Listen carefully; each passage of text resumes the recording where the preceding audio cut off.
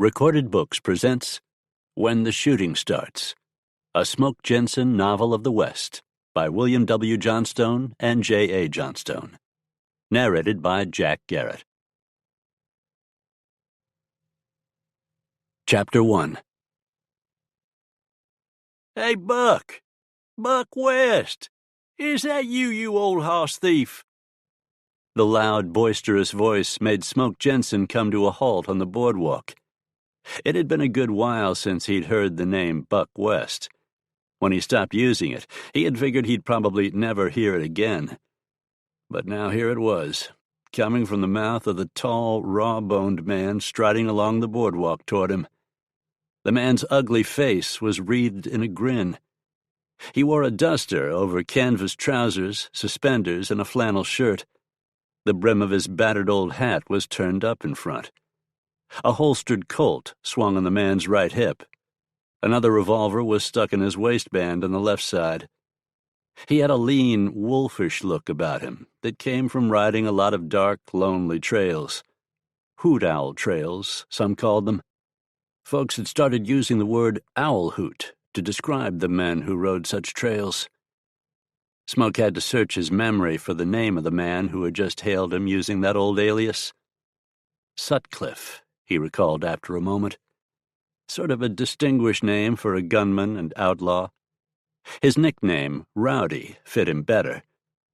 Smoke didn't think he had ever heard the man's real first name.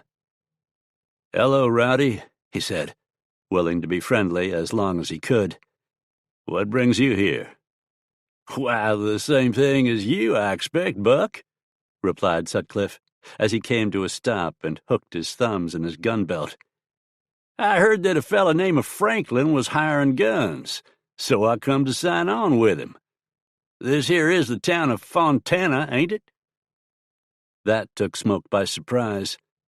He frowned slightly and said, "You're a little behind the times.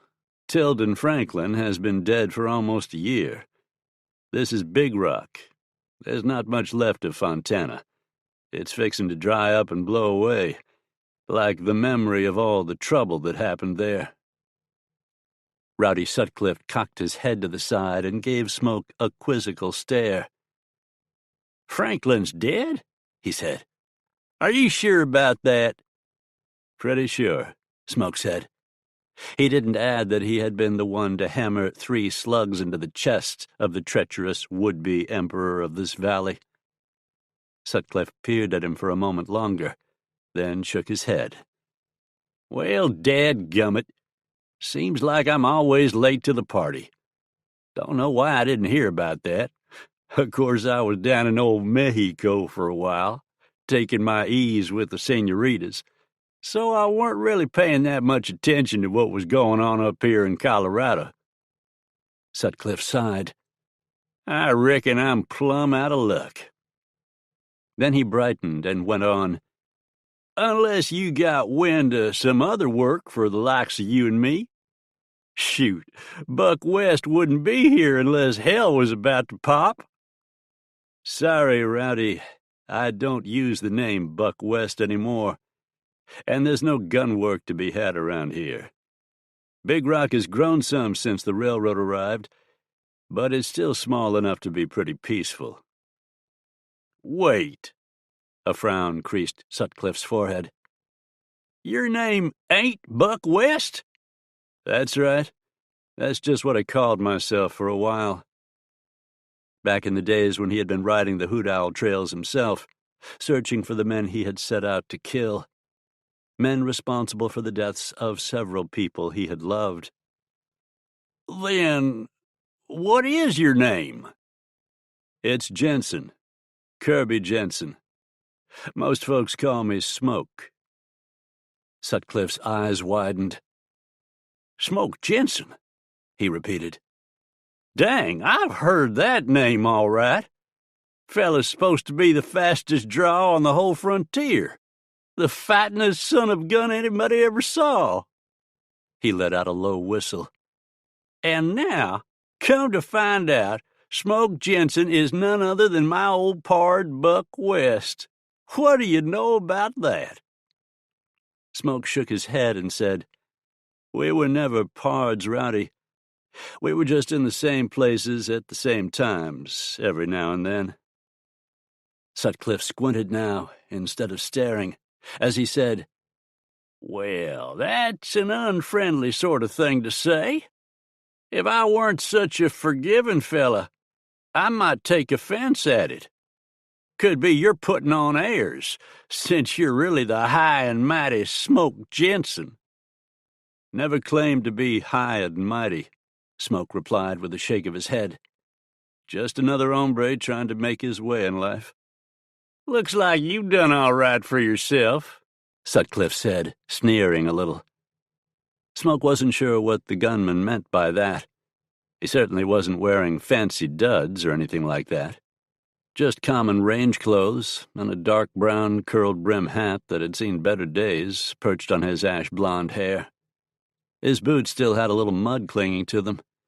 The gun belt strapped around his waist and the walnut-butted Colt that rode in the attached holster were well cared for, but strictly functional.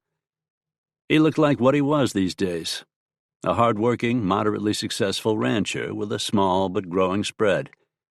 He and his friend Pearlie Fontaine did most of the work around the place, with Smoke's wife Sally pitching in when she needed to. She was learning to ride a horse and use a lariat as well as most men.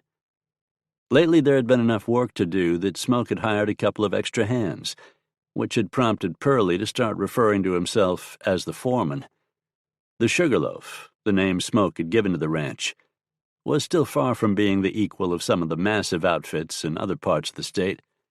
Maybe it would grow to that point someday. Smoke hoped so. One thing he knew for sure was that he never wanted to return to the bloody, dangerous, lone wolf days of his existence as Buck West. And Rowdy Sutcliffe was a living, breathing reminder of those days, standing right in front of him. "It was good seeing you again, Rowdy," he said as he started to turn away. That was stretching the truth considerable-like, but he wanted to end this conversation as smoothly and efficiently as he could. "Hold on a minute," Sutcliffe said as he raised his left hand slightly. Smoke stopped, every muscle taut. "Least you can do is let me buy you a drink," Sutcliffe went on. "For old time's sake." Smoke hesitated, then nodded. What harm could that do? Maybe once he'd had a drink with Sutcliffe, the gunman would decide there was no reason for him to remain in Big Rock, and would move along. "Sure," he said. "Come on down the street with me to Longmont's. It's the best saloon in town." "Longmont's," repeated Sutcliffe as he fell in step alongside Smoke. "That wouldn't have anything to do with Louis Longmont, would it?" "Louis owns the place," Smoke said. "Are you acquainted with him?" "Nope, just heard tell of him. He's supposed to be mighty slick with a gun and a deck of cards both." Sutcliffe glanced around Big Rock's main street. "What's he doing in a little wide place in the trail like this?" Smoke thought the town had grown enough that it was more than a wide place in the trail, but he didn't waste the time or energy to argue that point. Instead, he said, "Louis has put that part of his life behind him, just like I have." Sutcliffe clucked his tongue and shook his head. "Smoke Jenson and Louis Longmont, both settling down. Never thought I'd see the day. Living like we used to can only have one end, Rowdy, and it's not a good one." "I hope you ain't saying I ought to hang up my guns." Sutcliffe let out a bray of laughter. "That ain't gonna happen. I'll take my chances and keep on living like I want to." "That's your choice," Smoke said solemnly. "Damn right it is." A slight air of tension remained between them as they entered Louis Longmont's establishment. Louis had told Smoke that eventually he intended to make the place as much a restaurant as it was a saloon, since he appreciated superb cooking as much as he did fine wine, a beautiful woman, a good card game, and a perfectly balanced gun. For now, however, it catered primarily to men's thirst for beer and whiskey. Louis stood at the far end of the bar, a glass of bourbon on the hardwood in front of him, and smoke curling from the thin black cigar in his mouth. He took the cheroot from his lips and used them to give Smoke a smile of welcome. "Good afternoon, Smoke," the gambler said. "What brings you to town today?" "Sally and I came in to pick up some supplies," Smoke replied. "She's over at the Mercantile and doesn't really need my help right now, so I thought I'd stop by and say hello." "I'm glad you did." Coolly, Lewis appraised Rowdy Sutcliffe. "Who's your friend?" Smoke didn't correct Lewis's incorrect assumption that Sutcliffe was his friend. He said, "This is Rowdy Sutcliffe." "You probably heard of me," Sutcliffe said with a confidence that bordered on arrogance. Lewis was about to inform Sutcliffe that he had no idea who he was, Smoke could tell. Before that could happen, Smoke went on. "Rowdy and I met up a few times a while back. Back in the days when you was using the name Buck West," Sutcliffe added. Lewis cocked an eyebrow. He knew most of the story of Smoke's background, although Smoke's laconic nature meant that prying it out of him hadn't been easy. "Well, any friend of Smoke's is a friend of mine, as the old saying goes," Lewis said. "How about a drink, Mr. Sutcliffe? First one's on the house." Sutcliffe grinned and said, "I sure won't turn that down. I favor rye, if you've got it." "Indeed we do." Lewis crooked a finger at the bartender and told the man to pour Sutcliffe a shot of rye, then said, "What about you, Smoke?" "I'd just as soon have coffee, if you've got it. We always keep a pot on the stove in the back room. I'm glad most of my customers don't have your moderate habit, Smoke. I'd go broke. I like to keep a clear head." Sutcliffe picked up the glass of rye the bartender set in front of him. He threw back the drink, wiped the back of his other hand across his mouth, and said, "Whiskey don't muddle me none. I draw just as fast and shoot just as straight, drunk or sober." "I hope for your sake you're right, Mr. Sutcliffe," said Lewis. "Being mistaken about a thing like that could have serious consequences for a man." "You mean like he might get hisself shot?" Sutcliffe gestured for the bartender to pour him another drink. The apron glanced at Lewis, who gave him a tiny nod. As the bartender splashed more rye in the glass, Sutcliffe snorted disdainfully and went on, "That ain't gonna happen. I know how good I am." He picked up the glass and swallowed the second shot of fiery liquor. "I know how good the fellas I have to face down are, too. Ain't none of 'em that can match me. Not even—" He thumped the empty glass on the bar and sneered. "Not even the high and mighty Smoke Jenson." Chapter 2. Smoke kept his face carefully expressionless in response to Sutcliffe's challenging tone as he said, "I told you about that high and mighty business, Rowdy. I didn't set out to get any kind of a reputation." "But that didn't stop you from getting one anyway, did it?" Sutcliffe snapped. "Everywhere I go, people talk about Smoke Jenson and how he's the fastest gun there ever was. Bull." Sutcliffe raised his left hand and pointed a dirty nailed index finger at Smoke. "Don't forget, mister, I knew you when you was nobody. Just a snot-nosed kid packing an iron like you know what to do with it. Hell, you ain't much more'n a kid now." "I reckon I'm all grown up," Smoke said, his voice flat and hard. "I've got a wife and everything, and she's probably waiting for me, so I'll mosey on. I'd say that it's been good to see you again, but—" "You ain't moseying nowhere," snarled Sutcliffe. "Not until I'm finished with you. Barkeep, put some more whiskey in that glass."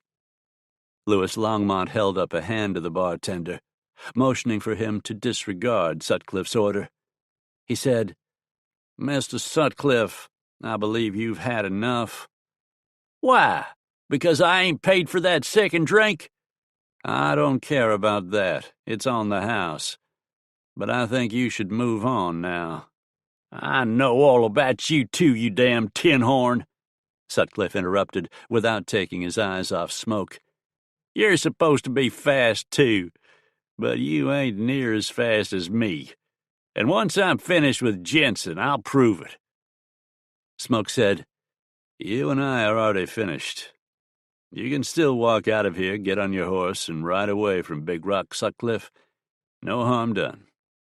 There's plenty of harm. I've been away so long, folks probably done forgot all about me. Sutcliffe's shoulders hunched a little. His right hand hovered near the Colt on his hip, ready to hook and draw. But they'll remember right enough once word gets around that I'm the fellow who killed Smoke Jenson. Then anybody who needs gun work done will be falling all over themselves to hire me. Yes, sir. Once I outdraw Smoke Jenson clean as a whistle. Smoke knew what the words pouring out of Sutcliffe's mouth were designed to do. They were supposed to anger him and prod him into drawing before he was ready, or else they would distract him, lull him into a split second of unreadiness when Sutcliffe abruptly made his move. The rant didn't accomplish either of those things. Smoke just stood there stonily, and when Sutcliffe broke off and clawed at his gun, Smoke was ready. The walnut-butted Colt appeared in Smoke's hand as if by magic. Rowdy Sutcliffe actually was pretty fast on the draw, even with 2 shots of rye whiskey burning in his belly. But he had barely cleared leather when Smoke's gun roared. And to tell the truth, Smoke could have shot him a little sooner than that, but he'd waited just to make sure Sutcliffe wouldn't realize his mistake and try to stop this. The bullet slammed into Sutcliffe's chest, twisted him half around, and made him stumble backward against the bar. He would have collapsed if it hadn't been there to hold him up. A shudder went through him. Blood welled from the corner of his mouth. Still, he stayed on his feet, held up by a combination of rage, stubbornness, and being too dumb to realize he had only seconds to live. With his left hand, he pulled the second revolver from his waistband. With a gun in each fist, he tried to raise them.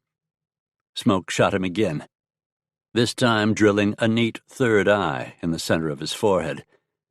Both of Sutcliffe's guns thundered as his fingers spasmed and jerked the triggers, but they were pointed down and hammered their slugs into the sawdust-littered floorboards right in front of his feet. A cloud of powder smoke rose from the weapons, obscuring Sutcliffe's swaying form as if he were standing behind a dirty window, doing some sort of macabre dance. Then the gun slipped from nerveless fingers and thudded to the floor, followed a heartbeat later by Sutcliffe's lifeless husk. He sprawled face down and didn't even twitch.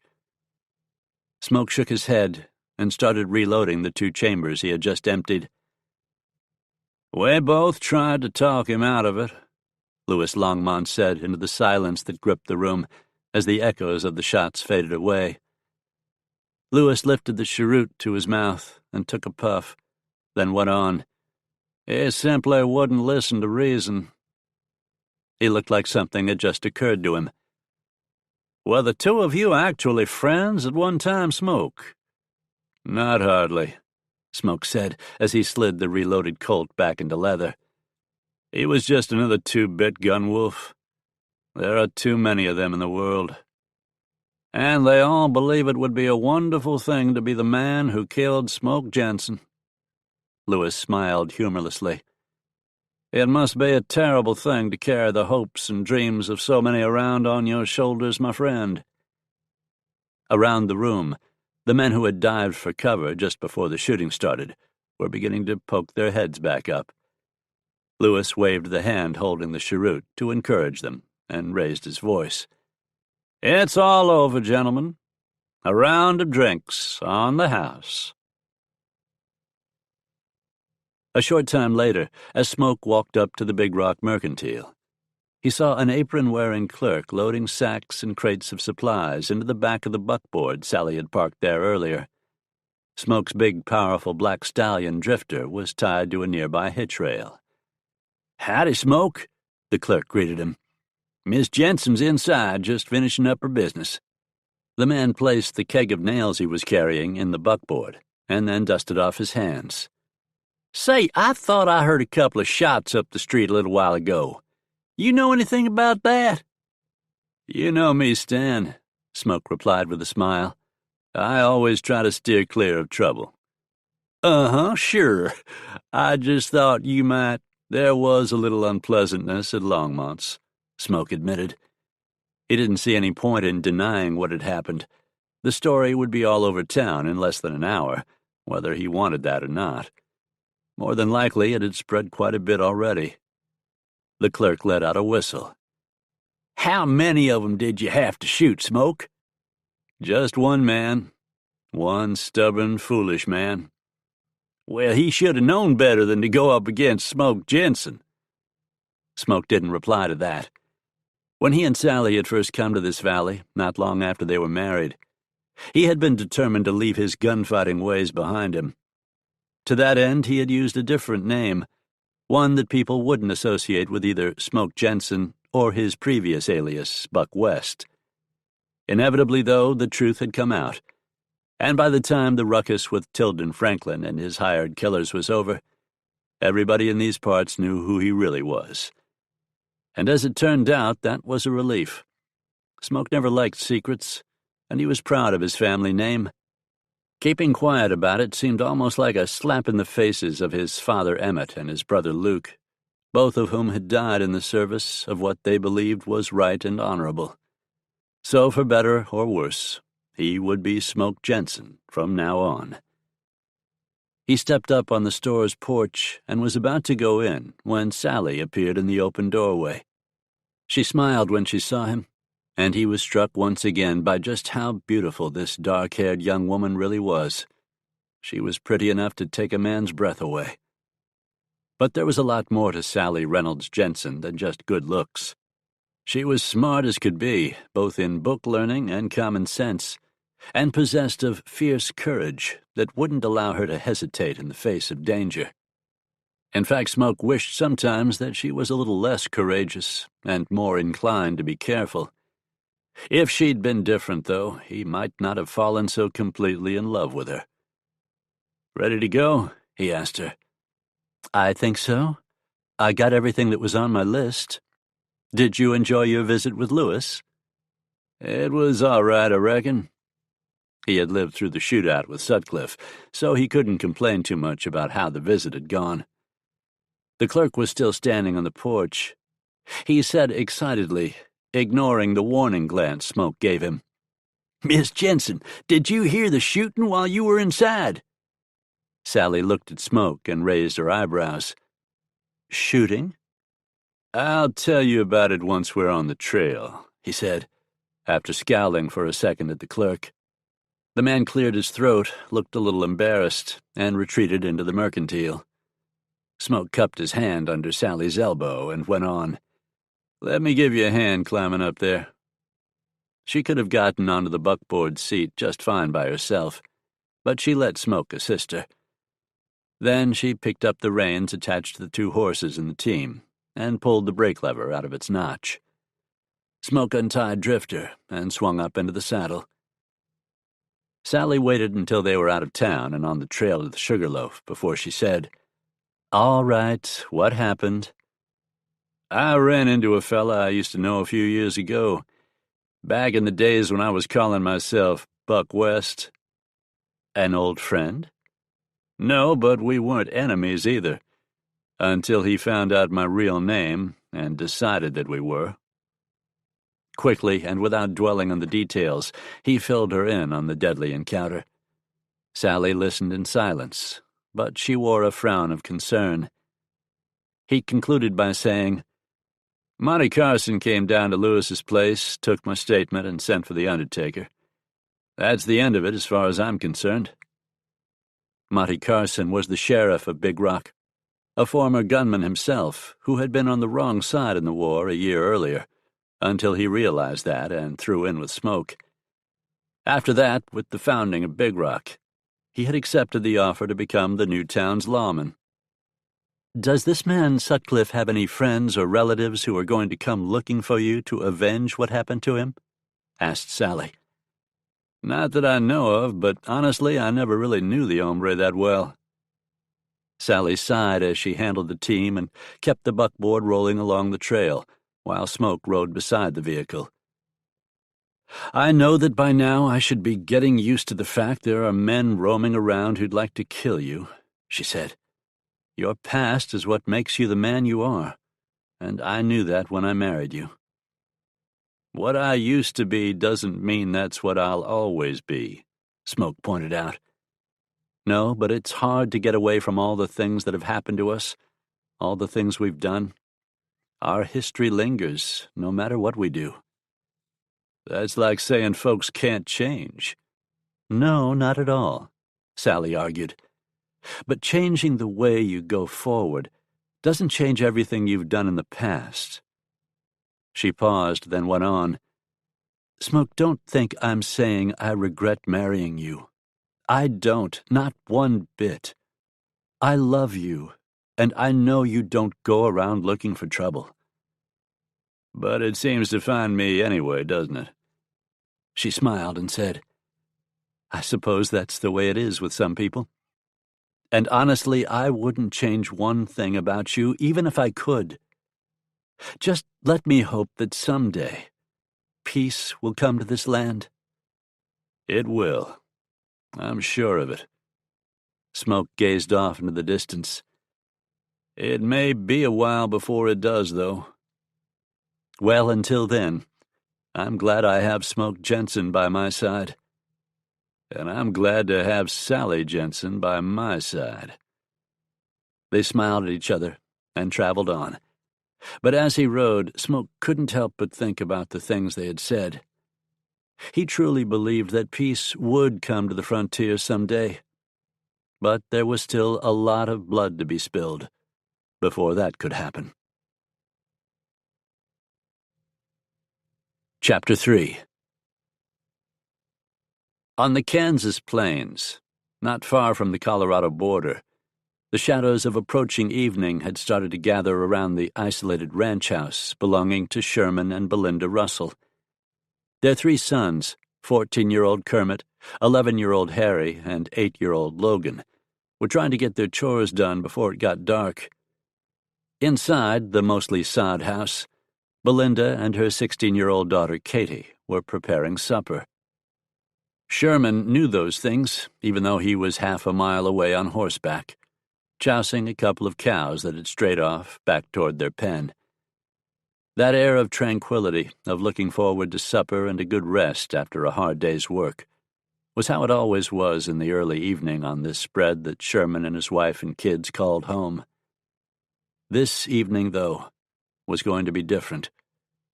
Sherman's horse, a canny old mare he called Dixie, threw her head up and danced a little to the side.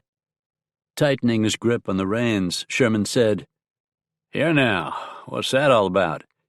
You smell a coyote on the prowl or something?" Something moved in the waist-high brush to Sherman's right, but it wasn't a coyote. A man stood up and regarded the rancher gravely. Sherman jerked Dixie to a stop. Instantly, he saw the feathers jutting from the pulled-back mane of black hair, the dead-white paint across the forehead of the coppery face, the horizontal streaks of black paint across the cheeks. The man wore buckskin leggings. His muscular chest was bare. Something dark and round hung from a thong at his waist. He lifted the object with his left hand and thumped the fingers of his right hand against it several times, producing a hollow, rhythmic sound. It was a small drum painted black, Sherman realized. His eyes took all that in right away, but for a couple of seconds he was too stunned by the unexpected sight to react. Then the warning bells clamoring in his brain got too loud to ignore, and he let out a curse as he clawed at the revolver holstered on his hip. What felt like a big fist punched him in the back just as he cleared leather. He gasped in pain and almost dropped the gun, but somehow he managed to hang on to it. He looked down and saw a bloody arrowhead and a few inches of the wooden shaft to which it was attached, protruding from his chest. That hadn't been a fist that hit him at all. The Indian with the drum was still thumping on it. He started chanting along with the erratic beating on the tight-stretched hide. More of the savages were behind him, Sherman knew. His pain-fogged brain still functioned well enough to tell him that. Acting as much on instinct as anything else, he banged his heels against Dixie's sides and gave a strangled yell. The mare lunged forward. Sherman fumbled with the gun's hammer and got it pulled back. He fired at the Indian holding the drum as he galloped past, but he didn't have any idea if he hit the man. Home. He could see it ahead of him. He had to get there, had to protect his family. The boys would be outside. They would have heard the shot he had just fired and would warn their mother. Belinda knew to get everybody inside, close the thick shutters over the windows, and bar the door. The 3 older kids could all shoot, and Logan was good at reloading. They were prepared, as much as they could be, for trouble. More agony ripped into Sherman's left side. Even without looking, he knew another arrow had struck him. The Indians were on both sides of him, as well as behind. He swung the revolver and blindly fired the remaining rounds. No way his family could miss that. He had warned them that trouble was on the way, if nothing else. Dixie suddenly lurched and stumbled. Sherman moaned as he saw the arrows sticking out both sides of her neck. Blood streamed from the wounds. Sherman kicked his feet out of the stirrups just as the mare's front legs folded up under her, and she went down in a rolling tumble. He flew through the air, momentum carrying him forward. Sharp cracks sounded as he crashed to the ground and rolled. He didn't know if they came from the shafts of the arrows breaking, or if those were his bones snapping. It didn't matter anyway. He was just one huge ball of pain now, and as he came up on his knees, he sobbed. A figure stalked out of the fading light to the east. The tall Indian had let the drum fall back to the end of its thong. He carried a tomahawk now, and as he came to a stop in front of Sherman Russell, he raised the weapon. "I am Black Drum," the Indian said, "and I am your death." Sherman saw the tomahawk start to fall, but that was the last thing he knew. It split his skull and cleaved deep into his brain. Black Drum pulled it loose and stepped back as Sherman toppled forward. Blood began to spread around his head and was soaked up into the Kansas dirt. Black Drum shifted the dripping tomahawk to his left hand and idly tapped out a cadence on the drum with his right hand as he walked toward the distant homestead, dark shapes flitting forward on both sides of him in the gathering dusk. An hour later, full night had fallen. Black Drum watched the orange flames shooting high from the ranch house roof as it burned. At his feet lay the scalped, mutilated bodies of the 3 boys. Off to one side, his warriors took their turns with the 2 white females. The woman and her daughter had stopped screaming and fighting, but Black Drum could still hear them whimpering in abject terror and misery. The war chief's fingertips pattered on the drum. He did that almost all the time without even thinking about it when he wasn't busy killing whites. This was the 3rd homestead he and his men had raided during the past 2 weeks. 4 dead here so far, and soon the 2 females would die too when his men were done with them. That made how many? Black Drum paused to add up the numbers in his head. A white teacher lady at the mission school on the reservation had taught him how to figure such things before he raped and killed her. 17, Black Drum thought, nodding. 17 whites who had died since he and his men left the reservation to reclaim the glory that was rightfully theirs as Cheyenne warriors. And the teacher lady and 4 white men had died when they made their escape, so that came to 22 in all. It was a good start, he told himself, but no more than that. So many more would die before he was finished. He tore his rapt gaze away from the burning building as one of his warriors called to him. When Black Drum looked around, the man said, "We are ready to ride." "The women," said Black Drum. "Are they dead?" The warrior shook his head. "Cut their throats." The warrior nodded and hurried to carry out Black Drum's orders. The chief looked at the fire again, tapped his fingers a few more times on the drum, and then turned to walk away. Already he was thinking about how they would strike next at the hated whites. The locomotive barreled westward along the Kansas Pacific Railway tracks. The train had just crossed the border into Colorado. Seemingly endless plains stretched out ahead, but as engineer Chuck Barcroft leaned out the cab window and peered in that direction, he knew the mountains weren't far beyond the horizon. Whenever he made this run, he always checked from time to time to see when he first spotted the low blue line that marked the location of the Rockies. It was a little game he played with himself to break up the monotony. The tracks actually curved a little to the northwest through here, but so slightly that they appeared to run straight through the treeless landscape covered with short grass. There was just nothing to see out here. Which is why Barcroft was surprised when his fireman, Ted Winslow, suddenly exclaimed, "Something on the track up ahead, Chuck. Dang, it's on fire. We gotta stop." Barcroft leaned out farther on his side of the cab and saw what Winslow had spotted. Brush had been heaped high on the tracks and set on fire all right. Thick black smoke billowed up from the blaze a couple of 100 yards ahead. Barcroft didn't reach for the brake, though. Instead, he grasped the throttle and pressed it forward, coaxing more speed from the locomotive. "Stoke that firebox, Ted," he called to Winslow. "I'm giving her all she'll take." "But that fire on the tracks." "Whoever said it wants us to stop," Barcroft said. "No telling if it's desperados or Injuns, but I don't want to mess with either one." "But they might have damaged the tracks on the other side of the fire," argued Winslow. "We go tearing through there, we're liable to derail." "Stoke that firebox, damn it! I know what I'm talking about. I've been on this run longer than you have, Ted." Winslow still looked dubious, but he opened the firebox door and started shoveling coal through it.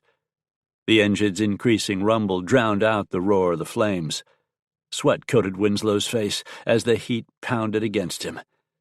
Barcroft kept the throttle shoved ahead. He reached down and felt the hard shape of the revolver nestled in the pocket of his overalls. It was scant comfort, but better than nothing. He leaned through the window again. The gap between the locomotive and the fire on the tracks dwindled swiftly. Barcroft tried to peer through the flames to see if he could make out what was on the other side, but the smoke was too thick. He couldn't see anything. But the train was almost on top of the pile of burning brush now. The locomotive's cowcatcher struck the barrier and demolished it, flinging burning branches high in the air and to both sides. Barcroft held his breath, fearful that the engine would strike some other obstacle hidden by the blaze. Instead, the train thundered on, and seconds later emerged from the cloud of smoke that stung Barcroft's eyes and nose. The track was clear. He'd been right.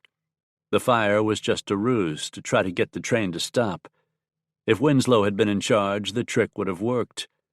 He was too canny to have been fooled, Barcroft told himself, although it had been pretty nerve-wracking for a few seconds. The next instant, the engineer flinched as something flew through the cab window, zipped past his face, and bounced off the front of the cab with a clatter. He looked down and saw an arrow lying on the cab floor. With a startled yell, he turned his head to gaze out the window at several Cheyenne warriors who were racing alongside the locomotive on swiftly striding ponies.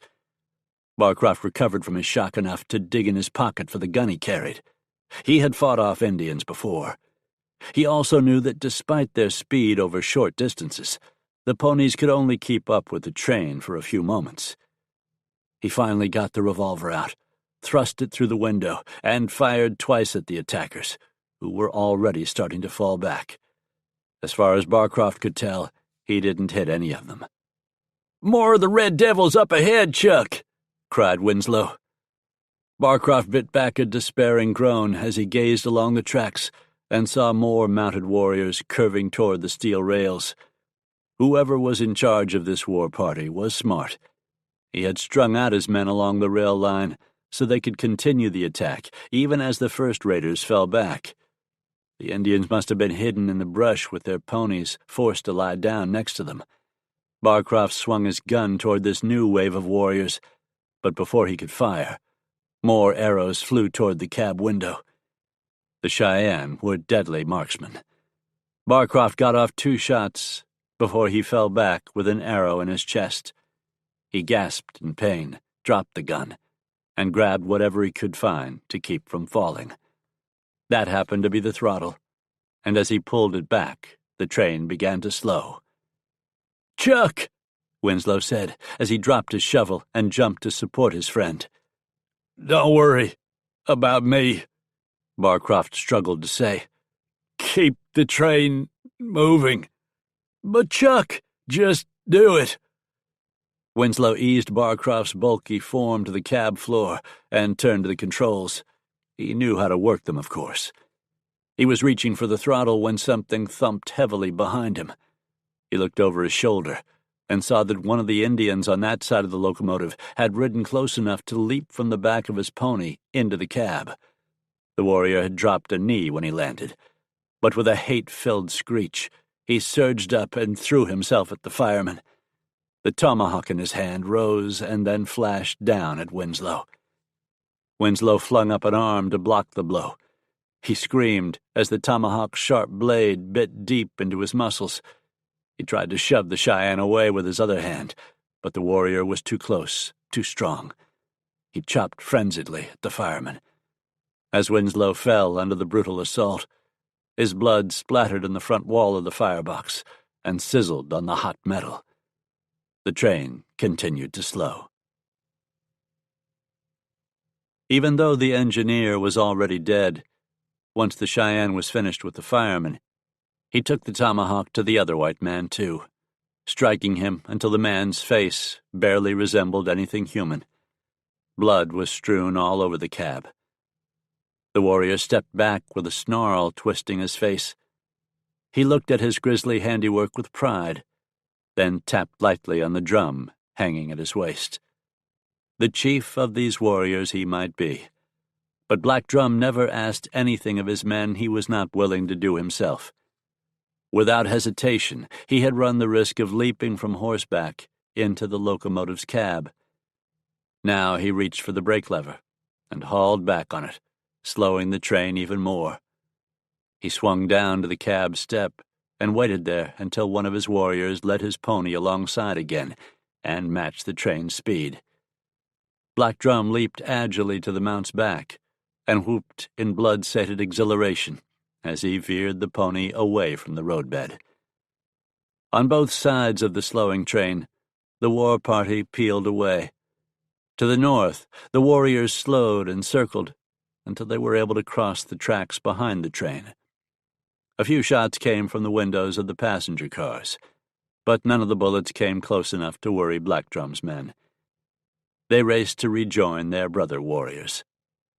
Once everyone was back together, they sat on their mounts and watched the train dwindle in the distance to the west. When it finally coasted to a stop, some of the white men on it would venture into the cab and see what Black Drum had done. "Did we lose any men?" asked the war chief. "2 men fell to the shots from the Iron Horse," one of the warriors replied. Black Drum nodded. "We will recover their bodies and send their spirits properly to the world beyond." Another man said with hate dripping from his voice, "We should have stopped the train and killed all the whites." "There are not enough of us for that," Black Drum replied. "We struck at them as best we could, and the deaths we inflicted will frighten the whites even more. The Iron Horses will stop coming if all are too scared to ride them." "But how long will that take?" "We have all the time we need," said Black Drum. "No one will stop us. And with each rising and setting of the sun, more warriors will join us. Already the size of our band has almost doubled since we left the reservation. Soon there will be enough of us for a raid that will strike real fear into the craven hearts of the whites." He raised a hand and pointed casually to the west. "We will move on, toward the mountains, and our glorious destiny." Chapter 4. The settlement of Wicker's Wells didn't amount to much, but it might someday if Claude Wicker had anything to say about it. He was the one who'd built a trading post here in eastern Colorado where two trails intersected, and he'd planned at first to call the place Wicker's Crossing because of that. But then he decided to dig a well instead of relying on a nearby creek for water.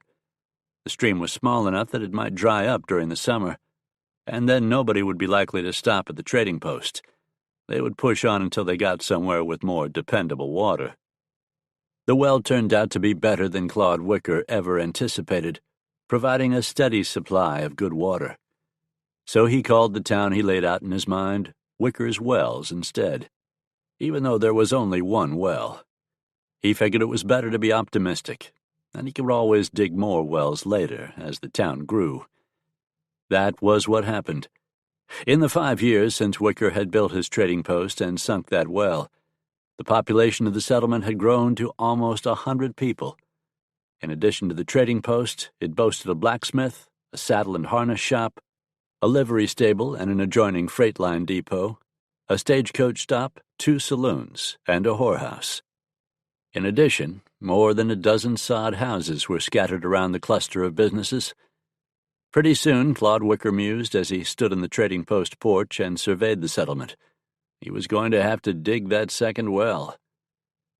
He spied a cloud of dust rising from the trail leading to the east. That caused a small frown to appear on Wicker's face. It wasn't the right day for a train of freight wagons to come through, and the westbound stage wasn't due until late that afternoon. A group of cowboys riding in from one of the ranches in the area might cause some dust, but it wasn't Saturday, when the cowboys usually came to town.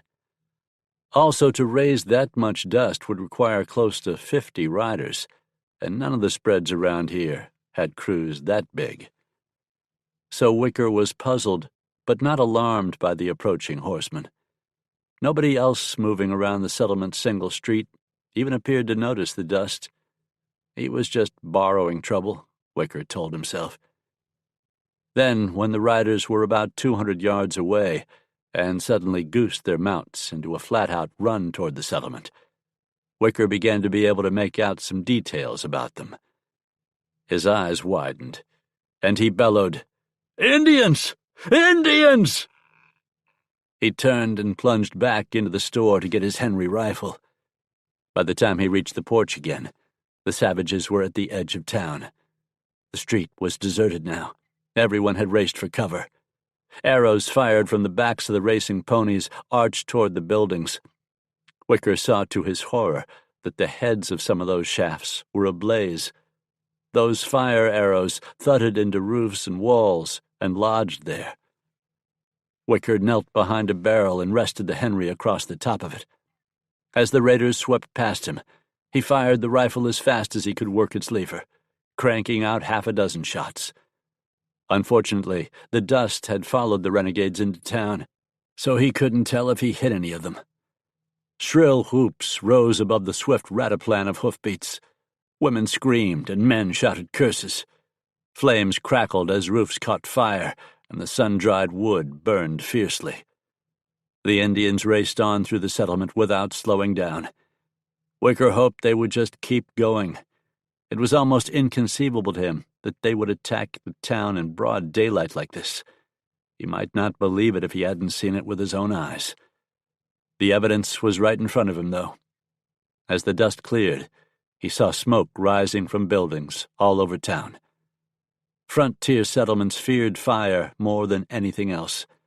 Once a blaze got going good, it was almost impossible to put it out until it had destroyed all or at least most of a town.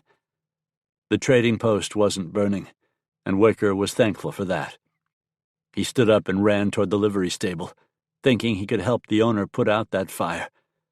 But before he got there, he saw the riders wheeling around just west of town and realized the savages weren't done with Wicker's Wells just yet.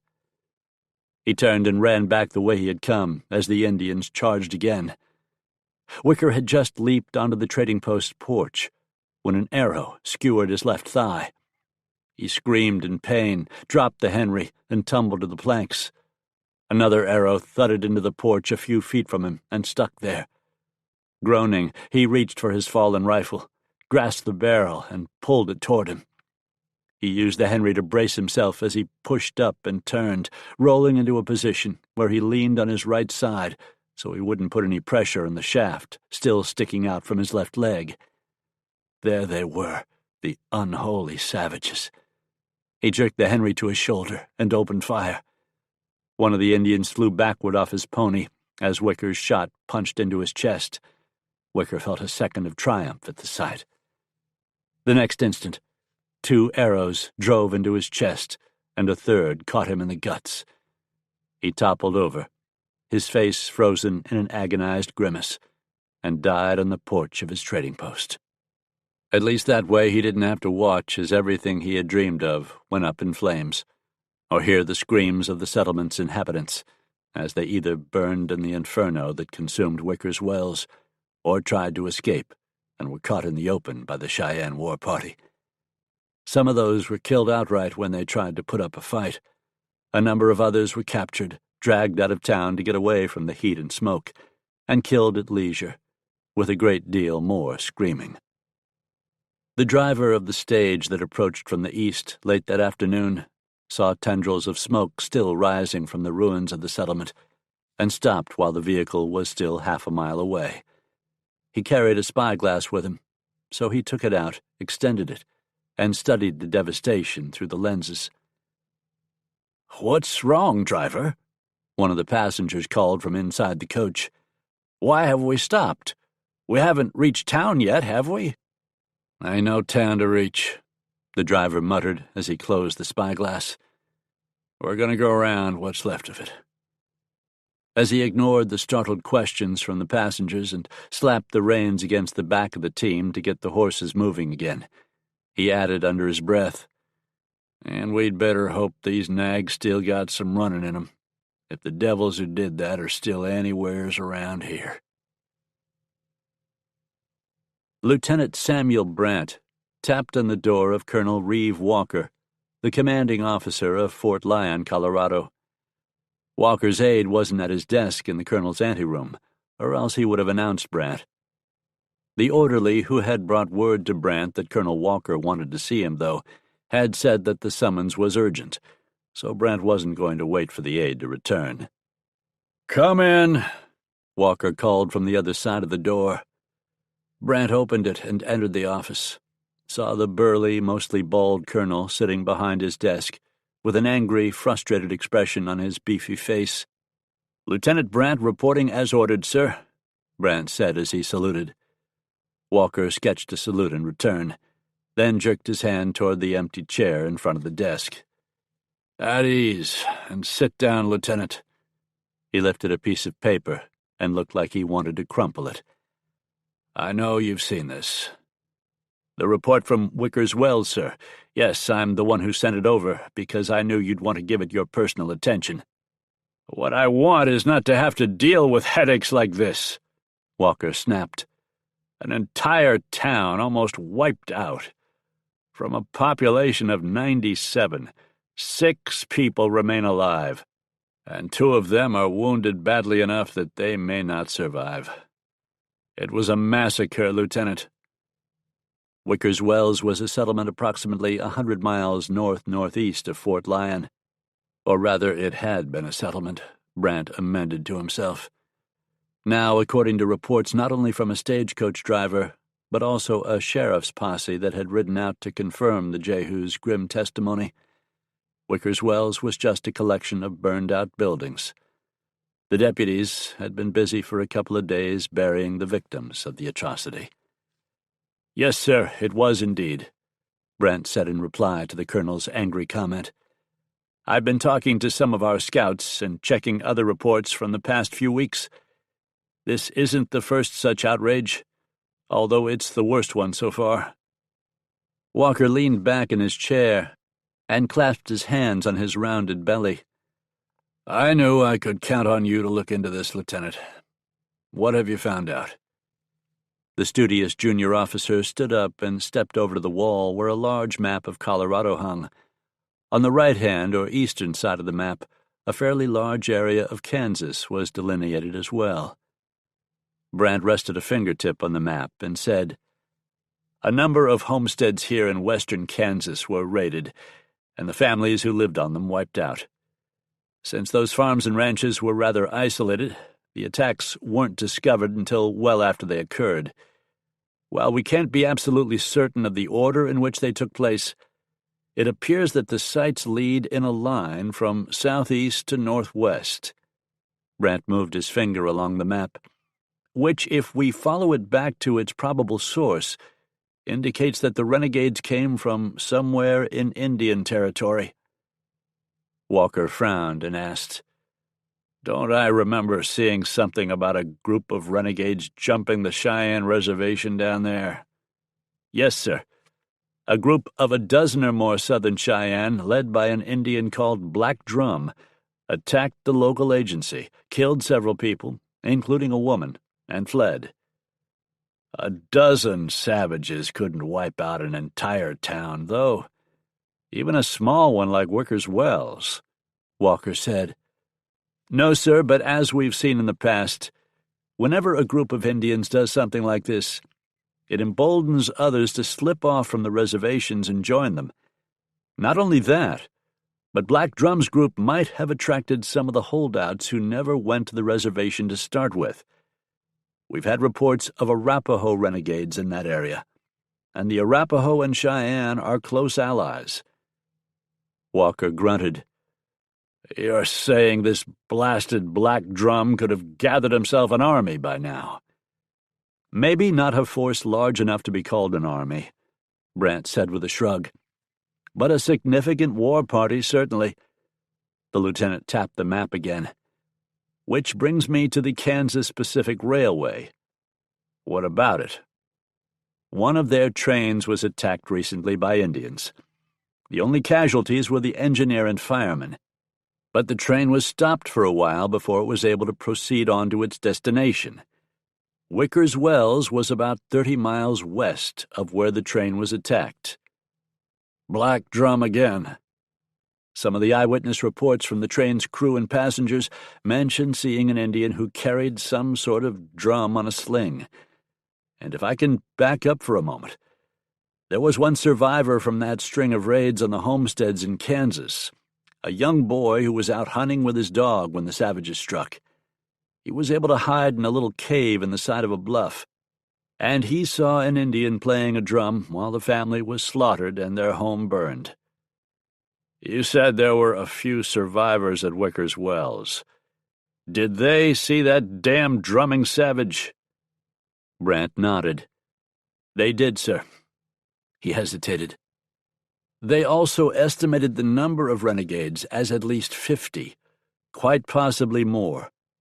And by now, the way word spreads on the plains among the hostiles, Black Drum could easily have 75 or 80 warriors at his command, perhaps as many as 100, although that seems unlikely. That's the direction in which things are headed, though." "And speaking of directions, trace that route for me again, Lieutenant." Brandt placed his finger on the map in Indian Territory, not far across the line from Kansas, moved it north, curved to the northwest, and then made a slashing motion to the west. "It appears that Black Drum is driving toward the center of the state, which is more heavily settled and populated," said Walker. "He has a force large enough now to do considerable damage, and from what you've said, it's likely to grow even more." "That seems like an accurate assessment to me, Colonel." "Then our course is simple, Lieutenant." Walker's clenched fist came down hard on the desk. "We have to find this Black Drum and stop him, whatever it takes." Chapter 5. Smoke was back in Big Rock for the first time since he'd been forced to gun down Rowdy Sutcliffe. A month had gone by.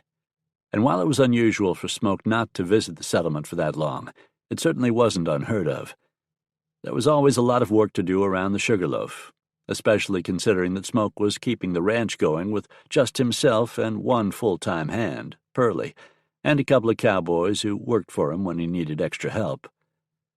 When he and Sally had first come to this valley 4 years earlier, not long after their marriage, there hadn't been a town, and the Sugarloaf was one of the few spreads in the area.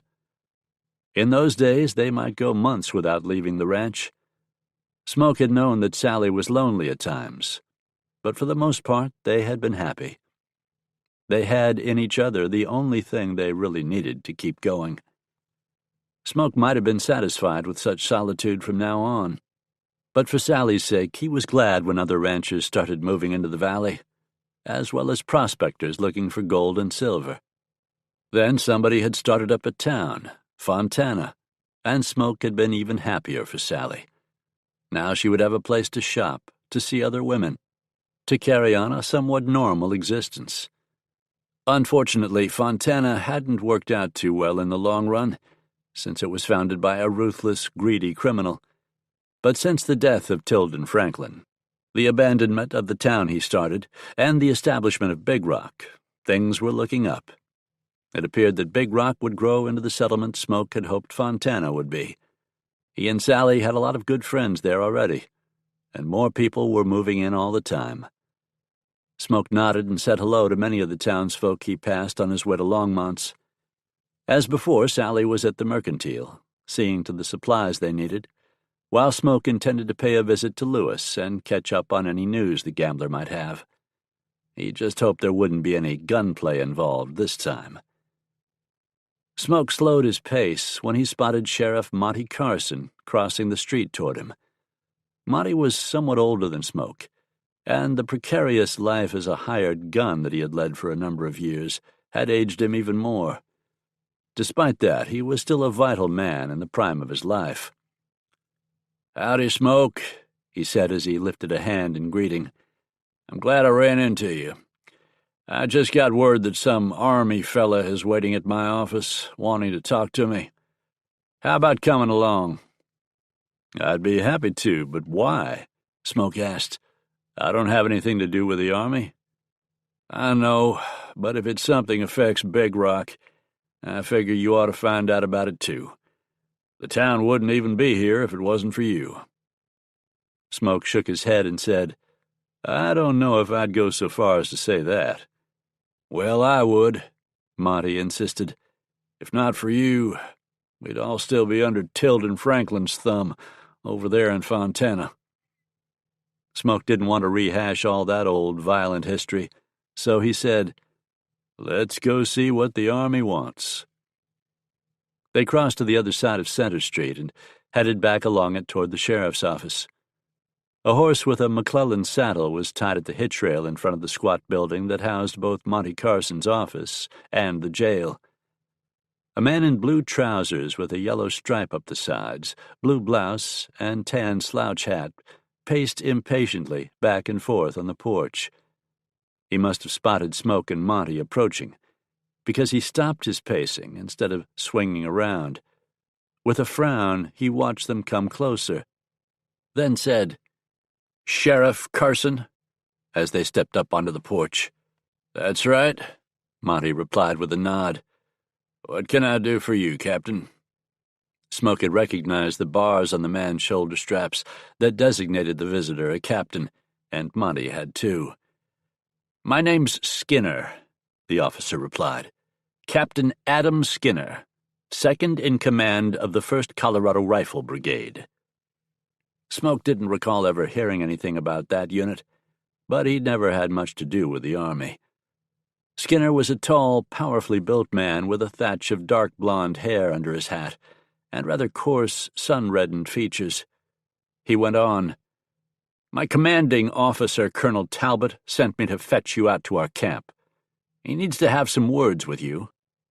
Smoke saw Monty bristle a little at the captain's high-handed tone. Monty Carson was no junior officer who could be ordered around. "What camp is that?" Monty asked coolly. I didn't know the Army had sent any men to these parts. We're just getting settled in now, a short distance east of town," Skinner said.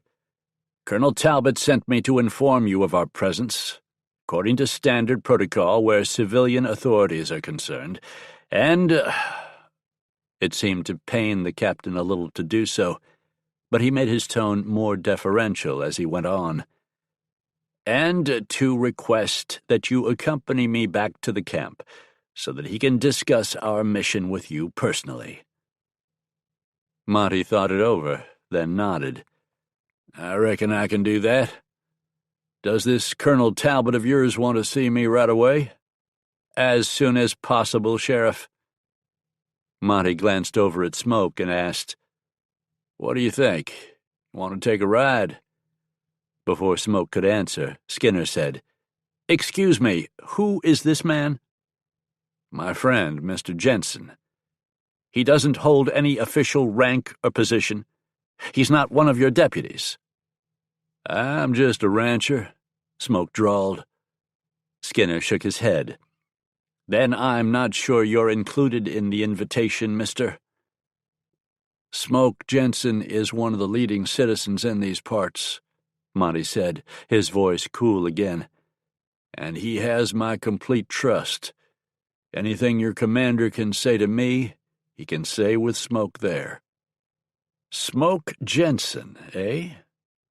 Recognition of the name flared in Skinner's eyes for a second. Smoke didn't know why a cavalryman would have heard of him, but Skinner obviously had. His broad shoulders rose and fell.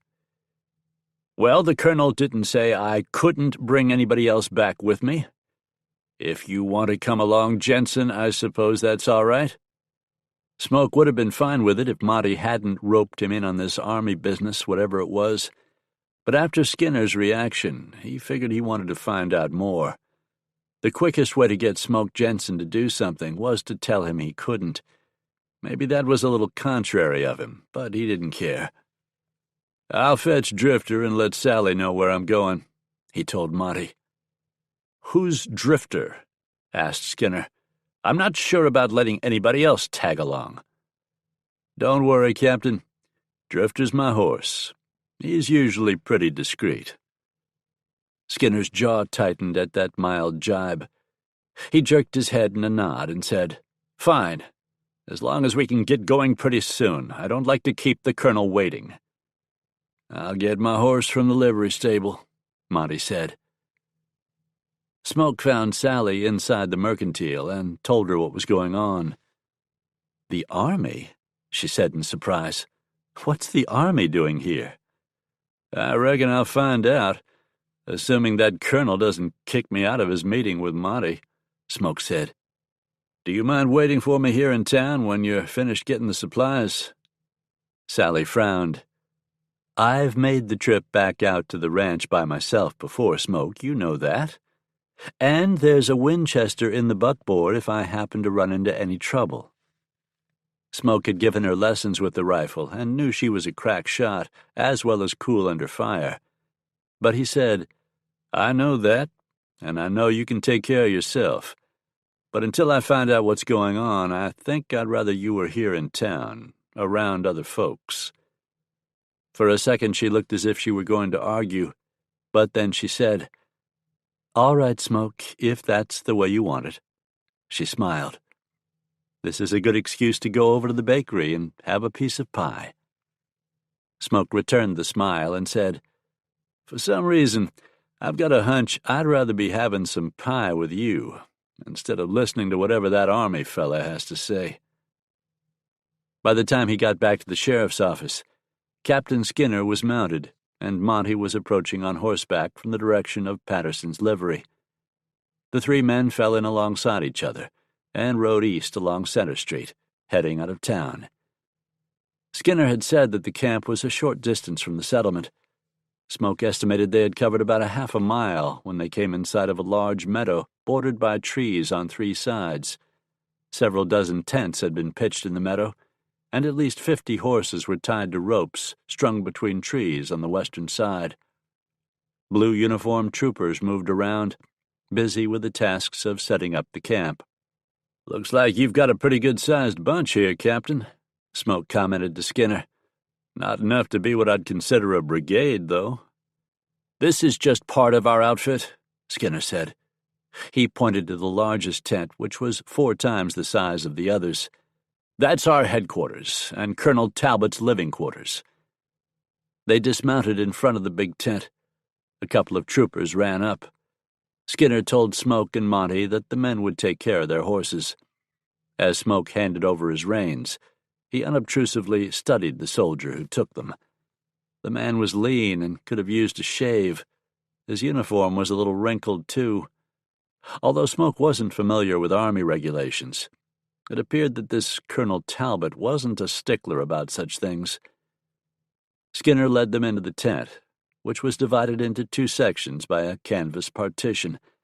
The front part was larger and had several folding tables set up in it. Smoke assumed the rear section was where the commanding officer's quarters were. One of the tables had a large map spread out on it, and a man bent over it, resting his hands on the table as he studied the map. He glanced up when Skinner and the 2 civilians entered, then straightened and regarded them with interest. The colonel was medium-sized, but had a vitality about him that made him seem bigger at first glance. He was hatless. His dark curly hair was cut fairly short to his head. A thin mustache adorned his upper lip. Smoke estimated his age around 30. But as they came closer and he saw the fine lines around the officer's eyes and mouth, he revised that. Colonel Talbot was closer to 40, Smoke judged, but still a handsome man. Skinner came to attention and saluted. Talbot returned it. Both salutes were crisp.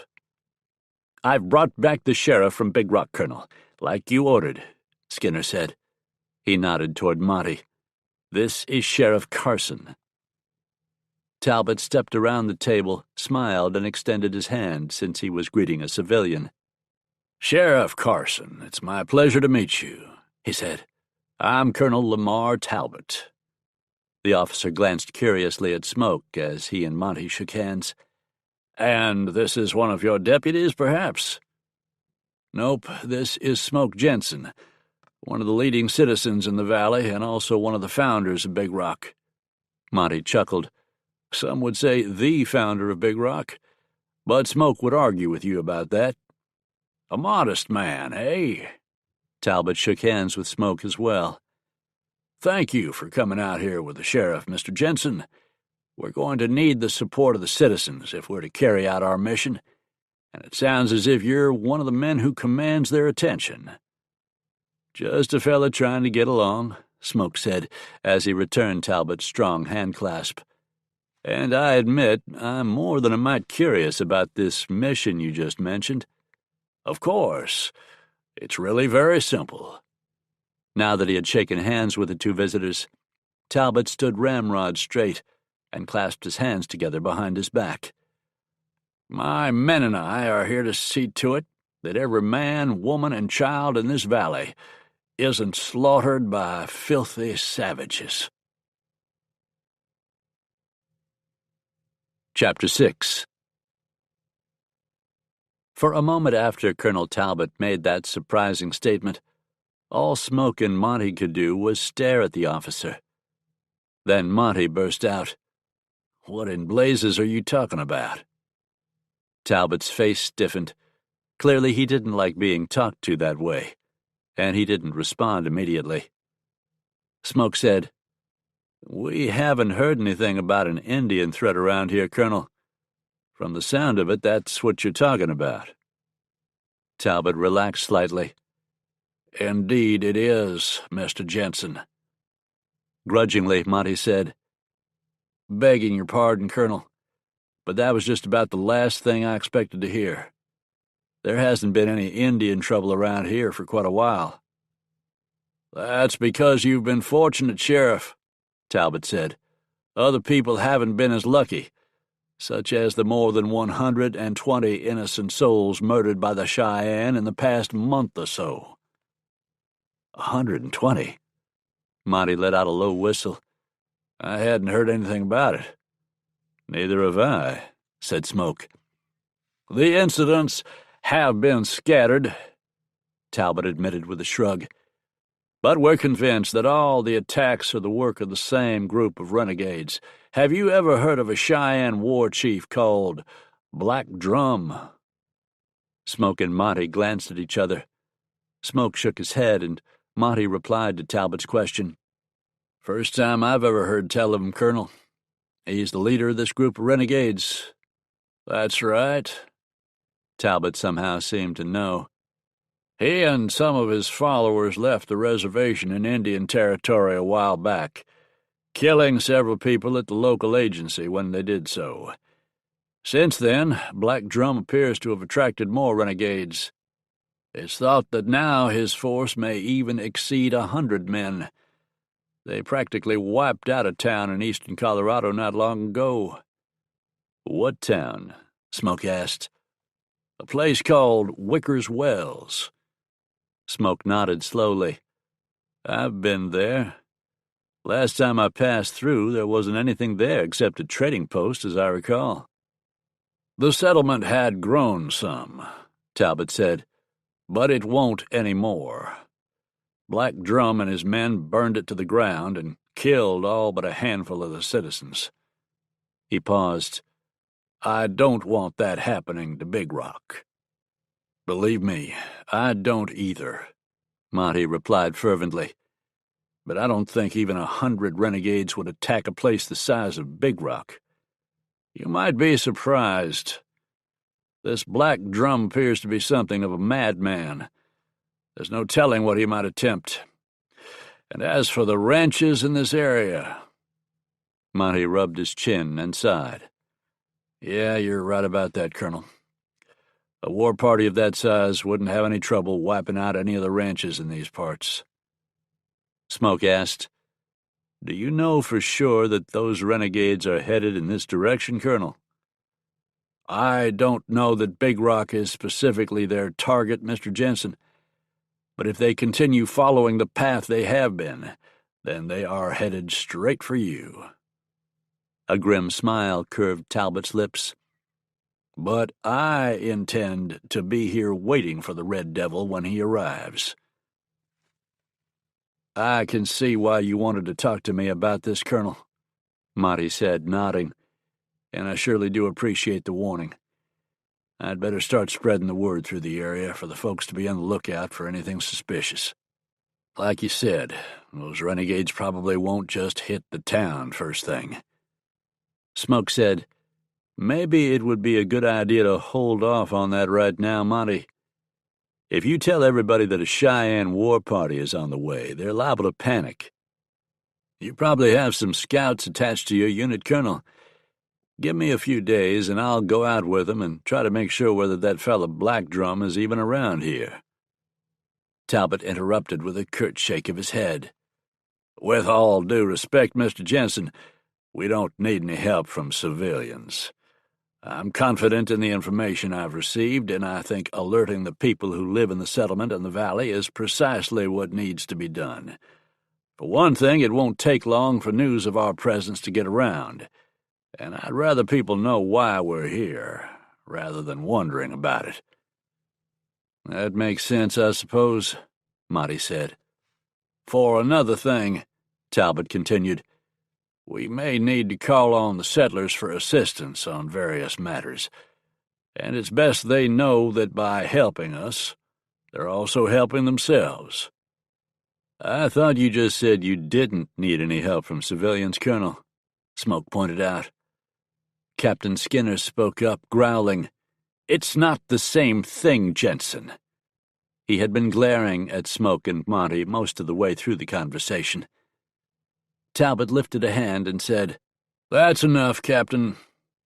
He turned his attention back to Smoke. "But Captain Skinner is correct. It's not the same thing. I welcome logistical support from the civilian population. I don't require military support from them in the field." "At least not now," Smoke said. Talbot shrugged. "We can't predict the future, can we? To a certain extent, that's up to Black Drum. And who can predict what a crazed, bloodthirsty savage will do?" Smoke and Monty couldn't argue with that statement. Monty said, "All right, Colonel, you can count on us. I'll let folks in town know what's going on." "And I'll send word to the other ranches in the valley," Smoke added. "I can have my friend Pearlie ride around and alert all of them." "Pearlie?" Skinner repeated. "You mean Pearlie Fontaine?" Smoke looked at the captain with new interest. "That's right. Are you acquainted with Pearlie, Captain?" Skinner shook his head and looked like he wished he hadn't said anything. "No, I've just heard of him. That's all. I thought he was some sort of hired gun, not a ranch hand." "I'd say that he's more than just a ranch hand, and he's put his past behind him. Sometimes men do that." "Yeah, sure," Skinner said. "I was just a little surprised, that's all." Talbot smiled and said, "It sounds as if we'll have plenty of good men on our side if trouble does come to this valley, gentlemen. I'm very glad I can count on you for your help." "Yes, sir. You just let us know what you need," Monty said. Talbot shook hands with both of them again, then said, "Captain, if you'll show our visitors back to town—" "That's all right," Smoke said. "We know the way." He nodded to Skinner as he and Monty left the tent. The troopers who had been given the job of looking after their horses were right outside, holding the reins of the two mounts. Smoke and Monty swung up in their saddles and rode back toward Big Rock. "What do you think, Smoke?" asked Monty. "Are we going to have Indian trouble?" "I don't know," Smoke replied with a musing tone in his voice. "But my gut's telling me that there's trouble of some sort on the way."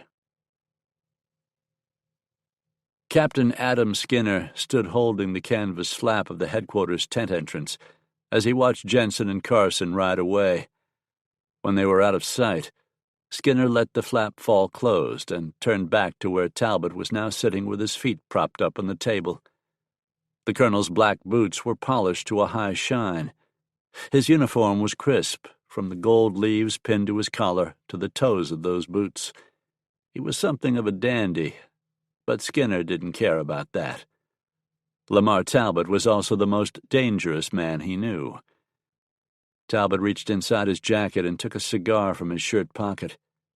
He scratched a match to life on the edge of the table and lit the cheroot, then puffed on it for a second before he said, "You look worried about something, Adam. Spit it out." Skinner took off his hat and tossed it on one of the tables. He said, "It was bad enough when I found out that Monty Carson's the law in Big Rock.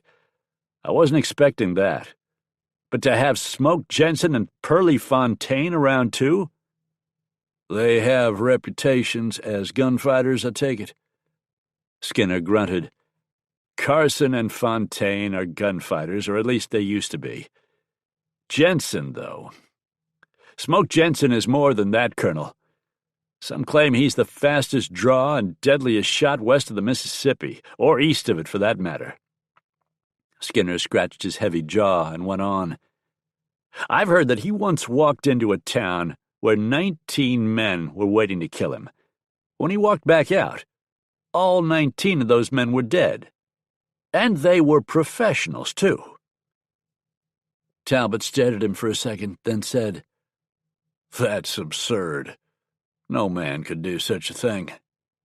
"I've heard about it enough times from enough different people that it seems pretty likely to be true," Skinner responded with a shrug. "And that's just the start of it when it comes to Jenson.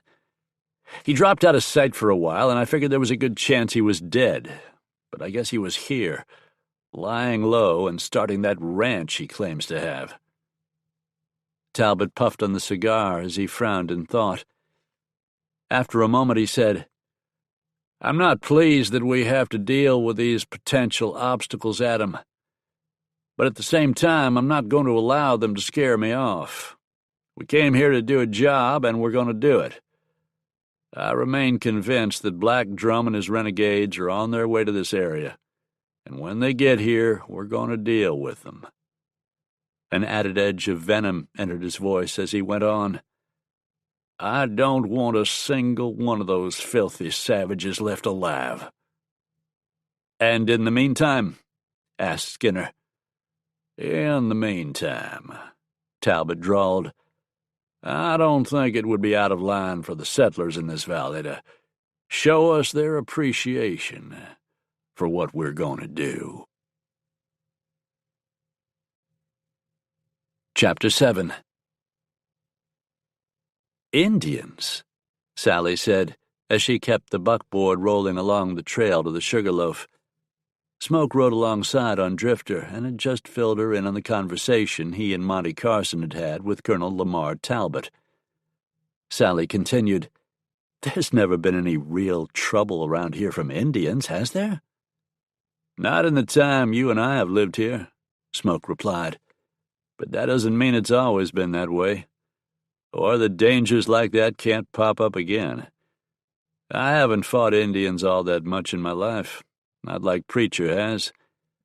But it was after a skirmish that he and my pa and I had with some Pawnee that he started calling me Smoke. A little shudder ran through Sally as she handled the reins. From what that Colonel Talbot said, that chief called Black Drum sounds like a lunatic. The way we look at it, a lot about the Indians' way of life does seem a mite loco, Smoke admitted. But you have to remember, they feel the same way about us.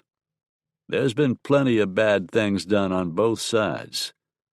Slaughtering innocent folks is never acceptable, though. If the Colonel's right about Black Drum, he's got to be stopped, and it's probably going to take the army to do that. People are still too scattered here in the valley. The folks who live in Big Rock might be safe, but not the ones who have ranches. Ranches like the Sugarloaf, Sally said. Smoke nodded slowly. That's right. I was wondering what you'd think about maybe moving into town for a while, just until we have a better idea just how real this threat is. Are you going to move into town too? She shot back. Well, I can't just leave the Sugarloaf. That's what I thought. There's a ranch to run. And you and Pearlie wouldn't even think about abandoning it, would you? After all the work that's gone into getting it started? Smoke shook his head. I don't reckon I could do that. Well, neither can I. The Sugarloaf is my home just as much as it is yours.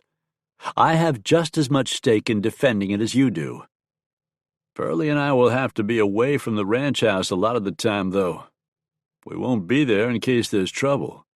If there's trouble, I'll deal with it, Sally said. Smoke wished it were that simple. He believed she was sincere in thinking that she could take care of herself and defend the ranch. Sally had never lacked for courage, and she was highly capable, too. But she would stand no chance against a Cheyenne war party. She might be able to hold them off for a while, but it wouldn't take them long to kill or capture her and lay waste to the place. He saw the stubborn set to her jaw, and knew he'd be wasting time arguing with her right now. Maybe he could hire a few more hands to help run the ranch, he told himself. That way it was less likely Sally would be there by herself. But would Sally and 2 or 3 cowhands really fare that much better against 100 renegades? The outcome wouldn't be any different in the end, Smoke knew. Maybe Black Drum wouldn't come this direction after all. From everything Preacher had told him, it was almost impossible to predict what an Indian would do. They were notional critters, as the old mountain man would put it. And if the renegades did try to raid the valley, maybe Colonel Talbot and his troopers would stop them. Smoke wished the colonel had agreed to let him help get a better handle on the situation, but he supposed he'd have to trust Talbot's judgment. For now. In the end, though, Smoke knew it might come down to his own efforts to defend himself and his wife and his friends in the ranch, and he was prepared to take whatever steps he had to in order to do that. Haywood Arden, the editor and publisher of the Big Rock Bulletin, put out a special edition of the newspaper the next day, after talking to Monty Carson. Army arrives in Big Rock. Cavalry to make town their headquarters while dealing with potential Indian threat. Those headlines were enough to start the whole settlement buzzing with excitement, and more than a little fear. Most of the citizens had never fought Indians. The ones who had come from the east had never even lived somewhere that such a thing was possible. But enough people in town had lived through such clashes, and the stories they told about previous battles and atrocities were enough to make everyone's blood run cold. As if that weren't enough, Arden's story, which quoted Colonel Lamar Talbot, commander of the 1st Colorado Rifle Brigade, just increased the atmosphere of fear and foreboding even more with its description of the blood-soaked raids Black Drum and his renegades had carried out already. Don Baker, owner and proprietor of the Big Rock Mercantile, was in his store, standing behind the counter at the back of the room, with the special edition of the Bulletin in his hands and a worried frown on his face, when the bell over the front door jingled. Baker looked up and saw 2 blue-uniformed cavalrymen entering the store. He folded the paper, dropped it on the counter, and smiled. "Hello, gentlemen," he greeted the troopers. "What can I do for you?" The soldier in the lead, who had the 3 stripes of a sergeant on the sleeve of his blue shirt, looked around. The store was empty at the moment except for him and his companion and Baker. He hooked his thumbs in his waistband and said, "I'm Sergeant Rafferty from the 1st Colorado Rifles. We're going to need some supplies." "Then you've come to the right place," Baker said. A large, jovial man, he waved a hand at their surroundings. "I carry just about anything a body might need. What can I get for you?" Sergeant Rafferty reached into his shirt pocket and pulled out a folded piece of paper. "I've got a list." He unfolded it and spread it out on the counter so Baker could read it. As the storekeeper studied the list, his smile faltered. "That's quite a bit," he said. "50 men eat a lot," Rafferty replied. "This would just about clean me out on a few items. There are a couple of other stores here in town. Maybe I could provide some of what you need, and the others, it'd be simpler to get it all in one place." Rafferty interrupted him. "Those are my orders. We'll get to those other places later. I reckon there's a good chance we'll be around here for a while." "I see." Baker wanted to cooperate, so he managed to get that smile back on his face. "All right, I suppose I can accommodate you, Sergeant. It'll take me a while to put together an order of this size, though. My clerk has gone to lunch. When he gets back to help me, things will go a little quicker." "Take however much time you need," said Rafferty. "We've got a wagon parked right outside. You can load the stuff on there." Baker considered asking the troopers if they could stay around to help with the loading, but before he could frame the question, the sergeant went on. "We'll check back later. Come on, Hemphill." The 2 soldiers turned to walk out. Baker let his expression lapse into one of dismay as soon as they weren't looking at him anymore. This order would wipe out all his flour, sugar, coffee, beans, salt, and other provisions. Until he could restock, he wouldn't be able to do enough business to justify opening the doors every morning. But the Army needed these supplies, he told himself, and the Army was there to protect him and the other citizens of Big Rock from the savages. So he supposed it was a worthwhile sacrifice to make. It would only be a temporary inconvenience, Baker told himself. A couple of women came into the store just before the 2 soldiers reached the entrance. Rafferty held up a hand toward them, palm out, and said, "Store's closed right now. The clerk's working on an order for us." Baker heard the sergeant clearly, and anger flared inside him at the words. First of all, Rafferty had no right to declare that the mercantile was closed. That was mighty high-handed of him. Secondly, and Baker knew it was a mite vain, he didn't appreciate being referred to as a clerk when he owned the business. One of the women looked past the troopers at him and said, "Is that true, Mr. Baker?" Before Baker could answer, the other soldier, Hemphill, Sergeant Rafferty had called him, said, "Ye hadn't ought to be questioning a military order, lady. We're in charge around here now." Boldly, he ran his gaze over the women, both of whom were in their 30s and fairly attractive. "That's enough, Hemphill," Rafferty snapped. Hemphill didn't say anything else, but he continued leering as he looked at the two women.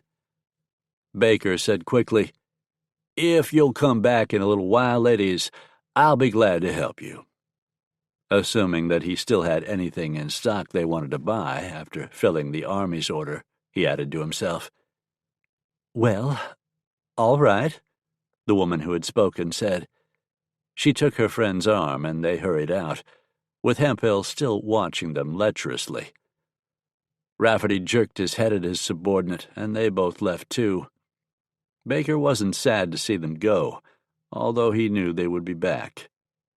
He supposed that a little rudeness was a small price to pay to have the Army here to protect the town, he thought with a sigh, as he set about gathering the items on Sergeant Rafferty's list. Louis Longmont sat at his private table in his saloon, a half-full cup of coffee in front of him, a cigar smoldering in an ashtray, and an open book in his lap. 20,000 Leagues Under the Sea, one of the latest in the Voyages Extraordinaires by Monsieur Jules Verne, in the original French. It was quite exciting, and one of the characters, the stalwart sailor Ned Land, even reminded Louis a bit of his friend Smoke Jenson.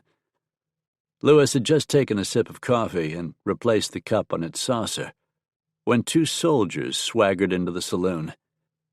Like everyone else in Big Rock, he knew about the arrival of the 1st Colorado Rifles, having read the story in the special edition of the Bulletin. These two troopers were the first he had actually laid eyes on, however. Louis used the ribbon attached to the book to mark his place, then set the volume down and rose gracefully to his feet. The troopers had paused just inside the batwings to look around the room. The dozen or so customers were interested in the newcomers, too. The low hum of talk in the room had tapered off as the soldiers walked in.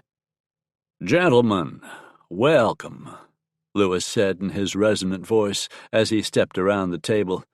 He gestured toward the bar. "Please, join me."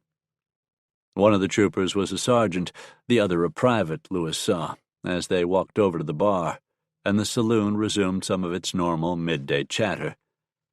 "My name is Louis Longmont," he went on as they joined him in front of the hardwood. "I'm the owner of this establishment." "Sergeant Rafferty," the shorter man said in a rather sullen tone. He jerked his head at the other soldier. "This is Private Hemphill." "I'm pleased to make your acquaintance," Louis said. He was as comfortable with this non-commissioned officer and enlisted man as he would have been with a general, or a president or a prime minister for that matter. "I hope you'll have a drink with me. On the house, of course." The raw-boned, lantern-jawed Private Hemphill grinned and said, "We ain't gonna turn down a free drink, are we, Sarge?" "We're obliged to you," Rafferty said to Louis, without answering Hemphill's question directly. "Better make it beer." "Aw, Sarge," Hemphill began. "I was hoping—" "I know what you were hoping," Rafferty broke in. "The colonel won't mind us having a drink, but we've got a job to do, and getting drunk on whiskey will just make it harder. You don't want to make the colonel or Captain Skinner mad at us, do you?" Hemphill rolled his eyes and said, "You're damn right I don't. I reckon beer's all right, Sarge." He looked at Louis and added without much grace or sincerity, "Obliged, mister." Louis motioned to the bartender, who drew the two beers and placed the foaming mugs in front of the troopers. "Anything for you, boss?" he asked Louis. "No, I'm fine." Louis turned his attention to the soldiers and went on, "What brings you two gentlemen into town this morning? Have there been any sightings of those Cheyenne and Arapaho renegades?"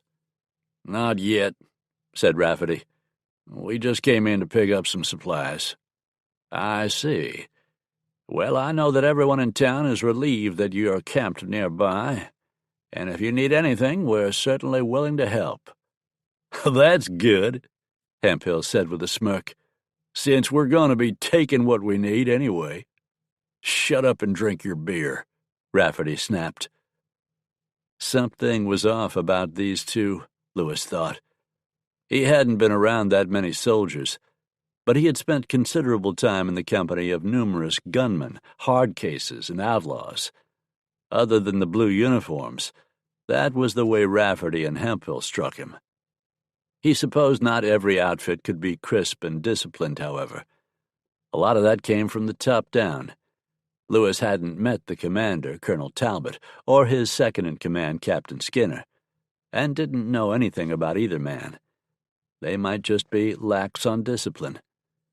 Lewis hoped that wouldn't make any difference when it came time to fight the renegades. The two troopers drank their beers. When Hemphill thumped his empty mug on the bar, he belched and dragged the back of his other hand across his mouth. "How about another one, Sarge?" he suggested. "I reckon this fella could be talked into giving it to us on the house again." "Forget it," Rafferty said. "We need to get back over to the mercantile and see how that clerk's coming along on our order." He looked at Lewis and gave him a curt nod, then turned toward the door and prodded Hemphill along with him.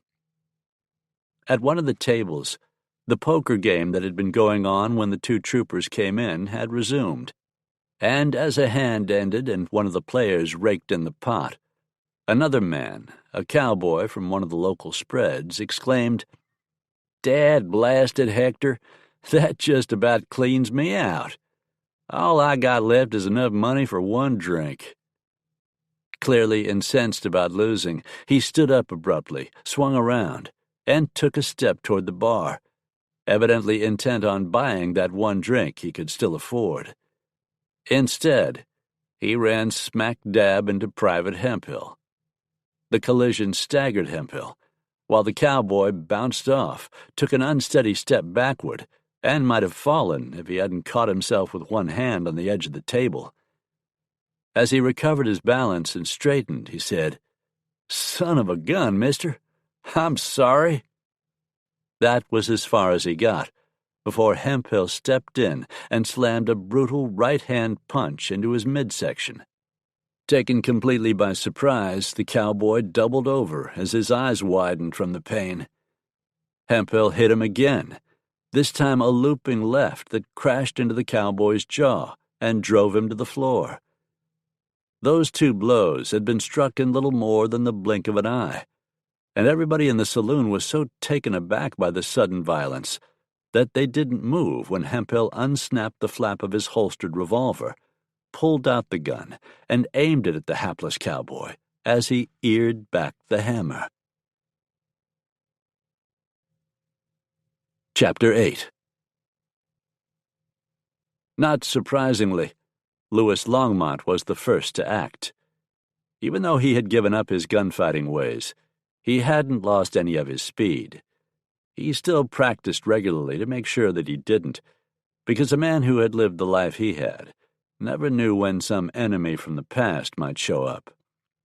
His hand flashed under his coat and drew a .32 caliber Smith & Wesson from the shoulder holster under his left arm. The gun came level as he snapped, "Hold your fire, Private." Sergeant Rafferty looked over his shoulder and reached for his own holster. "Put that gun down, mister," he said. "You can't draw on us like that." "Talk to your trooper, Sergeant," Lewis said. "If he murders that man, I'll kill him." Hemphill seemed to have gotten control of the insane rage that had gripped him for a moment. He didn't lower the gun, but he cast a nervous glance over his shoulder and said, "Sarge." Rafferty's narrowed eyes went back and forth between Lewis and Hemphill. He must have seen how calm Lewis was and how steady the gun in the gambler's hand was, and realized what that composure meant. If Hemphill opened the ball, Lewis could kill him and kill Rafferty before the sergeant ever got his gun out of the holster. "Damn it!" Rafferty burst out. "Put that weapon away, you idiot!" "Carefully," warned Lewis. Hemphill gently lowered the hammer on his revolver and slid the gun back into its holster. He stepped back, holding both hands up in plain sight. Rafferty moved his hand away from his gun. He hadn't gotten around to unsnapping the holster flap before Lewis's cold, dangerous voice had stopped him. "All right, mister," Rafferty said. "It's over. You can put that gun down." "Once the two of you are gone," Lewis said, "and you're not welcome in here any more. Don't come back." "You can't do that." "I believe I can." The sergeant's face was flushed dark red with anger. "I'm going to report this incident to the colonel," he said. "He'll have a talk with your sheriff. You're going to be sorry you drew a gun on us." "I'm sorry I bought you a beer," Lewis drawled. "And I'll be talking to Sheriff Carson as well. It's possible that Mr. Dutton there will want to have your man charged with assault for attacking him like that." The young cowboy, whose name was Bob Dutton, still lay on the floor, but he had pushed himself up on an elbow and was shaking his head groggily. He must have understood at least some of what Lewis said, because he raised his other arm and shook his head. No charges," he said. "I just want to get back to the ranch." "Are you sure, Bob?" asked Lewis. "Yeah, Mr. Longmont, I'm sure." "Very well, then. But I'm still going to make sure the sheriff knows exactly what happened here." "Go ahead," Rafferty said, glaring. "It won't matter. We're in charge here now."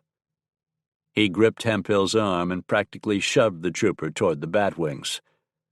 "Go on, let's get out of here." Lewis waited until they were gone before he slipped the .32 back in its holster. The men who had been playing poker with Bob Dutton gathered around him and helped him to his feet. Lewis went over to the table and asked, "Are you all right, Bob? Do you need to see the doctor?" Dutton rubbed his belly where he'd been punched, grimaced, and then took hold of his chin and moved his jaw back and forth to check it. "Don't seem like anything's broken," he said. "I reckon I'll be all right, Mr. Longmont." "What made that fella go loco? Sure, we bumped together pretty hard, but not hard enough to make him act like that." "I don't know," Lewis replied honestly. "He struck me as the sort of man who runs roughshod over people simply because he can." "But that ain't good, if that's the sort of fella we're supposed to count on to protect us from the Injuns." "No," Lewis said. "No, it's not." Don Baker grunted as he set a heavy sack of flour inside the wagon parked in front of the Big Rock Mercantile. Ike Hairston, his clerk, lowered a sack of beans next to the flour and said, "I think that's the last of it, Mr. Baker." Filling the order that the troopers had left with him had gone faster once Ike returned from lunch. Even so, Baker had had to turn away a few customers who had shown up while they were busy with the task. Doing that went against the grain for Baker, as it would with any merchant. But under the circumstances, with a huge war party of vicious renegades possibly threatening the settlement, Baker supposed it was best to take care of the Army's needs first. "Let me go check the list the sergeant gave me to make sure, Ike," Baker said. Both men went back into the store. Baker walked behind the counter and studied the paper that still lay there. He nodded as he moved the tip of his right index finger down the list, mentally checking off each item. Nodding in satisfaction, he said, "Yep, that's it." Just in time, too, because heavy footsteps coming through the open door announced the return of Sergeant Rafferty and Private Hemphill. Baker noticed right away that both men were scowling. He had no idea what had displeased the troopers, but he hoped they would be happy to find that their order was loaded. The storekeeper rested both hands on the counter, smiled, and said, "Got you all fixed up, Sergeant. I had everything you wanted in stock, and it's loaded on your wagon."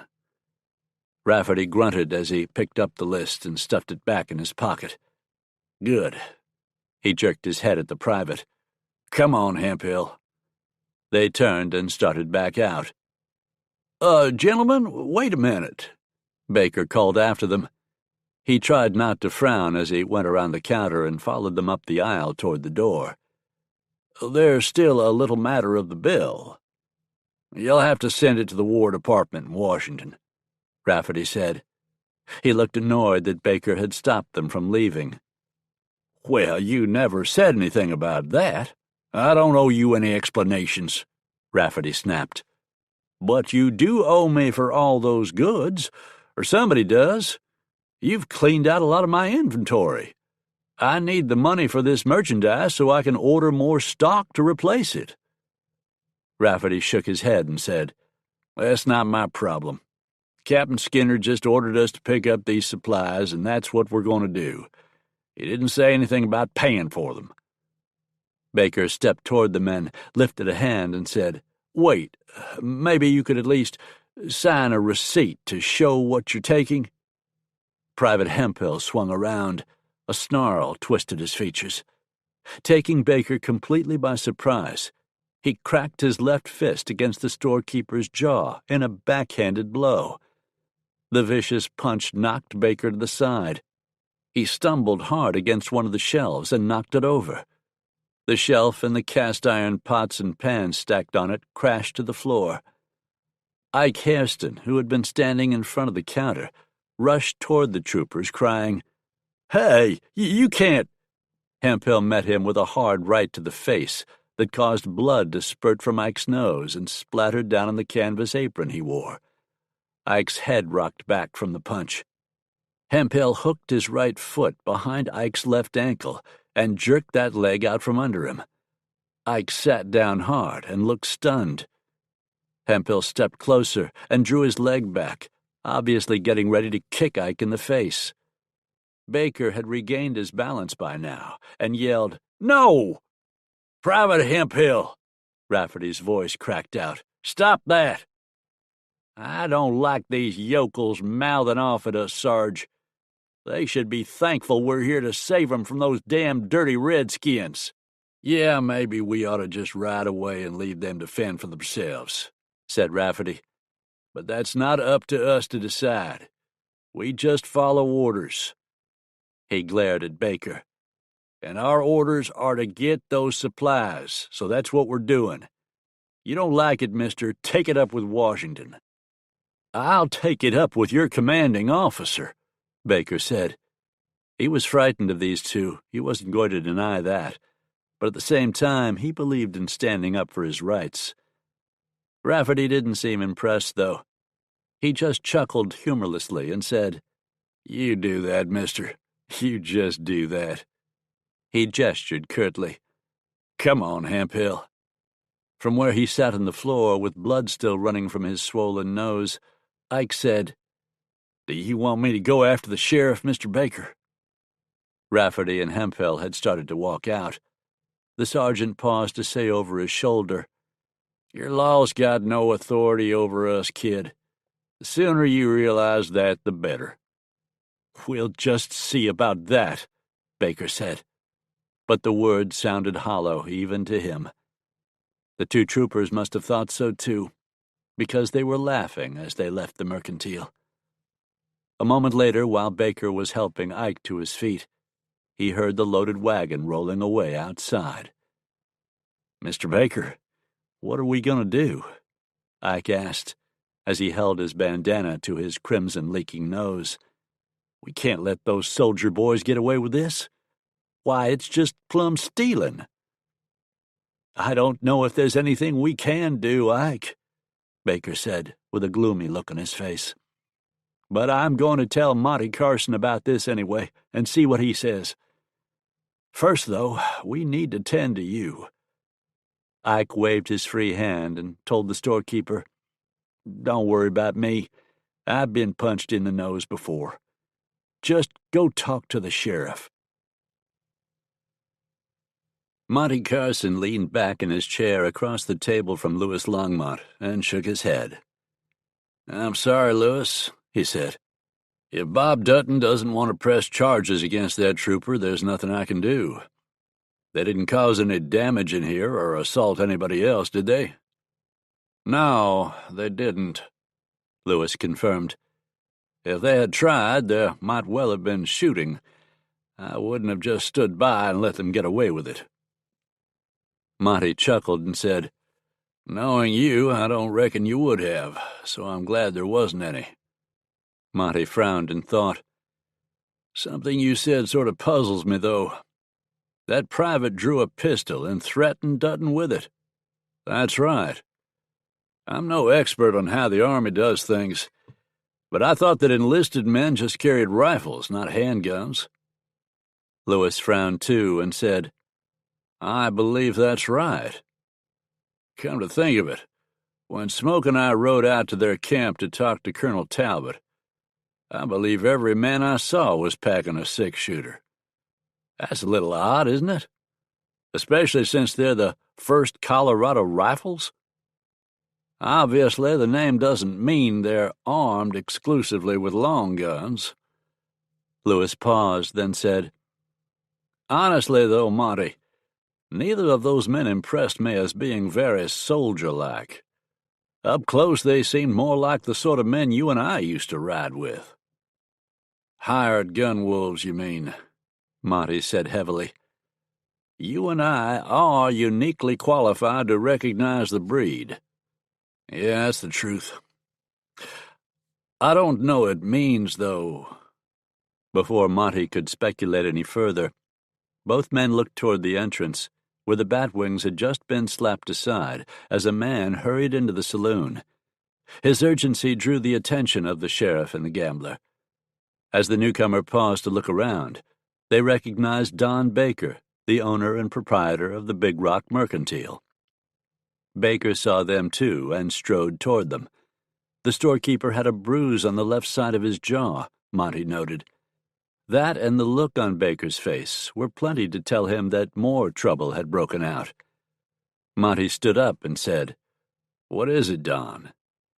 "Two of those cavalry troopers came into my store a while ago," Baker replied. "They gave me a big order of supplies they wanted to pick up." Louis had gotten to his feet as well. He said, "They came in here while they were waiting for you to fill the order, Don, so we know about that." "Did they start trouble here, too?" "They most certainly did." "What did they do to you?" asked Monty. "Refused to pay for the goods Ike and I loaded on the wagon," Baker said. "And when I objected, that private walloped me with no warning." He gestured toward the bruise on his jaw. "It gets worse, though. Ike tried to jump in and help me, and Private Hemphill knocked him down and bloodied his nose. It may even be broken. He was about to kick poor Ike in the face when Sergeant Rafferty stopped him." "So Hemphill assaulted you and Ike both," Monty said. "Do you want me to go out to their camp and arrest him?" "Well, I don't know," Baker replied with a doubtful frown. "Rafferty implied that if the town gives them too much trouble, they'll just ride away and leave us to the Indians." Louis said, "I don't think the Army can disobey orders like that. They were sent here to protect us." Monty rubbed his chin.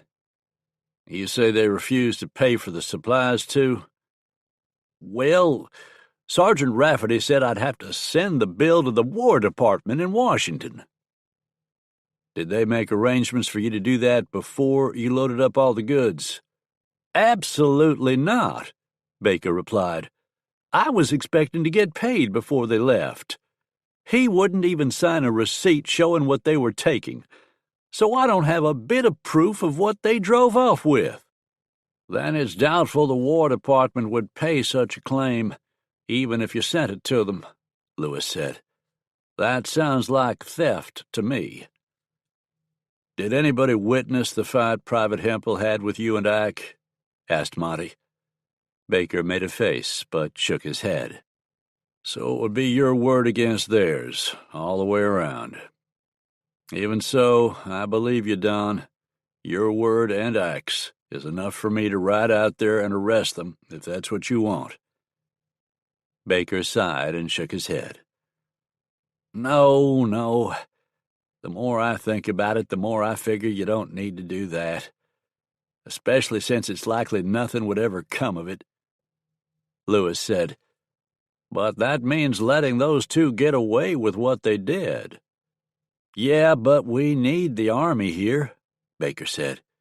If that loco Cheyenne Black Drum is coming this way with his war party, I don't want the town left undefended.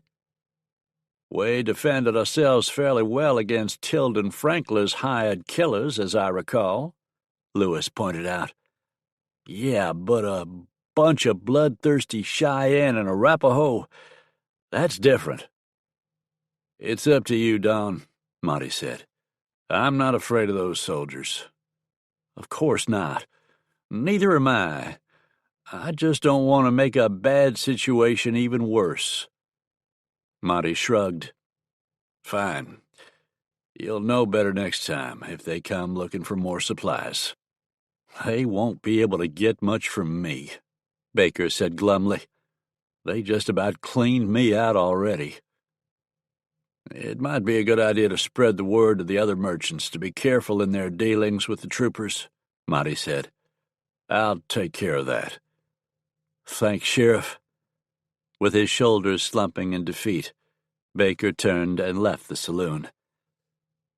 Monty turned to Lewis and said, I don't like the way this is shaping up. It looks like those soldiers believe they can do whatever they want around here and get away with it. And so far they have, Lewis said coolly. Don't you start giving me a rough time about this, Monty said. They've got me caught between a rock and a hard place. Lewis nodded and said, I know. I just can't help but wonder how hard a place it's going to be. Chapter 9. In addition to raising cattle on the Sugarloaf, Smoke had one of the finest horse herds in this part of the state. Word had started to get around about that top-notch horse flesh, and men had begun visiting the ranch to buy saddle mounts for themselves or working cow ponies for their remudas. Smoke was perched on the top rail of one of his corrals, watching Pearlie work with a stubborn bronc. The horse sunfished and swapped ends and crow-hopped as it tried to buck Pearlie off. He stuck in the saddle, though, every bit as stubborn as the horse. Even though he wore spurs, he didn't rake the rowels against the animal's flank or jerk hard on the bit. He wasn't trying to break the horse's spirit, just show it who was boss. Pearlie had been working on gentling this particular Mustang for several days, and each day the horse put up a little less of a fight. This patient approach would result in a better mount in the end. A swift rataplan of hoofbeats made Smoke turn his head to look along the trail leading from Big Rock to the Sugarloaf. He spotted a single rider coming quickly toward the ranch headquarters. As the man came closer, Smoke recognized him as Bob Dutton. The young cowboy had come to work at the Sugarloaf only a few days earlier, although Smoke had known him for a while. Dutton had ridden for several of the spreads in the valley and in other places before that. He tended not to stay in any one job for too long, not because he had trouble with the men he worked for, but simply because he had the sort of restless nature that wouldn't let him stay still. Most hombres who were plagued by that tendency were called shiftless or saddle tramps. And the time that Bob Dutton had worked on the Sugarloaf, though, Smoke had found him to be both capable and industrious.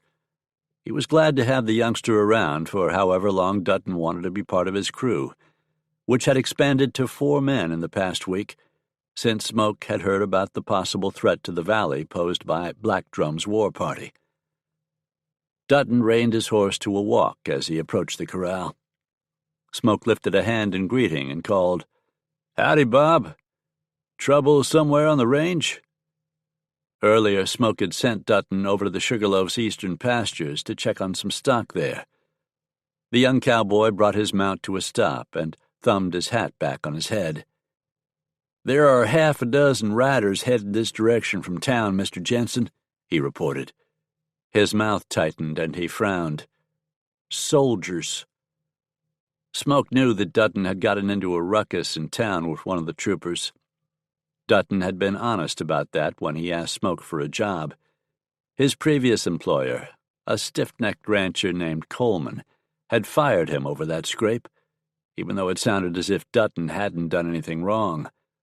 Coleman didn't want to get on the bad side of the soldiers, though. Smoke, on the other hand, trusted his instincts, and they told him Bob Dutton was all right. Given what had happened, it was no surprise that the youngster wasn't happy about the troopers visiting the Sugarloaf. "Did you talk to them?" Smoke asked. "Or just see them?" "I lit a shuck back here to headquarters as soon as I spotted them," Dutton replied. "I didn't figure I had anything to say to any of that bunch." Smoke nodded. "Tend to your horse, then go over to the house and tell Mrs. Jenson I said to give you a cup of coffee.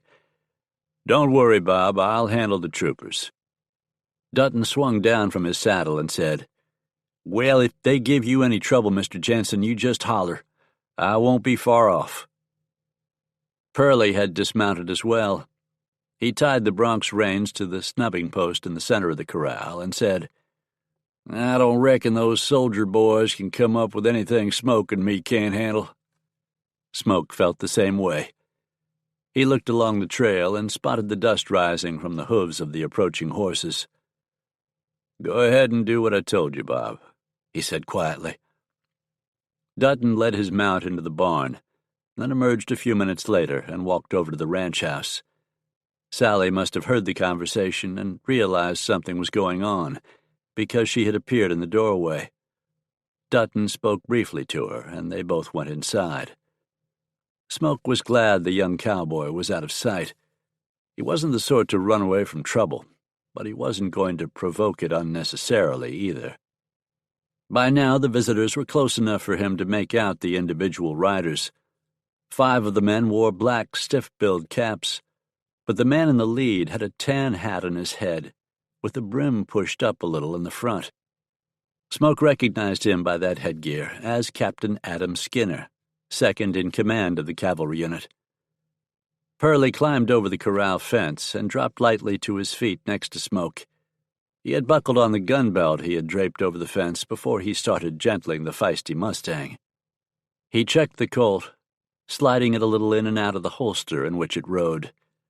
"You shouldn't need that," Smoke said. "Shouldn't," Pearlie agreed, "but you never know." That was the truth, thought Smoke.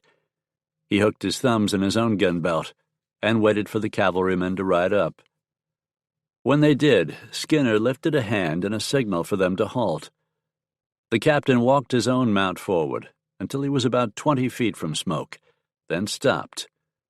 With a curt nod, he said, "Hello, Jenson." "Captain," Smoke said, "what can I do for you?" Skinner looked around, turning his head slowly from side to side. "Nice spread you've got here," he said. "We're small, but growing," Smoke allowed. "I'm told you have some of the best horses in the state." Smoke's shoulders, broad as an axe handle, rose and fell slightly. "I'd like to think so." Skinner nodded toward the horse in the corral and said, "That one there looks like a fine piece of horseflesh."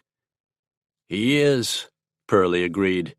"He'll be even better once I get finished working with him."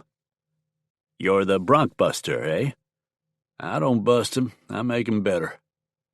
Skinner grunted, then said, "I need some horses that are already good saddle mounts.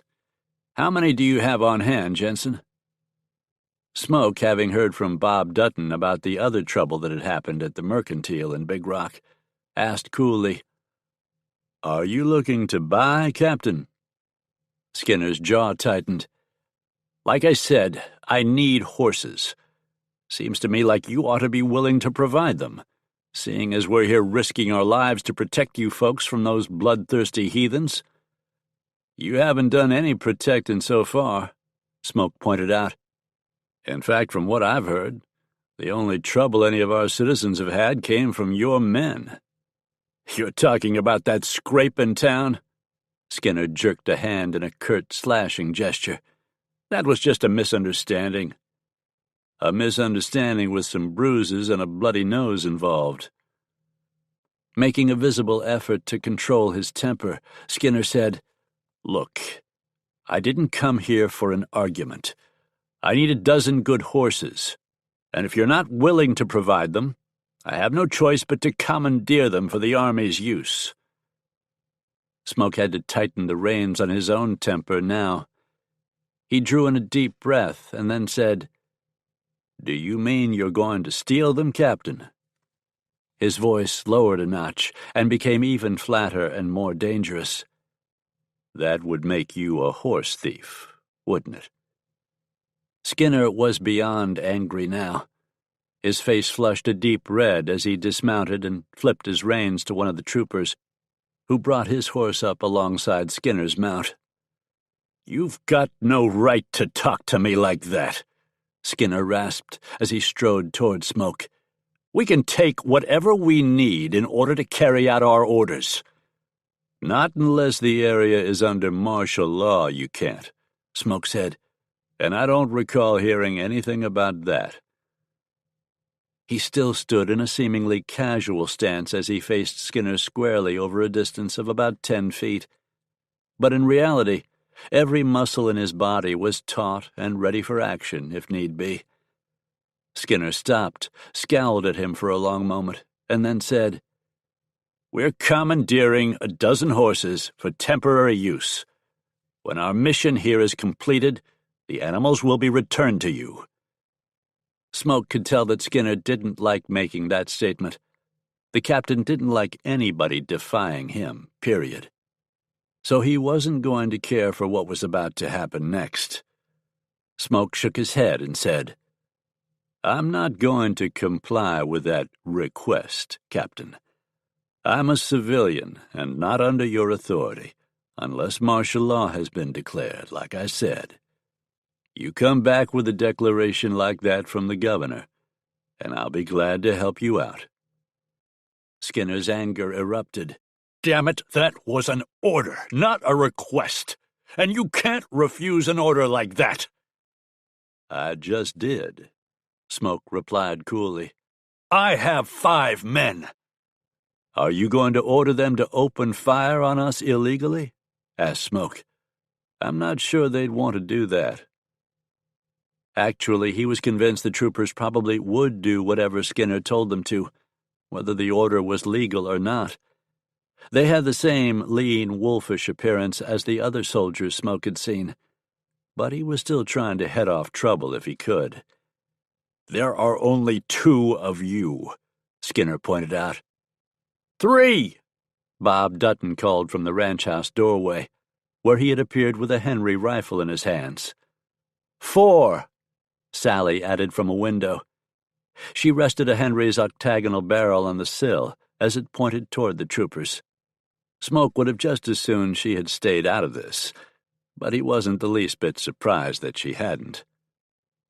All the troopers sat tensely on their horses. None of them had drawn a gun, but clearly they were ready to do so. On the ground, Pearlie had eased a little to one side, so he would have a clean shot at them if he had to slap leather. Although the civilians were outnumbered, the odds were close enough to even that the Henrys might be enough to tip the balance. The air was thick with tension, and Smoke knew they were only one spark away from all hell breaking loose.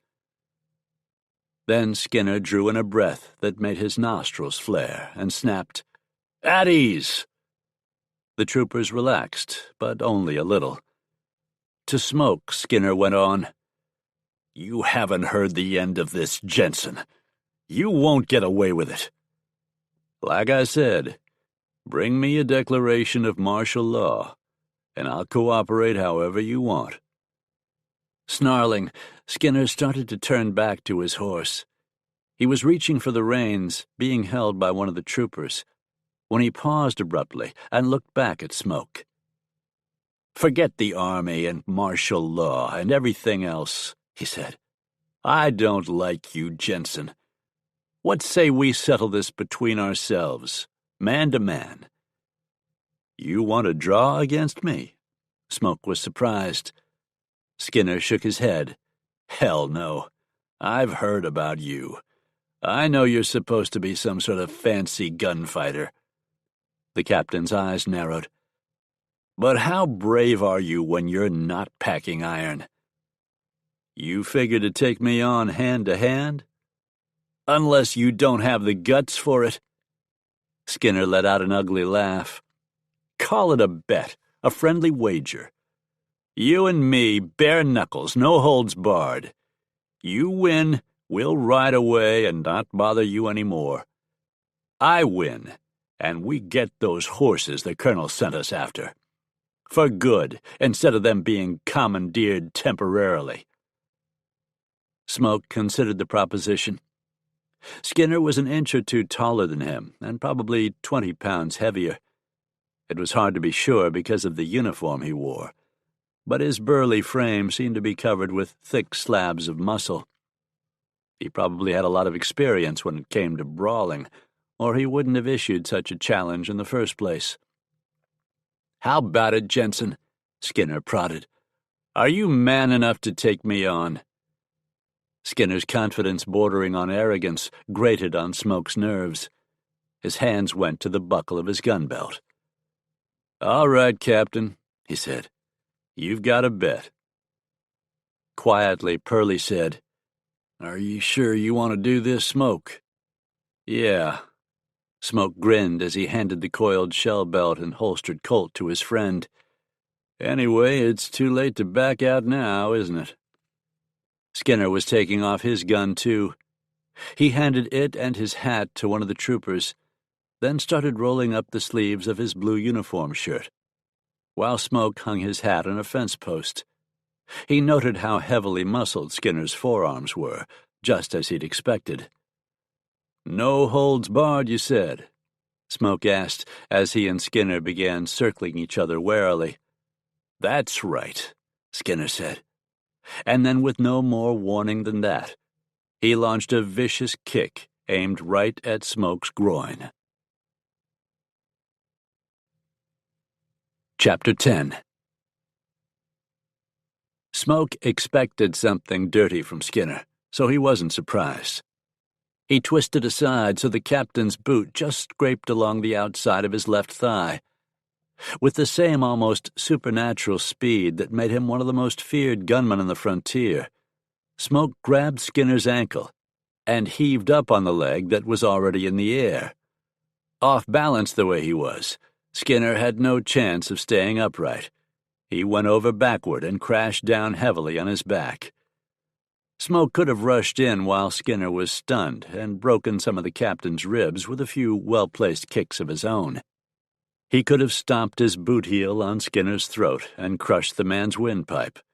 He had no doubt that Skinner would have tried to do that if the tables had been turned. Smoke Jenson wasn't that sort of man, however. He took a step back and waited for Skinner to recover. I've had enough if you have, Captain, he offered. He didn't expect Skinner to call off the fight, but he was willing to extend the opportunity.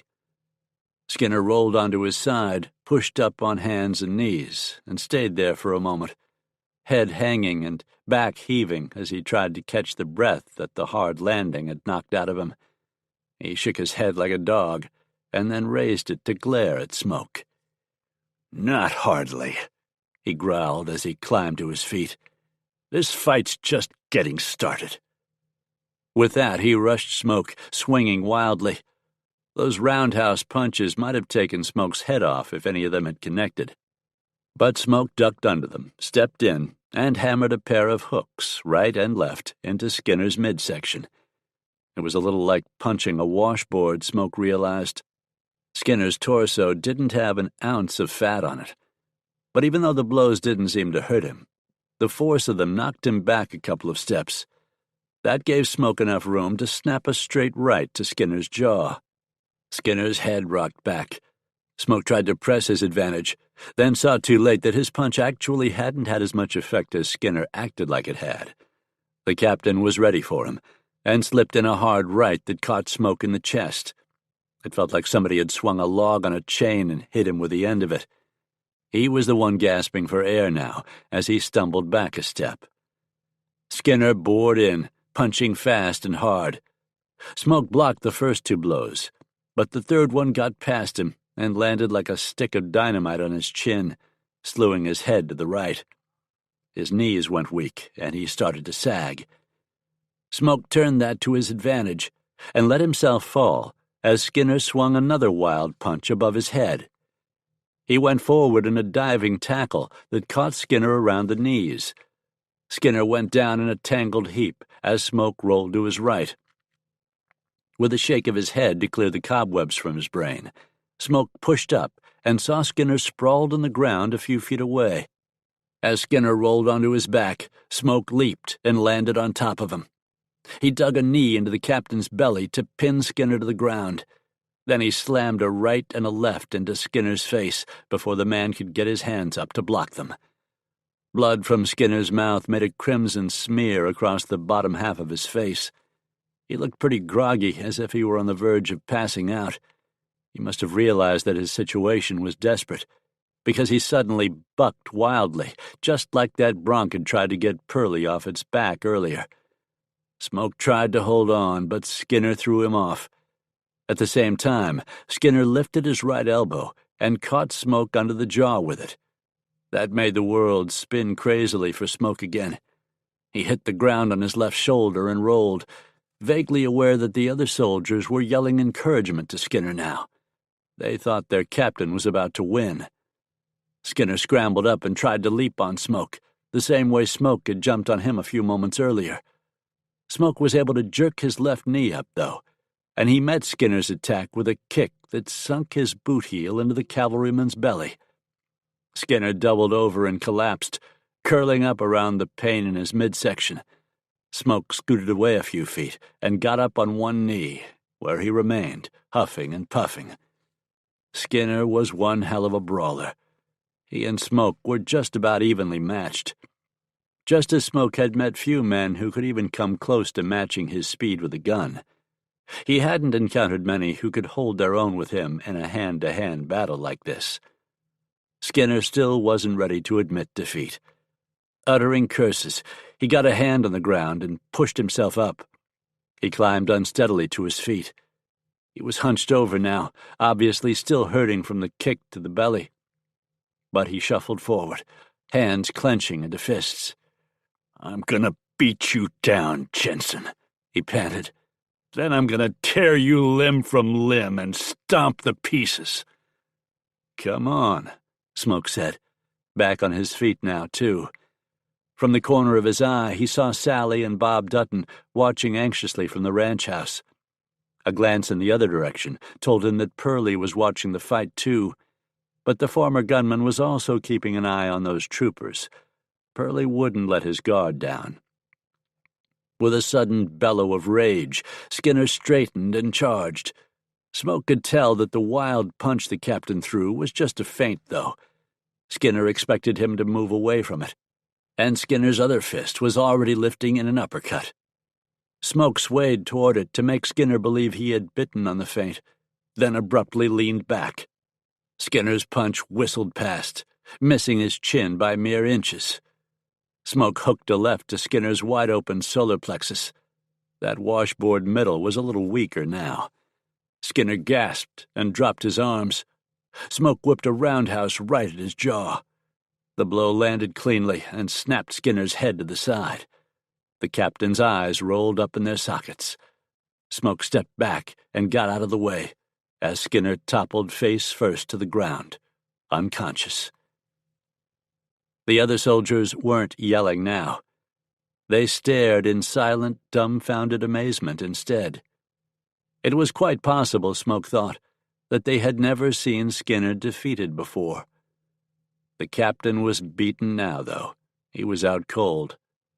In fact, Smoke thought for a second that he might have killed the man, until he saw Skinner's back moving up and down.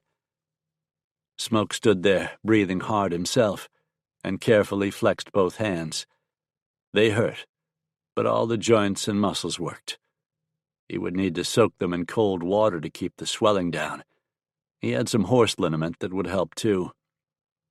Even so, it was sort of a stupid thing he had done, he told himself.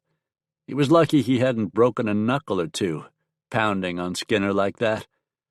A man who depended on his hands to draw and fire a gun like Smoke did had no business taking chances with him like that.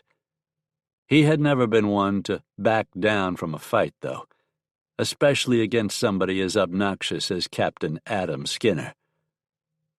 Purley stepped forward and said, "You all right, Smoke?" "Yeah, I'm fine." Purley nodded and turned to the troopers. "Some of you boys pick up the captain and put him on his horse. Then you can go back to the colonel and tell him you didn't get those horses you came after. And when you tell him about this little fracas, you be sure he understands it was Skinner's idea, and that it was a fair fight. If I hear any different, I ain't gonna take it kindly." One of the troopers sneered and said, "You act like you're a big man, Fontaine, but you ain't." "Do we know each other?" Purley snapped. "No, but I know who you are." The man jerked a hand at the others. "Get the captain." While they were doing that, Sally emerged from the house and started toward Smoke. She still carried the Henry rifle. Smoke held up a hand to stop her before she had taken more than a couple of steps. "I'm all right," he called to her.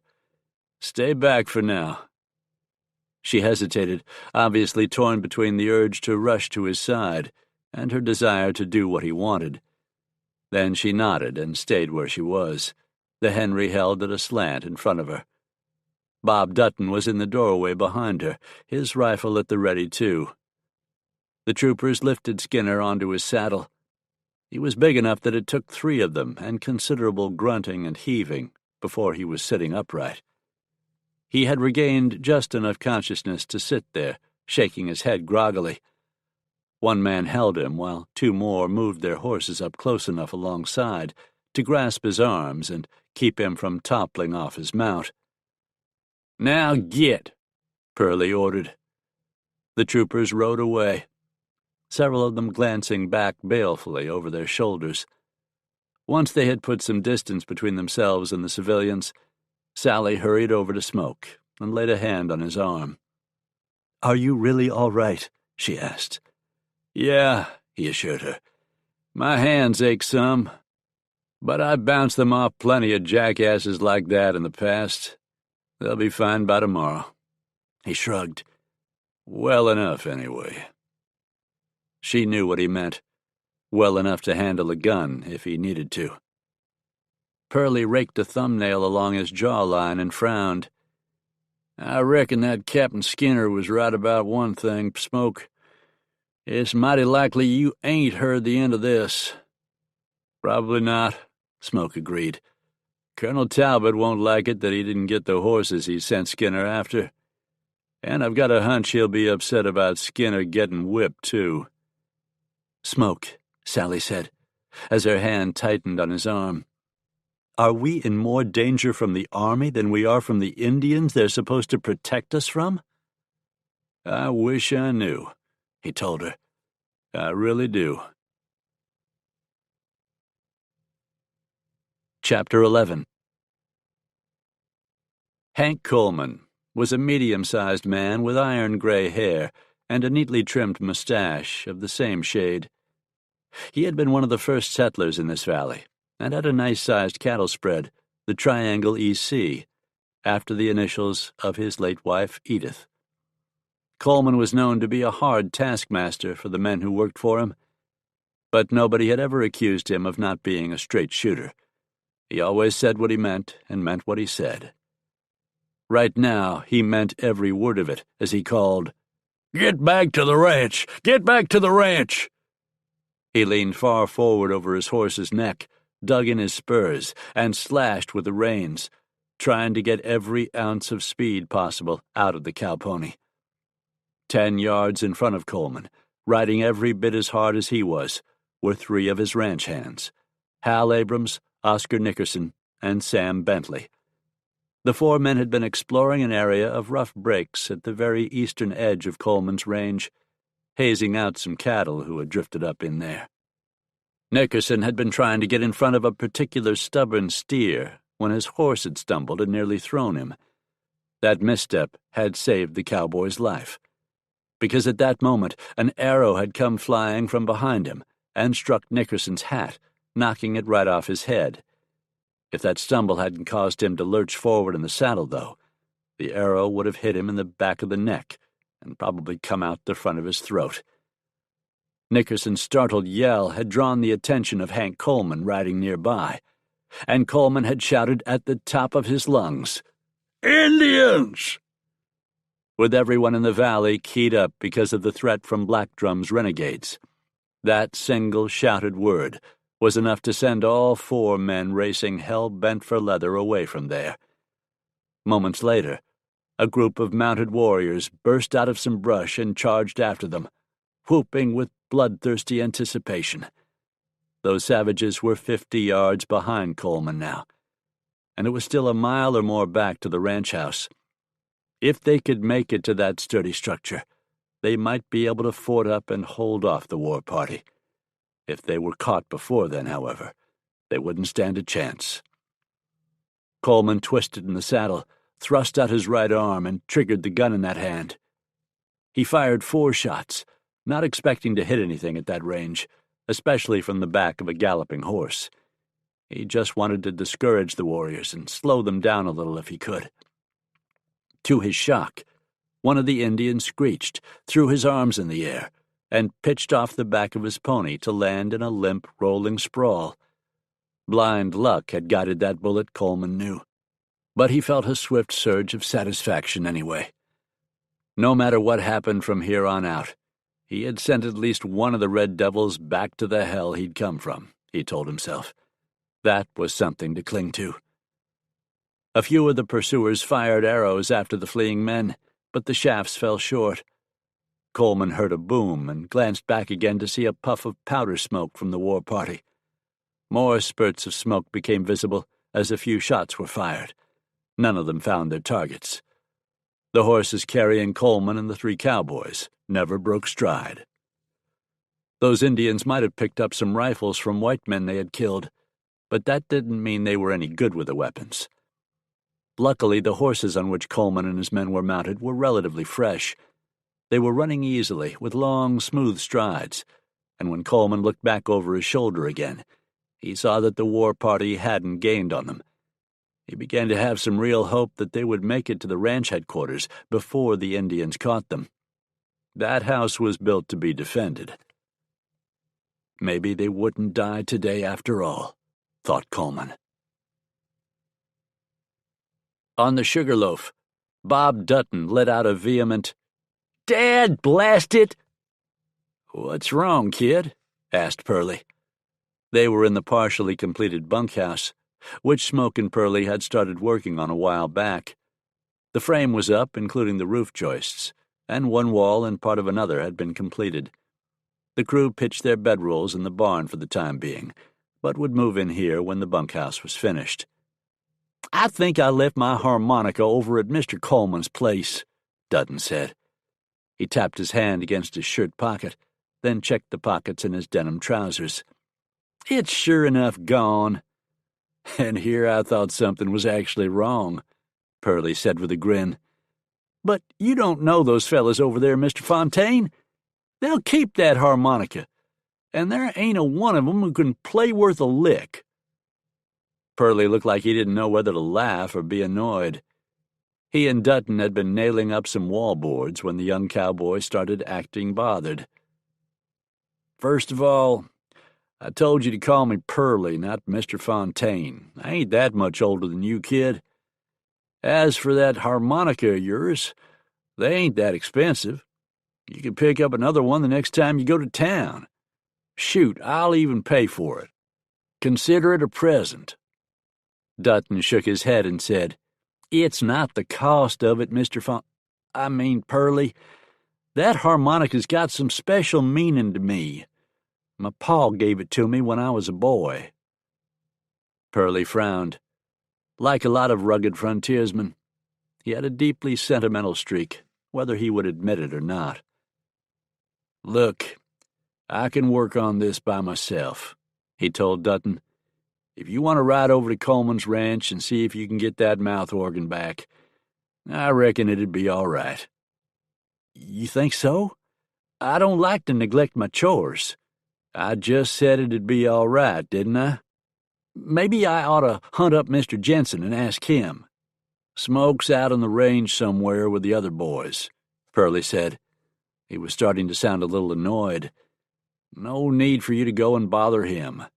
I'm the foreman around here, and if I say it's all right for one of the hands to take a little time off, then he ain't going to argue with me." Dutton wasn't sure that Pearlie had quite as much authority as he claimed to, but that was between Pearlie and Smoke, and Dutton surely hated to think about losing that old harmonica for good. "All right," he said. "I won't dawdle around, though. I'll get over to the Triangle EC and back as fast as I can." Pearlie nodded and said, "That's fine. Don't reckon you'd want to hang around there any longer than you have to, considering how Hank Coleman fired you for something that wasn't even your fault." "Yeah, there's that," Dutton admitted. "I might not even have to see him, though. He's like Mr. Jenson, usually out on the range somewhere working." He frowned. "If I leave, though, then you'll be holding down the fort here all by your lonesome." "I've done that plenty of times before." "Yeah, but that was before the Injuns were stirring up so much trouble, not to mention those blasted cavalrymen." Several days had passed since the brutal battle between Smoke and Captain Adam Skinner. They had seen no sign of the troopers since then, if Colonel Talbot had taken offense at Smoke's refusal to turn over a dozen horses. He hadn't done anything about it. Yet. Smoke and the other boys weren't going so far out on the range that they wouldn't hear shots if any trouble crops up, Pearlie pointed out. "And if they hear gunfire, they'll light a shuck back here mighty quick-like. Just go ahead and get your blasted harmonica, boy, before I change my mind." Dutton grinned and nodded. "All right, Pearlie. Thanks." He left the unfinished bunkhouse and hurried toward the barn to slap his saddle on his horse. As he rode away from the Sugarloaf, Dutton thought about how lucky he'd been to land a place on Smoke Jenson's spread. Smoke was probably the most admired man in the valley, although some folks clung stubbornly to the belief that he was an outlaw and a hired killer. Several years earlier, a lot of phony wanted posters with Smoke's name and likeness had floated around the frontier, and that was why he'd kept quiet about his true identity when he and Sally first settled in this lush Colorado valley. These days, Smoke was using his real name again, and he'd done his best to put that notorious past behind him.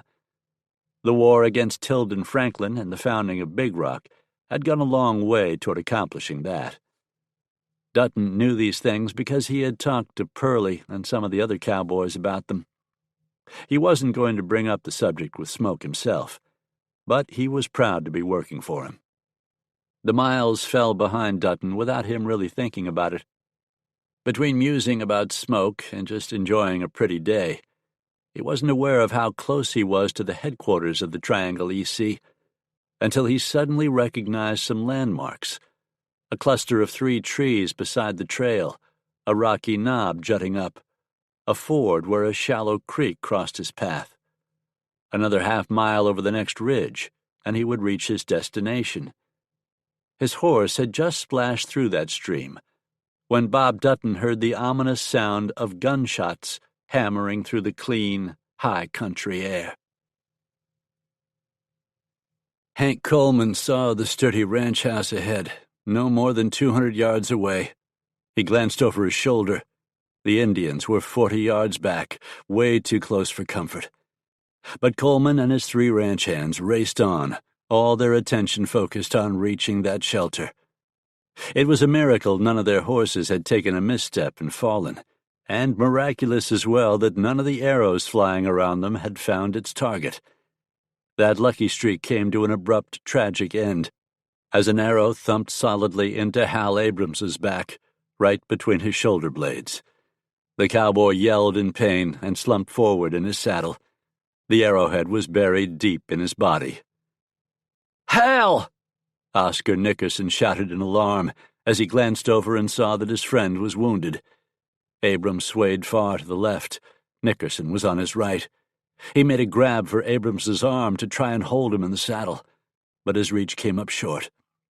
Abrams toppled off the galloping horse and instantly was left behind. Bloodthirsty screeches rose from the pursuers. As Coleman glanced back, he saw more arrows skewering Abrams's body. Poor Hal was done for. But the rest of them were still alive, and they would fight to stay that way. "Get in the house!" Coleman bellowed to Nickerson and Bentley. "Leave your horses and get in the house!" He hated to abandon the mounts to the mercies of the war party, but there was nothing else they could do. Coleman yanked his rifle from its saddle sheath. Nickerson and Bentley did likewise. They all left their saddles and landed running. Bentley tripped and went down, but he rolled and came up on his feet again almost immediately. Even that slight delay was enough to cause a problem. An arrow struck him in the left calf, just above his boot. Bentley yelped as that leg started to buckle underneath him. Unlike with Abrams, Nickerson was close enough this time to grab his wounded friend and hold him up. With Bentley limping and slowing them down, they ran for the ranch house's door, which was pulled up but not closed all the way. Nickerson rammed his shoulder against it and knocked it open. They practically tumbled through it into the cabin. Coleman had turned to open fire on the renegades as he ran after the two cowboys. He cranked out 4 rounds from the Henry as fast as he could work the rifle's lever. He felt the arrows whipping closely past his head, and one of the shafts tugged at his shirt sleeve, but so far none of them had struck him. One of the Indian ponies in the front rank of the charge went down. Whether the animal tripped or one of his bullets had found it, Coleman didn't know, nor did he care. What was important was that the mishap caused the rest of the renegades to either veer sharply to the sides or else pull up short to keep from trampling the warrior or piling up themselves. That blunted the attack and gave Coleman a chance to whirl around and dash into the ranch house, too. There were no windows in the cabin, only a number of loopholes that defenders could use to fire through. Since Coleman had been one of the early settlers, he had come here when the valley was still full of dangers, ranging from Indians to bad men to mountain lions and bears. Oscar Nickerson already knelt at one of those loopholes and had thrust his rifle barrel through it. As Coleman kicked the door shut, Nickerson's weapon cracked wickedly, the report loud in the close confines of the cabin. Sam Bentley leaned on his rifle, using it for a crutch as he dragged a chair from the table over to one of the other loopholes. He paused in what he was doing and asked Coleman, "Are you hit, boss?" "Not yet," replied Coleman. "But what are you doing, Sam? You're hurt." "Just my leg," Bentley said. "As long as I'm careful how I sit, I can still shoot by grab." That was true, Coleman supposed, as he lowered a thick beam into brackets attached to the wall on either side of the door. And they needed all the firepower they could get right now. With the bar in place, the savages couldn't get in here. If he and the two cowboys could hold them off for a while, there was a chance the renegades would get tired of fighting and call off the attack. The shooting might attract help, too. It would take a large, well-armed group to run off those Indians, though. From the glimpses Coleman had gotten of the war party, there were at least 4 or 5 dozen of them, probably more, enough to take on any of the ranch crews in the valley. Coleman understood now why the Army had sent those cavalry troopers here. A war party of that size could sweep the valley clean of settlers. Even Big Rock might not be safe. Black Drum might have enough warriors to overrun the town and burn it to the ground, killing every man, woman, and child in the process. Coleman couldn't worry about that now. It was him and his 2 companions against that ravening horde. Coleman dropped to a knee, slid his Henry's barrel through a loophole, and searched for a target. After a moment, he squeezed off a shot and was rewarded by the sight of an Indian falling from his pony as the war party milled around. Then, whooping, the savages turned and retreated, heading away from the ranch house as quickly as they had charged it. Nickerson saw that through his loophole and exclaimed in surprise. "Look at that, boss," he said. "We've already run the varmints off." "Don't count on that," Coleman said grimly, as he fished several cartridges out of his pocket and began thumbing them through the Henry's loading gate to replace the ones he'd already fired. "We haven't hurt 'em bad enough yet to make them quit. They're up to something. Look at 'em just sitting out there," Bentley said. The pain from his wound made his voice sound strained. "They're still in rifle range, Mr. Coleman. Should we try to pick some of 'em off?" "Save your ammunition," Coleman advised. "You're liable to need it even more later." Somebody had to be close enough to ride to their help, he told himself, as he watched the war party's ranks swell more and more. Otherwise, he and his two companions would have no chance. Sooner or later, they would run out of ammunition, or the Indians would set the ranch house on fire, or they would flush out the defenders some other way. But no matter what happened, Coleman thought, as he sleeved sweat off his forehead, they would fight to the end and sell their lives as dearly as possible. Chapter 12. Bob Dutton could tell the shots came from the direction of the Triangle EC headquarters. He charged up the ridge, his horse lunging underneath him. When he reached the top, he reined the animal to a halt and peered anxiously across the landscape in front of him. A little more than a quarter of a mile away, he could see the open area where the ranch house, the barn, the corrals, and the bunkhouse sat. Coleman's ranch house was the original cabin he had built when he and his wife came here. If they had ever had children, he probably would have expanded it, maybe even built a completely new house for his family. But Edith Coleman had died of a fever within a year of settling here.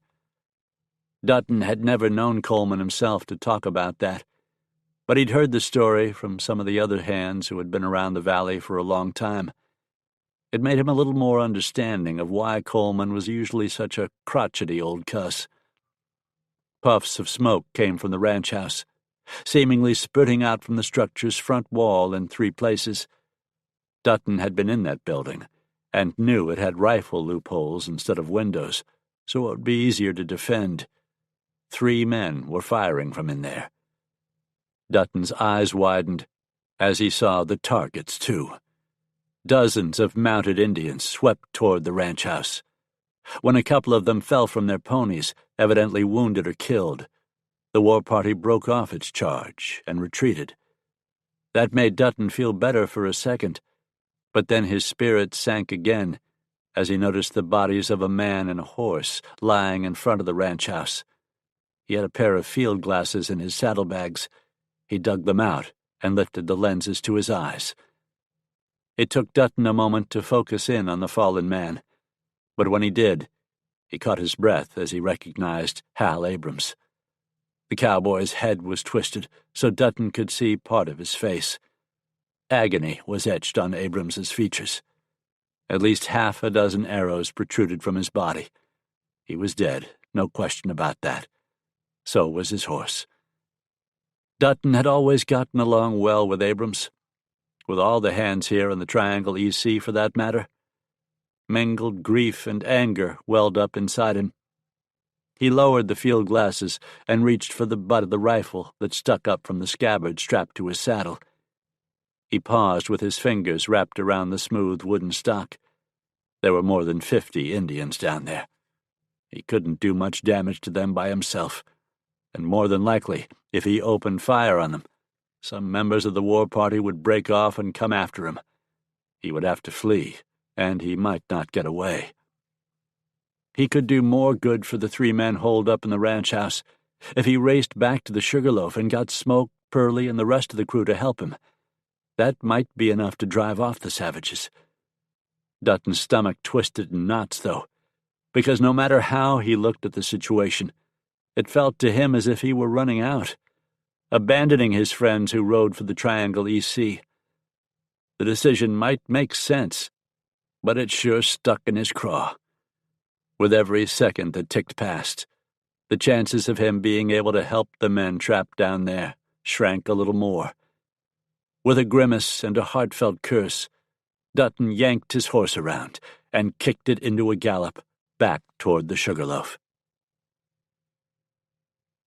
Bob Dutton never saw the trio of Indians approaching the ranch house from the rear, and neither did the men inside. Each of the warriors carried an armload of brush. When they reached the back wall, they put the brush down. Two of them formed a stirrup with their hands and lifted the third man high enough for him to pull himself onto the roof.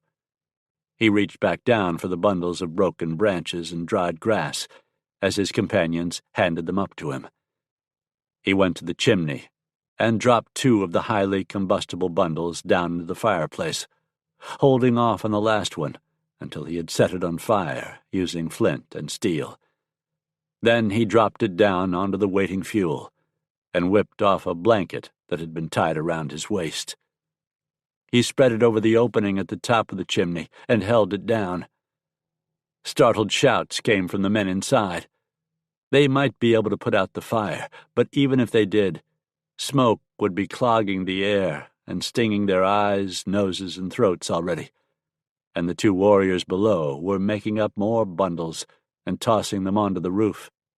Guns blasted inside the cabin, but the Cheyenne warrior who crouched beside the chimney, holding the blanket in place, wasn't worried. The slabs of wood that formed the roof were too thick for bullets to penetrate. The roof had been built sturdy, just like the rest of the place. That extra effort was going to be the deaths of those white men now.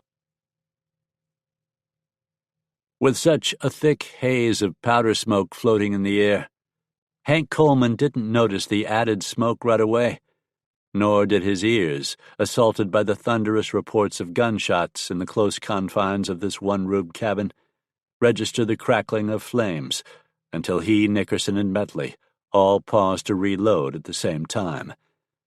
Then, even though the din still echoed in his head, Coleman realized something was burning.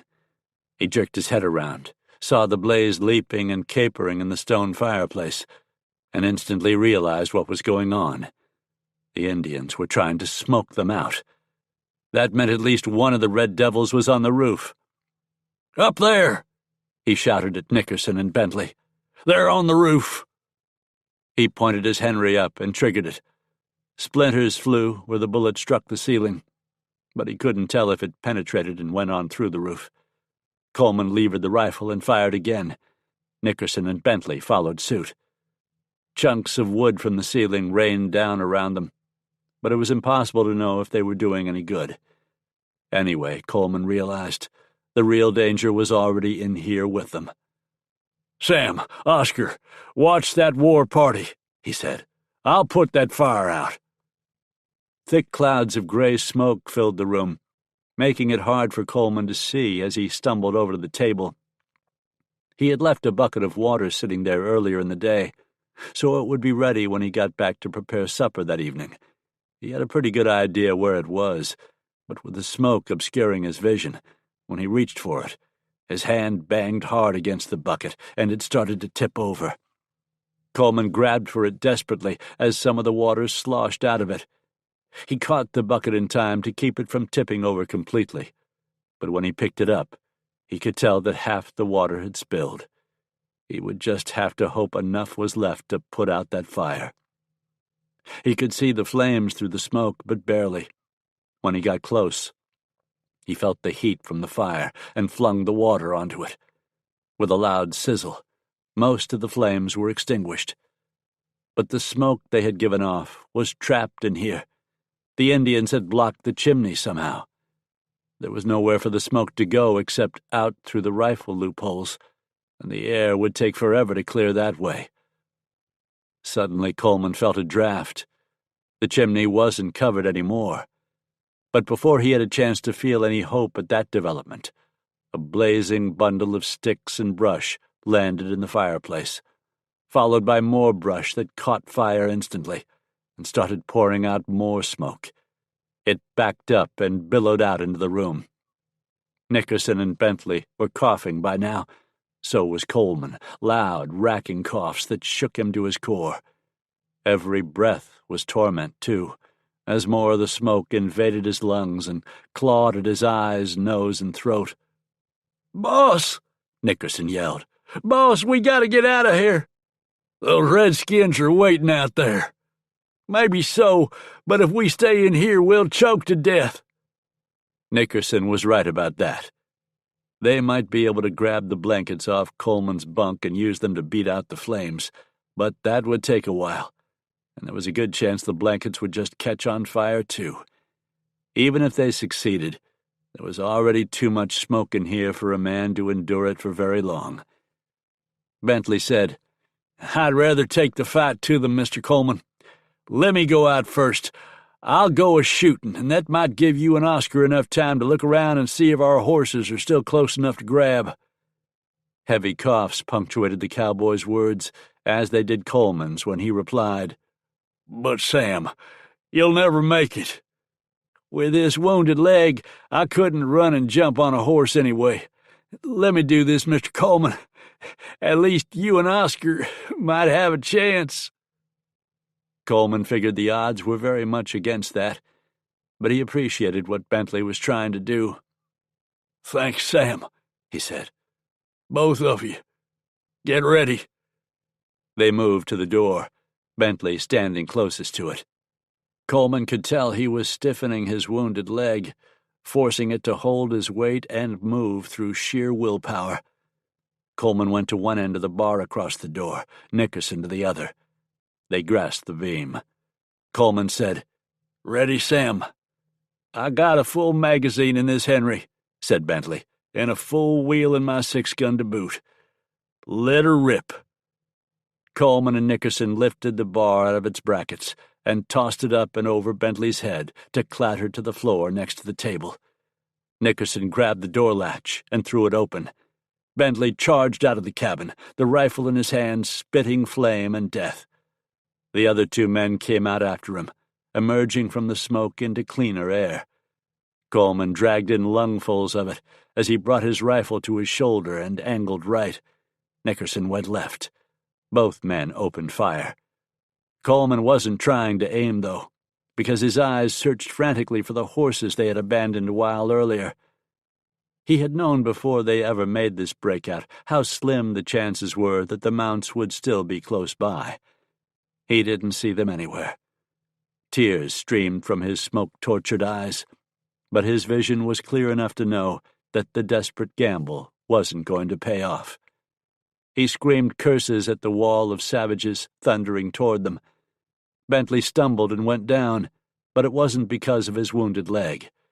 He fell because of the 3 arrows that had sprouted from his chest. A few feet away, Nickerson staggered, dropped his rifle, and pawed at the shaft of the arrow lodged in his throat. He managed to get hold of it and rip it out, but that just made a crimson flood explode over his chest. He tried to draw the revolver holstered at his waist, but he collapsed before he could clear leather. That left just Hank Coleman on his feet.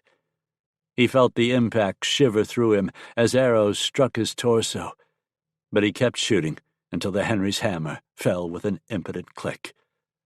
He staggered, threw the empty rifle away, and hauled out his Colt. He emptied it as well, not knowing if he hit anything, and not caring either. Fighting was what mattered, not giving up as long as there was breath in his body. Finally, he realized that the Colt's hammer was clicking uselessly too, as he pulled back the hammer and squeezed the trigger again and again. He lowered the gun, swaying but still on his feet somehow, even though agony filled every inch of his body. He looked down and saw that he had 5 arrows embedded in him, and the renegades were all around him. One of them stepped forward and came toward him, a tall, brawny, ugly varmint, with a little drum hanging from a sling around his neck. The Indian carried a tomahawk. He raised it as he came to a stop in front of Coleman. The rancher worked up a gobbet of spit and blood and spat it at the warrior's feet. "Do your worst, you heathen," he rasped. I'm coming to you. He died with his wife's name on his lips.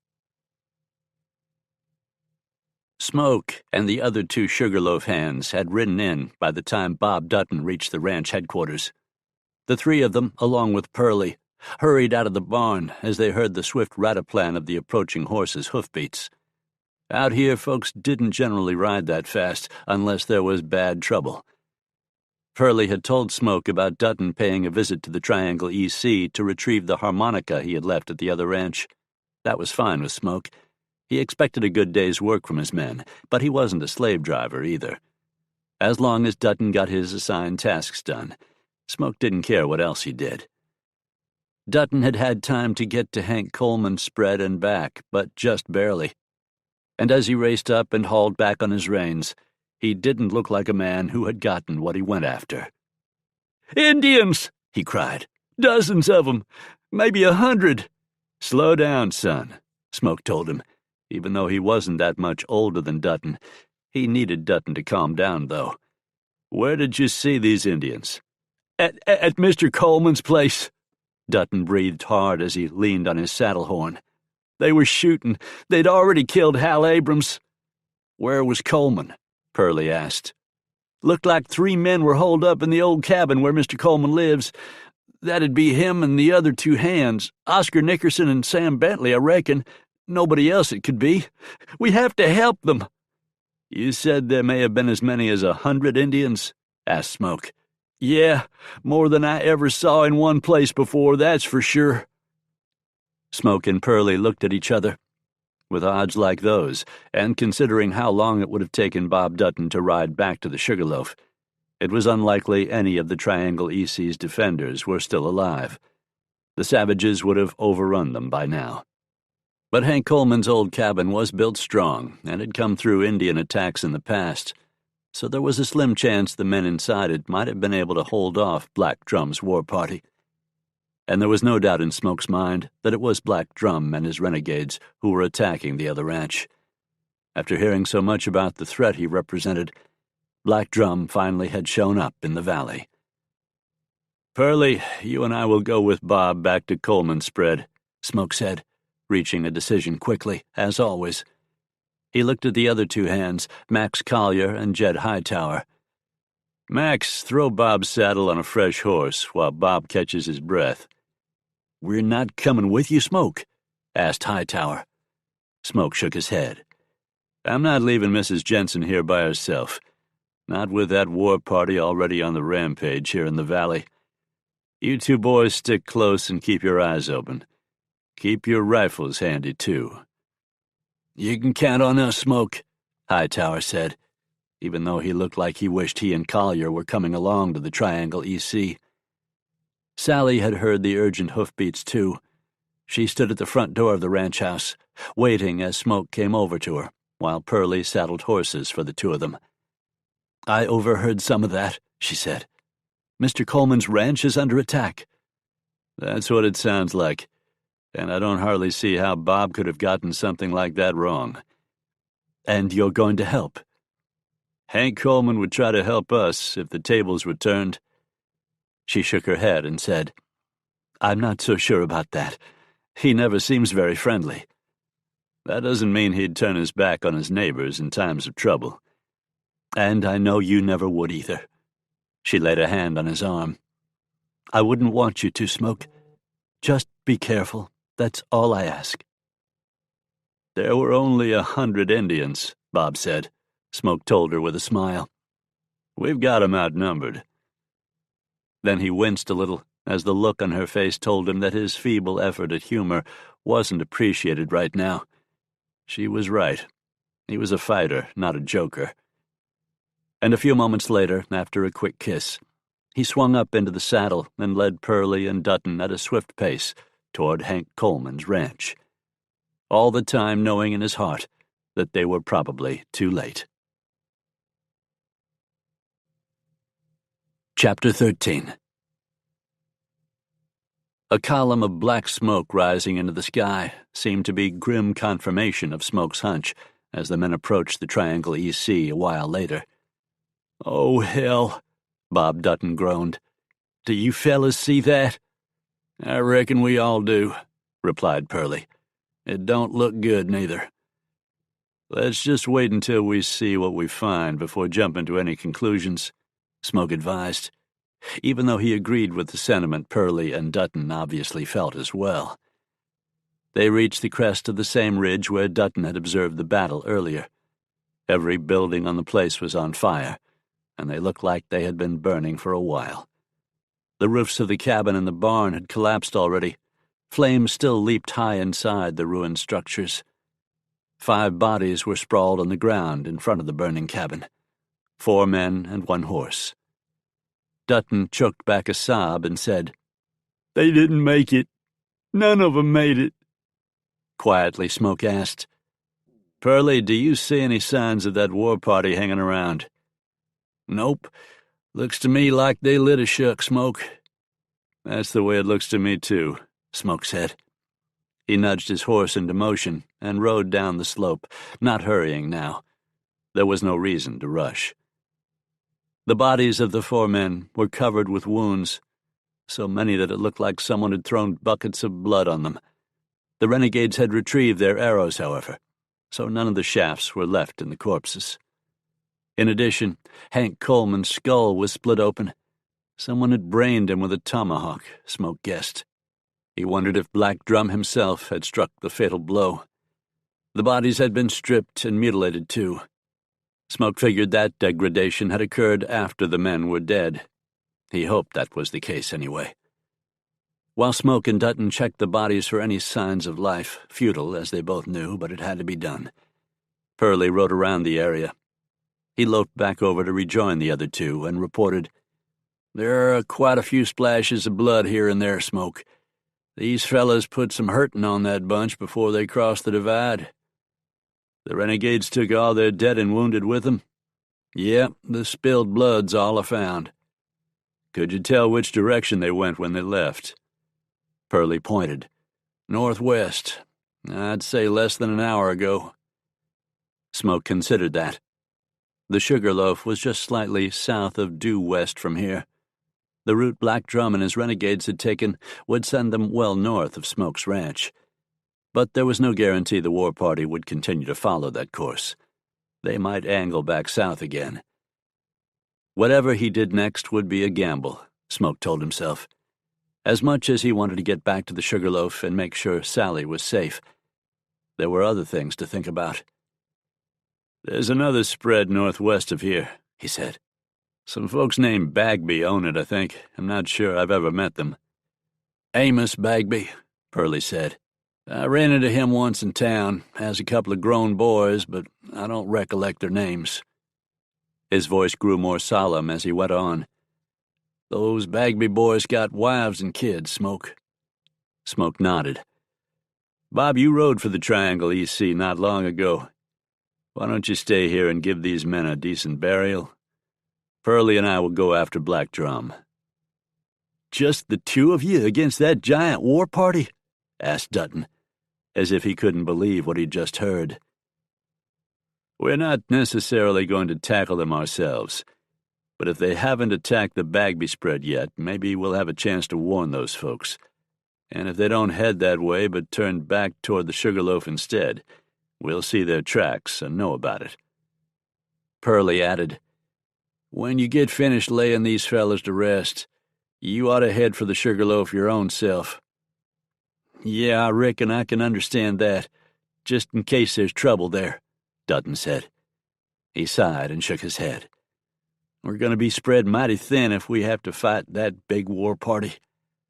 "That's why the army's here in the valley," Smoke said. But at the same time, everything he had seen and heard so far about the 1st Colorado Rifles didn't fill him with a great deal of confidence. For now, he and Pearlie took up the trail of the renegades, while Dutton remained behind at the Triangle EC, searching for something he could use to scrape out graves for the fallen men. Dutton knew there had been a couple of shovels in a tool shed behind the barn the last time he was here. He circled the still-burning structure, making a face as the smoke stung his nose and eyes, and saw that part of the shed had burned too. but a couple of walls were still standing, and although they were smoldering, no flames came from them. Dutton held his bandana over his mouth and nose to give him a little protection from the smoke, and approached the ruins carefully. A lot of heat still rose from where the shed's roof had fallen in. He looked through the rubble, spotted a shovel blade, and went back to his horse to fetch a rope. He was a good hand with a lasso, and dabbed a loop over the shovel blade with only a couple of tosses. He pulled it out of the ashes, then took hold of it with a bandana. It was still hot enough to make him wince, and he let it drop on the ground. Flames had blackened the shovel's blade, but not really damaged it. The handle was charred, but appeared to be intact. Dutton let the tool lie there, out of the fire, and cool off, while he walked around and decided where to dig the graves. There was a nice grassy area back of the ranch house that had some shade at times, but it wasn't close enough to the trees for roots to be a problem when he started digging. Dutton's eyes roamed constantly on the surroundings. He was keenly aware that he was alone here. The chances of the Cheyenne renegades doubling back were pretty slim, but he couldn't rule it out completely. If he saw anything suspicious, he would have to jump on his horse and get out of here in a hurry, whether he had completed his grim task or not. When he checked the shovel again, it had cooled off enough for him to pick it up. He carried it to the place he had picked out and got to work. Nothing happened while Dutton was digging the graves, except that he got hot and sweat soaked his shirt. By the time he got the 4 holes scooped out of the earth, the fires had burned down enough for him to carefully explore around the edges of what was left of the cabin and the bunkhouse. He was looking for blankets in which to wrap the bodies. He found a few scraps that hadn't burned, and reached into the ashes with the shovel to drag them out. As far as burial shrouds went, they were woefully inadequate, but they were all he had. He buried Hank Coleman first, then the 3 cowboys. As he approached the last of the bodies, that of Oscar Nickerson, he averted his eyes from the mutilation that almost rendered Nickerson unrecognizable. When he did that, he saw the sun reflect off something lying on the ground several yards away. Giving in to his curiosity, he stepped over to the spot and looked down. His harmonica was lying there, and as he stared at it, Dutton realized that it must have been in Nickerson's shirt pocket. One of the savages had found it while looting the body and cast it aside as something worthless. That was the only explanation that made sense. "So you're the one who had it, Oscar? You know you couldn't play it. Every time you tried, you sounded like a lovesick calf." Dutton bent and picked up the harmonica. Emotion made him close his hand tightly around it for a moment. Then, with a shudder, he got control of himself. He slipped the harmonica into his pocket and went back to work. When he had the dirt mounded on all 4 graves, he stepped back and stuck the shovel in the ground so the handle stood straight up. That was all he had to use for a marker right now. But he promised himself he would ride back over here as soon as he had a chance and put up some proper markers for the 4 men. He was sure Smoke and Pearlie would be happy to help him do that. Thinking of Smoke and Pearlie reminded him that he needed to get back to the Sugarloaf. But before he left, he took the harmonica from his pocket and tapped it against his other hand to get any dirt or debris out of it. Then, cradling the instrument in both hands, he lifted it to his lips and began to play. The strains of Amazing Grace lifted into the air above the devastated ranch headquarters and the 4 graves. Dutton played the hymn all the way through, then mounted up and rode away. Amos Bagby was a tall, raw-boned man with a tuft of gray beard that made him look like a billy goat. He knew that, but would still get annoyed with anybody who pointed out the resemblance. His sons Martin and Richard were too smart to do such a thing, but every now and then one of the grandkids would go, "Bah!" behind his back. That annoyed him, but he couldn't stay mad at the little varmints. Martin and his wife Elise had 2 boys and a girl. Richard and his wife Dorothy had 2 girls. It was a mighty fine family he had here, Amos Bagby often thought, and a fine growing spread as well. Moving to Colorado and starting the ranch had been a good thing. Right now, however, he hoped settling here wouldn't get them all killed. Bagby's son Martin gripped the shoulders of his oldest son, young Marty, and asked, "Are you sure you saw Indians?" The red-headed 10-year-old bobbed his head and said, "I'm sure, Pa, sure as I can be." The youngster's eyes were wide. "I was down by the creek, and I looked up on the hill on the other side, and there they was, big as life, a-lookin' down at me. I figured they were going to shoot me with arrows and then scalp me, but then they sort of just faded back out of sight and were gone." Elise, Martin's wife and young Marty's mother, pressed a hand to the bosom of her dress and said, "They must have been tame Indians."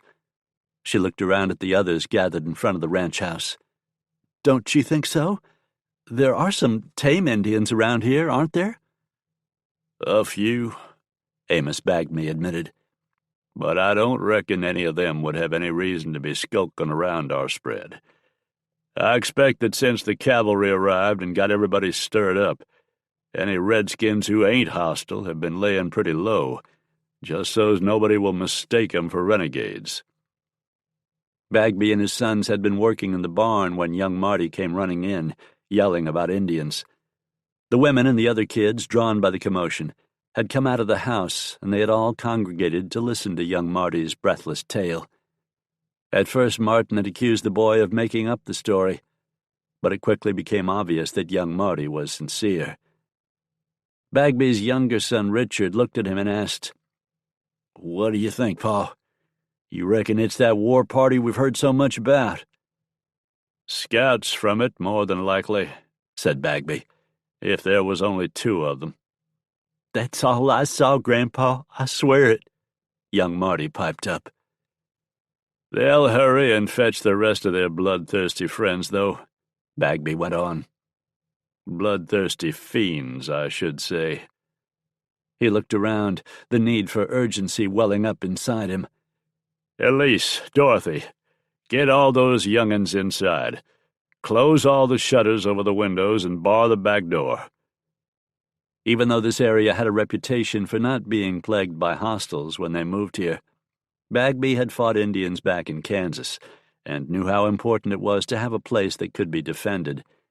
Just because there was no trouble in a place didn't mean it would always be like that. So the house had thick log walls and sturdy shutters. "Martin, you'll be in the house too," Bagby went on.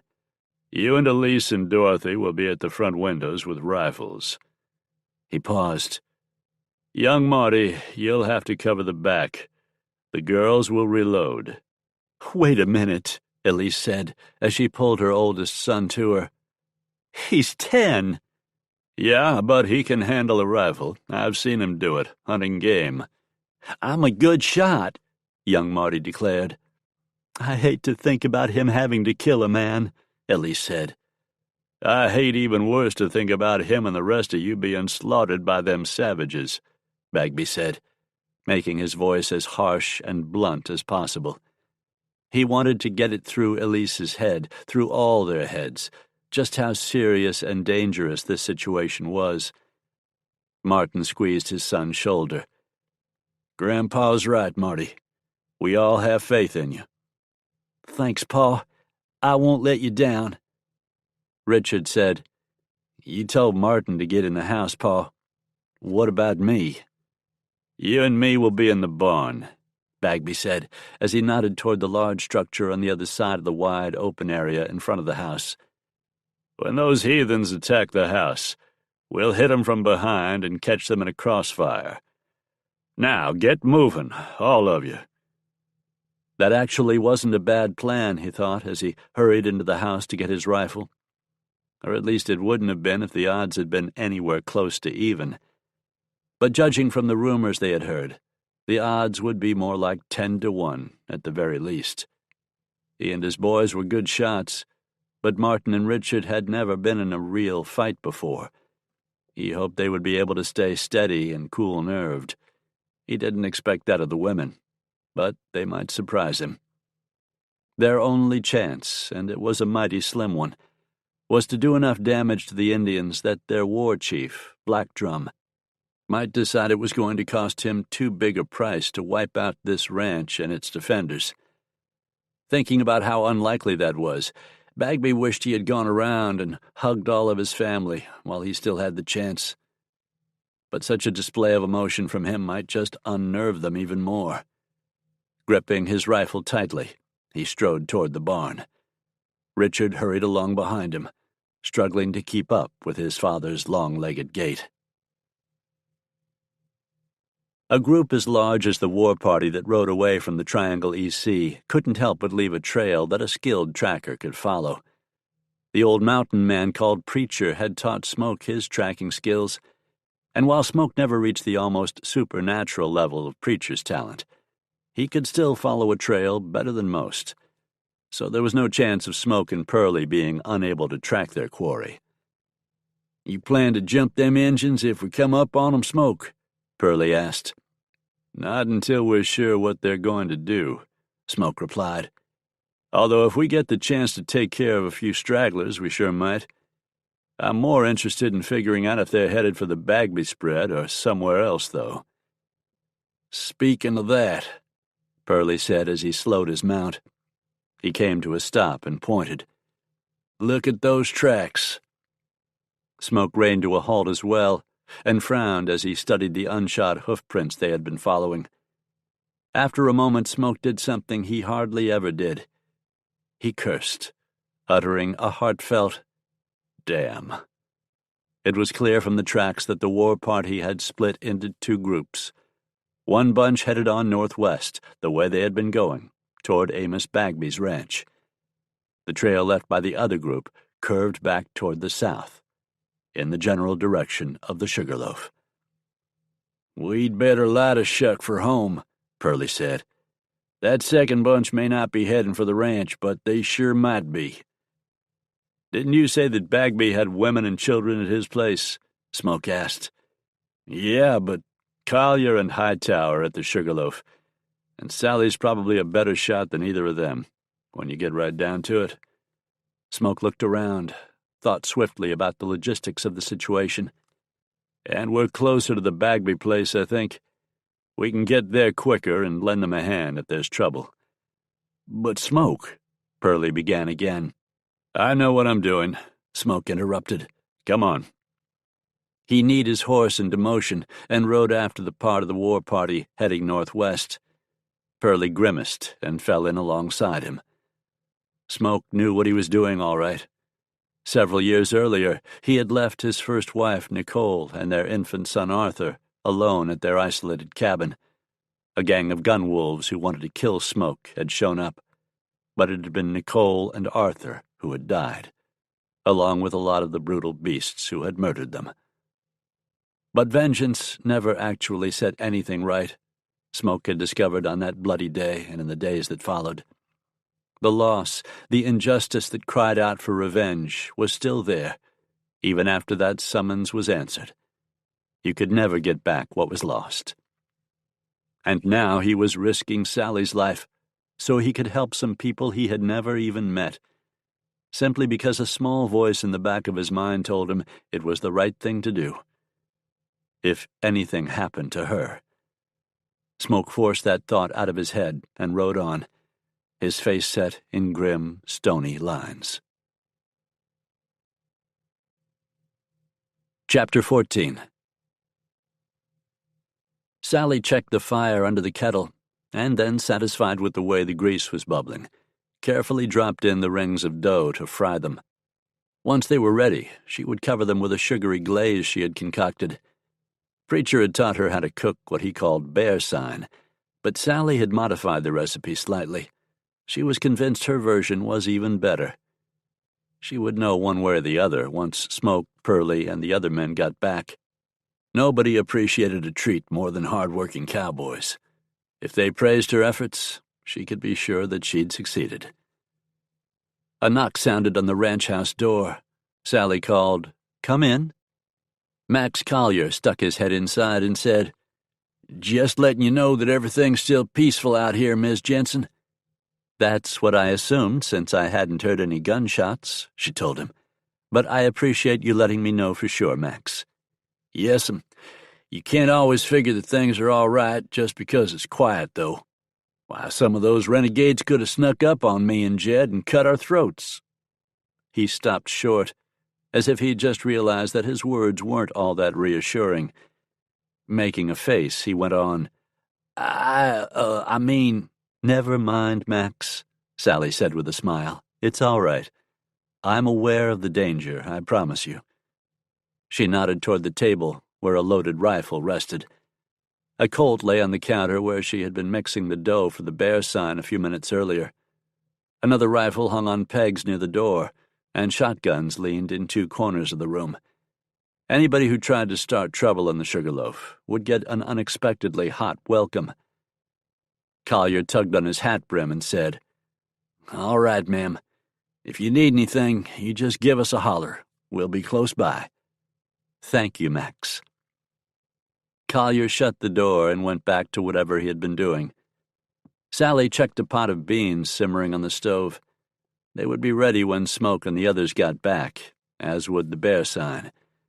Sally told herself it was just a matter of time until her husband returned, safe and sound, and ready to sweep her into his arms for a big hug and a resounding kiss, the same way he had returned from all the other trouble he had ridden off to face during their eventful time together. Smoke always came back. But what if someday he didn't? Sally refused to allow herself to think about that. She hummed a little tune under her breath as she went about her work. It helped drown out the little voice of worry in the back of her mind. "Where the hell are they, Pa?" asked Richard Bagby, as he and his father waited anxiously in the barn across from the ranch house. They were on either side of the big door, which was open just wide enough for them to peer out. "Don't know," Amos Bagby replied. "Just because the young'un's seen those scouts, that's no guarantee the war party will show up here. You can't predict what a redskin will do. Ever. And from what we've heard, that fella Black Drum is even crazier than most of 'em." "So you think they might just ride on and leave us alone?" Richard sounded like he desperately wanted to believe that was a possibility. "Might happen. Or it might not." Bagby stopped short as an arrow whipped through the opening and passed so close to him that he felt the feather fletching brush against his ear. It took him so much by surprise that for a long second he couldn't even grasp what had just happened. But then his heart dropped like a stone, even as he lifted his rifle to his shoulder and called to his son, "Here they come." The arrow fired into the barn could mean only one thing. The Indians knew somebody was in here. Bagby's plan to catch the hostiles by surprise was ruined before it ever had a chance to work. Since they had lost that element of surprise, he crowded forward to look out and saw a line of about 20 mounted warriors charging into the open area between the house and barn. Arrows flew toward both structures. Bagby heard them striking the door and the wall as he aimed and squeezed his rifle's trigger. The weapon cracked and bucked against his shoulder. He hoped to see one of the attackers fall, but that didn't happen. The raiders were moving so fast and their ponies' hooves were kicking up so much dust, it was hard to draw a bead on any of them. A few feet away, Richard fired too. Shots erupted from the house. The shutters over the windows were made with firing ports in them, little hinged doors that opened upward and could be hooked in place. Martin, Elise, and Dorothy raked the attackers with lead from in there. Amos Bagby felt a surge of pride as he heard the steady pounding of gunfire from his son and 2 daughters-in-law. Richard seemed cool-headed so far, too, cranking off several rounds into the charging renegades. The lead scything into them blunted the charge. The warriors hauled back on the reins, and the ponies began to mill around. Bagby shot again, and this time the sight of a Cheyenne sagging forward as blood welled from the hole in his side was the welcome result. The Indians retreated. "They're leaving, Pa," Richard said. "Don't you believe that for a second," Bagby replied, as he delved in a pocket for more cartridges to replace the ones he'd fired. Black Drum was just feeling us out, seeing where our defenses are and how strong they might be. But we killed 2 or 3 of them, looked like. Bagby snorted. Hell, you don't think Black Drum cares about that, do you? With all the slaughtering he's been doing ever since he jumped the reservation, you can tell he doesn't care about anything except killing white folks. If he has to sacrifice some of his warriors, he'll do it, as long as he gets what he wants. He's got a big enough bunch following him that he can afford to lose some of them. The old rancher drew in a weary breath and sighed before he went on. Besides, word of what he's been doing is likely spread to more than the settlers. Every malcontent redskin in these parts will have heard about Black Drum and want to throw in with him. Some of them back on the reservation have probably escaped already and are on their way to join him. The longer he gets away with all the killing, the stronger his bunch will get. Richard gulped and said, Pa, you make it sound like he's getting himself an army. Pretty close to it, boy. Pretty close to it. Bagby lifted his reloaded rifle. And here they come again. Inside the house, young Marty Bagby stood at a shuttered rear window, peering wide-eyed through the little firing port. He shifted his head from side to side, changing the angle so he could widen the area he could see. The rifle in his hands was heavy enough to make his muscles quiver slightly. The rifle's weight was all it was, he told himself. He wasn't trembling because he was scared. Well, not too scared, anyway. He heard the shooting from the front room and wished he was up there with his ma and pa and Aunt Dorothy. Instead, he was back here in this bedroom with his sister Millie, who was a year younger than him. She had a second rifle already loaded, lying on a small table the two of them had pulled out from a wall. An open box of ammunition sat on the table as well. "You see anything, Marty?" she asked. Not a blasted thing," he said. He started to cuss and say he didn't see a damned thing, but he stopped because he knew his sister would tattle on him if he did. Still, it seemed like if he was old enough to handle a rifle and shoot Injuns, he ought to be able to swear now and then, like he knew his pa and uncle and grandpa did when none of the women folks were around. Then he saw something move out yonder, in the trees behind the ranch house, and he forgot all about being tattled on, as he said, "Oh, hell! Is it an Indian?" asked Millie, her voice trembling. "I think so." Marty laid his cheek against the rifle's smooth stock and squinted over the barrel as he rested it in the firing port. "I saw something out there in the woods." He had stuck the rifle out too far. Something grabbed the barrel and jerked. Marty felt it almost slip away from him, but as he tightened his grip on it and lurched forward along with the rifle, his finger pulled the trigger. The rifle went off with a thunderous roar. Somebody screeched outside. Millie clapped her hands to her cheeks and screamed. Marty worked the rifle's lever, threw his weight against it so it angled toward whoever had hold of it, and pulled the trigger again. The varmint let go as another howl sounded. Marty pulled the rifle back until just the muzzle protruded. He saw buckskin-clad shapes erupt from the woods as he jacked another round in the chamber. "Stop that caterwauling!" he yelled at his sister without looking around. The rifle cracked and kicked again. His shoulder was starting to hurt already from the recoil, but he ignored the pain as he saw one of the attackers tumble to the ground and go head over heels. Marty thought for a second that the Indian might have just tripped, but when he didn't get up again, Marty had a pretty strong hunch that he'd hit him. The firing port was about 4 inches square. That wasn't very big, but it was big enough for an arrow to come through it, even with the rifle barrel taking up part of the opening. Marty caught his breath as he spotted one of the missiles streaking straight toward him. Instinct made him jerk the rifle barrel up a little. The arrow struck it and clattered off instead of coming through the opening to hit him. He had another round chambered already, so he let loose at an Indian who was lowering a bow. The warrior staggered and dropped the bow. Through the powder smoke that stung his eyes, Marty saw blood on the Indian's arm. "That'll learn you," he exclaimed as he worked the rifle's lever again. "Marty!" The cry came from the doorway. He jerked his head around to look over his shoulder. His mother stood there, a terrified expression on her face. "I'm fine, Ma," he told her. "Go on back up front and help Pa. Millie, get ready to hand me that other rifle. We got Injuns to fight." Smoke and Pearlie heard the angry snarl of gunfire when they were still quite a distance from the Bagby ranch. Pearlie groaned and said, "Dadgummit, that's where this bunch was headed all right." "The shooting just started," Smoke called, as he kneed his mount into a gallop.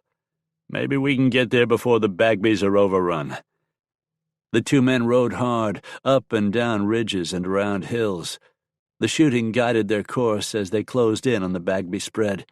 They came to a creek and turned to follow it along the smaller valley it had carved out within the wide expanse between mountain ranges. Smoke spotted some buildings up ahead, set back a short distance from the creek. A hazy cloud of powder smoke hung over the ranch headquarters. A couple of 100 yards from the ranch house, a large group of mounted warriors milled around. The shooting had trailed off, so Smoke figured the renegades were regrouping after a failed charge and getting ready to attack again. "Over there," he told Pearlie, as he pointed to a small, brush-covered knoll to the left. "Let's get up there and see if we can pick some of them off." They were still far enough away that it was unlikely anybody in the war party had spotted them. The renegades would have their attention focused on the buildings where they were trying to root out the defenders. Smoke and Pearlie rode rapidly behind some trees that screened them from the warriors' view as they approached the knoll. They reached the top of the brushy knob and dropped from their saddles just as the Indians launched another assault. Blood-curdling screeches came from dozens of throats as the renegades charged. Smoke and Pearlie knelt at the crest and lifted their rifles. Guns were going off all over the scene in front of them. With that much racket, it was unlikely Black Drum's warriors would hear the shots from up here, at least right away. Smoke searched among the attackers, trying to pick out the war chief. "I can't tell which of them is Black Drum, if he's even down there," he said. "Just pick your targets and make your shots count." "Looks like Bagby and his family are giving him a good fight," Pearlie commented as he drew a bead on one of the warriors. "I see half a dozen of the varmints down already." "Let's add to that," Smoke breathed as he stroked the trigger of his rifle. Cracking reports rang out steadily from the two men atop the knoll. Each time Smoke or Pearlie fired, one of the Cheyenne jerked, sagged, or threw up his arms and pitched limply from the pony's back. The withering fire they laid down was deadly in its accuracy.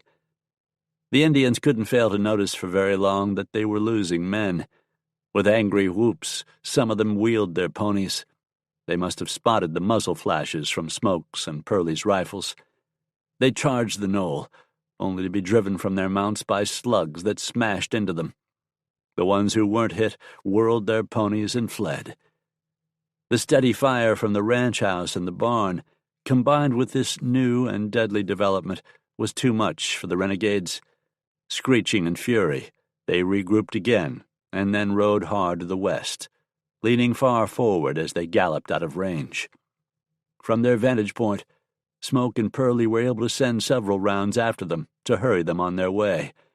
2 more renegades tumbled from their ponies and landed in limp sprawls that signified death. "Reckon they'll double back?" asked Pearlie as he lowered his still smoking rifle. "They don't act like it right now," Smoke replied, "but you never can tell."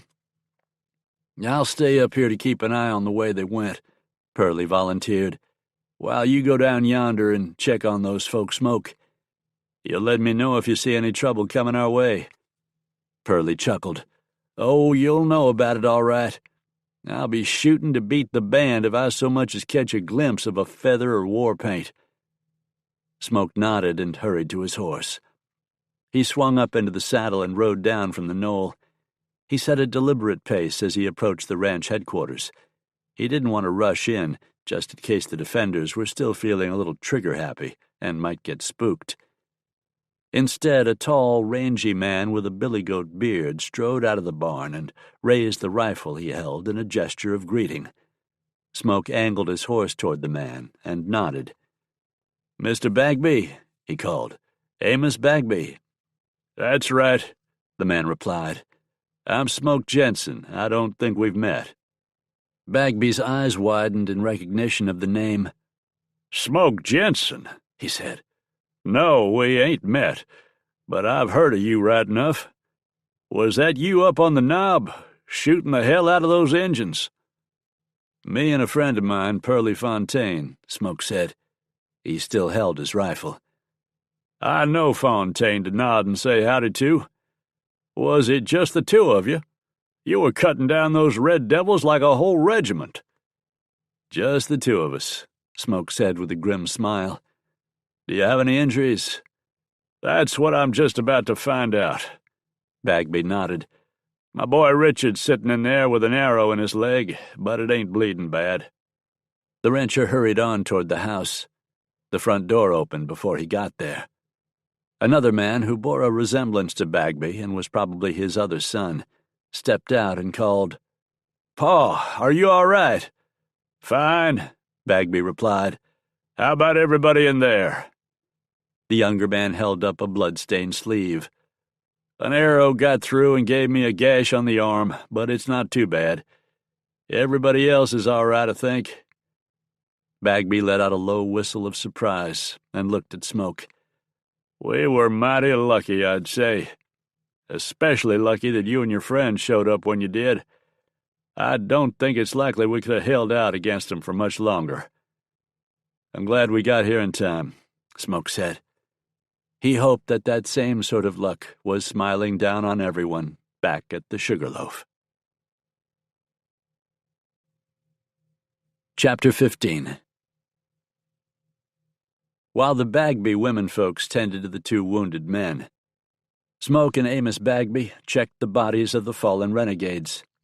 The other members of the war party hadn't had a chance to carry off their dead and wounded this time. Only there weren't any wounded. All the Cheyenne and Arapaho warriors were dead. The ranch's defenders had done some good shooting. None of the fallen warriors had a small, black-painted drum with them, so Smoke knew the war chief had survived this battle, if he had ever been here. Black Drum might have been part of the other group when the renegades split up. When Smoke and Bagby stepped around one of the house's rear corners, Smoke was surprised to see bodies of 3 of the raiders sprawled back here, too. "Looks like they tried to get behind the house, but whoever was posted back here did a good job of driving them off," he said. "That'd be my grandson, young Marty," Bagby said proudly. "How young?" From an open rifle port in the shutter over the window, a boy's voice said, "I'm 10 years old, sir." A freckled face topped by red hair looked out at the two men. "You did fine, son, mighty fine," Bagby said. "Who taught you to shoot?" asked Smoke. "My pa and my uncle and my grandpa, sir," young Marty answered. "My sister helped with the loading, and she done a good job, too." "I'd say so," Smoke agreed solemnly. He looked at Bagby and added, "You are a lucky man." "And I sure as blazes know it," the rancher said. Things seemed to be under control here. There was no guarantee the renegades wouldn't return, but Smoke didn't believe that was likely after the losses they had suffered already. He thought there was a better chance the survivors would rendezvous with the rest of the war party. The question was, where would that reunion take place? The Sugarloaf was one ominous possibility. Smoke quickly explained to Bagby how he and Pearlie had found where the war party split up, then said, "I'd like to stay here just to make sure everything will be all right, but no, if your spread lies in the general direction that other bunch of savages was headed, you got to go check on your folks," Bagby interrupted. "By grab, if my 2 boys weren't wounded, I'd come with you, just to give you a hand if you need it. But with both of them not at full fighting strength." Smoke nodded and said, "I understand, Mr. Bagby. You need to stay here, just in case those raiders double back. I don't expect them to, but you never know." Bagby extended his hand. "We're mighty obliged to you, Jenson." Smoke gripped his hand and said, "Make it Smoke. I'm glad we finally got to meet. Just wish it had been under better circumstances." "We made it through. This day and age, that's all you can hope for sometimes. Good luck to you and yours, Smoke." Smoke lifted a hand in farewell and trotted back toward the knoll where he had left Pearlie. Pearlie must have seen him coming, because he appeared at the top of the slope, riding his horse. A moment later, both men were in the saddle and headed for the Sugarloaf as fast as their horses would take them. Smoke had told Max Collier and Jed Hightower to stay close to the ranch headquarters while he and Pearlie were gone. Both young cowboys fully intended to follow Smoke's orders, but then Hightower noticed something. "That damn fool milk cow's busted down the fence in her pen and wandered off again," Hightower reported as he came into the barn where Collier was mending some harness. "She headed over to that meadow where those wildflowers grow, I'll bet," said Collier. He put the harness aside. "I've never seen a cow go so loco over some wildflowers." Hightower took off his hat and scratched at his rust-colored hair. "I don't cotton much to the idea of letting her wander around like that. Not with Indians maybe somewhere in these parts." "The fact that there's Indians somewhere in these parts is exactly the reason you shouldn't go chasing off after her. That's what you were thinking about doing, ain't it? Speaking of damn fools." "Milking her is one of my regular chores," Hightower explained. "I won't deny I've gotten a mite fond of the critter, seeing her every day like that, just the two of us so early in the morning like. As soon as Smoke and Pearlie and Bob rode off, I should have got her and put her in here in the barn where she'd be safe." He clapped his hat back on his head and sighed. "I sure hope the Injuns don't get her." "Oh, hell," Collier said. "If you're that worried, it wouldn't take us but 10 minutes or so to ride over to that meadow she likes and see if she's there, and 10 more minutes to drive her back here. Less than half an hour, all told." Hightower shook his head. "And leave Miss Sally here by herself? No, sir, we can't do that. If we left her here alone and something happened to her, Smoke would never forgive us. I don't know about you, but I sure as shootin' don't want a mad Smoke Jenson on my trail." "Shootin' is right," muttered Collier. "He'd probably fill us full of bullet holes, like he done to all those fellas up in Idaho." He paused. "But if you wanted to go look for that darn cow, I don't reckon there's any way I could stop you short of whipping you and hog-tying you. Which you couldn't do anyway." Collier stood up and said, "I wouldn't be so dad-blasted sure about that." Hightower lifted a hand to forestall the argument. "We can settle that some other time, maybe, if we want to. Right now, I want to know, are you saying I ought to go after that cow?" "Well, with no milk, Miss Sally couldn't bake as many good things as she does." "That's right. And you'd still be here to look after things, not to mention I wouldn't be gone very long." "No, you wouldn't. One thing, though," Collier went on. "If you get to the meadow and she ain't there, I don't figure you ought to take any more time looking for her. Just turn around and come on back here." "I reckon I could do that. I'm going to saddle my horse." Hightower paused. "Thanks, Max. Just go on. I don't want that critter to wind up in some redskin's belly, neither." A few minutes later, Jed Hightower rode away from the ranch headquarters, heading north. The meadow where they had found the milk cow several times before when it strayed was about a mile from the ranch house. Despite his determination to do this, worry gnawed at Hightower's guts as he rode. It was a pretty day. Birds were singing in the trees, and the whole world seemed peaceful. He knew it might be anything but, though. Indians were stealthy. A lot of times a fella didn't know they were anywhere around until it was too late. It probably would have been smarter, not to mention safer, for him to just forget about that old cow and stay close to home. Smoke could get another milk cow. A man's scalp couldn't be replaced. This wouldn't take long, he told himself again, and although he hadn't said anything about it to anybody, he had taken to calling the cow Molly when it was just the two of them in the barn.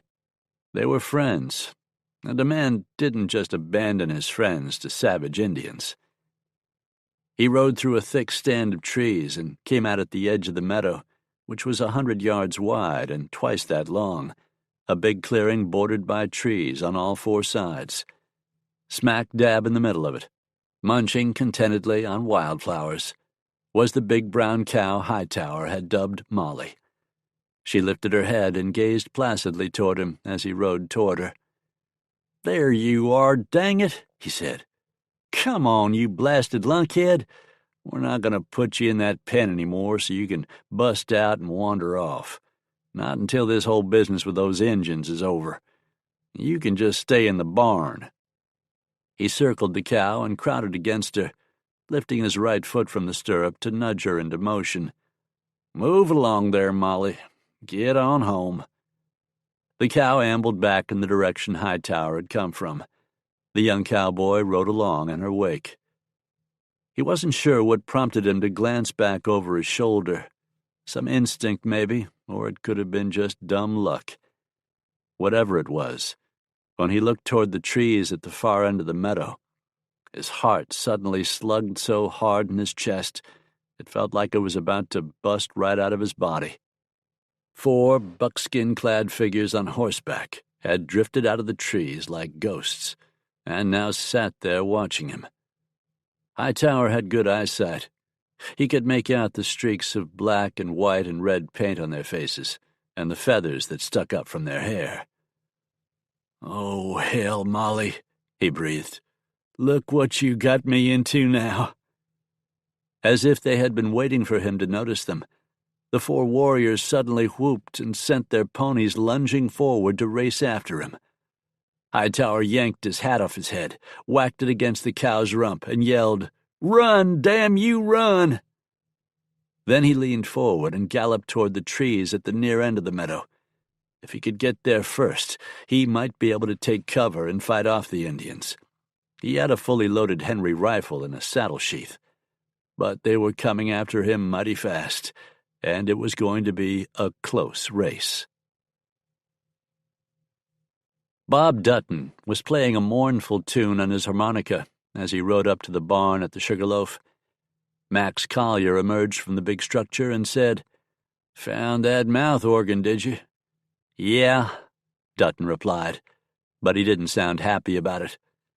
Collier's face grew more serious as he went on. "What happened at Coleman Spread? Were you and Smoke and Pearlie able to drive off those hostiles?" He frowned. "Where are Smoke and Pearlie?" "The Indians were already gone when we got there," said Dutton. His voice caught a little as he went on. I stayed to bury Mr. Coleman and the other fellas. They'd been wiped out. Smoke and Pearlie trailed the war party. Before they left, Smoke told me to come on back here once I got those men laid to rest, so I did." He looked around. "Where's Jed?" Worried lines appeared on Collier's face. "He went looking for that fool old milk cow. It got out of the pen and wandered off again." "And you let him do that?" Dutton couldn't hold in the exclamation. Collier and Hightower had been working for Smoke longer than he had, so technically he was the low man on the totem pole around the Sugarloaf. But he let out the startled words anyway. "It wouldn't take him but just a little while to ride up to that meadow where the cow always goes when it gets loose. And I told him that if she wasn't there, just turn around and get on back here as fast as he can. He ought to be back any time now." Collier waved a hand at their surroundings. "You can see for yourself. It's been quiet around here. Doesn't mean it's going to stay that way. I'll ride out to that meadow and take a look, make sure Jed's all right. Which way is it? I don't really know what you're talking about." "I know where it is. I can go."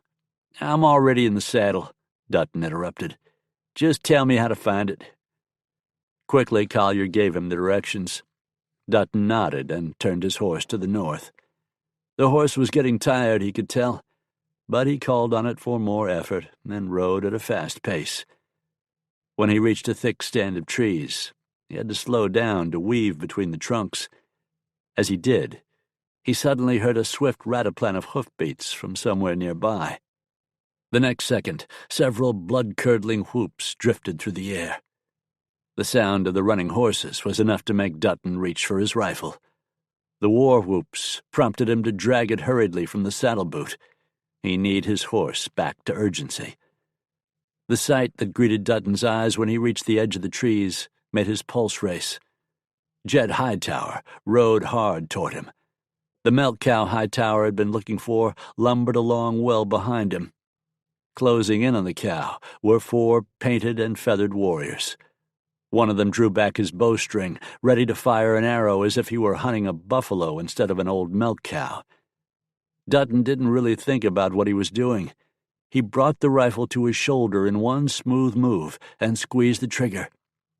The round that was already chambered exploded from the Henry, whipped past Hightower, and punched into the Indian's chest just before he loosed the arrow. The impact jolted the man back, so that the shaft flew harmlessly into the air.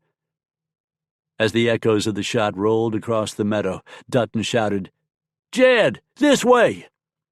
Hightower angled toward him. Dutton's horse was dancing around skittishly, spooked by the shot its rider had fired. Dutton tried to calm the animal, and when the horse settled down a little, he aimed at the 3 warriors who were still chasing Hightower.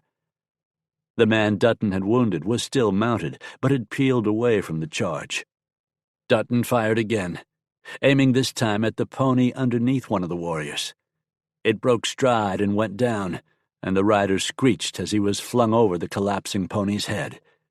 He sailed through the air for a second, then crashed into the ground, rolled over a couple of times, and lay still. The other 2 renegades darted around the fallen man, the slashing hooves of their ponies barely missing him. Hightower reached the trees and hauled back on the reins, bringing his horse to a stop near Dutton. "Mighty good to see you, Bob," he called. "Maybe we can fight off those other 2.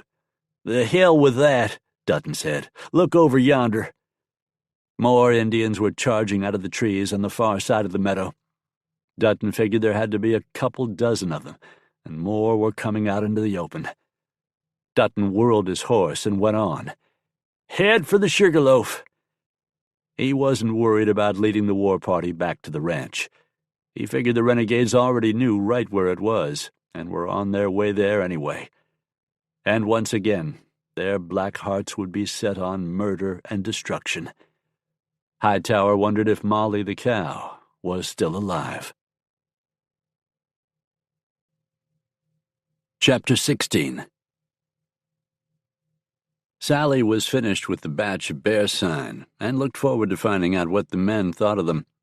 She stirred the beans in the pot on the stove, then set the spoon aside and walked to the ranch's house front door to look out.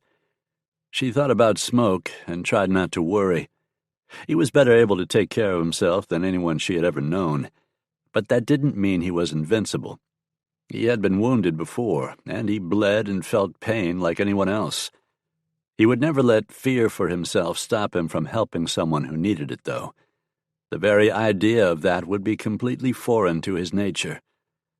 Sally forced herself to concentrate on what a pretty day it was, warm and with fluffy white clouds floating in the brilliant blue sky. Eventually, the threat from the Indians would be over. The world, this valley, the Sugarloaf, they would all go on. The sound of rapid hoofbeats caught her attention and made her step out in front of the house. She turned to the north and lifted her left hand to shade her eyes from the sun. She spotted 2 riders heading toward the ranch headquarters. They were still a couple of 100 yards away, but Sally had sharp eyes and recognized Bob Dutton and Jed Hightower. From the way they were leaning forward in their saddles and galloping their horses, it was like the devil himself was right behind them, barreling after them. "Max!" she called toward the barn. "Max, are you in there?" "What is it, Miss Sally?" he asked as he walked outside. "Is something— Holy cow!" He had seen Dutton and Hightower, too. Get in the house, ma'am. Now! Under different circumstances, Sally might have pointed out that he didn't have the right to order her around like that. But not now, not with trouble bearing down rapidly on them. Those two cowboys wouldn't be tearing along hell-bent for leather if nothing was wrong. Collier rode toward the barn, where the men had been sleeping while the bunkhouse was under construction. "I'll fetch some more rifles," he flung over his shoulder to Sally. That was a good idea, she thought. There were a number of firearms in the house already, but if they were about to be under attack, the more guns the better. She stepped inside, picked up the loaded Henry rifle from the table, and carried it back out. Bob Dutton and Jed Hightower were close now. Sally waved a hand over her head and made a sweeping motion with that arm for them to come toward her. They would fort up in the house. Smoke had built it with thick walls, heavy shutters and doors, and rifle loopholes. As he had phrased it, "Pray there won't ever be any trouble, but prepare for a whole heap of it." The two cowboys galloped up and dropped from the saddles before their horses had stopped completely. "Better get inside, Miss Sally," Dutton said. "A bunch of redskins aren't far behind us." "That's what we figured," Sally told him. "Max has gone to fetch more rifles." At that moment, Collier emerged from the barn, stumbling along under the weight of 4 rifles. "I'll give him a hand," Hightower said. He hurried to meet his friend and take a couple of the rifles from him. "There's plenty of ammunition in the house," Sally went on. "Smoke's been stocking up on it since we heard about that big war party." Dutton used his hat to swat the 2 sweating horses on the rumps and send them stampeding away. They could always be recovered later, after the fight. "I thought for a second we ought to get you and Max and make a run for town," he said. "But I don't reckon we'd get that far before those Injuns caught up to us." He shook his head. "No, we're going to have to make a stand here, for better or worse." "We'll hold out until Smoke and Pearlie get back," Sally said with a firm nod. "We have to." She went back inside, knowing that the 3 cowboys wouldn't take cover until she did. They clumped into the house after her. Dutton and Collier started closing the shutters over the windows. Hightower said, "I'm sorry, Miss Sally. That old milk cow got loose and wandered off, and I went to look for her. I reckon it was me who led those savages right back here to the ranch." Dutton looked over his shoulder and said, "You probably didn't have a thing to do with it, Jed. They were already on the rampage and would have gotten here sooner or later." He sighed and shook his head. "They killed Hank Coleman and all the hands at the Triangle E.C." Sally put a hand to her mouth and said, "Oh, no. Those poor men." "I laid 'em to rest," Dutton went on, "and then headed back here, like Smoke told me to." "Where are Smoke and Pearlie?" asked Sally. Dutton explained that they had followed the war party's trail away from the Coleman spread. "The varmints weren't headed in this direction when they left," he said, "but they must have circled back around to head this way, because they're sure enough out there now." While they were talking, Sally had taken several boxes of .44 cartridges from a shelf, set them on the table, and opened them. All the rifles were fully loaded at the moment, but they would need more ammunition before long. Hightower barred the back door and closed the rest of the shutters. The front door wasn't barred yet, and in fact stood partially open. Dutton stepped out to take a look to the north, muttering, "Those redskins that were chasing us should have been here by now." "Come on back in, Bob," Sally said. "You're too tempting a target out there." "I just don't want them sneaking up on us," Dutton began. An arrow struck his hat from behind and knocked it off his head. He yelped and whirled around, firing his rifle from the hip. He sprayed 3 swift shots, then dived for the door. Collier slammed the door behind Dutton, then he and Hightower dropped the bar in its brackets. Dutton had landed sprawling on the plank floor. He rolled over and surged back up to his feet. "They got around on the other side," he said as he tried to catch his breath. "Reckon they'll come at us from all 4 ways at once." "Each of us will be responsible for one side of the house," said Sally. She tried to sound cool and calm, but inside her nerves were stretched taut, and she wished Smoke was here. "Are you all right, Bob?" Dutton ran a hand over his close-cropped sandy hair. "The arrow that ventilated my hat came mighty close to scalping me, Miss Sally. but it missed this old noggin of mine." "That's good," she said. "Take the front. I'll cover the south side. Jed, you take the north." "And I'll have the back," Collier said. "Got it, Miss Sally." They followed her crisply stated orders and fanned out to the various windows. Sally slipped the muzzle of the Henry she carried through the loophole in the shutters and looked for a target, resting her cheek against the rifle's stock as she did so. She didn't see anything. There. She hesitated just for an instant, long enough to get a good look and make certain that the figure she'd spotted wore buckskins, war paint, and feathers. The Indian had a rifle, too. He fired it toward the house, smoke and flame spouting from its muzzle. The bullet thudded against the thick log wall, but didn't penetrate it. Sally squeezed the trigger. She was expecting the loud crack and the recoil against her shoulder, so she didn't flinch. With a determined expression on her face, she worked the rifle's lever and looked for another target. Colonel Lamar Talbot pulled back on his horse's reins and brought the animal to a halt. He turned his head to look at the man riding beside him and asked, "Do you hear that, Captain?" "Yes, sir, I sure do," replied Captain Adam Skinner. "It sounds like gunfire. A lot of shooting going on somewhere up there." Talbot frowned and thought. "What lies in that direction? Do you know, Captain?" "I believe that's about where Smoke Jenson's ranch is, Colonel." Skinner paused. He knew quite well that was where the Sugarloaf was located. "Are we going to investigate? Or would you prefer to return to our camp for reinforcements?" Talbot didn't answer immediately. Skinner could tell by the look on the colonel's face that he was weighing the alternatives. They had 20 men with them.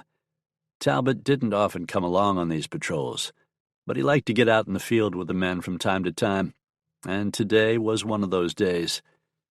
Would 20 men be enough to handle whatever the trouble was? Judging by all the shots he heard, Skinner thought it sounded like a small-scale war had broken out. Of course, with repeating rifles being used, it was difficult to tell how many men might be involved. Talbot came to a decision. "Let's go take a look, Captain." "Fine by me, sir," Skinner responded honestly. He never minded action, and when you got right down to it, he didn't want those damned savages to kill Smoke Jenson. That was a pleasure he hoped to reserve for himself. He lifted himself in the stirrups, turned to look back at the troopers strung out behind them, and with a wave of his arm shouted, "Patrol! Forward!" The men surged ahead, with Talbot and Skinner leading the way. As they approached Jenson's ranch, the gunfire got louder. Talbot signaled a halt and said, "We're not going to charge in there blindly. Captain, you'll scout ahead and report back on the situation. Take Sergeant Rafferty with you." "Yes, sir," Skinner said. Talbot smiled faintly and added, "You know Mr. Jenson's ranch better than any of us, I dare say." Skinner's rugged face warmed with anger. His failure to secure those horses from Jenson, followed by the brawl with the man, rankled him. No one had ever defeated him in a bare-knuckle scrap before, and he still had a hard time believing that Jenson had been able to. Talbot hadn't given him much trouble about his lack of success in the mission he'd been assigned. In fact, the colonel hadn't even seemed all that surprised. If anything, that grated on Skinner even more than if Talbot had chewed him out. He had never let the colonel down so far, and he didn't like doing it now. But that was in the past, and right now it seemed like all hell was breaking loose not far away. Talbot dug his heels into his horse's flanks and sent the animal trotting ahead. Sergeant Rafferty pulled up alongside him. They left the rest of the patrol behind. "Are we going to engage the hostiles, Captain?" Rafferty asked. "Only if they don't give us any choice," Skinner said. "You heard the colonel's order. We're just scouting out the situation right now." "I sure hope we get a little action this time," Rafferty grimaced. "I'm ready to kill some of those savages. We've been here more than a week and haven't spilled any redskin blood." Skinner listened to the shots and said, "You're liable to get your wish before this day's over, Sergeant." They left the trail and rode into some trees to approach the scene of battle from concealment. After they'd advanced for a few minutes, Skinner dismounted and motioned silently for Rafferty to follow suit. They led their horses forward, using the trees and brush for cover, until they reached a spot where Skinner was able to part the growth and peer through the gap at Smoke Jenson's ranch headquarters. Indians had surrounded the house, using the barn, the corrals and sheds, a parked buckboard, a couple of water troughs, and some trees for shelter as they fired rifles at the house. They weren't using bows and arrows, because those missiles wouldn't be able to penetrate the house's thick walls. Skinner figured those walls were stopping most of the bullets, too. Heavy shutters had been closed over the windows, and he was willing to bet that the doors were barred. Farther back, out of rifle range, more Indians waited on their ponies. Sergeant Rafferty looked at them and said quietly, "Damn, Captain, there's a whole swarm of the Red Devils. Must be 50 or 60 at least. And only a handful defending the house," said Skinner. "But from the looks of the Redskins they put down, they're pretty good shots." From where he and Rafferty crouched in the brush, several sprawled bodies were visible. Skinner counted them. 9 of the renegades had fallen, and judging by their limp lack of motion, they were either dead or badly wounded, and those were just the ones he could see. There could be others outside his line of sight. "They've got us outnumbered 3-1, Captain," Rafferty said. "What are we going to tell the Colonel?" "We'll tell him what we saw here, nothing more or less," Skinner said. "It'll be up to him to decide what to do." "You think he'll want to take on those hostiles in a fight?" Rafferty sounded eager and nervous at the same time. "It wouldn't surprise me a bit, Sergeant."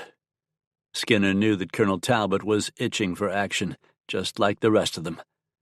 "Come on, we'll withdraw now and report back to him." They hurried back the half-mile to where they had left Talbot and the rest of the patrol. With an impatient look on his face, the colonel demanded, "Well, what did you find?" "It's Black Drum's renegades, all right," said Skinner. "There can't be any other bunch of hostiles that big in these parts. They've got Jenson's ranch house surrounded, but it looks like the folks in the house have held them off so far." "You don't know how many defenders there are?" Skinner shook his head. "No way to tell. Not enough to hold those Redskins off forever, though, I'd say." "How many are in the war party?" "Rafferty and I saw 50 or 60. Wouldn't you say that was right, Sergeant?" "Yes, sir," Rafferty responded. "That many of the savages for sure." Talbot stroked his chin as he thought about what they had told him. After a moment, he asked, "How many are armed with rifles?" "Hard to say," Skinner replied. "Half of them, maybe." "So you're saying that we'd be facing 25 to 30 riflemen, a force roughly the same size as our own?" Sergeant Rafferty blurted out, "Yeah, but there are just as many hostiles with bows and arrows, Colonel, and they're deadly, too." "Primitive weapons in the hands of primitive people," Talbot said with a sneer. Then he turned to the troopers, who had dismounted to rest their horses while Skinner and Rafferty scouted the battle. "Mount up, men. We're going to engage the enemy. Be brave, and we will emerge triumphant." Skinner and Rafferty glanced at each other. Under his breath, the sergeant asked, "Is this a good idea, Captain?" "It's the colonel's order, Sergeant, so we'll carry it out," Skinner said, but he didn't look or sound completely confident that they were doing the right thing either. On the other hand, Skinner didn't want any of those Red Devils killing Smoke Jenson, so long as there was a chance he could do it himself. So he wasn't going to argue with Talbot. Instead, he swung up into his saddle and was at the head of the column as the patrol rode quickly toward the Sugarloaf. Chapter 17. Sally's shoulder ached from the Henry's recoil, and her eyes watered from the cloud of powder smoke that hung in the room. From time to time, the urge to cough struck her, but she could put up with that as long as it didn't happen while she was trying to aim at one of the renegades. She wasn't sure, but she thought she had killed a couple of the attackers and wounded at least 2 or 3 more. She hoped the men were doing as well or better. When she had paused to reload, she called out to them to make sure that they were still all right. Each time the 3 ranch hands answered and assured her they were fine. If that truly was the case, they had all been lucky. Several times bullets had struck the loophole she was using and whipped through the room, and she was sure the same thing had happened on the other sides of the ranch house. The constant bombardment of rifle slugs had also chipped away some small openings in the places where the logs were chinked together. Simply put, the Indians were in the process of shooting the place to pieces, and if their ammunition held out long enough, they might just do it. Finished reloading again, she had just pressed her right cheek to the Henry's stock and peered out through the loophole, when what felt like a breath of hot air brushed across her left cheek, and she felt the hair behind her left ear jump. It was such a startling sensation that she almost fell backward. Then her cheek and her ear began to sting. Sally said, "Oh!" and pulled the rifle from the loophole, then turned and sat down on the floor with her back against the wall. She had the Henry across her lap as she lifted her left hand and gingerly touched that cheek. Her fingertips came away with a very faint smear of red on them. She touched her ear with the same result. Those were bullet burns, she knew. They were barely bleeding, but they were wounds nonetheless. One of the shots from outside had kissed her on the cheek, she thought wildly. She had come that close to dying just now. She closed her eyes and shuddered at the realization. The brush with death affected her for her own sake, of course, but even more so she thought about what it would do to Smoke if anything happened to her. He had already lost one wife and their child at the hands of brutal murderers. Even though he didn't talk much about those days, Sally knew the grief had been almost more than he could stand. She didn't want to be responsible for him suffering like that again. But she couldn't leave this side of the house undefended either. She drew in a deep, ragged breath, lifted the Henry, stood up, and turned once again to the shuttered window. A few seconds later, the rifle in her hands barked, and one of the renegades spun crazily off his feet as he tried to dart from one bit of cover to another. Sally had drilled him perfectly. She worked the Henry's lever and watched for another target. Black Drum sat calmly on his pony and watched as his men continued the siege of the ranch house. It was only a matter of time until all the whites were killed, and then Black Drum would burn the buildings to the ground. He would leave death and destruction behind him, as a warning to all the other whites that they never should have come to this land. His scouts had reported seeing a young, attractive woman on this ranch. He hoped that she would survive the battle, so he could give her to his men. But if she didn't, it wasn't that important. There would be other women, and more death, and more devastation. His fingers strayed to the drum's taut-stretched skin and tapped idly on it as he allowed his mind free rein to contemplate all the white man's blood he would spill, all the screams of agony that would rip from their throats. His visions had told him that he could never be defeated, and that rivers of gore would flow whenever he lifted his hand in the signal to kill. A different sort of drumming, that of rapid hoofbeats, broke into his reverie. He turned his head and saw a large group of mounted warriors trotting quickly in his direction. At their head rode Wolf Cloud, the warrior he had placed in command of the other group when the war party split up so as to wreak more havoc among the whites in this valley. Black Drum moved to meet the newcomers. Wolf Cloud came up to him, and both men stopped their ponies. "You returned sooner than I expected," Black Drum said in the Cheyenne tongue. "Were there no more white men for you to kill?" Wolf Cloud grimaced and then spat. "We found one of their ranches," he reported, "but we were driven away when more white men arrived." "A large force. I do not know how many there were, but we lost 8 warriors with 10 more wounded, and I decided the price we would pay to vanquish them was too high." For a long moment, Black Drum stared at his lieutenant. His hand strayed away from the drum hanging by its sling to the tomahawk tucked in the loop of the rawhide cord around his waist. Wolf Cloud saw the movement and stiffened, as if he thought Black Drum might kill him for his failure. Black Drum considered it.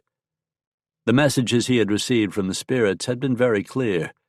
He would always be triumphant over the hated whites. Wolf Cloud's failure was a slap in the faces of those spirits. The defeat might weaken Black Drum's medicine. But then Black Drum suddenly realized what had happened. His medicine had not failed. The spirits had not lied. The fault was his and his alone, because he had been foolish enough to divide his force. The medicine was embodied in him, and no one else. Of course, Wolf Cloud had failed. He was not Black Drum. Only Black Drum had been chosen by the spirits to triumph over the whites every time he faced them. His hand moved back to the drum and caressed it. He said, "It is good you did not waste the lives of more warriors in a cause destined to fail. I see this now." Wolf Cloud appeared to relax a little at this response, but he was still wary. "I am sorry, Black Drum." "No need," the war chief interrupted him. "We are all together again, and in the future we will remain so. What matters now is killing the whites on this ranch and burning their buildings." "They will all die," Wolf Cloud declared. "Yes, in time," said Black Drum, nodding. "In time." As the patrol galloped toward the ranch headquarters, Skinner gave Colonel Talbot the layout as best he remembered it. Talbot was a sound strategist, and after considering Skinner's report, he said, "We'll sweep in and kill as many of the hostiles as we can in our opening sortie. But ultimately what we have to do is take the barn, Captain. The part of the horde that's being kept in reserve no doubt will attack when they see us taking a hand, so we'll capture the barn and defend it." "Yes, sir," Skinner replied. That seemed like a reasonable plan to him, more reasonable than a frontal assault on Black Drum's entire force. The colonel might not think much of bows and arrows, but Skinner knew how deadly they could be in skilled hands. The Indians had their attention focused on the defenders in the ranch house, but they couldn't fail to hear the thundering hoofbeats as the troopers charged. Skinner drew his pistol as he saw several of the warriors turn to face them. "Fire!" shouted Colonel Talbot as he brandished the saber he had drawn. The Indians didn't have time to fight back or even flee before a wave of lead crashed into them. Skinner's horse was practically on top of one of the warriors when the captain fired his gun into the man's face and obliterated it in a crimson smear. From the corner of his eye, Skinner saw Talbot slashing and chopping at a couple of the warriors with his saber. Both renegades fell with blood spurting from the wounds Talbot's blade had laid open.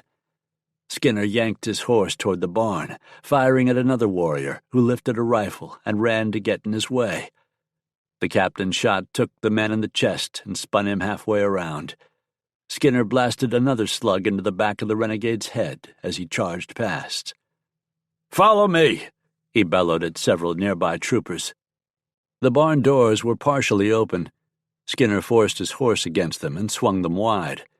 As he entered the barn, his eyes weren't adjusted to the gloom, so he couldn't see very well at first. He spotted muzzle flashes in the shadows, though, and aimed at them, ignoring the wind rip of bullets past his head, and pulling the trigger until his pistol's hammer fell on an empty chamber. When it did, he rammed the gun back in its holster and drew his own saber. A warrior leaped at him, screeching in hate. That cry ended in a grotesque gurgle, as Skinner ripped the man's throat open with a slice of the blade. The troopers poured into the barn behind him and fired right and left, filling the air with an ear-numbing roar. Several renegades who had been up in the hayloft clutched themselves as bullets ripped through their bodies and then toppled off their perch to land in huddled, bloody heaps in the big aisle that went down the middle of the barn. Skinner rode down one of the warriors, vaulted from his saddle to run through another man with a saber, The shooting inside the barn trailed away as the last of the Indians who had been in there died. The gunfire continued outside, though. Skinner turned toward the entrance and saw Colonel Talbot backing into the barn on foot. The pistol in the colonel's hand slammed shots at the enemy. Skinner looked around and saw that Sergeant Rafferty and most of the other members of the patrol were inside.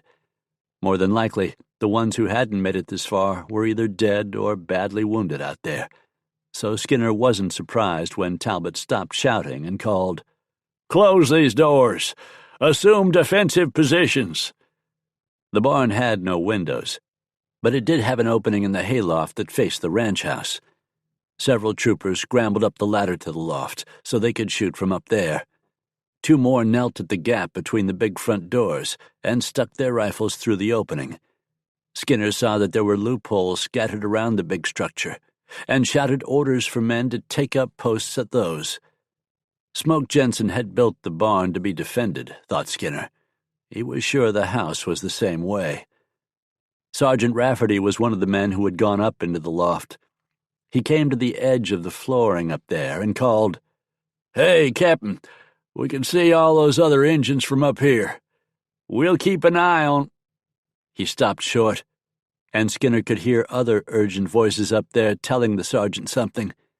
He asked, "Rafferty, what's going on?" "Forget what I said about keeping an eye on those redskins, Captain," Rafferty replied. "The rest of them are already on their way. Here they come now." Chapter 18. Sally was surprised but relieved when she saw the blue-uniformed cavalrymen charge up to the ranch headquarters and attack the Indians. Luck was with her and the 3 cowhands, she thought. The troopers must have been close enough to hear the shooting. However, as the battle continued, she realized that the soldiers were pretty evenly matched against the renegades. They weren't going to be able to overwhelm Black Drum's men through sheer force of numbers. They were making a good fight of it, though, she saw, as she watched through the loophole. The Indians had stopped attacking the ranch house and turned all their attention to fighting off the troopers. Then the newcomers retreated into the barn, and Jed Hightower called from the bedroom on the north side of the house, where he had been defending that window. "There was a bunch more redskins sitting a ways off and watching the battle, Miss Sally, but now they're charging too." "Reinforcements," Sally murmured. "The soldiers really will be outnumbered now." She raised her voice. "Pick off as many of them as you can, Jed." Hightower's rifle cracked a couple of times before he responded, "Already working on it, Miss Sally." She wondered if she ought to join him, since the main body of the attack was coming from that direction now. She hated to leave one side of the house undefended, but the shutters were closed securely over the windows. The Indians could hack and batter their way in, using their tomahawks, but that would make enough racket to warn them if they tried it. She reloaded the Henry, then hurried through the house to the room where Hightower knelt at one of the windows. This was her and Smoke's bedroom, and there were 2 windows, each shuttered now. Sally knelt at the other one and slid the Henry's muzzle into the small opening. Hightower's attention was on the charging renegades as he fired twice more. Then he glanced over at her and said, "Maybe you'd best find a safer spot, Miss Sally." The rifle boomed and kicked against her shoulder as she fired. "And maybe you'd better see about shooting some more of those renegades, Jed," she told him. She saw the grin that flashed across his face as he worked his rifle's lever and started searching for another target. Smoke and Pearlie had been pushing their horses as much as they dared as they rode back toward the Sugarloaf. They wouldn't get there any sooner if they wore out their mounts, and both men were savvy enough to know it. But Smoke's nerves were drawn tight inside him, and if he had given in to the urges he felt, he would be galloping toward home right now. "There they are again," Pearlie said as he pointed out some tracks. "No doubt about where they're headed." When they left the Bagby ranch, they had followed the trail left by the retreating war party. But after a while, the direction in which the renegades were headed became obvious, So Smoke and Pearlie stopped worrying about losing the trail and picked up the pace. Even if the Indians veered off instead of continuing toward the Sugarloaf, by this time Smoke didn't care. He just wanted to get home and make sure Sally was all right. He couldn't get what had happened to Nicole and little Arthur out of his mind. He and Sally wouldn't ever be able to have any sort of normal existence if he dedicated himself to staying right by her side and protecting her from now on, he told himself. Life just didn't work out that way. Sometimes they would have to be separated. Risks would have to be run. But Smoke didn't have to like it, and he'd had enough of it for today. He wanted to see her again, hold her in his arms, reassure himself that she was all right. Once he had done that, he could start thinking again about what to do next. Suddenly he reined in, feeling as if somebody had just rammed a foot of cold steel in his guts. Beside him, Pearlie brought his horse to a stop too, and listened to the same faint sounds Smoke had heard. "Those are gunshots, all right," Pearlie said after a moment. "And they sound like they're coming from the Sugarloaf," said Smoke, as he calculated distance and direction in his head. "Maybe, maybe not. It's hard to say." "Close enough," Smoke said. He jabbed his heels into his horse's flanks and sent the animal surging forward in a run. He held back a little on the reins instead of allowing the horse to gallop flat out. He still couldn't afford to run his mount into the ground. Pearlie drew alongside him a moment later and matched his horse's speed to Smoke's. "You reckon the bunch we've been following teamed up with the rest of the war party?" he asked. "That's what I'm thinking," Smoke replied. "I don't really care if they did or not." He didn't have to say what else was in his mind.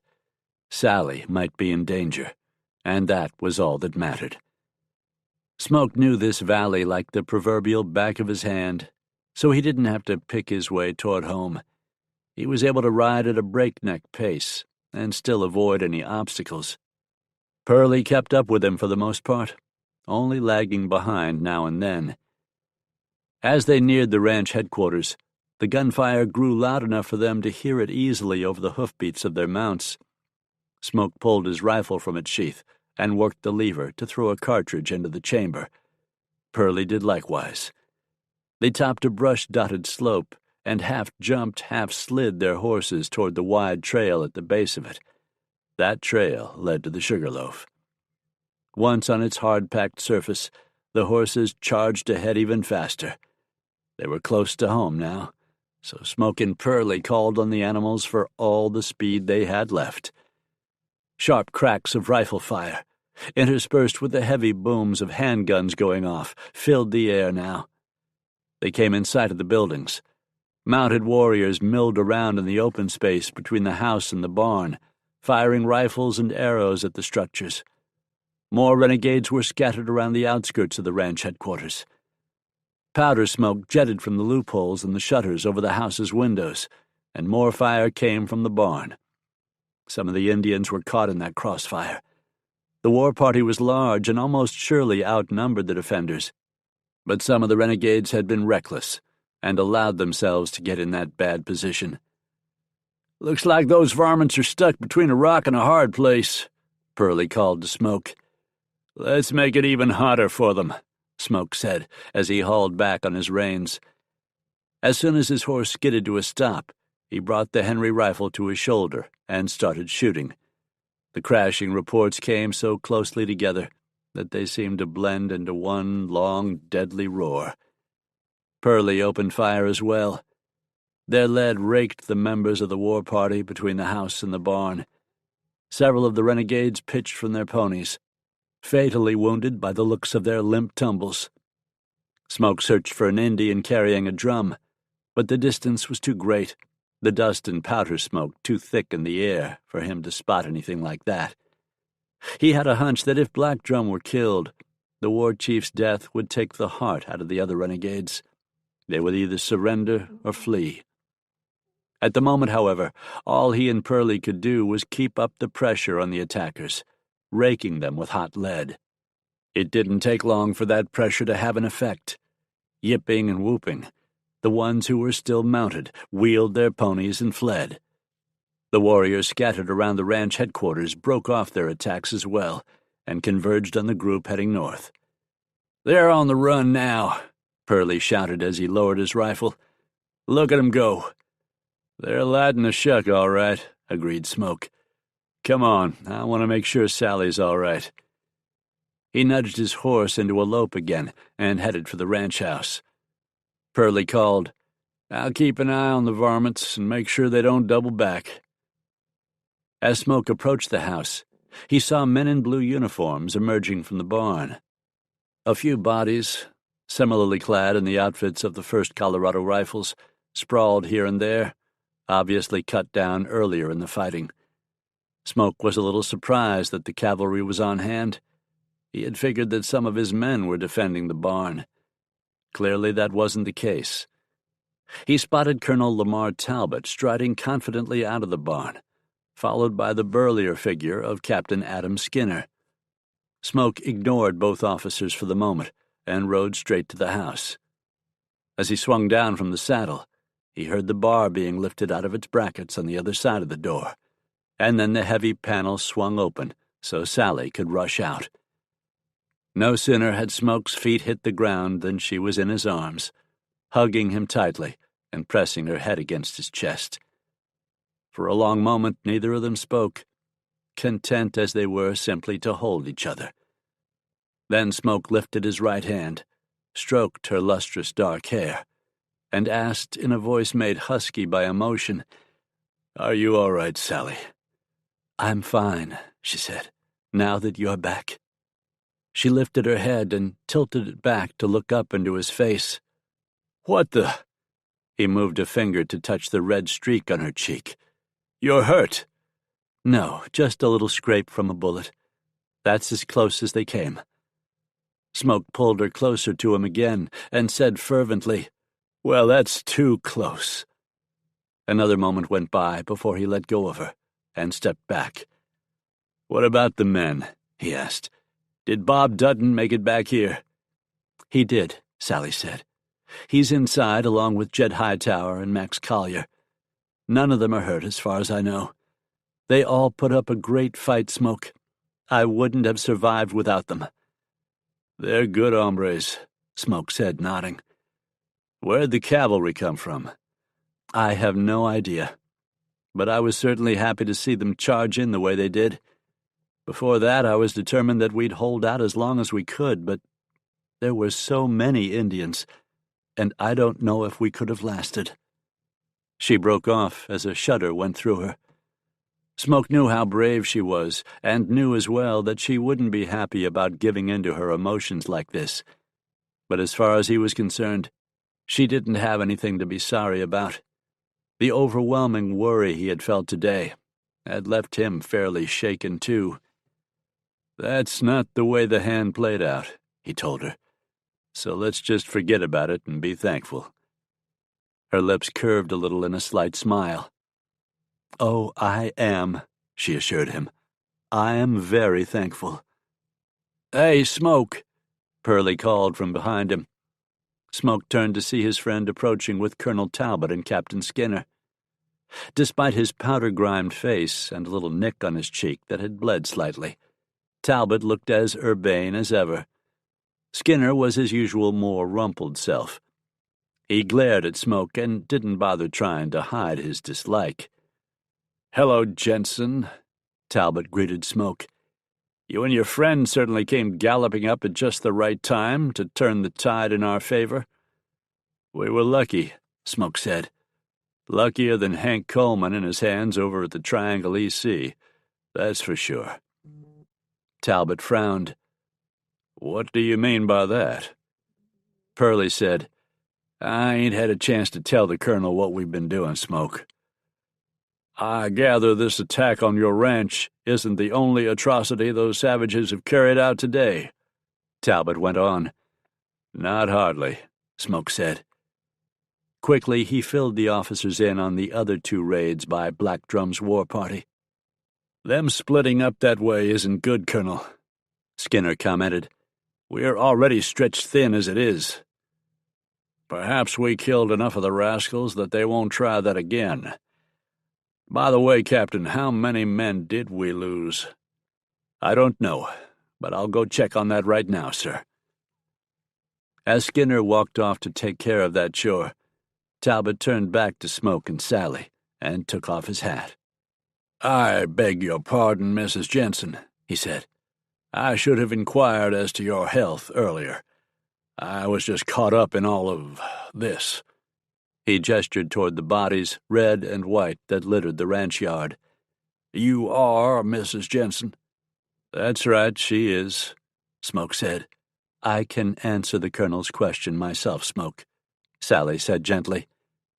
"Colonel Talbot, I've heard a great deal about you, and it's a pleasure to meet you. Believe me, I was very glad to see you and your men when you rode in." "I just regret that we didn't get here before the savages launched their attack." Talbot pointed to her cheek. "You're wounded?" "It's nothing," she said quickly. "A close call, that's all." Smoke grunted. "Too close for comfort, if you ask me." "Indeed," Talbot agreed. "You must have been terrified." "I suppose I would have been," Sally said, "if I hadn't been so busy fighting." For a second, Talbot looked a little surprised by her answer, but then he chuckled. "And you gave a good account of yourself, Mrs. Jenson, I'm sure." The Colonel put his hat back on and turned as Skinner came up to report to him. "Losses, Captain. 3 men killed, Colonel, and 6 wounded, 2 of them badly enough that they should head on back to camp." Sally said, "We can tend to your wounded men here, Colonel, and at least get them in better shape before they have to ride all the way back to your camp." "I appreciate the offer," said Talbot. "But are you certain about that?" "Of course. It's the least I can do." Smoke added, "And Sally has some experience patching up gunshot wounds." "Very well. On behalf of my men, thank you, Mrs. Jenson." Talbot nodded to Skinner. "See to it, Captain." "Yes, sir." Skinner asked Sally, "You want us to just bring them into the house?" "Yes, please," she told him. "I'll get some places ready for them to lie down." "One more thing, Captain," Talbot said. "Tell the other men to ready their horses. We'll be riding in pursuit of the hostiles as quickly as possible." "You're going after Black Drum?" Smoke asked with a frown. Talbot clasped his hands together behind his back. "I still have 15 men healthy enough to ride, not counting myself and the captain." "And even with his losses, Black Drum probably has 40. "He doesn't have that many armed with rifles." "Some of your men were hit with arrows, Colonel," Smoke pointed out. "You'll still be outnumbered." Talbot's jaw tightened.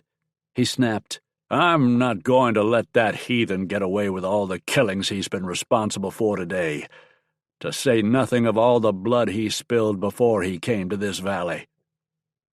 "Maybe one of the warriors killed here was Black Drum." "Let's have a look, why don't we?" Talbot suggested. "I reckon we ought to."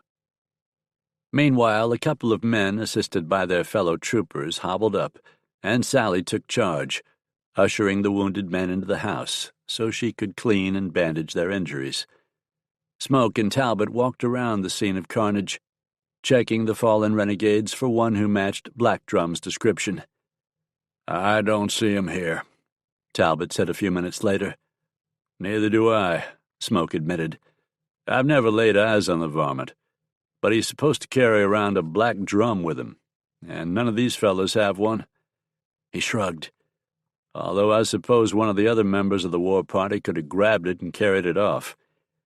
But I don't see why any of them would do that." "Nor do I," said Talbot. "No, Black Drum made his escape, I'm convinced of that, and I'm going after him." The Colonel eyed Smoke. "Will you accompany me and my men, Jenson? You know this valley much better than any of us do, after all." Smoke looked at Talbot for a couple of seconds, then shook his head and said flatly, "No." Chapter 19. Talbot looked surprised by Smoke's answer, and so did Pearlie, who had followed along while the two men searched among the fallen warriors for Black Drum. "I didn't expect you to say that, Jenson," Talbot replied. "After the Indians attacked your ranch, I thought you'd be eager to pursue them." "A part of me is, Colonel," Smoke admitted. "I don't like what Black Drum has done. He needs to be stopped and brought to justice. But I've fought that bunch once already today, and put my wife in danger doing it. I'm not going to ride off and leave her here again." He was glad Sally had gone inside. If she had heard him say that, more than likely she would have lit into him like a house afire, insisting that he wasn't going to use her as an excuse for not doing the right thing. "Very well," Talbot said stiffly. "I suppose if you've made up your mind—" "I have." Pearlie spoke up, suggesting, "Why don't I go with the Colonel and his men, Smoke? I know my way around these parts pretty darn well, too." Smoke knew that was the truth. Pearlie hadn't been in the valley as long as he and Sally had, but there was no chance he would get lost either. And he could warn Talbot if the troopers were approaching a good spot for Black Drum's renegades to lay an ambush. "If you're sure you want to do that, it's fine with me," Smoke said. Bob Dutton had walked up in time to hear the conversation. He said, "I'm coming along, too. I've got a score to settle with those redskins. Those fellas they killed over at the Triangle EC were friends of mine." Talbot looked at the young cowboy, sizing him up, and said, "We can't allow personal grudges to interfere with doing our duty, son." Dutton shook his head. "It won't, Colonel. I'll follow orders just like I was one of your troops. I just want another shot at those renegades." "And you'll have it, as far as I'm concerned." Talbot glanced at Smoke. "As long as your employer agrees." "I don't have any say over things like that," replied Smoke. "You go ahead if you want, Bob, and you'll have our best wishes going with you." "Thanks, Mr. Jenson." "We've talked about that. It's Smoke." Dutton grinned. "Thanks, Smoke. Would it, be all right if I got a fresh horse from the string? Mine's been ridden to hell and gone today." "Mine, too," added Pearlie. Smoke nodded and told them, "Both of you go ahead. Take any of the horses you want, except Drifter." Pearlie chuckled. "It ain't like I'd ever try to ride that rapscallion anyway. Drifter's a one-man horse." He and Dutton headed off to the barn to throw their saddles on fresh mounts. Talbot turned back to Smoke and eyed him with keen interest. "I believe you and Captain Skinner already had a discussion about providing remounts for my men." "This is an entirely different situation," Smoke said. "Tell them to go ahead and get fresh horses, too. That'll give you an advantage over the war party. Their ponies have been ridden long and hard today." "I appreciate that, Jenson." "Sure," Smoke said easily. "I'll be obliged to you for that, and even more so if you bring my two men back safely." "Well," Talbot responded, "I expect Black Drum will have something to say about that." Black Drum felt his pony faltering under him and drew back on the reins.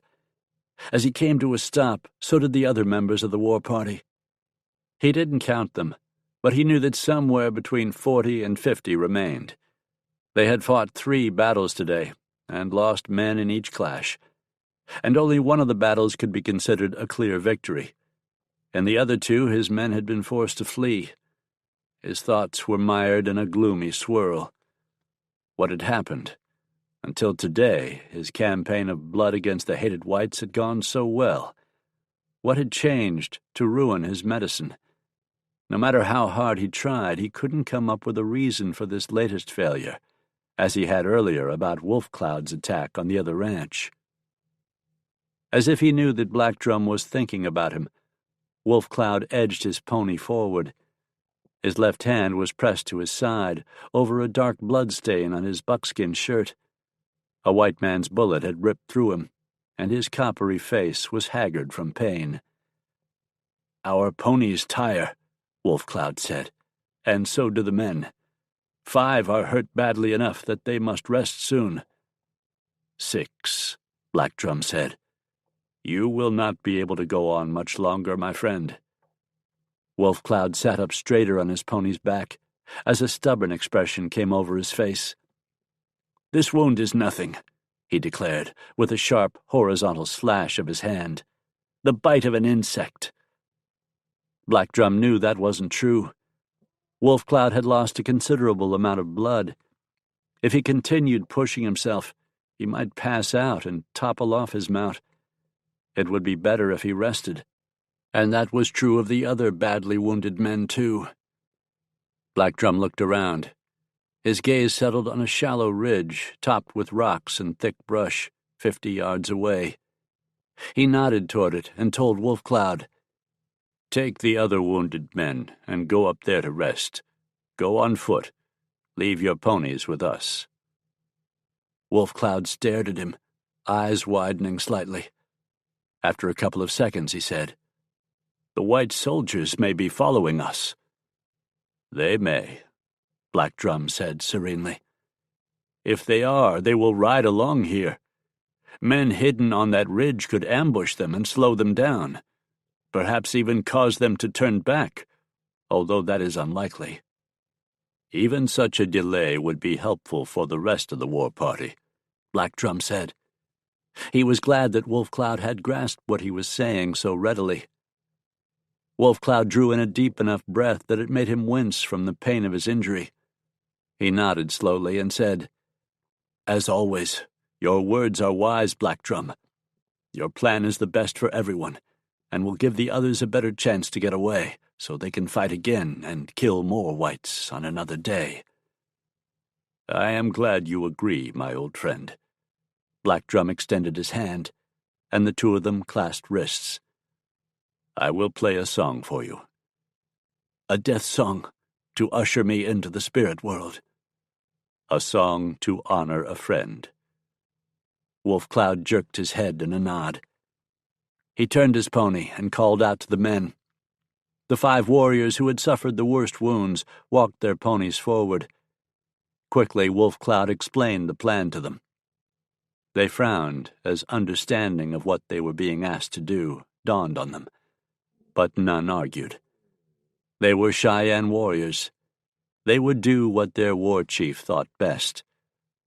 One by one, they swung down from their ponies. A couple could hardly stand because of their injuries, but the other men helped them. "Leave your rifles," Black Drum told them. The men handed their weapons to friends. Some who didn't have bows and arrows were given those in return. Once that was done, Wolf Cloud led them toward the ridge on foot. One of the men broke a branch off a bush and used it to brush out their footprints behind them, so that any pursuers would be less likely to notice that half a dozen men had departed from the rest of the war party. Wolf Cloud glanced back once. Black Drum had already waved the others on, but he still sat upright on his pony, watching the warriors who would ambush the white men. He began tapping out a steady rhythm on the drum at his waist. Wolf Cloud sang with it, chanting the words of his death song, as he turned and led the other men who limped and hobbled toward the ridge. They began to chant as well. Pearlie rode alongside Colonel Talbot as the soldiers followed the tracks left by the war party. Captain Skinner was behind the colonel, and Bob Dutton rode next to the captain. Pearlie didn't much cotton to having Skinner behind him like that. The troopers had rubbed Pearlie the wrong way right from the start, but Skinner more so than any of the others. He had seen in Skinner's eyes that the captain held a grudge against Smoke. Skinner didn't strike him as the sort of man who would forgive and forget either. However, they all had other concerns at the moment, like tracking down those renegades. The Indians still outnumbered them, Pearlie knew, but today's clashes had dealt some serious blows to Black Drum's forces. "Tell me, Mr. Fontaine," Talbot said, breaking into Pearlie's thoughts as if he knew what the other man was musing about. "Do you think we can defeat the hostiles once and for all if we catch up to them today?" "I reckon you want me to be honest, Colonel?" "Of course. I wouldn't have asked you otherwise." "Then, considering the numbers, I don't figure that us wiping 'em out is very likely. But if we can make 'em go to ground and hole up somewhere, we might be able to keep 'em pinned down long enough for you to send back to Big Rock for the rest of your bunch. That might be enough to finish the job." "That seems like a sound strategy. Is there enough light left in the day for us to accomplish that goal?" Pearlie squinted at the sky. "Well, see, there's your problem. I ain't sure we got enough hours of daylight left. And to be honest, Colonel, I don't much want to be rousting around out here after dark with a bunch of renegades looking to lift my scalp." "Indians are superstitious children in many ways," scoffed Talbot. "They won't even fight after dark, will they?" "I sure wouldn't want to bet my hair on that," Pearlie said. "And that's what we'll be doing if we don't catch up to them before nightfall." From behind them, Skinner asked, "What do you suggest we do, then, if we don't catch them? Just let them go and allow them to remain unpunished for their atrocities?" "Didn't say that." Pearlie kept a tight rein on his temper. "But we might have to wait and fight 'em again some other day." Bob Dutton said, "I hope it doesn't come to that. I've got scores to settle with those varmints." "We all do, young man, on behalf of the innocent settlers Black Drum and his men have killed," Talbot said. "He has the blood of hundreds of men, women, and children on his hands, and I intend to see to it that they are avenged." Pearlie heard the anger and passion in the colonel's voice. Despite what Talbot had said to Dutton, the colonel seemed to be taking his job a little personally, too. The Indians hadn't been trying to cover their trail when they rode away from the Sugarloaf. All they'd cared about was putting distance between themselves and their enemies. Because of that, it wasn't difficult to track them at first. But as the afternoon went on, Pearlie could tell that their quarry had slowed and started being more careful. He was a good tracker, not Smoke's equal or anywhere close to Preacher's level. But even though the trail became more difficult to discern, he didn't lose it. There were still a couple of hours of daylight left, when Pearlie suddenly felt the skin on the back of his neck prickle. That was instinct, trying to tell him that something was wrong, he realized. He looked around quickly and didn't see anything threatening, but he slowed his horse anyway. Colonel Talbot reined in too and asked, "What is it, Fontaine? Did you spot something?" "No, not really," Pearlie replied. "But my gut's sure trying to tell me that something ain't right."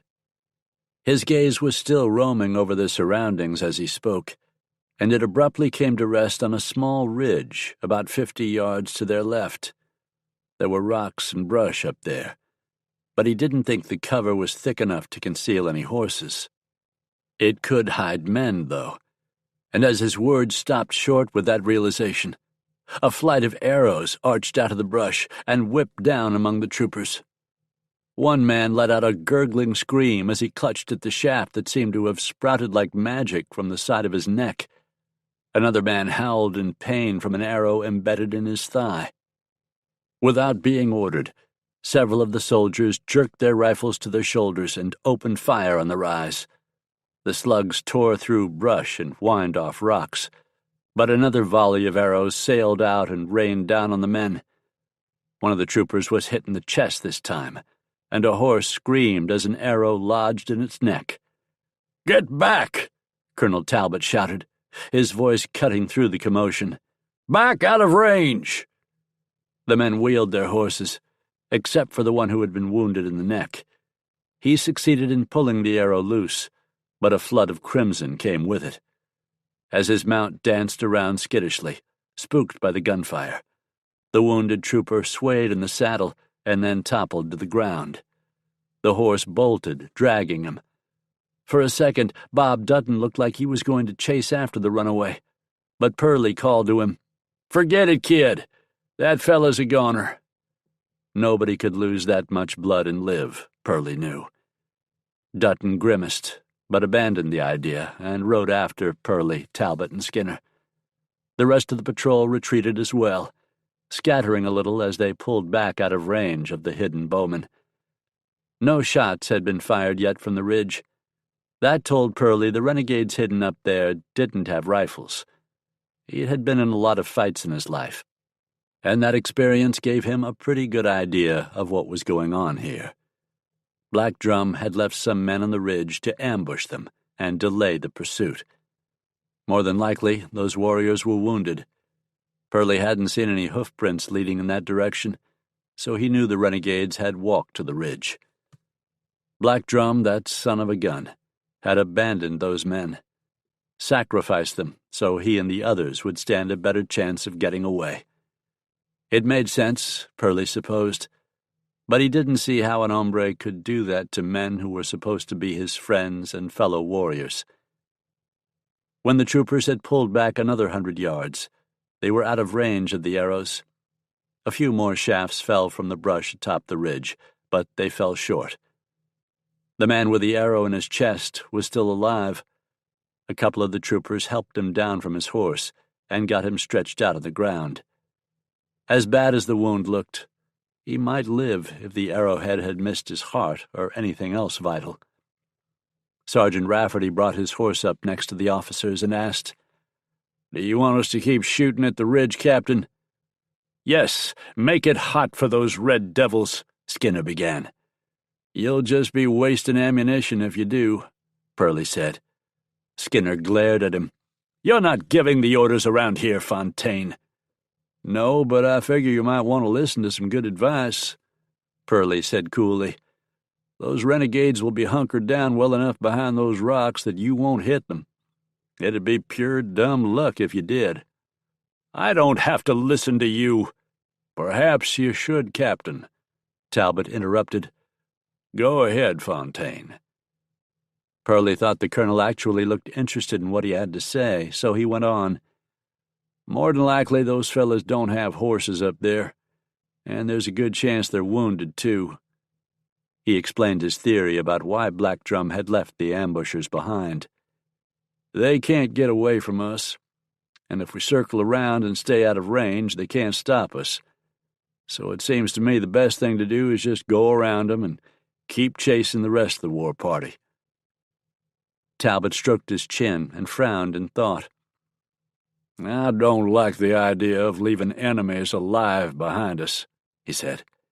"That doesn't seem to be strategically sound." "I don't think there's more than 6 or 7 of them. They're afoot, and they're hurt. They really ain't that much of a threat, Colonel." "Assuming, of course, that your theory is correct." Purley shrugged and said, "Well, yeah, I reckon so." Talbot shook his head. "No, it's late in the day already. And as you yourself pointed out earlier, it might be unwise to continue our pursuit of Black Drum after night falls. Not only that, those savages just killed another of my men and badly wounded 2 more. I'm in no mood to let them get away with that." Skinner nodded curtly and said, "I agree with you, Colonel." "So we're going to engage these hostiles. Captain, I want 5 men to ride around and attack them from the rear to flush them out of hiding.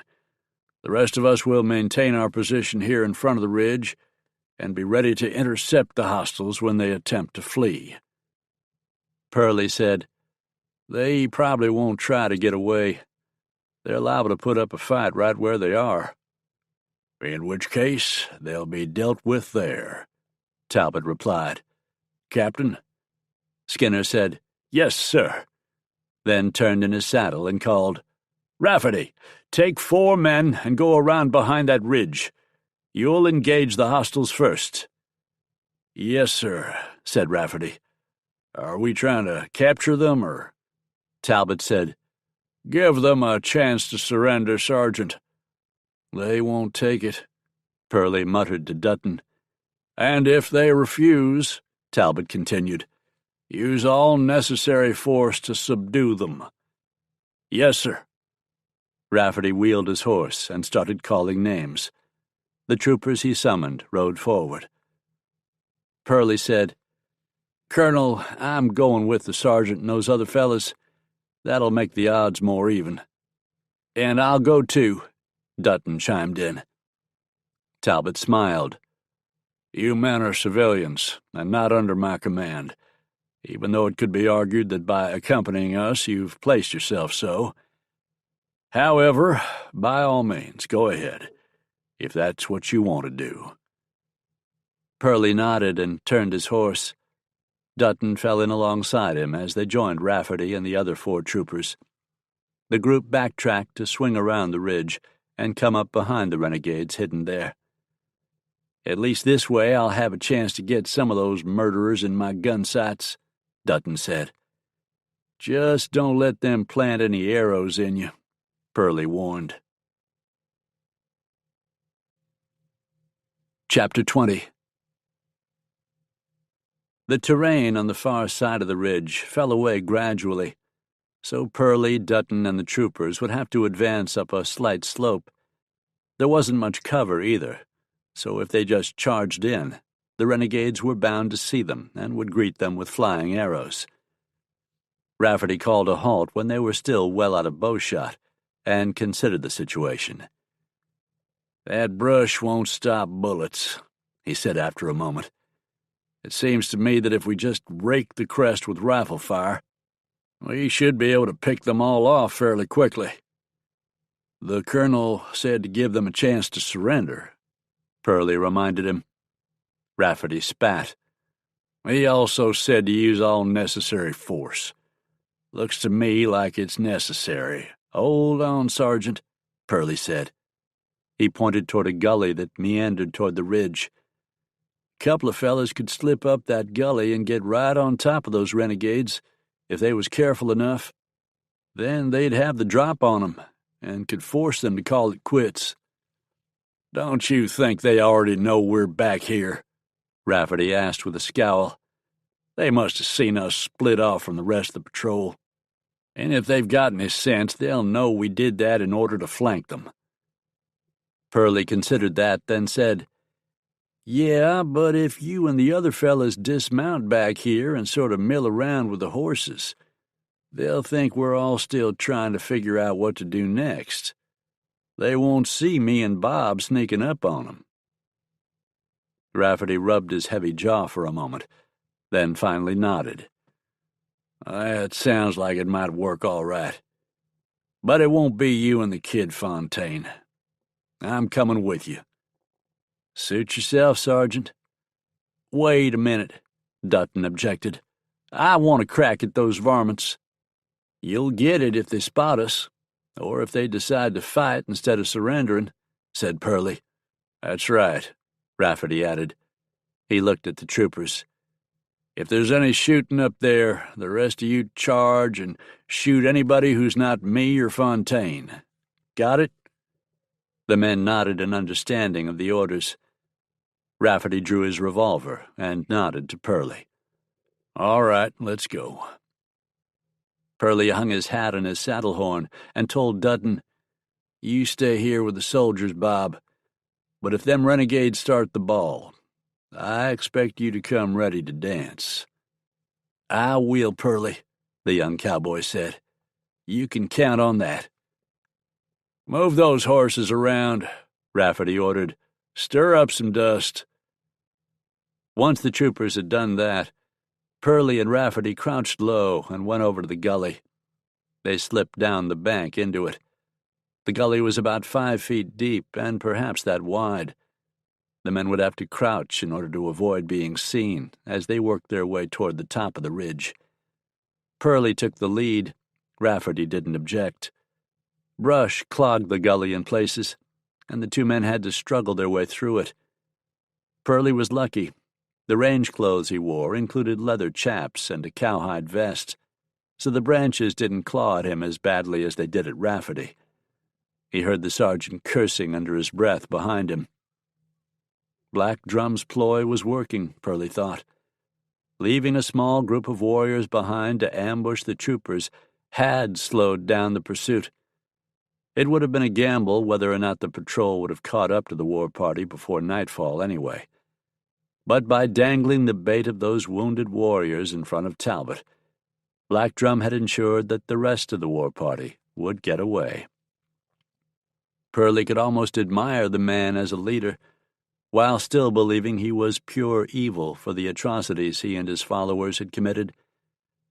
From time to time, Pearlie risked a glance over the top of the gully to see how close they were to the top. Finally, he turned and whispered, "All right, Sergeant. They ain't more than 20 or 30 feet from us. They're in the brush that'll be right in front of us when we climb out of this gully. Won't take us but a second or two to get there. You ready?" "I damn sure am," breathed Rafferty. "Let's go." Pearlie nodded. With his Colt in his right hand, he used his left to help him climb up the bank and emerge from the gully. As soon as he was out, he broke into a run and heard Rafferty scrambling after him. From this angle, he could see the renegades kneeling behind rocks as they sporadically fired arrows toward the distant patrol. "Drop them bows!" shouted Pearlie, as he thrust the revolver out in front of him. "Get your hands up!" Rafferty pounded along to his right and just behind him. "Surrender!" he bellowed at the Indians. "Give it up now!" As Pearlie suspected, all the warriors were already wounded, with scattered bloodstains showing on their buckskin garb. They tried to whirl around and meet this new threat, but their injuries slowed them down too much. Pearlie and Rafferty had them covered before they could bring their bows to bear. A couple of the men didn't even have arrows nocked, so they had no chance to fight back. All they could do was slump against the rocks in attitudes of defeat. The others weren't going to give up without a fight, though. Grimacing, one man aimed his bow at Pearlie and pulled back the arrow. "Don't do it!" Pearlie yelled at him. Pearlie couldn't afford to give the man more than a split second to change his mind. When that didn't happen, Pearlie pulled the trigger an instant before the warrior released the arrow. That was enough. Pearlie's bullet slammed into the man's chest and knocked him backward against the little boulder he had been using for cover. He loosed the arrow, but it sailed at least a dozen feet above Pearlie's head. The warrior dropped his bow as he bounced off the rock. He pitched forward on his face. At the same time, one of the warriors got off an arrow aimed at Rafferty, but the shot was rushed. The shaft flew past the sergeant's left shoulder, missing by a foot or so. Rafferty fired, and the Indian doubled over as the slug tore into his belly. He stumbled forward and collapsed. Two more Indians had arrows nocked, but they let the tension off on the strings and lowered the bows. Pearlie motioned with his Colt and ordered, "Throw 'em on the ground." He didn't know if any of the Cheyenne understood English, but he thought they could figure out what he wanted them to do. After a second of hesitation, the two men tossed their bows and arrows to the ground. Pearlie motioned with his gun again and said, "Get your hands up." Reluctantly, 3 of the warriors did so. The 4th man started to lift his arms, then grimaced and clutched his side where a large bloodstain was visible on his shirt. Still making a face, he slowly twisted to the ground and didn't move again. He had either passed out or died from his injury. By now, the shots had drawn the rest of the patrol. They thundered up the slope on horseback, along with Bob Dutton, but reined in sharply when they saw Pearlie and Rafferty covering the 3 captives. Rafferty said to one of the troopers, "Slauson, ride back down to the colonel and let him know we have prisoners." "Yes, sir." "Cover them men," Rafferty went on. To the renegades he said, "Toss down any knives and tomahawks you have, then move over here, away from your weapons." They complied with the order, and then shuffled and limped to one side. Pearlie bent over the warriors who had fallen and checked them for signs of life. When he straightened from the task, he shook his head and told Rafferty, "They're all done for." The sergeant grunted. "No great loss, and it's certainly no more than they deserve." Knowing how much blood Black Drum's war party had spilled, Pearlie couldn't really argue with that sentiment. Dutton dismounted and walked to him. "Are you all right, Pearlie?" the young cowboy asked. "Yeah, it wasn't much of a ruckus. I knew if we could get up here without them spotting us, they wouldn't be able to put up a real fight." Dutton nodded toward the 3 prisoners and asked, "What's going to happen to them?" Pearlie scratched his beard-stubbled jaw and said, "I don't rightly know. I reckon that'll be up to Colonel Talbot." The colonel was riding up to the ridge now, along with Skinner and the rest of the patrol. "There's a part of me that wants to just gun the varmints down," Dutton said, as he glared at the 3 renegades. "After what they did at the Triangle EC, I know, son, and I ain't saying you're wrong to feel that way. But it ain't up to us." Colonel Talbot and Captain Skinner dismounted and talked to Rafferty, getting the sergeant's report on the engagement. When they were satisfied with that, Talbot strode over to face the prisoners. "Do any of you men speak English?" he demanded. At first, none of the renegades responded. Then, with a surly look on his face, one of the warriors said, "I speak the tongue of the filthy white men." Rafferty took a step toward the man and growled, "Why, you red-skinned—" Talbot held up a hand to stop him and said, "That's all right, Sergeant. The prisoner has a right to his opinion. He doesn't have the right to anything except a bullet in the head, to my way of thinking," said Rafferty. "With all due respect, Colonel." Talbot motioned him back and addressed the captive who had spoken. "What's your name?" "I am called Walks-like Bear." "And who are these men?" Talbot asked as he nodded toward the other 2 prisoners. With obvious reluctance, Walks-like Bear said, "Blue Feather and Falling Horse." Talbot pointed at the 3 bodies. "And those men?" "Wolf Cloud paints his pony and runs at night." "None of you are Black Drum." Walks-like Bear sneered at Talbot and said, "I have told you our names." "Did Black Drum survive the battle at Smoke Jenson's ranch?" Captain Skinner said quietly, "He probably doesn't know who you're talking about, sir. They're too ignorant to know the names of the people they attack." Talbot looked annoyed at the interruption, but after a glance at Skinner, he said to Walks-like Bear, "Was Black Drum still alive the last time you saw him?" "Black Drum will kill every white man in this valley," the warrior said, answering the question, but only indirectly. "The white women and young ones will die, too. The spirits have willed it. All whites are bad." Talbot ignored that and asked, "Where is Black Drum hiding?"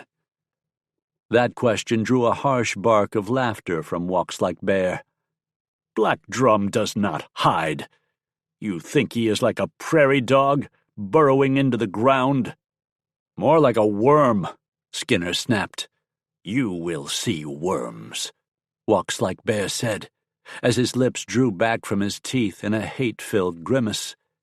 "You will feel worms as they rise from the earth to devour your stinking carcass, white man. That is the fate that awaits you for trying to steal the real people's land." "So you can't tell me where to find Black Drum?" asked Talbot. "I cannot. I would not if I could." Talbot nodded and said, "Very well." Without Pearlie noticing, the colonel had unfastened the flap on his holster. He drew his gun and raised it in a smooth motion, cocking the hammer as he did so. Walks-like Bear didn't have time to do anything except widen his eyes slightly as he realized what was about to happen. Talbot pulled the trigger. The gun boomed, and Walkslike Bear's head jerked back as the bullet struck him in the forehead, bored through his brain, and exploded out the back of his skull in a grisly pink mist. The warrior's knees buckled. He thudded to the ground. Pearlie couldn't find his tongue for a second. When he did, he blurted out, "Dadgummit, Colonel, you just killed that man in cold blood." Talbot holstered his revolver and snapped the holster flap.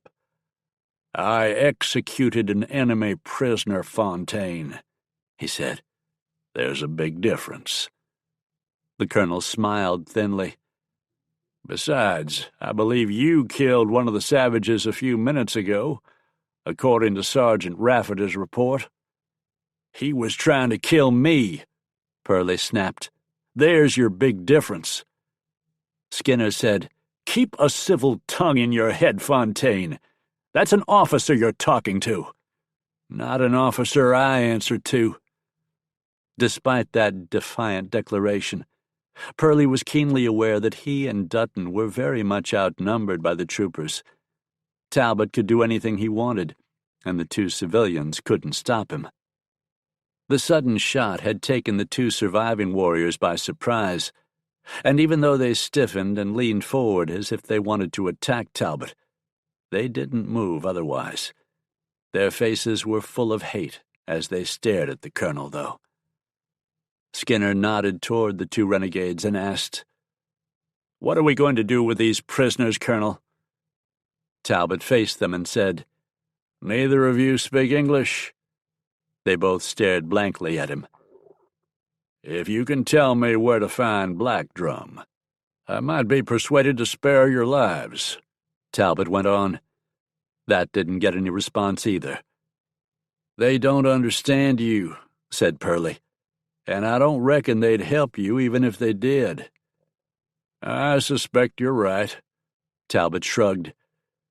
"Very well. I find them both guilty of murder and sentence them to be hanged by the neck until dead. Carry out that sentence, Captain." Skinner nodded curtly, turned to Rafferty, and said, "You heard the colonel, Sergeant.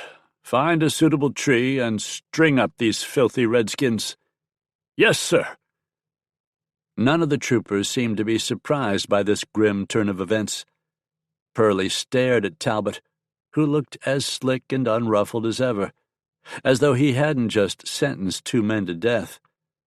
Then Pearlie looked over at Dutton and said, "We can't let 'em do this, Bob." "Why the hell not?" Dutton said. "Those Indians are murderers. They've helped massacre who knows how many innocent people, including women and kids." "Yeah, but it ain't hardly legal doing it this way." Talbot heard Pearlie's words and said, "I disagree with you, Fontaine. I'm a military commander, and these men are the enemy. In a field like this, I have every right to pass judgment on them and see that the sentence is carried out." "Yeah, but—" Pearlie's voice trailed off as he frowned. He wasn't a soldier. He truly didn't know what was allowed and what wasn't. "Besides, I know a few things about your background," Talbot went on coolly. "I'm told that until fairly recently you made your living selling your skill with a gun. Surely you didn't worry about legal niceties every time you fought in a range war or helped some railroad tycoon crush his business rivals." "Sounds like a hypocrite to me," jeered Skinner. Pearlie couldn't muster much of an argument for that. He and Dutton stood by while Rafferty had some of the troopers grab the two renegades by the arms and wrestle them down from the ridge. They dragged the men across the trail to a cluster of trees. The Indians figured out what was going on when two men tossed ropes over sturdy branches. Pearlie and Dutton remained on the ridge with their horses while the preparations went on. The rest of the patrol, including Talbot and Skinner, went down the slope to watch. The warriors struggled, but with several men holding each of them, they couldn't prevent Rafferty from slipping nooses over their necks. Dutton looked over at Pearlie and said, You're not really that upset about this, are you? Those men are killers. They've got it coming. Yeah, Pearlie admitted. I suppose they do. If Talbot took 'em back and had a trial, the way it played out in the end likely wouldn't be any different. You've seen hangings before, haven't you? I've seen more hangings than years you've been alive, kid, Pearlie said. And I don't doubt that every hombre I've seen get his neck stretched deserved it too. But still, seeing fellas get strung up that way puts sort of a hollow feeling in my guts. Well, come to mention it, I reckon I know what you mean. Dutton shook his head. It doesn't help the way those troopers are carrying on that way. The soldiers had formed a ring around the two men who stood under the trees with ropes around their necks. The circle was big enough that Pearlie and Dutton could see the prisoners clearly from where they were. The blue-uniformed troopers were jeering and catcalling at the renegades, whooping with laughter and slapping each other in the back, having themselves a grand old time. Pearlie thought he saw the warriors' lips moving. They were chanting their death songs, he figured. Talbot and Skinner stood off to one side, watching calmly. Talbot allowed the troopers to carry on their celebration for a few minutes, then looked at Skinner and nodded. Skinner called out commands. On the ridge, Dutton made a face and said, "This doesn't really seem like the way the cavalry usually handles things, does it?" "No," Pearlie said, "it don't." Troopers took hold of the other ends of the ropes that had been tossed over the branches. They began hauling on them. Cheers erupted from the other men as the prisoners were lifted off the ground. Their hands and feet were free, so they were able to kick madly and claw at the nooses. One of the warriors reached up and got hold of the rope above the noose and pulled on it to relieve the strain on his neck. But both men had been wounded in the previous battle and had lost blood. Their strength gave out quickly. Their arms dropped to their sides. For a short time they continued kicking hard enough to make themselves sway back and forth at the ends of the ropes. Then it was over, and that swaying slowly stopped, leaving them hanging limp and lifeless. Pearlie blew out a disgusted breath, turned to their horses, and said to Dutton, "Come on, kid. Let's go home." Chapter 21. "He had them hanged?" Smoke said. "Just like that?" "Just like that," replied Pearlie. They stood in front of the ranch house at the Sugarloaf. It was early evening, past dusk, and while a faint glow remained in the western sky, shadows cloaked most of the landscape around the ranch. Smoke and Pearlie were both keen-eyed enough to see each other in the gloom. Lights burned in the house and the barn, but little of the illumination from them spilled out of the buildings. Pearlie and Bob Dutton had ridden in a short time earlier. Smoke, alert for the sound of hoofbeats, or anything else that might prove important, had gone out to see who was coming.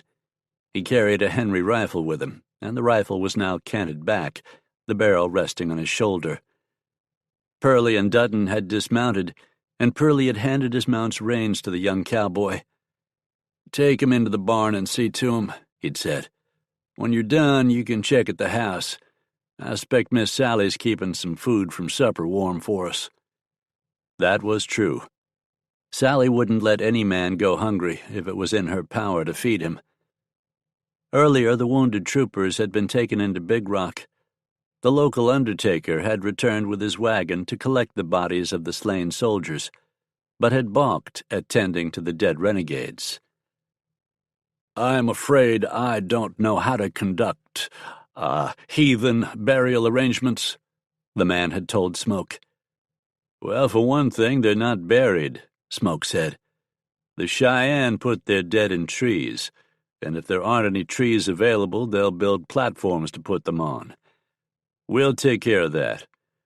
My hands and I have already wrapped the bodies in blankets, and we'll take them up into the hills tomorrow and find good places for them."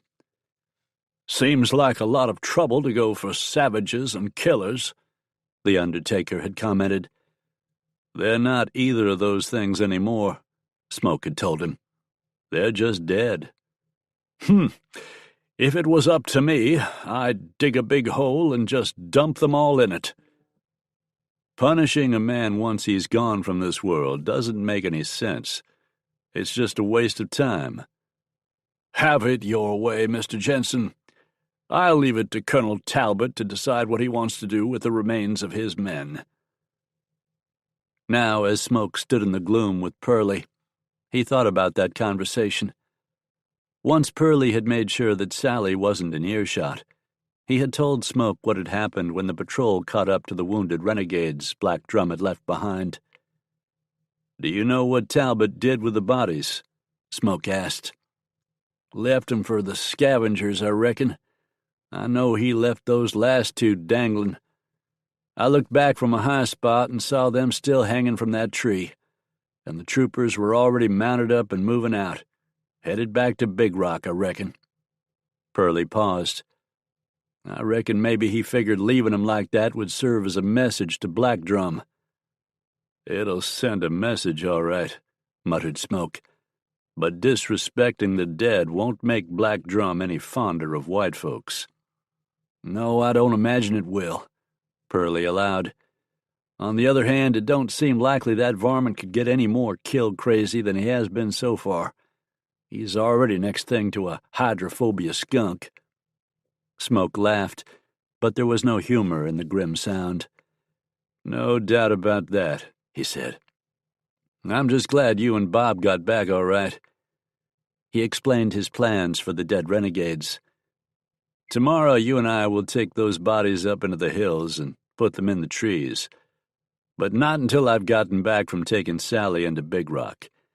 She's going to stay a while with friends until things get a little safer in these parts." Pearlie hesitated, then said, Smoke, does Miss Sally know you're taking her to town so she'll be safe?" Smoke chuckled again, this time with genuine amusement. "Why do you ask? You think she'd give me an argument if she knew?" "Well, you're a heap better acquainted with her than I am, but I've known her long enough I figure there's a good chance of that happening." "You're probably right," Smoke admitted. "I need to go ahead and tell her tonight, though, so she'll have time to get ready. She'll really be upset if I spring it on her as a surprise." "You think Black Drum's liable to come back and attack the ranch again?" "It wouldn't surprise me a bit. He tried 3 raids today, and 2 of them failed. You and I played a big part in beating him both times. He'll want to even the score for that." "Yeah, I expect he will.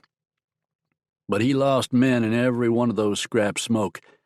That war party ain't as big as it was." "Maybe not," said Smoke, "but there are still plenty of those renegades to cause trouble." "You don't reckon Black Drum might give up and head back to the reservation?" Smoke shook his head. "He knows better than that. There wouldn't be anything waiting for him but a hang rope. Now, once he started slaughtering innocent settlers and burning down ranches and towns, there was only one way this was going to end." Pearlie didn't have to ask what Smoke meant. Both of them already knew the answer to that. The only way to stop Black Drum was to kill him. As Pearlie predicted, Sally didn't like the idea of going to town for the duration of the Indian trouble. Hiding out, she called it. "And I've never been one to hide from trouble," she insisted. "I didn't run away when we first met up in Idaho, did I?" Smoke frowned slightly. "I'm not quite sure what you mean by that." "I mean that getting involved with Buck West, and then falling in love with Smoke Jenson once I found out who you really are, wasn't exactly the safest thing I could do, now was it? Especially since there were so many people around who wanted you dead." "Well, I suppose that's true," he admitted. "But to tell you the truth, there were times I wondered if I ever should have gotten mixed up with you." "Smoke, for your sake, I mean," he went on hastily. "Lord knows deciding to pull in double harness with you is just about the smartest thing I've ever done." "Well," she said, perhaps mollified by his words, but not quite ready to admit it just yet. "I suppose that helps. But I still don't like the idea of hiding out in Big Rock. It's just until Colonel Talbot and his men finish dealing with Black Drum. Do you think the soldiers will be able to run them to ground?" "I hope so." Smoke didn't mention that he intended to offer his services to the colonel, if that would help end the threat sooner. He had come to that decision earlier this evening. Pearlie and the other hands could keep things running on the Sugarloaf and protect the ranch. With Sally's grudging acceptance of the trip to Big Rock, Smoke was able to relax enough to get a good night's sleep. He needed it after the long day of riding and fighting. The iron constitution that nature and his rugged life had given him meant that he woke rested and refreshed the next morning. After breakfast, Sally finished her packing. Then Smoke loaded her bags in the buckboard and helped her onto the seat before stepping up beside her. "Keep your eyes open," Smoke told Pearlie and Bob Dutton, who stood nearby. "Black Drum's probably going to want to lick his wounds for a few days before he tries anything else. But we don't have promises of that." "Don't worry," Pearlie said, as he lifted a hand in a gesture of farewell. "We'll take care of the place." "I'll be back later." Smoke flapped the reins against the backs of the team and got the two draft horses moving. Smoke was every bit as wary as he'd advised Pearlie and Dutton to be, but they didn't run into any trouble on their way to the settlement.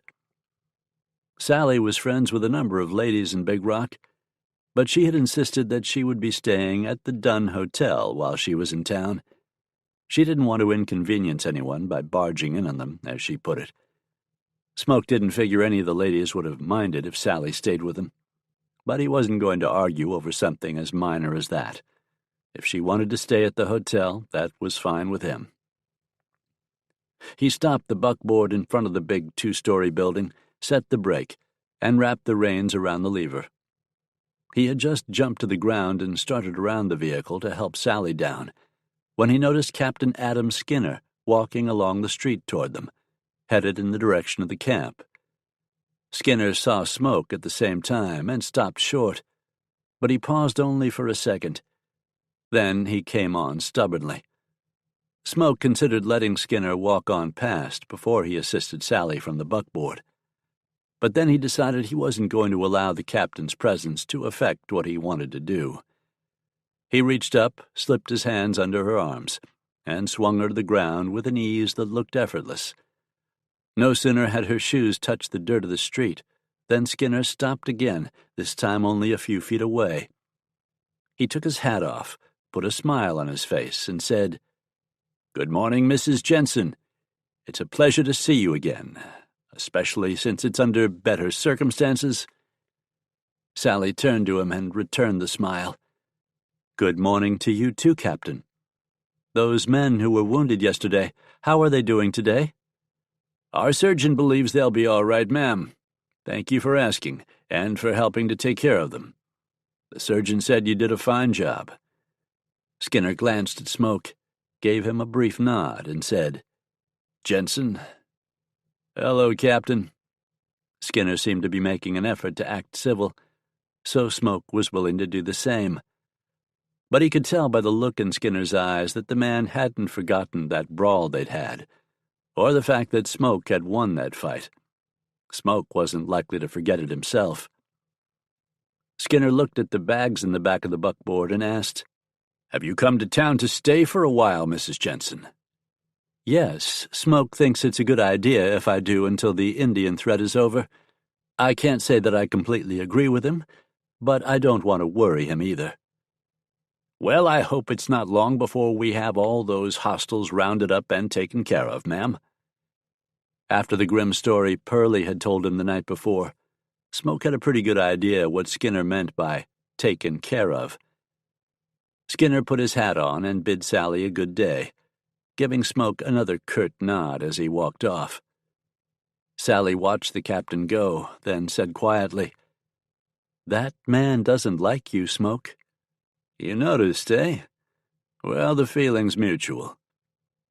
Smoke carried the bags into the hotel and up to the room they rented on the second floor. He would have stayed long enough to have lunch with her, but he still wanted to pay a visit to the military camp. And he had that grisly chore to take care of out on the Sugarloaf, too. He took her in his arms and kissed her goodbye instead.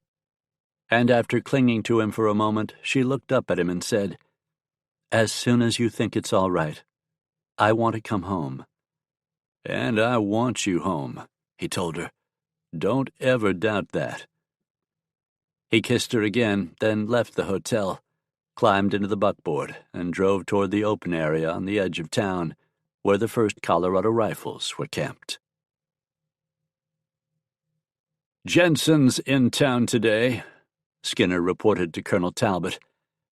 "Is that so?" Talbot was sitting at the folding table in his tent. He turned in the chair so that he could stretch his legs out in front of him and cross them at the ankles. He picked up a cup of coffee that Skinner knew was liberally laced with brandy and sipped from it before he went on. "What business is that of ours, Captain?" "None, really, sir, but I know you planned to visit some of the other merchants and leading citizens today to see if they wanted to contribute to the defense and well-being of their settlement. I wasn't sure if you want to do that while Jenson is around." Talbot's casual attitude disappeared in a heartbeat.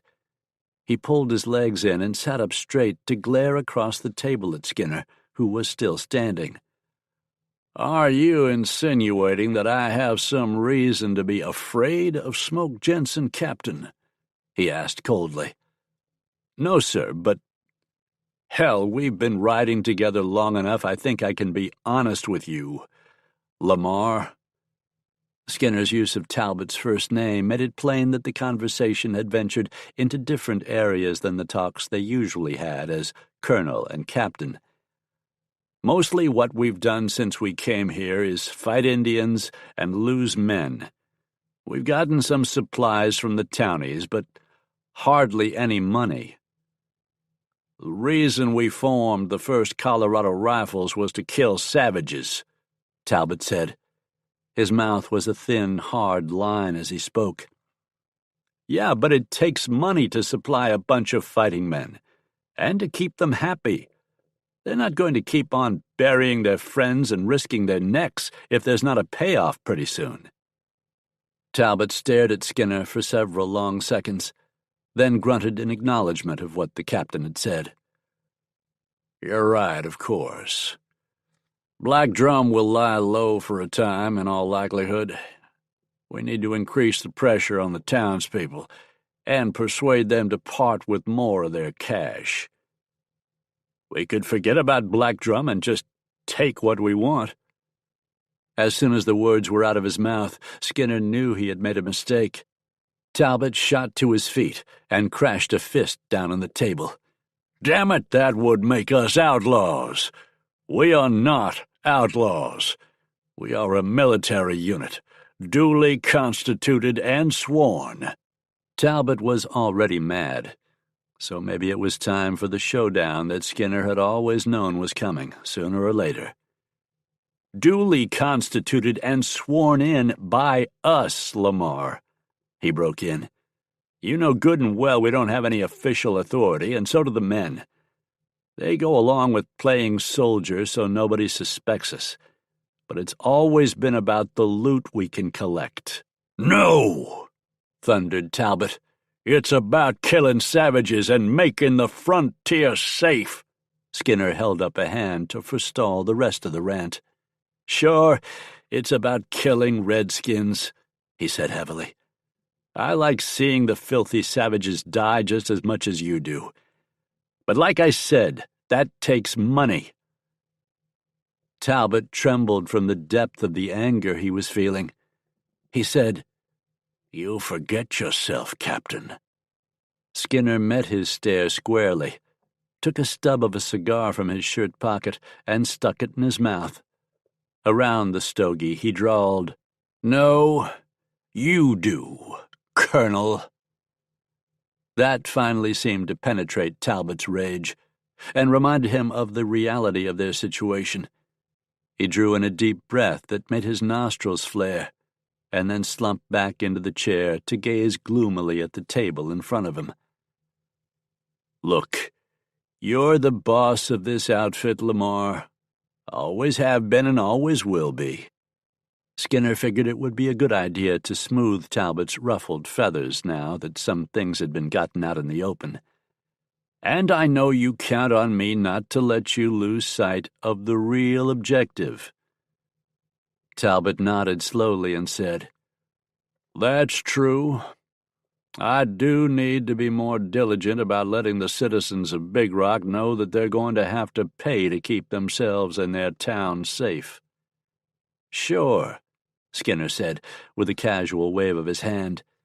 They always come around. And Black Drum's giving us a helping hand, whether he intends to or not. A grin appeared in the captain's rugged face. You should hear the talk around town this morning. Those raids yesterday have got just about everybody scared out of their skin. If you talk to them, they'll fall all over themselves giving you money, I'll bet. I just thought it might be a good idea to wait to do it until Jenson's not around.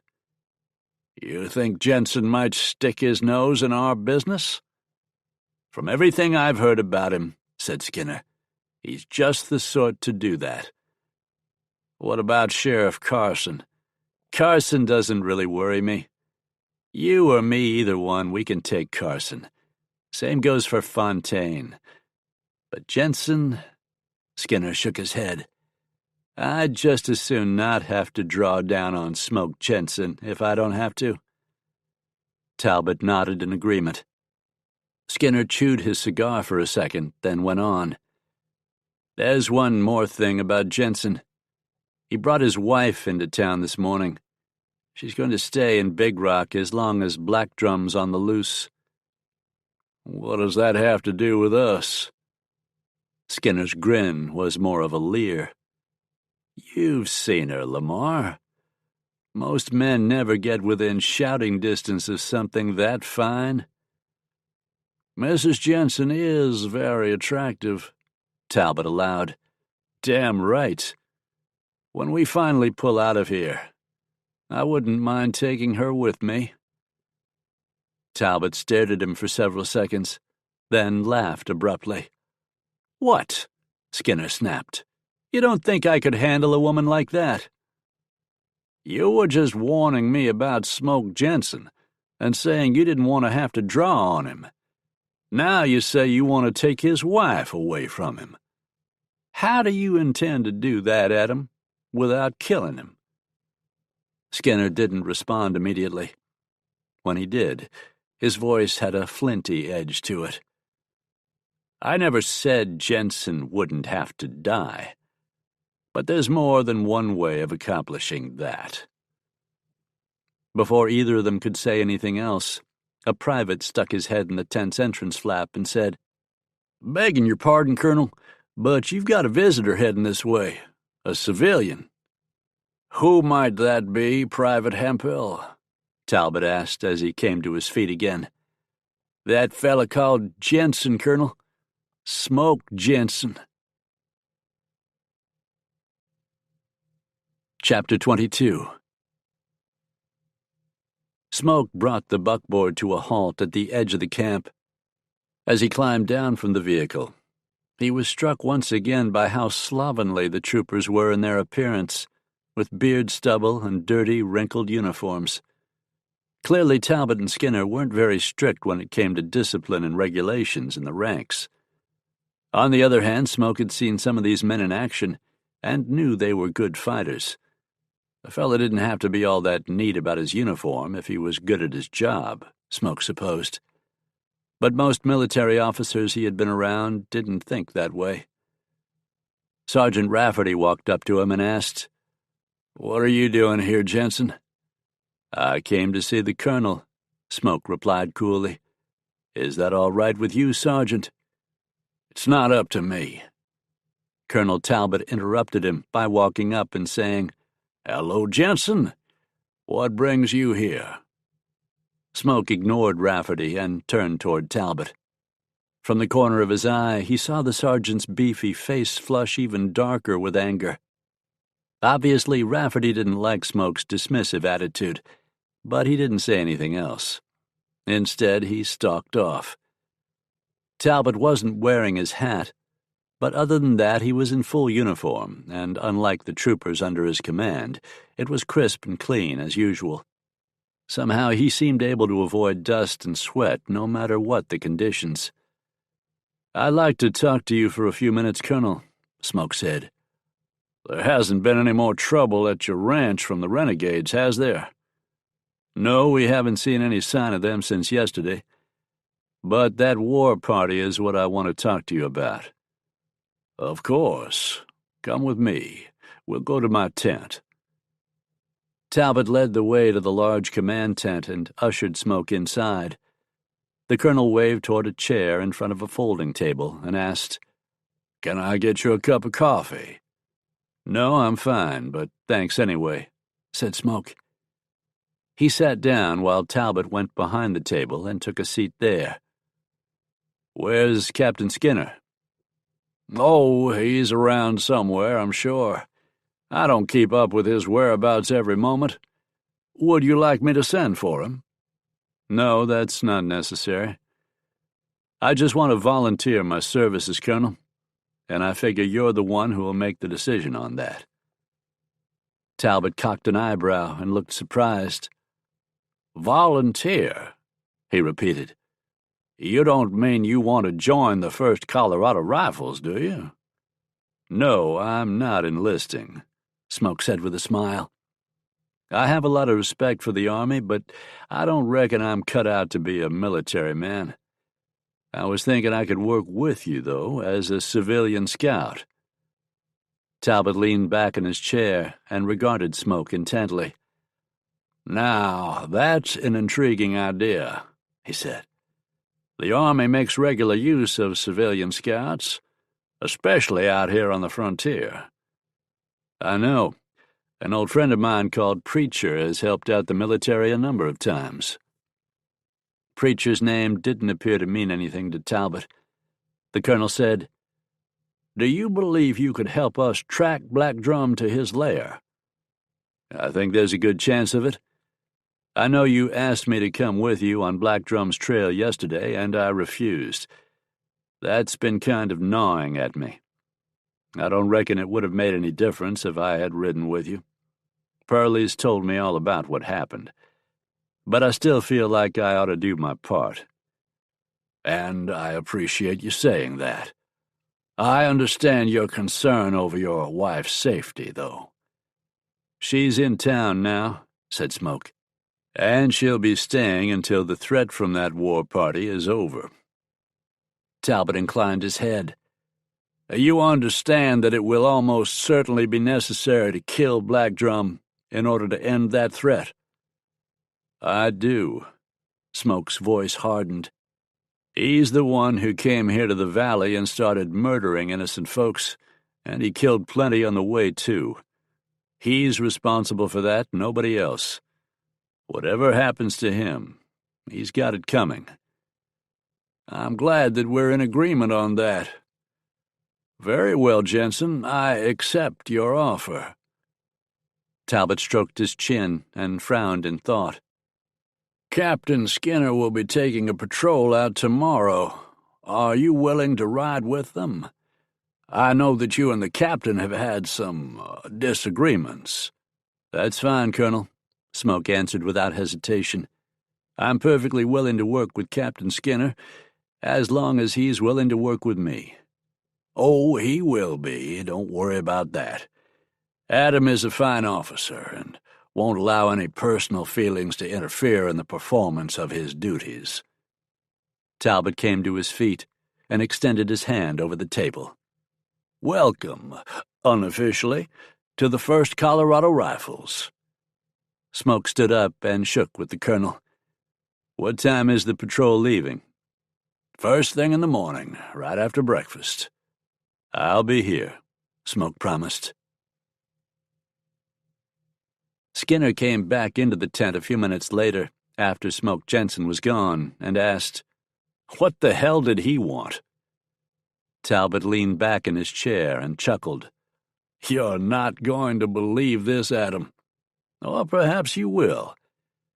Jenson volunteered to serve as a civilian scout for us and help us track down Black Drum. Skinner's eyebrows rose. What did you tell him? I accepted his generous offer, of course. That shocked Skinner even more. He stared at Talbot and said, Why in blazes would you do that? Come on, Adam, you're smarter than that. You said just a short time ago that Jenson might interfere with our plans for the town, and you mentioned that you have plans of your own for the man's wife. We'll all be better off in the long run if Smoke Jenson isn't around anymore. Isn't that what you strongly implied? Yeah, but... Skinner's objection trailed away. Are you suggesting this gives us a good chance to get him out of the way, so he can't ruin everything for us? Instead of answering the question directly, Talbot said, I told him that you're leading a patrol through the valley tomorrow, and asked if he would be willing to accompany it. He agreed without any hesitation. So if something were to happen to Jenson while we're out on that patrol... Talbot spread his hands and said, It seems like a good outcome all around, doesn't it? Well, not for Jenson, and probably not for his wife, but for you and me? Skinner grinned. Yeah, I'd say that might work out just fine, Colonel. All you have to do is send some men on ahead of the patrol with orders to locate a good ambush site.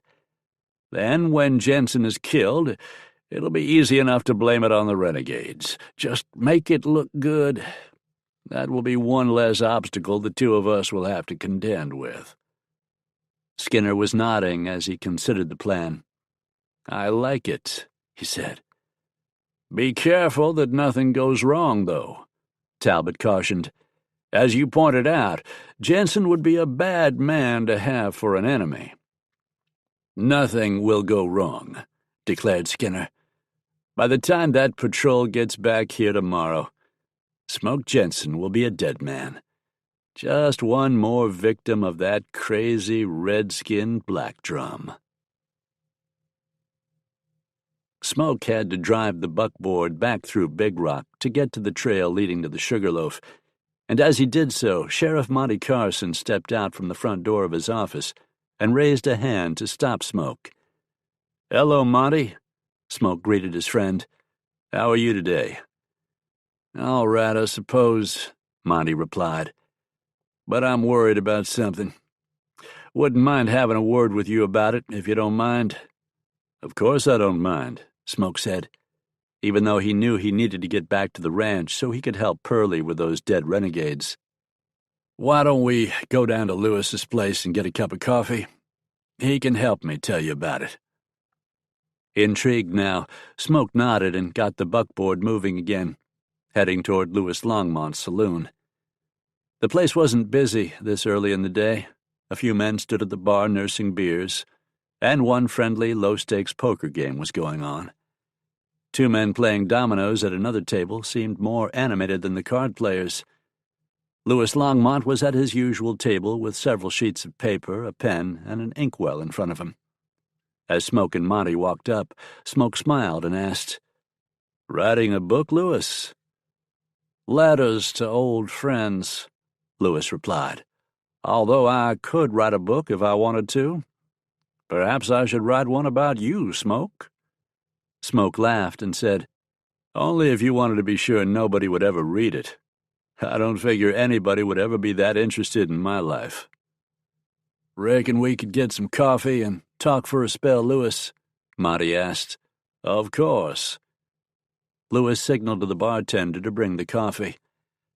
As the other two men sat down, he went on, "Now, what's this about?"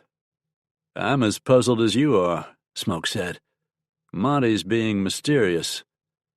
"Nope, I just figured we might as well be in pleasant surroundings, since we're going to be talking about something unpleasant." Monty sighed. I mean what Colonel Talbot and Captain Skinner have been up to." Smoke frowned. "Fighting Indians? That was yesterday. Before that, they were trying to extort money from the businessmen and citizens here in Big Rock." Smoke leaned back in his chair and didn't try to keep the surprise off his face. "They tried to get some horses from me, and I heard about the trouble folks have had with the soldiers expecting to get supplies for free," he said. "And free drinks, too," Lewis said. "Now I see why you included me in this discussion, Monty." The sheriff said, "Yeah, free supplies, drinks, and anything else they want. Some of those troopers have been mighty bold with their talk around the ladies, too. But the past few days, Talbot and Skinner have been going around town and talking to folks, dropping hints that they need to contribute to a fund to be used for the town's defense. Some people have done it, too. But I figure all the money those two have collected has actually gone right into their own pockets." "You don't know that for sure, though," Smoke said. Monty shrugged. "I don't suppose I do." The conversation was interrupted then by the bartender's arrival, carrying a tray with 3 cups of coffee on it. He set them on the table, and when he was gone, Monty resumed. "I've heard fellas from back east talk about such things. A gang of criminals tries to get folks to pay them for protection from trouble that might wreck their businesses. But it's the same crooks who'll do the wrecking if they don't get paid." Smoke shook his head and pointed out, "What's going on here isn't the same thing. The threat from Black Drum and his followers is real. I've seen the results with my own eyes, and swapped lead with them, too." "Oh, sure, it's not exactly the same thing," Monty agreed. "The Army and the Renegades aren't working together, and I don't mean to suggest that. But that's no reason Talbot and his bunch can't make money off the deal, is it?" "Can't argue with you there. I'm surprised the Army would allow such a thing, though." "The Army can't do anything about it if they don't know about it, can they?" Lewis said, "It sounds to me like somebody should inform them of the situation." Monty looked back and forth between Smoke and Lewis and said, "That's exactly what I'm thinking about doing. I'm going to send a telegram to the War Department in Washington and ask them if they know about Talbot and Skinner." The telegraph had come to Big Rock with the railroad a few months earlier, connecting the settlement with the rest of the world. Smoke nodded and said, "That's a good idea. In the meantime, Skinner's going to be busy tomorrow. He's leading another patrol through the valley. I know because I'm going with them." It was Monty's turn to look surprised. Lewis raised an eyebrow as well and said, "I was under the impression you two don't get along." "I don't reckon the captain will ever be one of my favorite people," Smoke said dryly, "and I'm pretty sure he feels the same way about me. But if it'll end the threat from that war party any sooner, I'm more than willing to help. And end those officers trying to bamboozle money out of folks, too," Monty added. He lifted his coffee cup. "I'll drink to that." The 3 men clinked their cups together. When Smoke got back to the Sugarloaf, Max Collier and Jed Hightower loaded several blanket-wrapped bodies into the back of the buckboard. The corpses of the other dead renegades had to be draped over saddles and lashed into place. The smell of death made the horses carrying those grim burdens skittish. Pearlie tied them all together in a string and knotted the lead rope around his saddle horn. Smoke would drive the buckboard. "Are you sure you don't want us to come with you, Smoke?" Bob Dutton asked, as he, Collier, and Hightower watched the procession get ready to leave. "No, you boys stay here and keep an eye on the place," Smoke told him. "I'm not expecting trouble, but you never know. I have a place in mind to lay these bodies to rest, and it's in earshot of the ranch if there's any shooting. If we hear anything, we'll light a shuck back here in a hurry." Dutton muttered, "I still think you're doing more for those savages than they'd have any right to expect. More than they'd ever do for any white men they killed, that's for sure. No reason we can't be better than them, is there? Dutton sighed and said, No, I reckon not. As they rode away from the ranch headquarters, Pearlie asked quietly, Why are you doing this, Smoke? It ain't like you to worry too much about what happens to varmints who try to kill you. I'm not worried about them, Smoke said. I don't care if their spirits spend eternity wandering the wasteland between this world and the next. Figured hoisting their carcasses up in some trees was easier than digging a hole big enough for all of them, though. Well, speaking purely on a practical basis, you may be right, Pearlie conceded. They traveled several miles into the foothills of the mountains. Smoke stopped the buckboard when they reached a stand of trees with a number of thick branches protruding from the trunks. For the next couple of hours, he and Pearlie worked at placing the bodies in the trees, arranging the blanket-shrouded shapes so that they rested securely on branches, and tying them in place. The elements would take care of things after that. On the way back to the ranch headquarters, Smoke told his friend about the conversation he'd had with Monty Carson and Louis Longmont, and also about the offer he had made to Colonel Talbot. You're throwing in with that bunch, Smoke? Pearlie asked, clearly astounded. But from what Monty told you, they ain't nothing but owl hoots. Next thing to it, maybe, Smoke agreed. But the threat from Black Drum is real, and even if Talbot and Skinner are trying to pull some sort of extortion scheme in addition to their army duties, they're the best chance we have of ending the threat. Once those renegades are dealt with, they won't have any reason to stay in these parts and cause more trouble for folks. After what I saw of 'em while I was riding with 'em, I ain't surprised to hear they're up to no good. That Colonel Talbot's a cold-blooded hombre. The way he shot that Injun and then had the other two strung up, well, I don't figure there's much I'd put past him, Smoke. I feel the same way, Smoke said, nodding. That's a good reason to get them gone from these parts just as quickly as we can. Chapter 23. Smoke had an early breakfast with the crew on the Sugarloaf, then headed into town after discussing the day's work with Pearlie. Instead of splitting up to take care of different chores as they normally might, the four ranch hands would stay together and remain close to headquarters. The renegades would love to find the place undefended, so they could burn the ranch house and the other buildings without any risk to themselves. The sun was barely up when Smoke, riding Drifter, reached the army camp on the outskirts of Big Rock. Cooking fires still leaped and crackled as the troopers prepared their breakfast. Smoke headed for Colonel Talbot's tent. Before he got there, Captain Skinner stepped out of the tent, saw Smoke, and raised a hand in greeting. "Jenson," he said, "you got here on time." "I said I would," Smoke responded, his voice as cool and crisp as the morning air around them. "How many men will be in this patrol you're leading?" 20, not counting Sergeant Rafferty and myself. So you'll make 23, I guess, total. How do you think that stacks up against Black Drum and the rest of those savages? If we run into them, we'll still be outnumbered, I'd say, allowed Smoke. I think he still has at least 40 warriors, but that's considerably fewer than he had before, and we'll be better armed. He didn't just lose men in those fracases the day before yesterday. He lost rifles, too. Skinner nodded. That's the way the Colonel and I see it.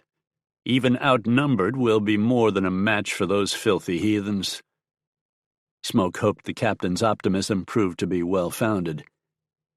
If we can pin them down somewhere, I'll send a fast rider back for the Colonel and the rest of the men, Skinner continued.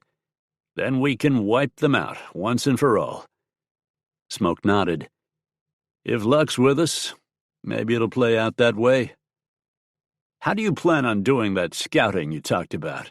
Asked Skinner. You'll just ride out ahead of us and search for signs of the Redskins? That's right. I'll probably range half a mile or so in front of the rest of the patrol. I ought to take one of your men with me so I can get word back to you in a hurry if I find anything."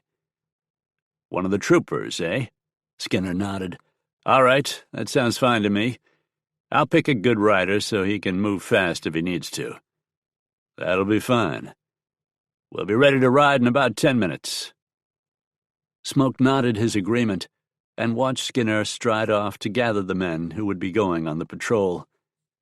He thought Talbot might emerge from the tent, but he didn't see any sign of the colonel before Skinner returned, leading a group of men on horseback. The captain said, "We'll pick up the trail north of your place, Jenson, where we had to turn back yesterday." "All right," Smoke said, thinking about what had happened at the spot Skinner mentioned. That was where Talbot had shot down one of the Cheyenne prisoners in cold blood, Purley had said, and then had the other 2 captives hanged. Those bodies might still be dangling from the hang ropes, unless Blackdrum and his men had returned to retrieve them. If that turned out to be the case, then Blackdrum and his followers would be more rage-filled and thirsty for white man's blood than ever before, Smoke knew. He wasn't sure if Talbot's ruthless actions made the situation any worse than it already was, but it sure as blazes couldn't have helped matters. Those gloomy thoughts were going through Smoke's head as he and Skinner rode out, side by side, at the head of the patrol. This would only end in death. Blackdrum had known that from the time he left the reservation. It was true that the spirits had promised him victory. His visions had told him that he would slay many, many whites and spill their blood on the land they had stolen. But even so, deep in the recesses of his mind, he had been aware that there were too many of the hated whites. He could not kill or drive them all away. His medicine could do only so much. He could not have said what his followers believed, nor did he care. They helped him achieve as much of his vision as possible, and that was the only thing that mattered. In the end, they would all die, and so would he. But what songs those to come would sing about his sacred war against the white invaders! Glory and honor would follow his name forever. Despite all that, he felt a pang of regret as he looked up at the limp, hanging bodies of Bluefeather and Falling Horse. Their faces were blue and swollen, as were the grotesque tongues that protruded from their mouths. They had died ignoble deaths, as had Walks Like Bear, whose body lay nearby. As far as Blackdrum could tell, one of the white men had shot down Walks Like Bear as if he were a mad dog. At least Wolf Cloud paints his pony and runs at night, whose corpses also lay nearby, appeared to have died in battle. The war chief's fingers tapped on the taut skin head of the drum at his waist. He nodded toward the hanged men and ordered, "Take them down. Gather these fallen warriors. We must send them to the next world in proper fashion, so that the spirits of our ancestors will be pleased and welcome them." Blackdrum paused. And then what?" asked one of the other warriors when Blackdrum's voice trailed off. "And then we will go to the town the whites call Big Rock," Blackdrum declared. "We will kill them all and burn the town to the ground, as we did the other white settlement to the east." He was aware of the men casting wary glances at each other, but chose to ignore that. None of the warriors moved or spoke for a long moment. Finally, one of them said, "There are many whites in that town." "Women and old men," scoffed Blackdrum, "and men with no hearts to match those of the Cheyenne and the Arapaho." "That is true, but they probably have many rifles." "And no true sight to aim them," Blackdrum insisted. He tapped harder on the drum. "Our medicine is strong. The spirits favor us. We cannot be defeated." He knew not all of them believed him, but enough did, and the others would not allow themselves to be disgraced by abandoning their quest now. Too many had died already. Giving up would mean their deaths were for nothing. One of the warriors suddenly thrust the lance he carried into the air and let out a shrill, piercing whoop. Another followed suit, brandishing his bow and yipping. More and more shouts and cries rose from their throats, until the sounds filled the air and echoed back from the foothills. "We ride for Big Rock," Black Drum declared when the tumult died away. "but not until we have taken care of our fallen friends. Then we will ride in a circle and attack the town from the east, where they will not expect us. We must be among the white soldiers, killing them before they know we are there." Several of the older warriors nodded in approval of the plan, while the younger ones began shouting and yipping again, carried away by their enthusiasm. That was good, thought Black Drum. They would need that fervor before the day was over. He wanted to kill as many of the whites as possible, and to see their ugly buildings ablaze before the inevitable end came. If his medicine would allow him to do that, then this would indeed be a good day to die. Smoke, Captain Skinner, and the rest of the patrol reached the spot at midday. Smoke recognized it from what Pearlie had told him about the events 2 days earlier. Skinner reined in and gazed at the empty branches of a tree not far from the trail. "Looks like the savages came back for their friends," he commented. "Buzzards wouldn't have been able to cut down those carcasses." A look that was half grin, half grimace appeared on his rugged face. "I hope the carrion birds feasted some on those bodies before the rest of the savages came along to get them, though. That'd give 'em a good idea about the fate that's waiting for all of them." None of the other bodies were still there either, so Smoke knew Black Drum had taken them for a proper ceremony and laying to rest. Would the war chief go back to the Sugarloaf to retrieve the bodies that had been left there? Smoke had warned Pearlie about that very possibility. On the way up here, he had considered detouring to the ranch to see how things were going.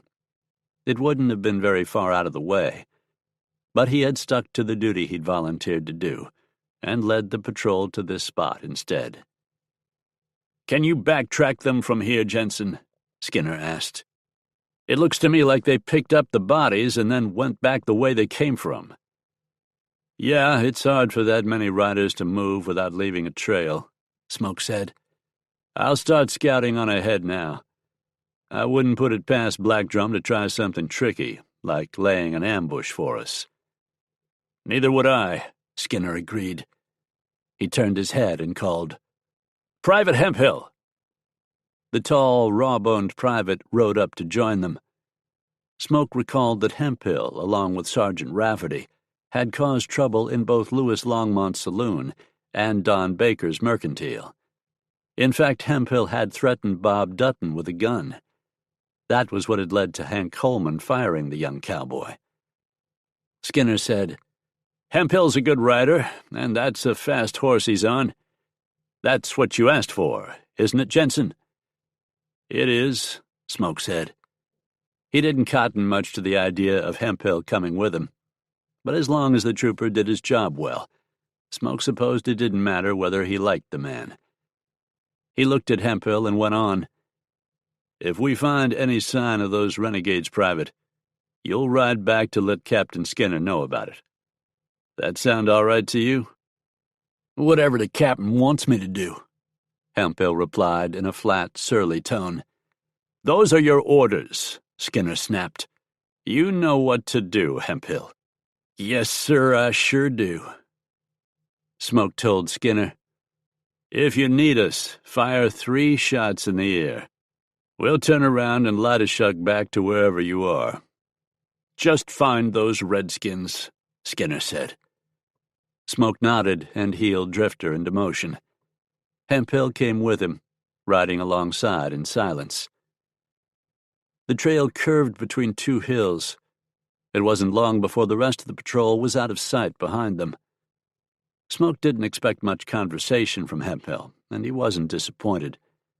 The trooper didn't say anything other than a few grunted words when Smoke pointed out things about the tracks they were following.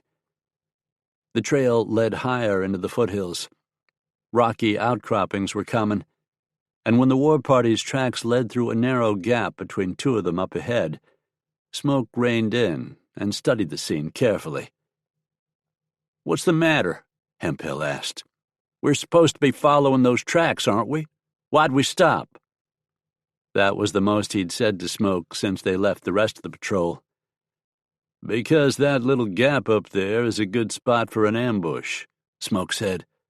"Black Drum could have warriors on those piles of rock on both sides of the trail, just waiting to bushwhack us." "Ah, you're crazy. Nobody but a mountain goat could climb up there." "No, but it wouldn't be as difficult as it looks at first glance. And we don't even know how rugged it is around on the other sides. Might be an easy climb back there."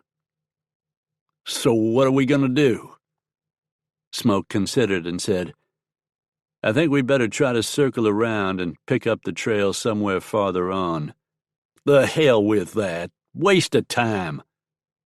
Hemphill jabbed his boot heels in his horse's flanks and sent the startled animal loping ahead, straight toward the gap. Smoke was so surprised that a couple of heartbeats went by before he called, "Hey, wait, you blasted fool." Hemphill ignored him and continued riding. If Smoke had been the type to curse, he would have been turning the air blue right about now. Instead, he muttered, "Loco varmint," and started after Hemphill. The private was already too close to the gap for Smoke to catch him before he got there. Smoke had only two choices: abandon Hemphill to whatever his fate might be, or forge right on through the gap with him. Smoke didn't abandon his companions, even when they were acting like damned fools. He reached for his rifle and pulled the Henry out of its saddle sheath. It was entirely possible that there weren't any renegades lurking in the gap, and that he and Hemphill would ride right on through unharmed. But he was going to be ready if any trouble broke out. The noise was a small one, especially with hoofbeats echoing against the rock outcroppings. But Smoke's keen ears heard it anyway. The clatter of a small chunk of stone bouncing down on his right. Rocks didn't fall by themselves very often. It was more likely that something or somebody up there had knocked it loose. Even as that thought flashed through his mind, Smoke twisted in the saddle and raised the Henry to his shoulder. As he did, a rifle cracked somewhere above him. Dirt kicked up to his left, and he knew the shot had missed him and Drifter by only a narrow margin. He saw the spurt of powder smoke from the hidden bushwhacker, and loosed 2 rounds in that direction, working the Henry's lever swiftly between the shots. Drifter was used to gunfire, so he didn't budge as the booming reports filled the air.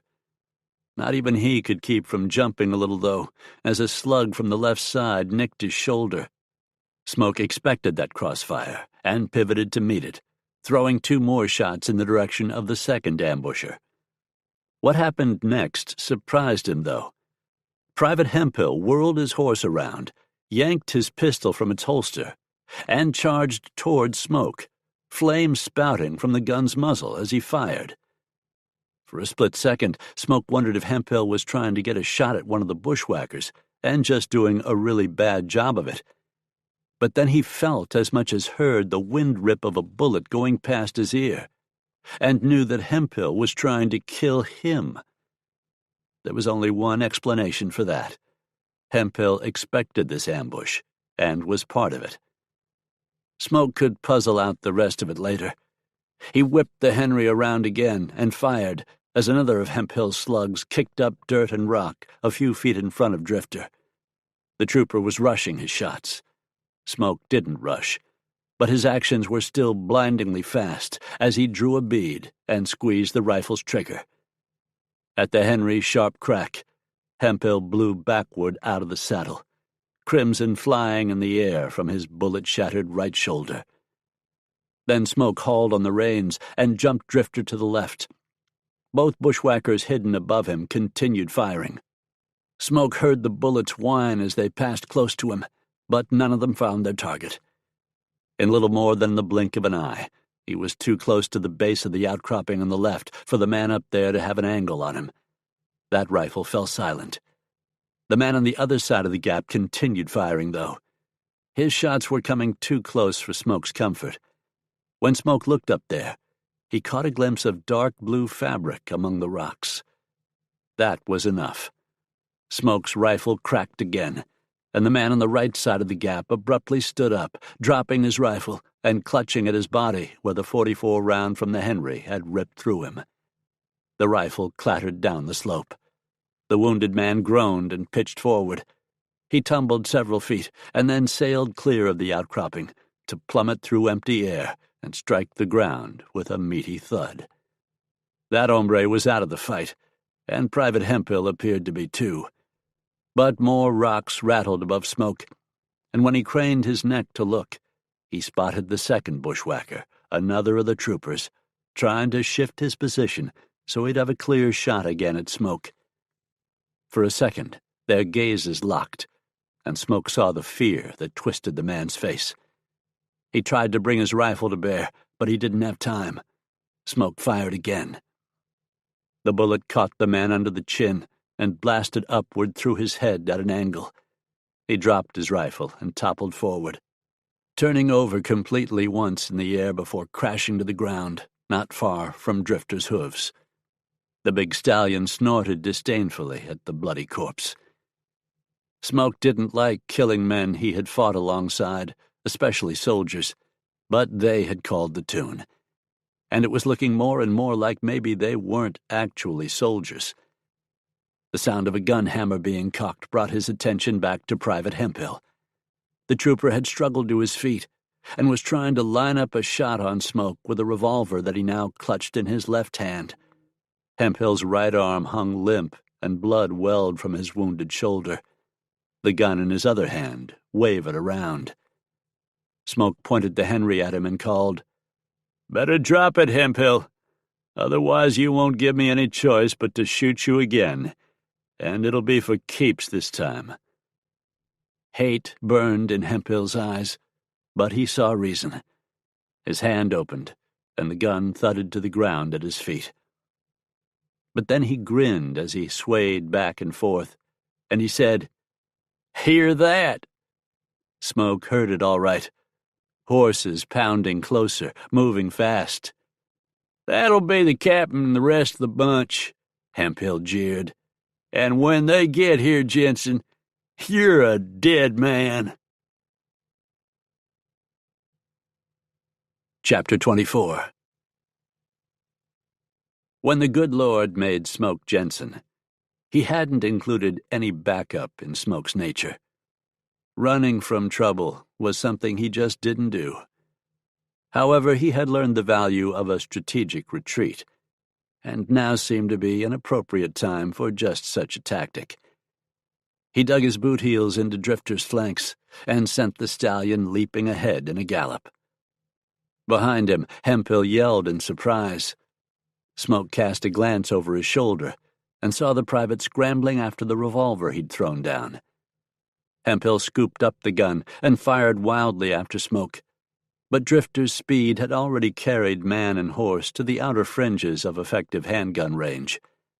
Smoke didn't know where Hemphill's bullets went, but he didn't think any of them came close to him or Drifter. Smoke had faced overwhelming odds before, but usually on ground of his own choosing. He didn't know for sure that every member of the patrol would try to kill him if Skinner ordered them to, but he figured there was a pretty good chance of it.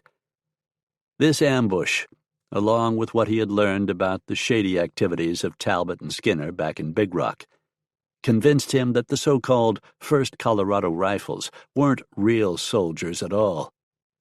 He realized that suspicion had been lurking in the back of his head all along, based on various things about the way the troopers looked and conducted themselves that just hadn't seemed right. And yet they had battled Black Drum and the other renegades, just as an actual cavalry unit would, and had done so effectively, too. It was a complicated situation, Smoke decided, and the details could be hashed out later. For now, the best thing for him to do was to avoid a confrontation with Skinner and the rest of the patrol. As he galloped out of the gap between the massive rock piles, he spotted 2 horses tied in some nearby trees. Those would be the bushwhackers' mounts. This whole attempt on his life had been planned from the start, he thought. Smoke had no doubt that Skinner was behind the attempt and had given them their orders. But was Talbot involved too? Smoke suspected that was the case, but he didn't know for sure. He kept riding hard, heading for a nearby ridge topped by a thick growth of pine trees. Drifter started up the slope, his powerful muscles making it seem easy. Before Smoke reached the top, he heard the sharp crack of rifle fire behind him. A slug whistled past him not too far away. Smoke angled the stallion to the right for a couple of strides, then back the other way. More bullets struck the ground and threw up gouts of dirt. Others tore through the clumps of brush that he passed, but none of them came perilously close. With a final lunge, Drifter reached the crest and darted between 2 of the pines. Smoke reined in and turned the horse so he could look back down the slope and see if the phony cavalrymen were pursuing him. Instead, they had stopped in the gap between those outcroppings and weren't shooting anymore, since he had reached the cover of the trees. He saw them milling around down there and spotted Skinner. The captain was waving his arms and yelling orders, although Smoke was too far away to make out any of the words.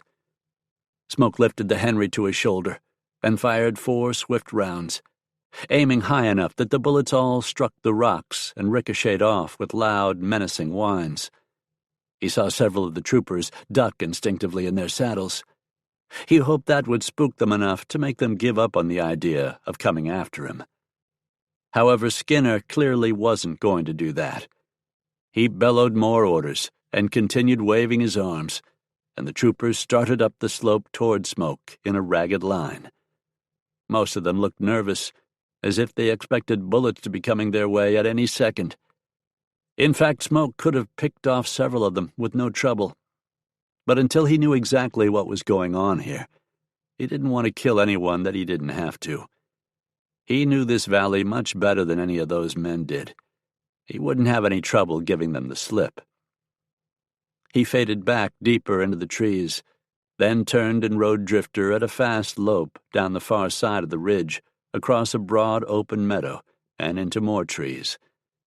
His pursuers were being cautious, but several of them topped the ridge in time to spot him disappearing into the shadows under the pines 1/4 of a mile away. Faintly, Smoke heard their shots. He knew they would be coming after him. He also knew that up ahead was a rocky stretch where it would take a good tracker to follow his trail. The men might have a tracker that skilled among them, but there was a good chance they didn't. Anyway, that wasn't the only ploy Smoke could use to get away from them. He allowed Drifter to pick his own path over the rough ground and stuck with the rocks for 1/2 mile. Then he rode down into a wash and followed it for another 1/2 mile, before leaving it and riding for several hundred yards in a shallow creek he had known was there. By then his route had curved back around toward the side of the ambush. He thought Skinner might still be there, and Smoke wanted to have a word with the captain, or whatever he really was. A short time later, he came across the same tracks he and Hemphill had been following as they scouted ahead of the patrol. With a faint smile on his face, Smoke turned the stallion to the left to follow the hoofprints once again. He could have turned right and lit a shuck for the Sugarloaf, and none of his pursuers would have known where he'd gone until it was too late to stop him. Instead, he was riding right back toward men who a short time earlier had been doing their best to kill him. He had his limits, though, and he wasn't going to run again. He wanted to have this out with Skinner. With luck, he might catch the captain without a dozen or more troopers to back him up. Smoke came in sight of the gap where the unsuccessful ambush had taken place.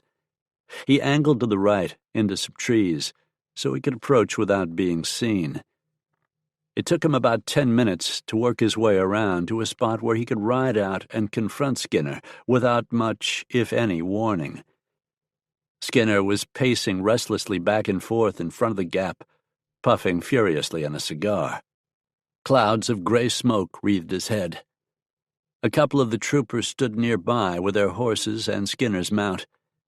It had been a 50-50 chance whether Skinner had accompanied the rest of the patrol in pursuit of Smoke, or had waited here for them to bring him back. Smoke's gamble that Skinner stayed behind had paid off, at least for now. He swung down from the saddle, left Drifter concealed in the trees, and slipped forward through some brush until he was able to step into the open no more than 20 feet from Skinner. Smoke hooked his thumbs in his gun belt and stood there facing the man squarely. Skinner, who had just swung around to pace back toward Smoke, stopped short and stared at him in amazement. "Jenson," he blurted out a second later. "How?" "It's not easy tracking a fella through his own stomping grounds," drawled Smoke. "I left those other hombres a long way behind and circled back around to you, Skinner." Without taking his eyes off the man he was convinced was a phony captain, he added sharply to the two troopers, "You boys had better keep your hands away from those guns. If I see you reaching, I won't take it kindly." Skinner spat out the cigar butt and said, "Don't let him buffalo you, damn it! Shoot him!"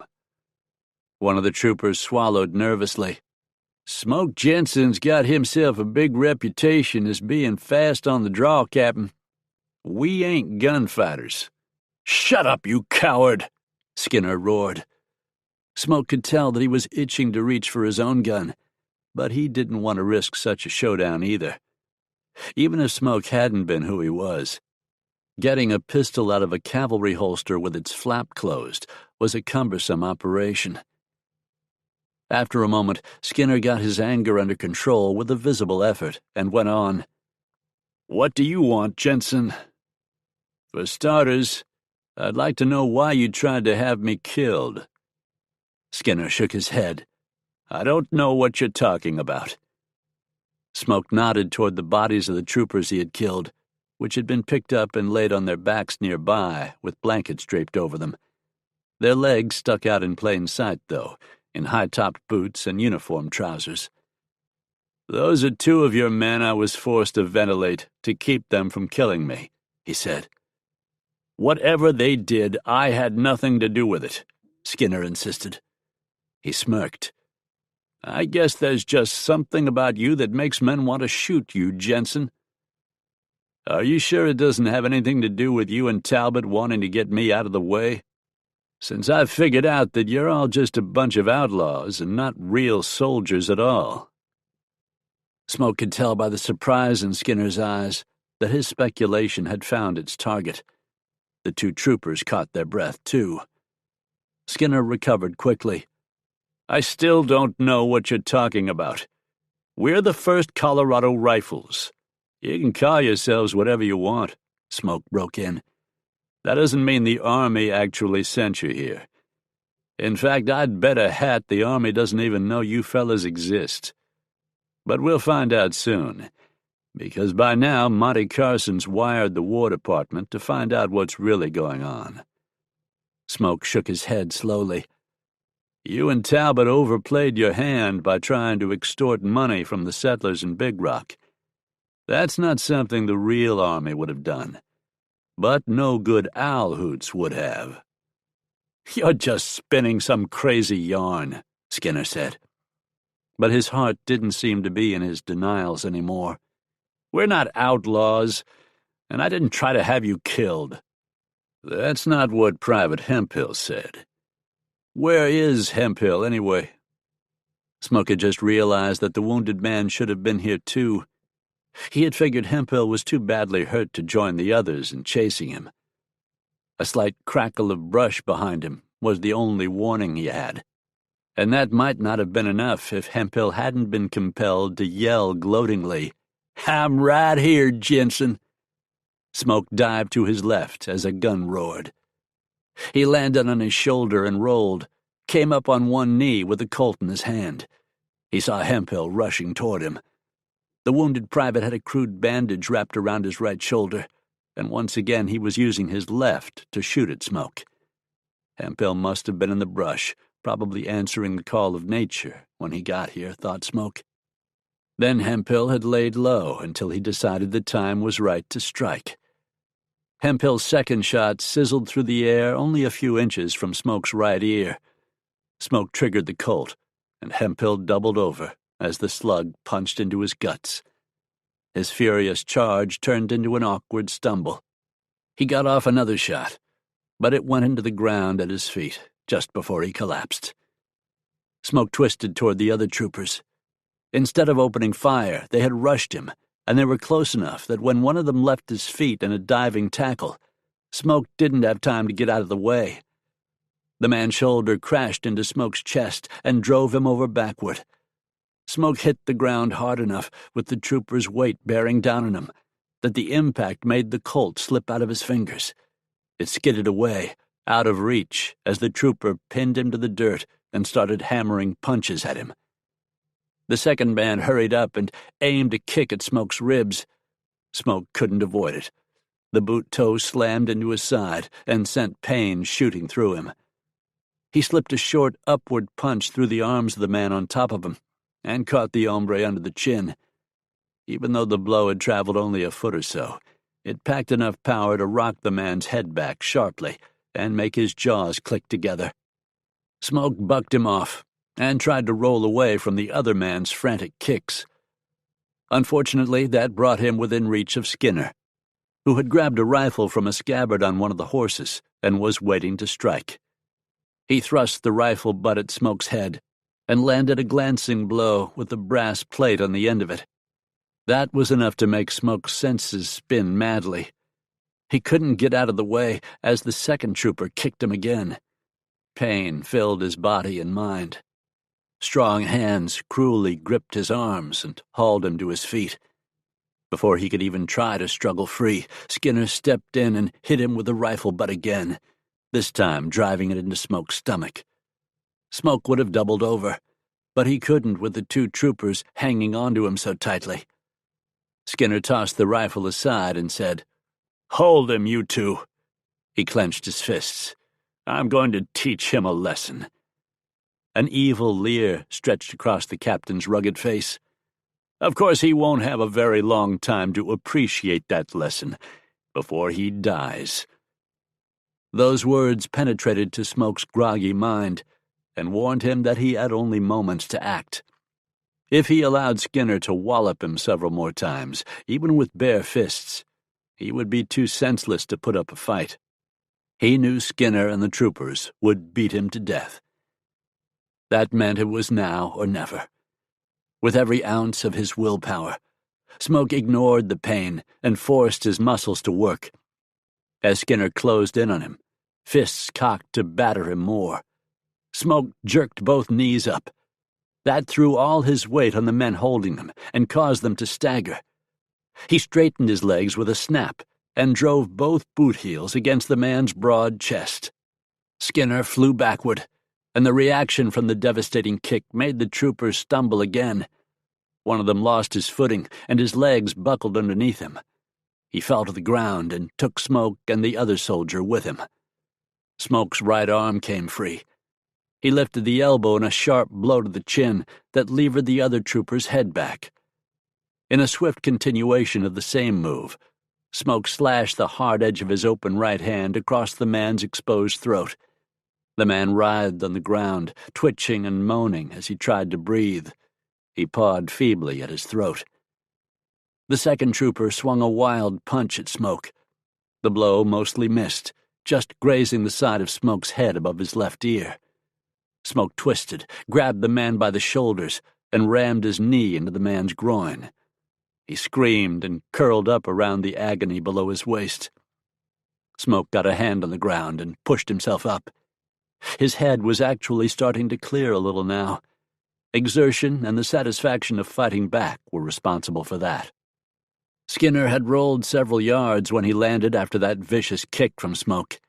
He had come to a stop now and was trying to struggle back to his feet at the same time Smoke was doing likewise. They came upright together and lunged at each other, slugging fiercely. For a long moment they stood toe-to-toe, battling like a couple of wild animals. Smoke was able to block most of Skinner's punches, but some of them got through and slammed into his face and body with devastating force. Smoke gave better than he got, though. Skinner was slightly taller and maybe 20 pounds heavier, but Smoke was faster. His punches were just as powerful, and he landed more of them. Skinner began to give ground. His arms sagged, allowing even more of Smoke's punches to thunder home. Smoke whipped a hard left to Skinner's solar plexus. Skinner gasped for air, and his arms dropped even more. Smoke threw a roundhouse right that landed squarely on Skinner's jaw and slewed his head sideways. Skinner's eyes rolled up in their sockets. He crumpled to the ground and landed on his side, groaning. He wasn't out cold, but he wasn't going to be getting up any time soon either. Smoke stepped back, breathing hard. His hands throbbed from the punishment he had just given them by battering them against Skinner's head and body. He grimaced as he flexed his fingers, but he could tell that he hadn't broken any bones. His hands might hurt, but he could still use them. His ribs hurt too, where he'd been kicked several times. He drew in a deep breath. Again, pain made itself felt, but he was convinced none of the ribs were cracked. He looked around, spotted his Colt lying on the ground, and quickly stepped over to it to scoop it up. He checked the barrel, the cylinder, and the action. Dirt hadn't fouled the weapon. He moved back so he could cover all three men. Both troopers still lay on the ground, moaning. The one Smoke had hit in the throat appeared to have recovered enough that he was able to breathe again, but he was pale and shaken. The man Smoke had kneed in the groin was still curled up in a ball, but he wasn't howling in pain anymore. The sounds he made were more like whimpers. Neither man looked like he would be a threat any time soon. Nor did Skinner. He was only half conscious as he lay there breathing heavily, the air rasping in his throat. That left Hemphill. Smoke had a pretty strong hunch that the hombre was dead, and that proved to be the case. All the life had bled out of the crumpled heap the private formed on the ground. Smoke moved from man to man, disarming them with his left hand as he carefully kept them covered with his right. He threw the pistols well out into a thicket of thorny brush, then did the same with the rifles he took from saddle boots on the horses. The weapons could be retrieved later, but not without a heap of scratching and clawing from those thorns. When the three men recovered enough to ride, he planned to force them onto their horses and then take them back to Big Rock as his prisoners. With his testimony that they had tried to kill him, Monty Carson would be willing to lock them up. That might prompt a showdown with Talbot and the rest of the so-called soldiers, but Smoke figured he would deal with that problem when the time came. He wondered if Monty had gotten any response from his telegram to Washington yet. There might not have been enough time for that. Smoke scanned the country to the north. He didn't see any signs of the rest of the patrol. They were probably still out hunting him. He needed to move quickly. The swift drumming of hoofbeats made him frown and turn his head. The sound came from the direction of town. He looked around and spotted a lone, blue-clad figure riding hell-bent for leather toward him. What was a single cavalryman doing out here, and in such a hurry to boot? A cold feeling stirred inside Smoke, as his instincts warned him that something was wrong. Bad wrong. A minute later, the trooper drew rein and gaped in amazement at the sprawled bodies of Skinner, Hemphill, and the other two men, as well as the blanket-covered shapes of the two dead bushwhackers.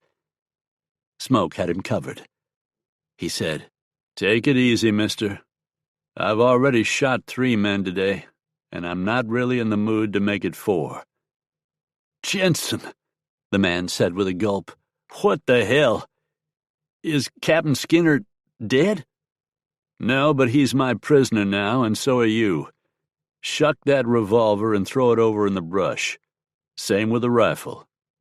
"But—" "Just do it," Smoke said in a flat, dangerous voice. The trooper swallowed hard again and did as Smoke ordered. Then Smoke went on, "What are you doing out here by yourself?" "The colonel sent me," the man replied. "He ordered me to find Captain Skinner and the rest of the patrol and bring them back to Big Rock as fast as I could." "Why would he do that?" Smoke wanted to know. Eyes wide with excitement, the trooper said, "Because that loco Injun Black Drum and all his warriors are attacking the settlement. If we don't get some help, he's liable to burn the whole damn town to the ground."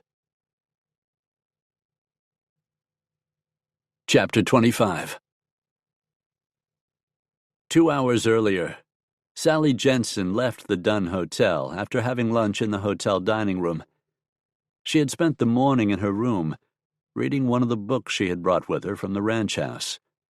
She and Smoke were both readers, and since there was no place in Big Rock to buy books, they had volumes shipped in regularly on the train from back east. But Sally enjoyed being active, too, so after eating, she decided to walk around town and visit with some of the people she knew. She dropped in first at the sheriff's office and said hello to Monty Carson. "Afternoon, Sally." He greeted her with a smile as he stood up and came around the desk. He held a chair for her and went on, "What brings you here? Not trouble, I hope?" "No, not at all," she replied with a smile of her own as she sat down. "You know that Smoke wanted me to stay here in town until the threat from Black Drum and his war party is over?" "Yeah, Smoke mentioned it. It's a good idea, if you ask me. The way those Indians have been rampaging around the valley." Well, I didn't want to add to his worries, so I agreed. But I'm already tired of sitting in a hotel room, so I thought I'd circulate around town a little. You think that's all right, don't you? Monty had settled back down in his chair. He pushed aside the paperwork he'd been dealing with and shrugged. "I don't see why not," he said. "We can't rule out the possibility of Black Drum attacking the town, of course, but I don't think it's very likely. Surely he's got more sense than that." "There haven't been any more reports of attacks?" "Not that I'm aware of." "Smoke has gone with a cavalry patrol today to see if he can help them track down the war party. I don't like it when he rides off into possible danger like that, but—" "I suppose you must be getting used to it by now," Monty supplied when Sally's voice trailed off. "Not really, but there's nothing I can do about it either." Monty chuckled. "Yeah, I reckon Smoke Jenson's sort of like one of those forces of nature you hear about. When he thinks something is the right thing to do, there's no holding him back. It'd be like arguing with a tornado." The lawman's face grew more solemn as he continued. "What you said about the cavalry, though. Has Smoke mentioned anything about them to you?" A frown creased Sally's forehead. "No, not really. I know that he and that Captain Skinner don't get along, and I get the impression that he's uneasy about the rest of them." "He may have good reason to be. I've been doing some checking." Monty stopped and shook his head. "No, never mind." Sally said, "You can't just start saying something like that and then not go on." "Right now, anything I could say about those troopers would be sheer speculation. Nothing but gossip, really. But I'm expecting a telegram any time now that I hope will tell me a lot more." Sally laughed. "You know that's maddening, don't you?" "Didn't mean it that way, just spoke without thinking." In an apparent effort to change the subject, Monty went on, "How about a cup of coffee?" "Well, I suppose that would be all right," Sally said with a somewhat dubious glance at the battered old coffee pot sitting on the pot-bellied stove in the corner. Monty grinned and shook his head. "I wasn't talking about that mud," he told her. "I wouldn't ask a lady to drink any of that devil's brew. What I had in mind was that we'd stroll down to Lewis's and have some of that coffee he likes." "That's an excellent idea," Sally agreed. Smoke and I have gone into Longmont's many times." "Well, it's a saloon," Monty said as he got to his feet again. "So I reckon it's not really proper for an unaccompanied lady to go in there, especially a married lady. But there won't be any problem since you'll be with me." "There shouldn't be any problem anyway," Sally responded with a trace of tartness in her voice. "A lady should be able to go anywhere she pleases without having to worry so much about propriety. But I suppose that's the way of the world, at least right now. Things may change someday." "Yeah, Lewis says he plans to hire a cook and make the place as much a restaurant as it is a watering hole. When he's done that, anybody will be welcome in there." "Even married ladies," Sally said dryly. Monty just chuckled again as he offered her his arm, and they left the sheriff's office. Quite a few men spoke to Monty and tipped their hats to Sally as they walked along the street toward Louis Longmont's saloon. Most folks in Big Rock knew that Sally was married to Smoke Jenson, but they also knew that Sheriff Carson was one of Smoke's best friends, so they didn't see anything wrong with Sally and Monty strolling arm in arm along the street. When they reached Longmont's, Louis greeted them and escorted them to his private table. "We came for some of that coffee of yours," Monty said, as he held Sally's chair for her. "Of course," Louis signaled to the bartender. "I'm glad to see you, Sally. I hope you'll feel free to come in here any time." "That's just what I was telling Monty," she replied. "And I told her you planned to make this into a fancy restaurant as well as a fancy saloon," Monty added as he thumbed his hat to the back of his head. "Well, it's a far cry from fancy as yet," said Louis. "But in time. I heard a rumor that Smoke has joined forces with the cavalry for the time being." "He rode out with the patrol that left earlier today," Sally said. "Do you know anything about this mystery involving the cavalry, Louis? Monty dropped some hints about it, but won't give me the details." "Well," Louis said, clearly as reluctant as the sheriff to discuss the matter, "I'm aware that Smoke harbors certain suspicions, which didn't stop him from volunteering to do some scouting for them," Monty pointed out. "I figure Smoke thinks it's more important to deal with the problem of Black Drum." Before he could go on, a man slapped aside the bat-wing doors at the saloon's entrance and rushed into the room. "There's a bunch of shooting out at the cavalry camp," he announced at the top of his voice. "Somebody said the Injuns are attacking." Louis and Monty leaped to their feet. Sally started to get up too, but Monty put a hand on her shoulder. "Better stay right here," he told her. "If it is an Indian attack, you'll be safer here than if you try to get back to the hotel, because Louis will look after you. Won't you, Louis?" "Of course," the gambler said. A pistol had appeared already in his hand as if by magic, drawn from the shoulder holster under his coat. "And I'll go see what this ruckus is all about," Monty went on. He had drawn his gun, too. They could all hear the shots coming from somewhere outside. Most of the saloon's customers charged out of the place, eager to find out what was happening and to reach their families if they had any, or to find a good place to fight if they had to. "You said the Indians weren't likely to attack the town," Sally said to Monty. "Yeah, but you can't ever be sure what they'll do. Stick close to Louis. I'll be back if I can." With that, the sheriff ran out of the saloon. Sally hated to see him go. Her heart hammered inside her chest. "You'll be all right," Louis assured her. "I'll see to that." "I know that," said Sally. "But you won't be offended if I say that I wish Smoke was here, will you?" "Not at all. I wish he was too." "Maybe you have a spare gun I can use if I need to?" Sally suggested. Louis hesitated, then nodded. "Smoke has told me that you're an excellent shot," he said. "I think that would be a very good idea."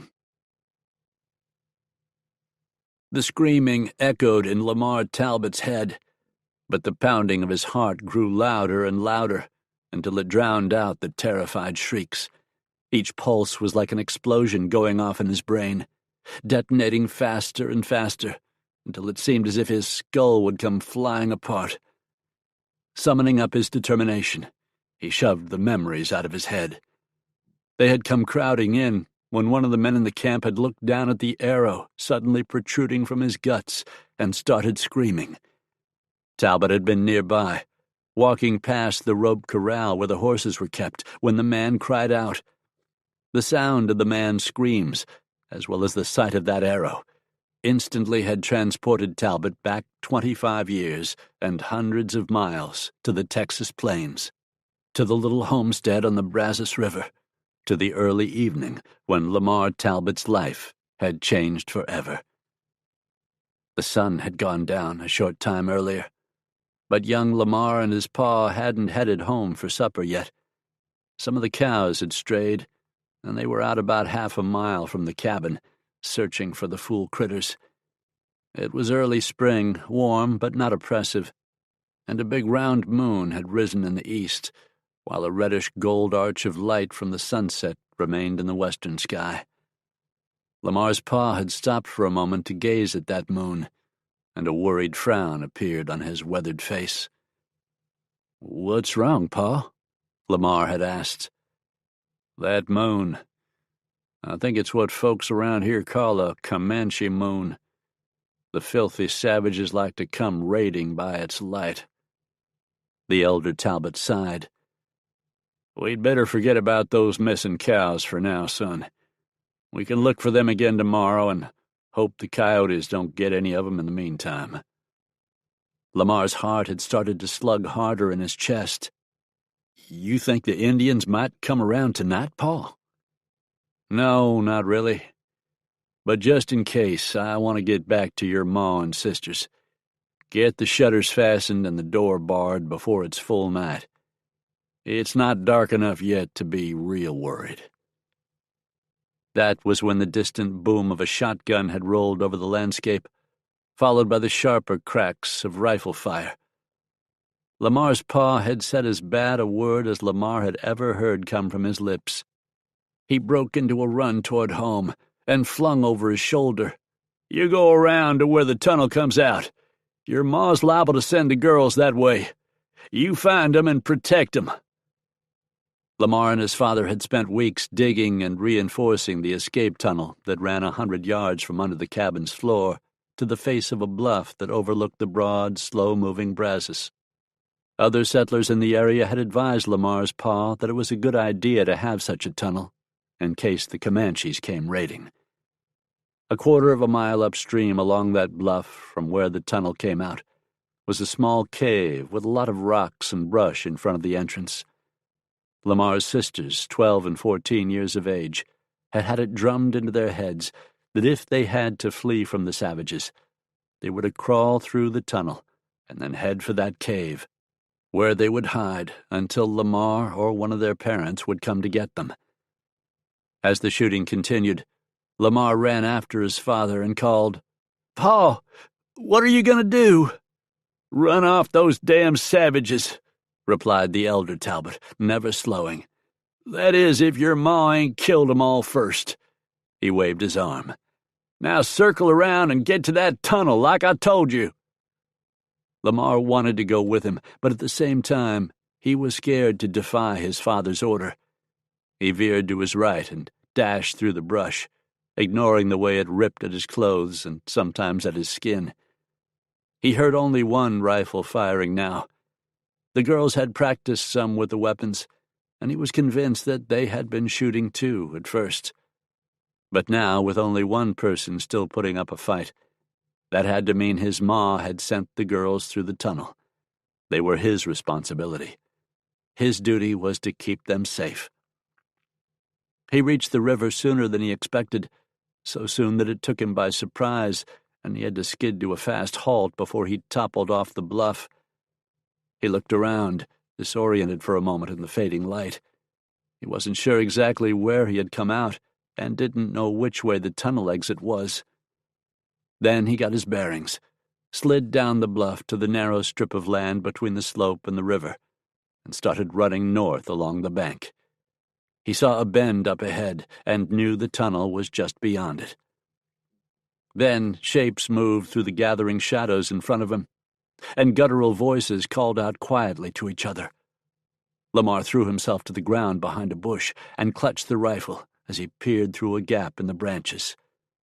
4 Indians, bare-chested and wearing hide leggings, feathers sticking up from their heads and with their black hair in braids, slid down the bluff and started north.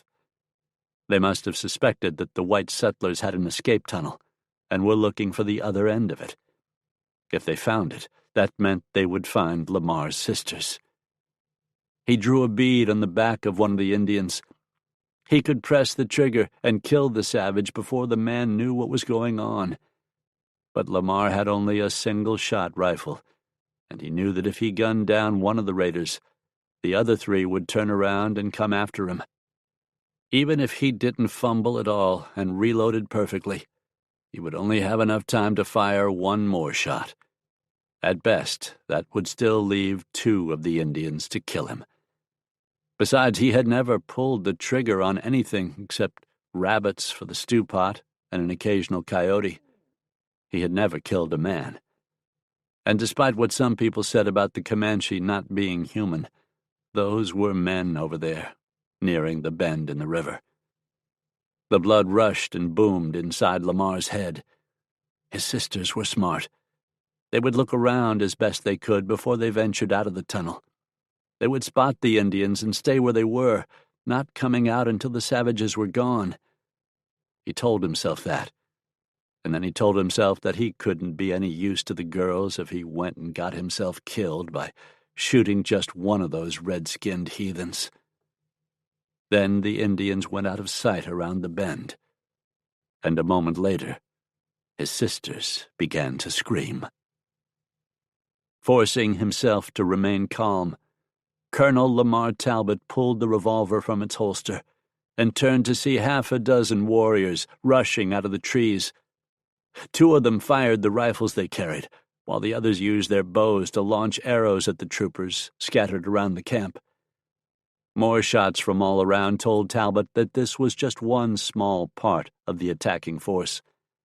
Black Drum's war party seemed to be on 3 sides of the camp, with only the side toward Big Rock open.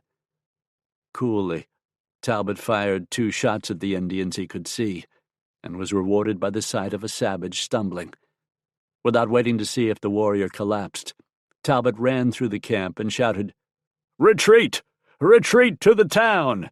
Establish a defensive line there! Retreat!" He and his men could fort up in the buildings in Big Rock. Their tents offered them no real protection here in camp.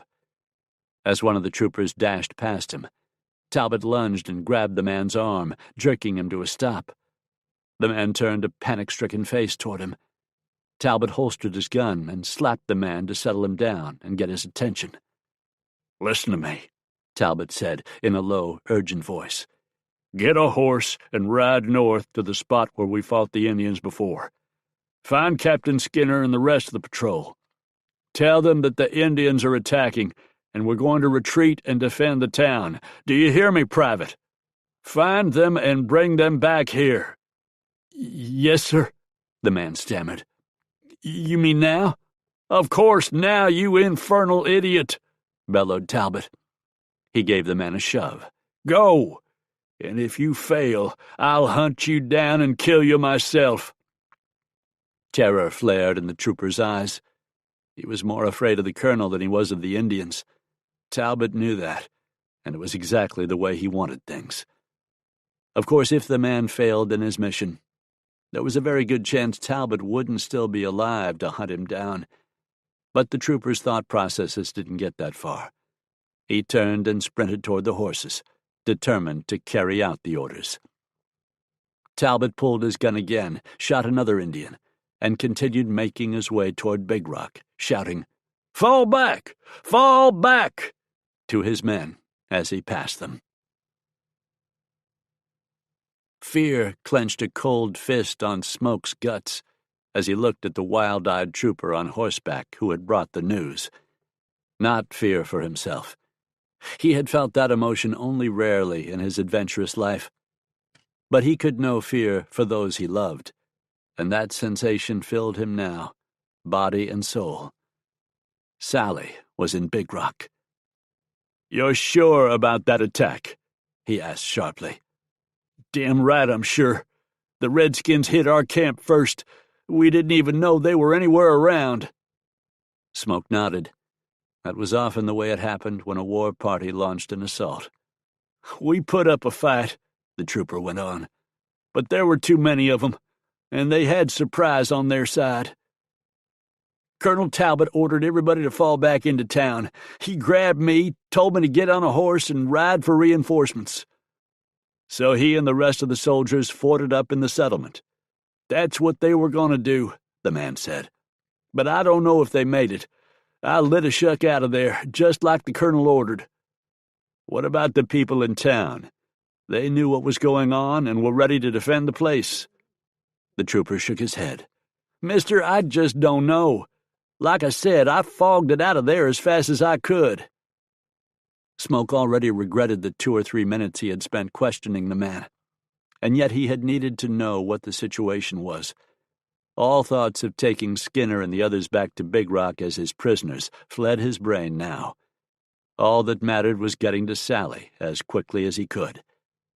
But there was one more thing that needed to be said. "When you start back to town, go by the Sugarloaf Ranch. You know where it is?" The trooper nodded. "Yeah, I know." "Tell the men you'll find there to head for town as fast as they can, and to bring plenty of ammunition with them." The addition of top-notch fighting men such as Pearlie Fontaine, Bob Dutton, Max Collier, and Jed Hightower might make a difference in the battle against Black Drum and his warriors. Smoke was swinging up in the saddle already as he gave the trooper that order. He pulled Drifter around and heeled the stallion into a run. He flashed past the man, who called, "Hey, wait!" Smoke didn't hear what else the trooper said, if anything. He didn't have any more time to waste. Sally's life was in danger, and nothing would stop him from reaching her side. Chapter 26. When Monty Carson ran out of Louis Longmont's saloon, he turned toward the sound of gunfire. As he looked toward the eastern end of town, his keen-eyed gaze spotted several soldiers running from the direction of their camp. A couple of them stopped and turned back, lifting the rifles they carried to fire at something Monty couldn't see. He saw one of the troopers reel, though, and then turn around to reveal the arrow embedded in his chest. The man dropped his rifle and pawed at the shaft, then collapsed. The soldier who'd been beside him turned to run again, but too late to escape his fate. He cried out, arched his back, and stumbled on for a few steps before pitching forward on his face. An arrow stood straight up from where it was lodged between his shoulder blades. Monty knew he couldn't do anything to help either of those men, but before he could decide on his next move, the decision was made for him. A rifle cracked somewhere close, and he felt the wind rip of the bullet as it fanned his cheek. Whirling instinctively toward the attacker, he saw an Indian standing atop a nearby building, behind the structure's false front. The warrior was trying to reload the single-shot rifle he held. Monty's Colt came up and roared, and the Indian's head jerked as the slug blew away a fist-sized chunk of his skull. He went over backward, tumbling out of sight down the roof's far slope. The savages weren't just chasing the troopers out of their camp, Monty realized. They were already in the town. Screams and shouted curses filled the air, along with the crackle of rifle fire interspersed with the heavier booms of pistols going off. Somewhere a shotgun thundered. Monty saw citizens running along the street in wild panic. He shouted at them and waved his left arm, saying, "Head for Longmont's! Get inside the saloon!" It was a sturdy building, as good as any in Big Rock to defend. The problem was that the town's inhabitants were scattered among the homes and businesses. Those caught on the street by the attack could seek shelter in Longmont's, but the others would have to hunker down wherever they were and hope that the Indians wouldn't come for them. Not that it would matter if Black Drum had his way, Monty thought grimly. He had a hunch the war chief would try to burn the town and use flames to kill everybody he couldn't murder with arrows or bullets. An arrow flew past Monty's head. Another grazed his upper left arm, ripping his shirt sleeve, but narrowly missing the flesh underneath it. He spun toward an alley mouth where several warriors had appeared. His gun blasted again and again. The Indians scattered, ducking back out of sight. He didn't know if he had hit any of them or just caused them to withdraw for the moment. He kept his gun ready as he backed swiftly toward the bat-winged entrance of Longmont's. People were streaming in there, seeking shelter. Lewis appeared on the porch, revolvers in both hands. He fired the guns back and forth, snapshots that didn't even seem to be aimed. But Monty saw a couple of Indians running along the other side of the street, tumble down as the gamblers' bullets found them. Then Monty reached the door and stood to the left of it, while Lewis was on the right. They continued firing, covering the townspeople who were trying to reach cover. After a few minutes, Monty didn't see any other citizens of Big Rock headed this way. So over the din of gunfire, he called to Lewis, "We'd better get inside while we can." "Yes," Lewis agreed after firing a final shot. Then he exclaimed, "No, wait!" Colonel Lamar Talbot had just come into view, running toward them. The colonel was hatless and had his pistol in his right hand, the saber from his scabbard in the left. His left sleeve was bloody, but he didn't appear to be incapacitated by the wound.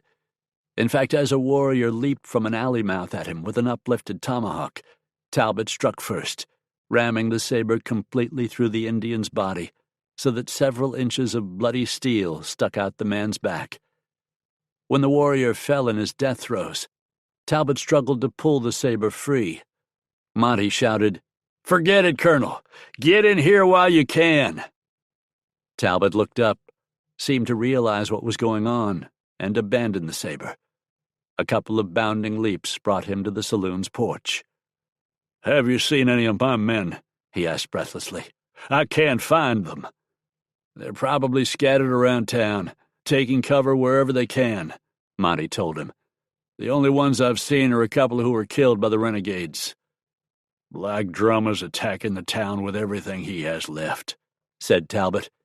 "We have to hold him off. I've sent for reinforcements. Get on inside. We'll fight from in there." Talbot nodded. He stumbled a little as he pushed through the batwings. Maybe the loss of blood from his wound was affecting him, or maybe he was just shaken by the battle, Monty thought. The colonel had a crazed look in his eyes, that was for sure. Monty hurried into the saloon next, followed by Lewis. As Lewis ducked through the batwings, an arrow struck the swinging door on the right and embedded there. Lewis slammed the inner doors behind him. "Break the glass out of the windows," he called. "Every man with a gun, get ready to fight." The racket of shattering glass filled the air. The saloon's big front windows had been freighted out from Denver and had been pretty expensive, Monty knew.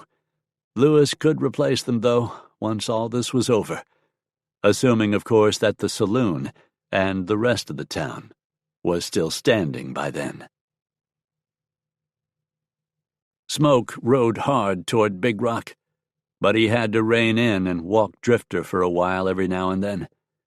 The big black stallion possessed plenty of strength and stamina, but even he had his limits, and it wouldn't do Smoke any good or get him to Sally's side any faster to run the horse into the ground. During one of those stretches, he paused at a high spot and hipped around in the saddle to look behind him. A thin column of dust rose in the distance.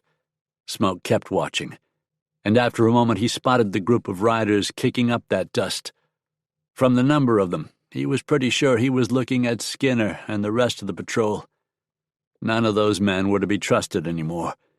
But right now Smoke was glad to see they were following him.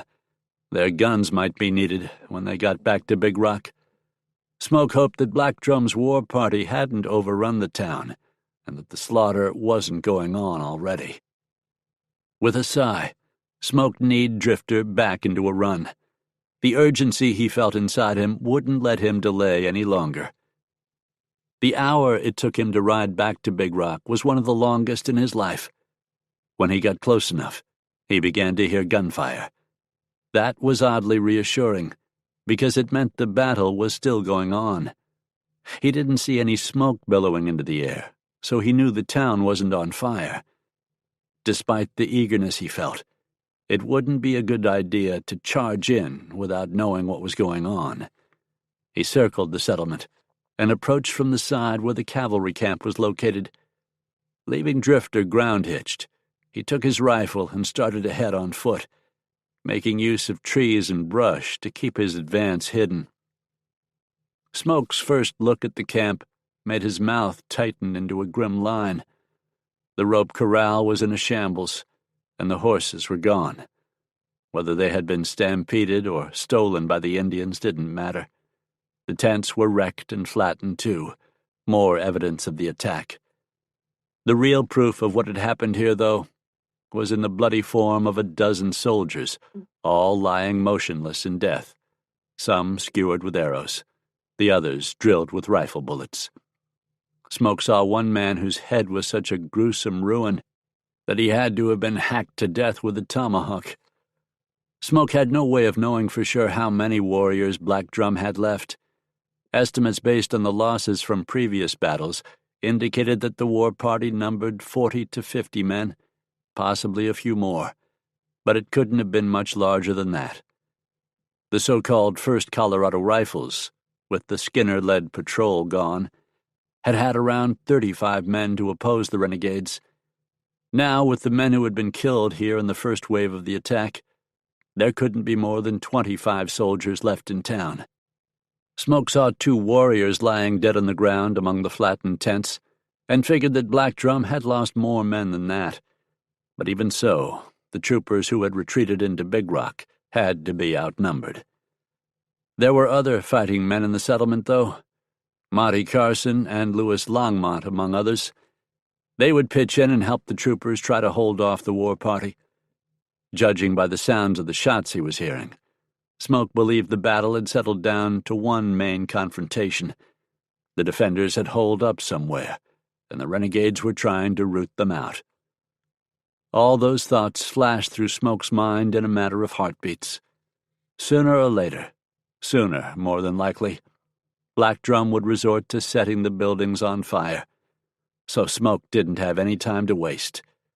With the Henry rifle held at a slant across his chest, he trotted through the devastated camp toward the settlement. Sally knelt behind one of the saloon tables and thumbed fresh cartridges through the loading gate of the Henry rifle she held. Several tables had been overturned and shoved up to the busted-out front windows to provide extra cover for the defenders. During the first part of the battle, Monty and Louis had insisted that she stayed down on the floor behind the bar with the girls who worked in the saloon. That was the safest place for them. But Sally had never been one to cower in fear, and after 3 men had been wounded in the fighting, one of them badly, she had slipped out from behind the bar, picked up a fallen Henry, and taken one of the places at the windows. Monty, over at the other front window, had seen what she was doing, and she could tell he started to say something to her. Then he thought better of it, gave a fatalistic shrug, and went back to shooting at the renegades who had gathered in the building across the street to pour lead at the saloon. The building housed a dress shop, and it had never seen customers like the renegades who packed into it now. There was no way of knowing how many rounds had flown back and forth across the street in the past hour. Hundreds, certainly, maybe 1,000 or more. Miraculously, no one inside the saloon had been killed yet. The defenders had no idea if any of the Indians had been wounded fatally. Colonel Talbot was behind another table at the same window as Sally. From time to time he rose up enough to fire several shots from his pistol, then sank down again to mutter to himself. During one of the occasional lulls in the gun thunder, Sally heard him saying, "Should have been with them. Should have been with them." She supposed he was talking about the soldiers under his command. Over at the other window, Louis Longmont crouched next to Monty and said, "I'm surprised they haven't attempted an all-out frontal assault yet. Black Drum probably doesn't have enough men left for that," replied Monty. "And they're scattered through the town, too, trying to wipe out the other pockets of resistance. You can tell that by the sound of the shooting." Louis nodded. "Yes, it appears he's committed enough warriors over there across the street to keep us pinned down, while the rest hunt for other survivors." A humorless smile curved the gambler's lips. "He's saving us for last, I think." Monty grunted and said, "The best for last, I reckon." He looked around the room. "Where do you figure the rest of those soldiers are?" "They must have scattered, too. They never struck me as a well-organized fighting force." "That's because they're really outlaws and not soldiers at all," Monty said bitterly. "I'm more convinced of that than ever." "I think you're right, old friend. Still, they'll fight for their lives, and they're keeping some of Black Drum's forces occupied. We should be grateful for that small favor anyway." "Yeah, but is it just postponing the inevitable?" "Time will tell," mused Louis. "And with any luck, help may be on the way." Normally, Smoke would follow the sound of shooting toward trouble, but with guns blasting all over Big Rock, that wasn't going to work today.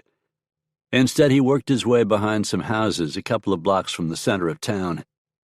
As he crouched behind a shed, he spotted a couple of renegades sneaking toward the back door of one of the dwellings. He didn't know if anybody was inside the house, but he was absolutely certain that those two war-painted Cheyenne warriors didn't belong here. So he stepped out from behind the shed, brought the rifle to his shoulder, and called, "Hey!" The two Indians jumped a little in surprise and whirled toward him. Smoke's rifle cracked twice, as fast as he could work the Henry's lever, and both renegades collapsed with blood and brains leaking from their bullet-bored skulls. With all the other shooting going on in Big Rock this afternoon, it wasn't very likely anybody else had noticed those two reports. Smoke lowered the rifle and trotted on, circling the house. As he did so, he suddenly came face to face with another renegade. The warrior had good instincts and reflexes. He reacted instantly, thrusting the lance he held at Smoke's midsection. Smoke's reflexes were quicker, though. He used the Henry's barrel to knock the lance aside. The renegade had put a lot of power behind the thrust, so when it missed, he stumbled forward, off balance. That put him within reach of Smoke, who slammed the rifle butt into the middle of the warrior's face. The blow crushed the man's nose and shattered the bone behind it. He fell clumsily and lay there twitching, with crimson leaking not only from his nose but from his ears as well. The injury would be fatal, Smoke was convinced of that, but he drew the knife on his left hip, bent, and cut the renegade's throat, just to be sure. Then he wiped the blade on the man's buckskin leggings and sheathed it again. That was 3 of Black Drum's men accounted for, he thought, as he cat-footed toward the front of the house. But he knew there were plenty more where those came from. As if to prove that, no sooner had he stepped into the open than an arrow came out of nowhere and knocked his hat cleanly from his head. Guided by his instincts, Smoke pivoted sharply and spotted the man who had launched the shaft at him. The warrior already had a second arrow knocked and was pulling back the bowstring. Smoke figured he was going to get his shot off first, and so he would have if an arrow hadn't flown in from a different direction with no warning and struck the Henry's breech. The unexpected impact knocked the rifle aside just as Smoke squeezed the trigger, so his shot went wild. The other Indian fired his second arrow. Smoke twisted just enough that the flinthead missed him, going between his left arm and his body. The wooden shaft slapped against his ribs and bounced off. He triggered the Henry from the hip and saw the renegade fly backward as the .44 slug punched into his chest. Twice he had come within inches of killing Smoke Jenson. He wouldn't get a third chance. But that left the other renegade drawing a bead on Smoke, who, as he spun around, went for his Colt instead of trying to lever another round into the Henry's chamber. That was even faster. The revolver exploded, and the renegade who had been trying to fit another arrow to his bowstring stumbled and dropped both bow and arrow. His right hand went to his throat, but he couldn't stem the blood that welled out from bullet-ripped arteries. He stumbled and fell face down, didn't move again. 5, thought Smoke as he pouched the iron. He knew better than to believe that he could wipe out the entire war party this way, 1 or 2 renegades at a time.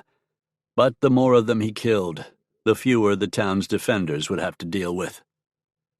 Not seeing any more Indians at the moment, he ran toward an alley that he knew would take him to Center Street. His goal was the Dunn Hotel, because he figured that was where Sally was most likely to be. And finding her ultimately was what he wanted to do more than anything else. So it was pretty simple. He would kill any of Black Drum's warriors who got in his way. Chapter 27. Smoke reached the alley mouth and looked out at Center Street. Bleak lines appeared in his cheeks as his mouth tightened. 6 bodies lay in the street, 4 men and 2 women, skewered by arrows or bloody from gunshot wounds. He could see the faces of 2 of the men, twisted in agony by the pain of the deaths they had suffered. They looked familiar to him. He had seen them in town before, but he wasn't personally acquainted with either of them. That didn't matter. They were innocent people who had been going peacefully about their business, only to be cut down brutally and unexpectedly. Nothing could bring them back. But every one of the renegades Smoke killed was that much more weight on the other side of the scale. He didn't see any soldiers or members of the war party, only the slaughtered settlers. The Dunn Hotel was on the other side of the street, about 50 yards away to his right, diagonally. He glanced to his left toward Louis Longmont's saloon, wondering if his old friend was all right. He would check on Louis later, he decided, and Monty Carson, too. But right now he wanted to find Sally, and since he had left her at the hotel. Smoke sprang onto the boardwalk in front of the buildings on this side of the street and trotted along it. He would be out in the open when he crossed the street, so he wanted to make that time as short as possible. He wouldn't venture out until he was directly across the street from the hotel. He hadn't gotten very far along the boardwalk when 2 warriors emerged from an alley in front of him. They spotted him instantly and tried to swing the rifles they carried toward him.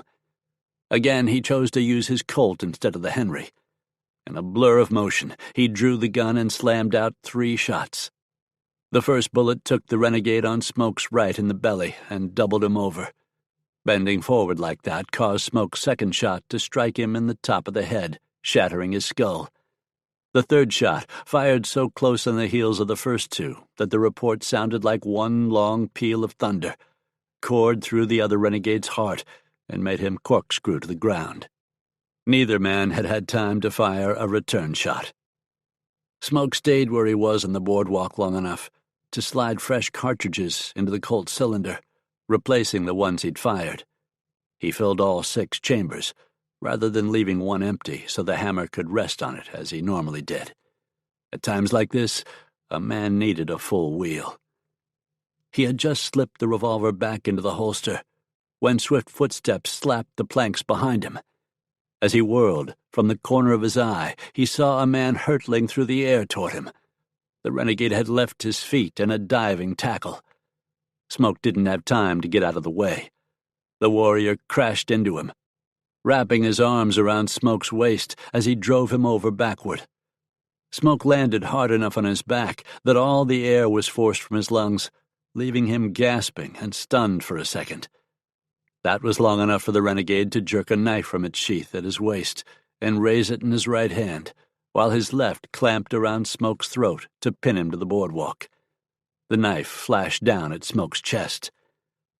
With the same near-supernatural reflexes that made him perhaps the fastest man on the draw on the whole frontier, his left hand shot up and caught the Indian's right wrist, stopping the knife with its tip a mere 3 inches from the breast pocket of Smoke's shirt.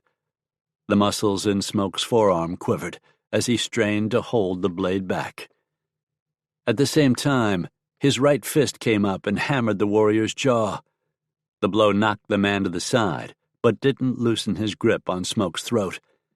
Smoke writhed in his grasp and forced the renegade's right arm down. He slammed the back of the man's right hand against the planks. That made the knife's bone handle slip out of his fingers. Smoke hit him again, and this time the punch knocked the Indian away from him. The man rolled against the building's front wall. Smoke had just started to reach for his gun when a desperate, flailing kick landed the warrior's foot in his stomach. Smoke hadn't caught his breath completely yet, and that just made the situation worse. But no situation was bad enough that it couldn't get even worse, as was proven a heartbeat later as a second warrior leaped onto the boardwalk and pointed a rifle at Smoke. Gasping for air or not, Smoke knew he had to move. He rolled toward the street as the renegade's rifle cracked. The bullet chewed splinters from the boardwalk, less than a foot from his head. As he came over his back, Smoke palmed out the Colt again and tipped it up. Flame gouted from the muzzle. The slug pulped the renegade's lips, shattered his teeth into a million pieces, and blew the lower part of his brain out the back of his head. The first man, lying on the other side of the boardwalk, scooped up his knife from where it had slid and flung it at Smoke in the same motion. The edge sliced across Smoke's forearm, cutting through his shirt sleeve and leaving a shallow gash in the flesh underneath. The wound stung, but not bad enough to make him drop the gun. He snapped a shot at the warrior, but the man was already moving and the slug narrowly missed him, thudding into the wall behind him instead. He lunged for the rifle, dropped by the man Smoke had just shot. It was a Henry repeater, not one of the single-shot weapons many of the renegades carried. He worked the lever as he came up on his knees to take a shot at Smoke. Before the warrior could tighten his finger on the Henry's trigger, Smoke's Colt boomed again, and a red-rimmed black hole appeared in the warrior's forehead, centered between his eyes and just about an inch above them. His head went back, and the rifle slipped out of his suddenly nerveless fingers. He flopped forward. A dark red pool spread on the planks under his head. Smoke scrambled to his feet and picked up his own rifle. Leaving the two renegades he had just slain behind him, he loped along the boardwalk until he was across the street from the hotel. He crouched next to a parked wagon for a moment and looked around. A lot of shooting was going on, further along the street toward Longmont Saloon, but he didn't see any more of Black Drum's renegades down here in this area. He started to sprint across the street toward the hotel. He had gone only a couple of steps when more shots blasted and bullets kicked up dust around his feet. He zigzagged and glanced up. An Indian with another Henry was firing at him from one of the hotel's second-floor windows. Smoke's heart plummeted when he saw that. Sally's room was on the second floor. If the renegades had taken over the hotel already, what did that mean as far as her fate? He couldn't answer that question if he was dead, so he poured on the speed and continued darting back and forth to make himself harder to hit. When he was close enough, he left his feet in a huge bound that carried him onto the hotel's front porch. The second-floor balcony formed the roof of that porch. Smoke heard heavy footsteps thud on the balcony and knew the Indian who had been shooting at him had climbed out of the window. He pointed the Henry up and cranked off 3 rounds, aiming at the hurrying footsteps. Splinters rained down around him as the slugs punched through the boards. A loud grunt came from the balcony, followed by a crash. That was the railing along the front of the balcony breaking as the warrior's bullet-riddled body reeled into it. Along with the broken pieces of whitewashed wood, the renegade fell into the street. He writhed once and then sagged into the immobility of death. Smoke hit one of the hotel's front doors with his shoulder and knocked it open. He burst into the lobby and almost slipped on a throw rug. As he caught his balance, furious, high-pitched yips came from the stairs on the other side of the lobby. A couple of renegades with war paint on their faces started down them, leaping several stairs at a time, which actually worked against them because they kept almost losing their balance. From the corner of his eye, Smoke caught sight of a more immediate threat. Another warrior stood on the second-floor balcony and had an arrow knocked and pulled back. The Henry in Smoke's hands cracked a shaved fraction of a second before the warrior loosed the arrow. That was enough to throw off the renegade's aim. The arrow flashed past Smoke and thudded into the trunk of a potted palm beside the entrance. The tree's fronds trembled from the impact. Up on the balcony, the Indian who had fired the arrow came up on his toes and dropped the bow as Smoke's bullet ripped through his torso at an angle. He fell forward. Instead of breaking through the balcony railing as had happened outside, this time the dying man flipped over it and turned a somersault in the air before landing with a crash on his back atop the now deserted registration desk. His left arm and leg hung limply on the front side of the counter and twitched a couple of times as the man died. Smoke turned toward the other two renegades, who had reached the bottom of the staircase by now, and charged him, brandishing tomahawks. The Henry belched fire and smoke again, and one of the men flew backward, howling in pain. The other warrior threw the tomahawk he held. It struck Smoke on the right shoulder.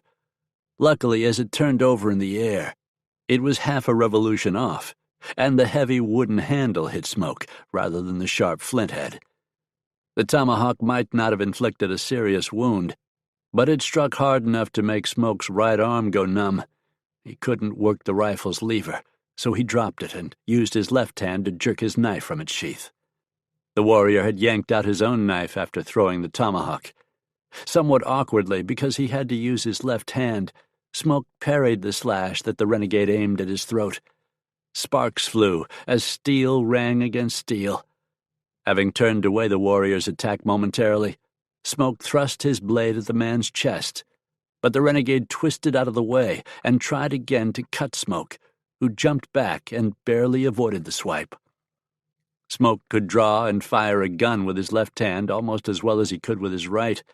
The difference wasn't enough to matter, but he hadn't done all that much knife fighting with his left hand.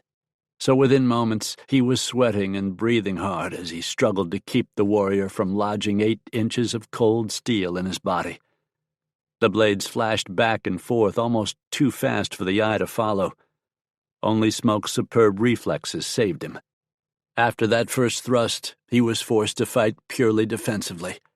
It was all he could do to parry the renegade's attacks. He gave ground slowly.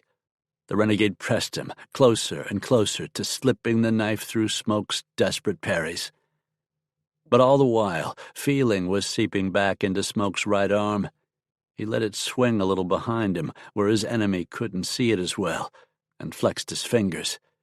When he felt like they were working well enough, he took a quick step back to put a little distance between them and let the hand holding the knife sag even more.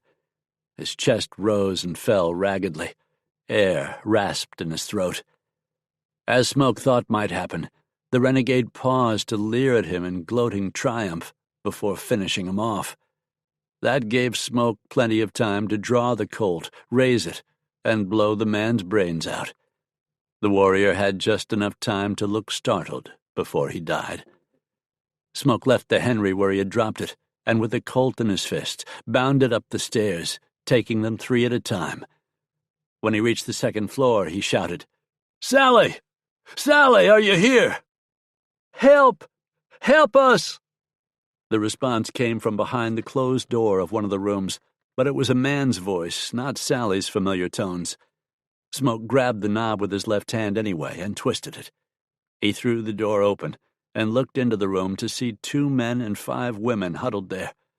One of the men was wounded, clutching a blood-dripping left arm with his right hand, but he was the only one who appeared to be injured. They were all pale and shaking in terror, though.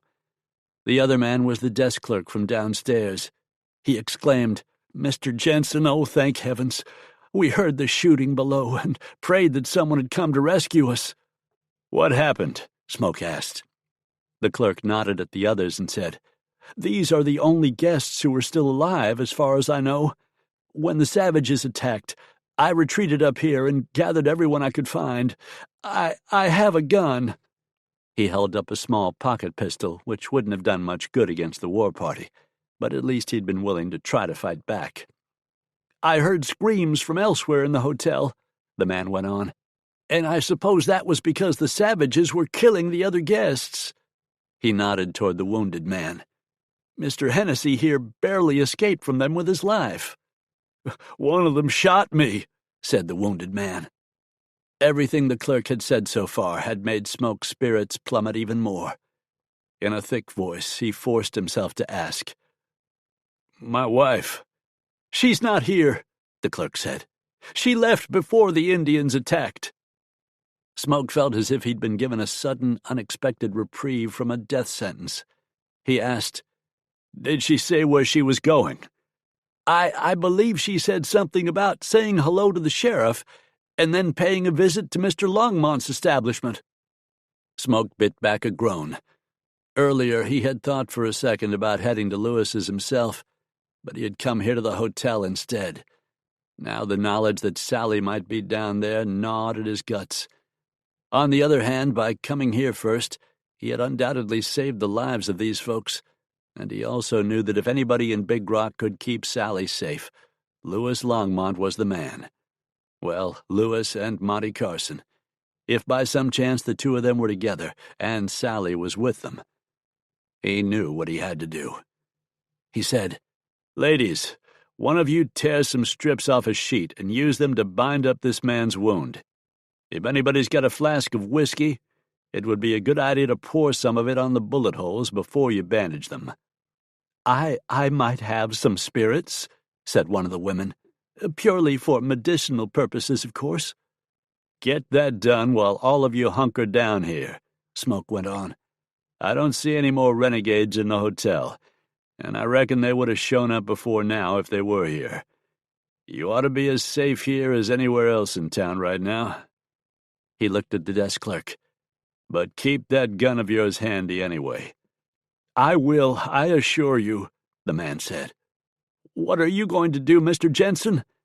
"Find my wife," Smoke replied grimly. Chapter 28.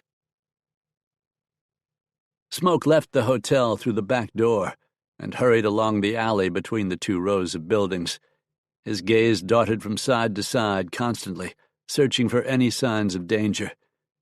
Even so, he was taken a little by surprise when the rear door of a building slammed open and a shape hurtled out of it at him.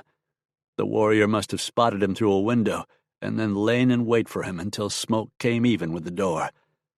The renegade clutched a lance that he thrust at Smoke. The wooden point, sharpened and hardened in fire, caught the right side of his shirt and ripped it, scraping his skin, but not really penetrating it. Smoke clamped his arm down on the lance to trap it, and grabbed it with both hands. He heaved, which flung the renegade to the side. The man let go of the lance as he tripped and sprawled in the dirt of the alley. Since Smoke already had hold of the lance, he flipped it around, raised it, and thrust down as he leaped toward the fallen warrior. The man rolled onto his back just in time for Smoke to bury the lance in his chest, driving it deep into the heart. The warrior grunted in pain as he grimaced and clutched the lance, but after a second his fingers slipped away from it, and his arms fell loosely to the sides. The eyes staring up at Smoke went glassy in death. Smoke left the lance where it was and hurried on.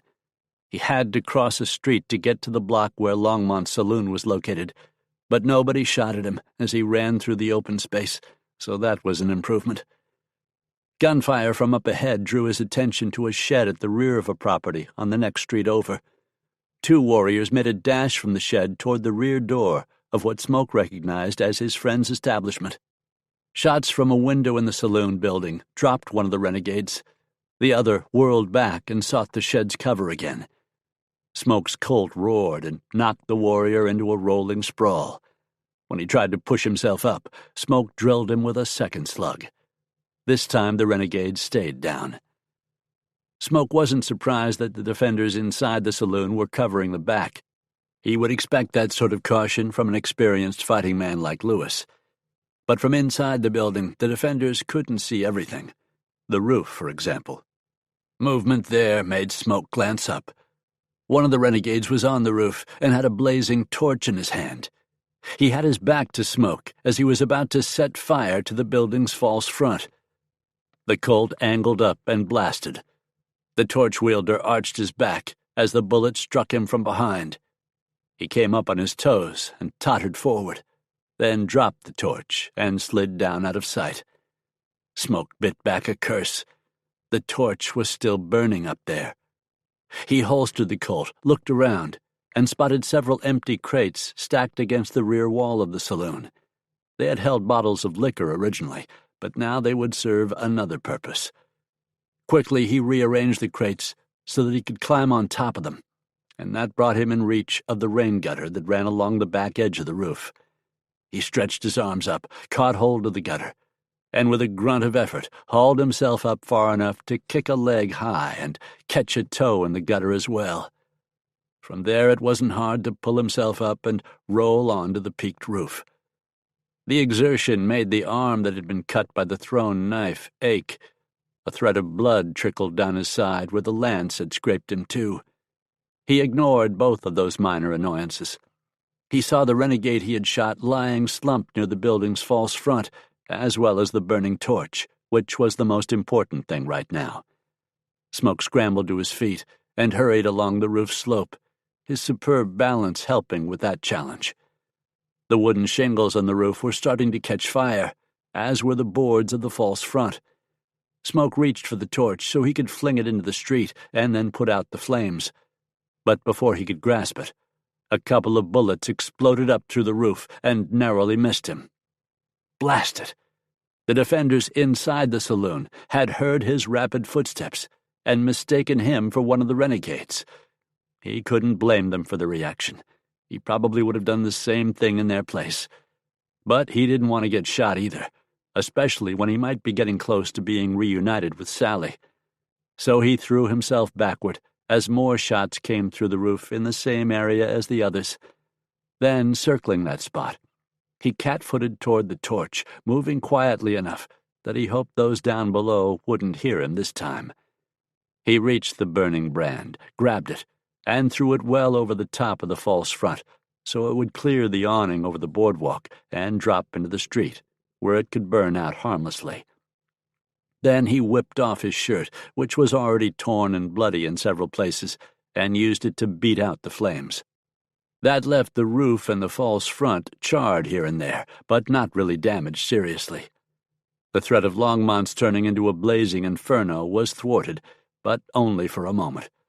Before Smoke could do anything else, a flaming arrow arched down out of the sky, missed him by several feet, and lodged at an upright angle in the roof. Smoke lunged, caught hold of the shaft, and tugged it free before the flames could catch. He tossed the burning arrow into the alley at the side of the building, hoping it would go out harmlessly down there. He had barely done that when another fire arrow thudded into the roof behind him and to his right. As he turned toward it, the defenders inside the building started shooting through the roof again. Grimacing, Smoke snatched up the second arrow and threw it off the building as well, while at the same instant a slug punched upward through the roof about an inch from his right foot and sizzled past him on its journey into the sky. If it hadn't been traveling at a slight angle, it would have struck him in the arm.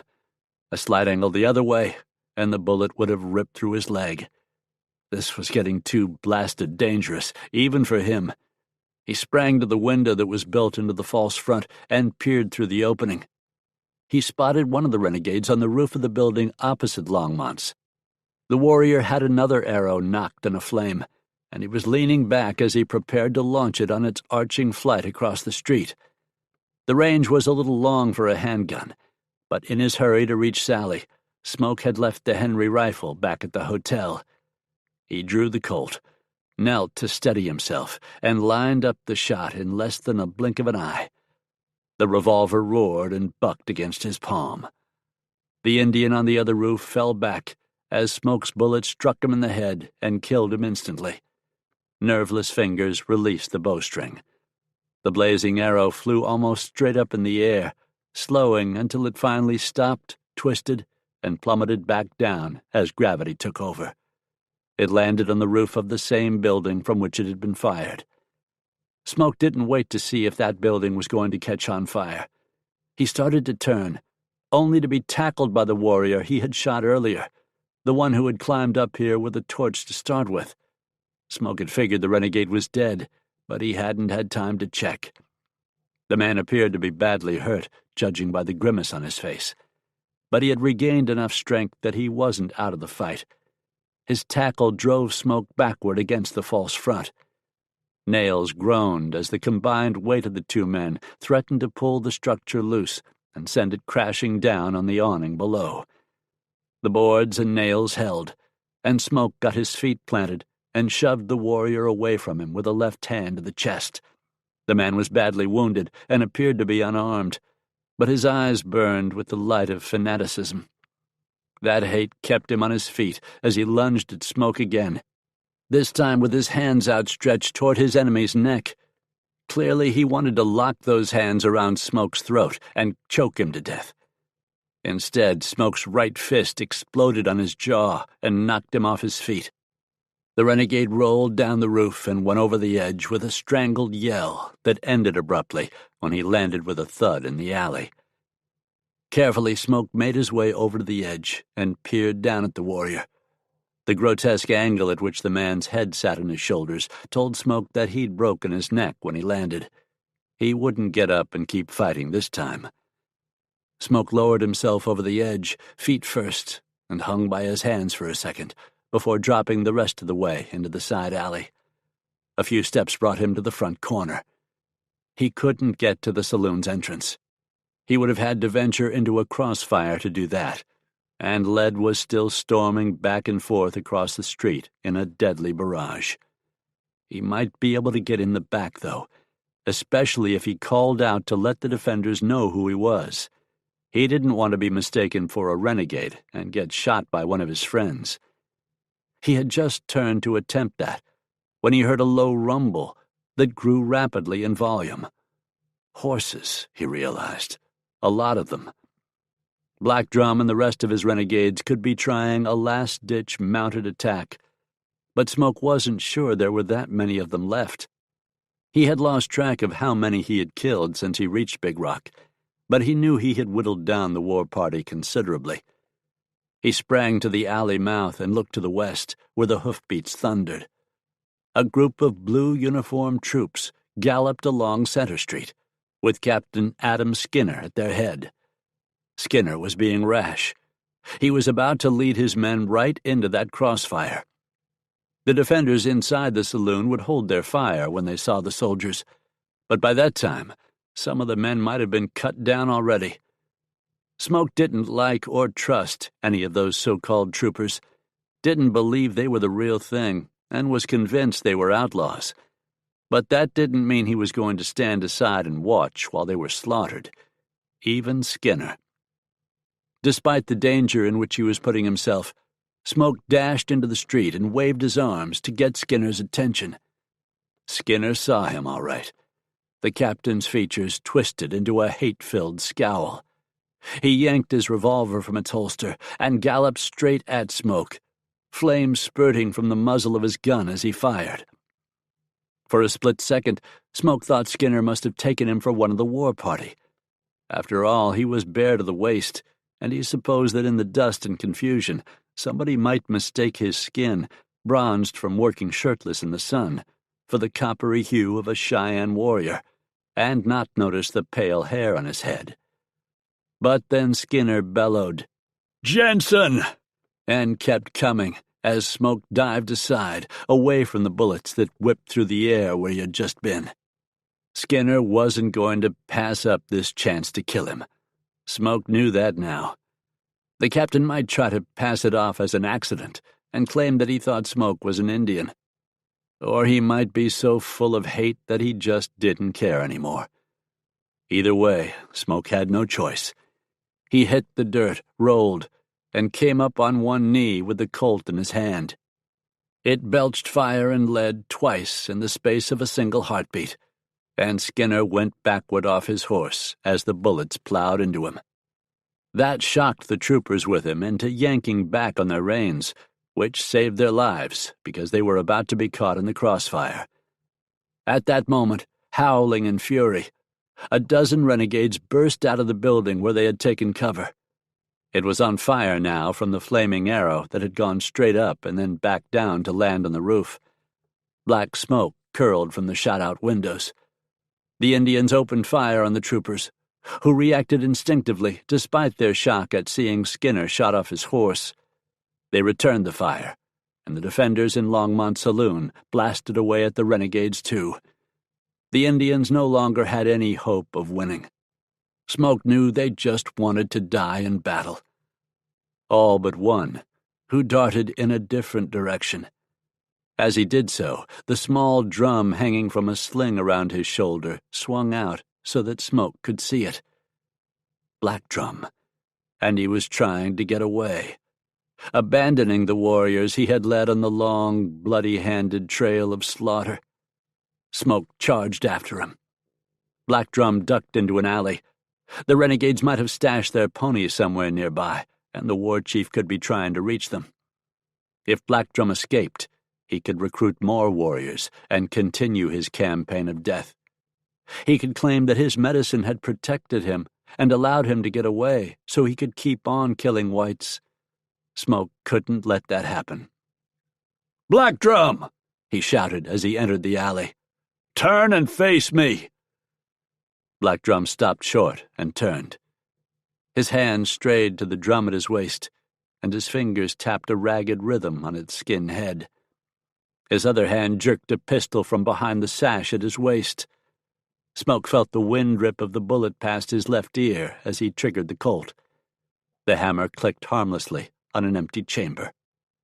Black Drum pulled the trigger on his gun again, but rage and frustration appeared on his face as it failed to fire too. It was as empty as Smoke's gun. Screeching furiously, Black Drum threw the revolver aside and charged at Smoke. Smoke shoved his Colt back in its holster and met the war chief's attack.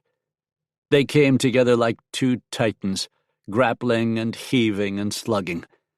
The sweat and dust that covered their torsos made it difficult for either man to get and maintain a grip as they staggered back and forth in the alley.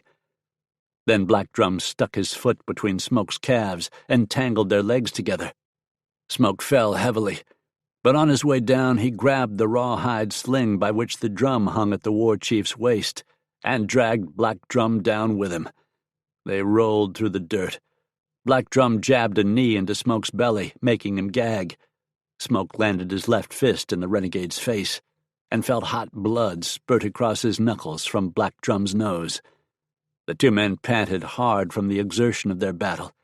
This was a fight to the death, and both of them knew it. With dust filling his mouth and nose and sweat dripping into his eyes and stinging them so he could hardly see, Smoke hooked his left arm around Black Drum's shoulders and heaved so the war chief wound up lying on top of him. Smoke still held the rawhide sling in his right hand. He looped the slack around Black Drum's neck and started revolving his wrist, twisting and tightening the cord. Black Drum tried to writhe away from him, but Smoke's other arm clamped around him like a band of iron and kept him from escaping. The drum banged against Smoke's arm as he took up all the slack in the sling. Even when it was tight around Black Drum's throat, Smoke continued twisting it. Black Drum kicked his legs and tried to hit Smoke, but he was in an awkward position and couldn't get any power behind the blows. Smoke wrapped his own legs around the renegade's lower limbs and clung tighter to him as he increased the pressure. Black Drum's struggles became more frantic. He made tiny bleating noises as he fought to get air into his lungs. But the rawhide sling cut deeply into the flesh of his throat and closed it off. He bucked and heaved. Smoke held on like he was sticking to the saddle of a wild bronc that didn't want to be ridden. Black Drum waved his arms in the air, but the movements became more feeble as he weakened. Smoke knew the war chief wasn't faking. Black Drum couldn't breathe, and consciousness was slipping away from him. After several more moments, the renegade's muscles went limp. His arms and legs fell and didn't move again. Smoke didn't ease up on the pressure, not one single ounce. He kept it up, holding on for all the innocent people this madman and his followers had slaughtered. He felt it when Black Drum's chest stopped rising and falling, but still he didn't let go. Not until several minutes had passed, and he was absolutely certain that the war chief was dead. With a shudder, Smoke released the rawhide sling and shoved the limp corpse off of him. He rolled away from it and had started to climb wearily to his feet when a familiar voice cried, "Smoke!" He looked up, and his heart leaped as high as Pike's Peak when he saw Sally running toward him. A few seconds earlier, he would have said he was completely played out after everything that had happened today. But a sudden burst of energy, fueled by the sight of his wife, revitalized him, and he hurried forward to meet her. She rushed into his arms, and he clasped her tightly to him, heedless of the dirt and sweat that covered him. Sally buried her face against his bare shoulder, and he filled his nostrils with the sweet scent of her hair. After a moment that probably lasted just a few seconds, but seemed both shorter and longer to Smoke, Sally stepped back, looked him up and down, and exclaimed, "Smoke, you're bleeding!" He nodded toward the shallow cut on his forearm and the even shallower cut on his side. "You mean these? These are just scratches, nothing to worry about." "You're sure?" "Positive. Now that I can see you're all right, I'm as fine as can be." She leaned slightly to the side to look past him and said, Is he?" "It's Black Drum, all right," Smoke told her. "And he's dead." He lifted his head and listened. No more shots rang out over Big Rock. Instead, an almost eerie silence had descended over the settlement. "I reckon it's all over now, at last." She hugged him again and sighed. "It was so awful," she said in a quiet voice. "All the shooting and killing. But the worst part about it was wondering if you were all right." He put his hand under her chin and lifted her head so he could grin at her. "I was feeling the exact same way about you," he told her. He remembered his friends then and grew solemn as he asked, "What about Monty and Lewis? Were either of them hurt?" "They both got nicked by bullets. It was almost impossible not to with so much lead flying around. But neither of them are hurt badly at all." "How'd you manage to avoid all those bullets?"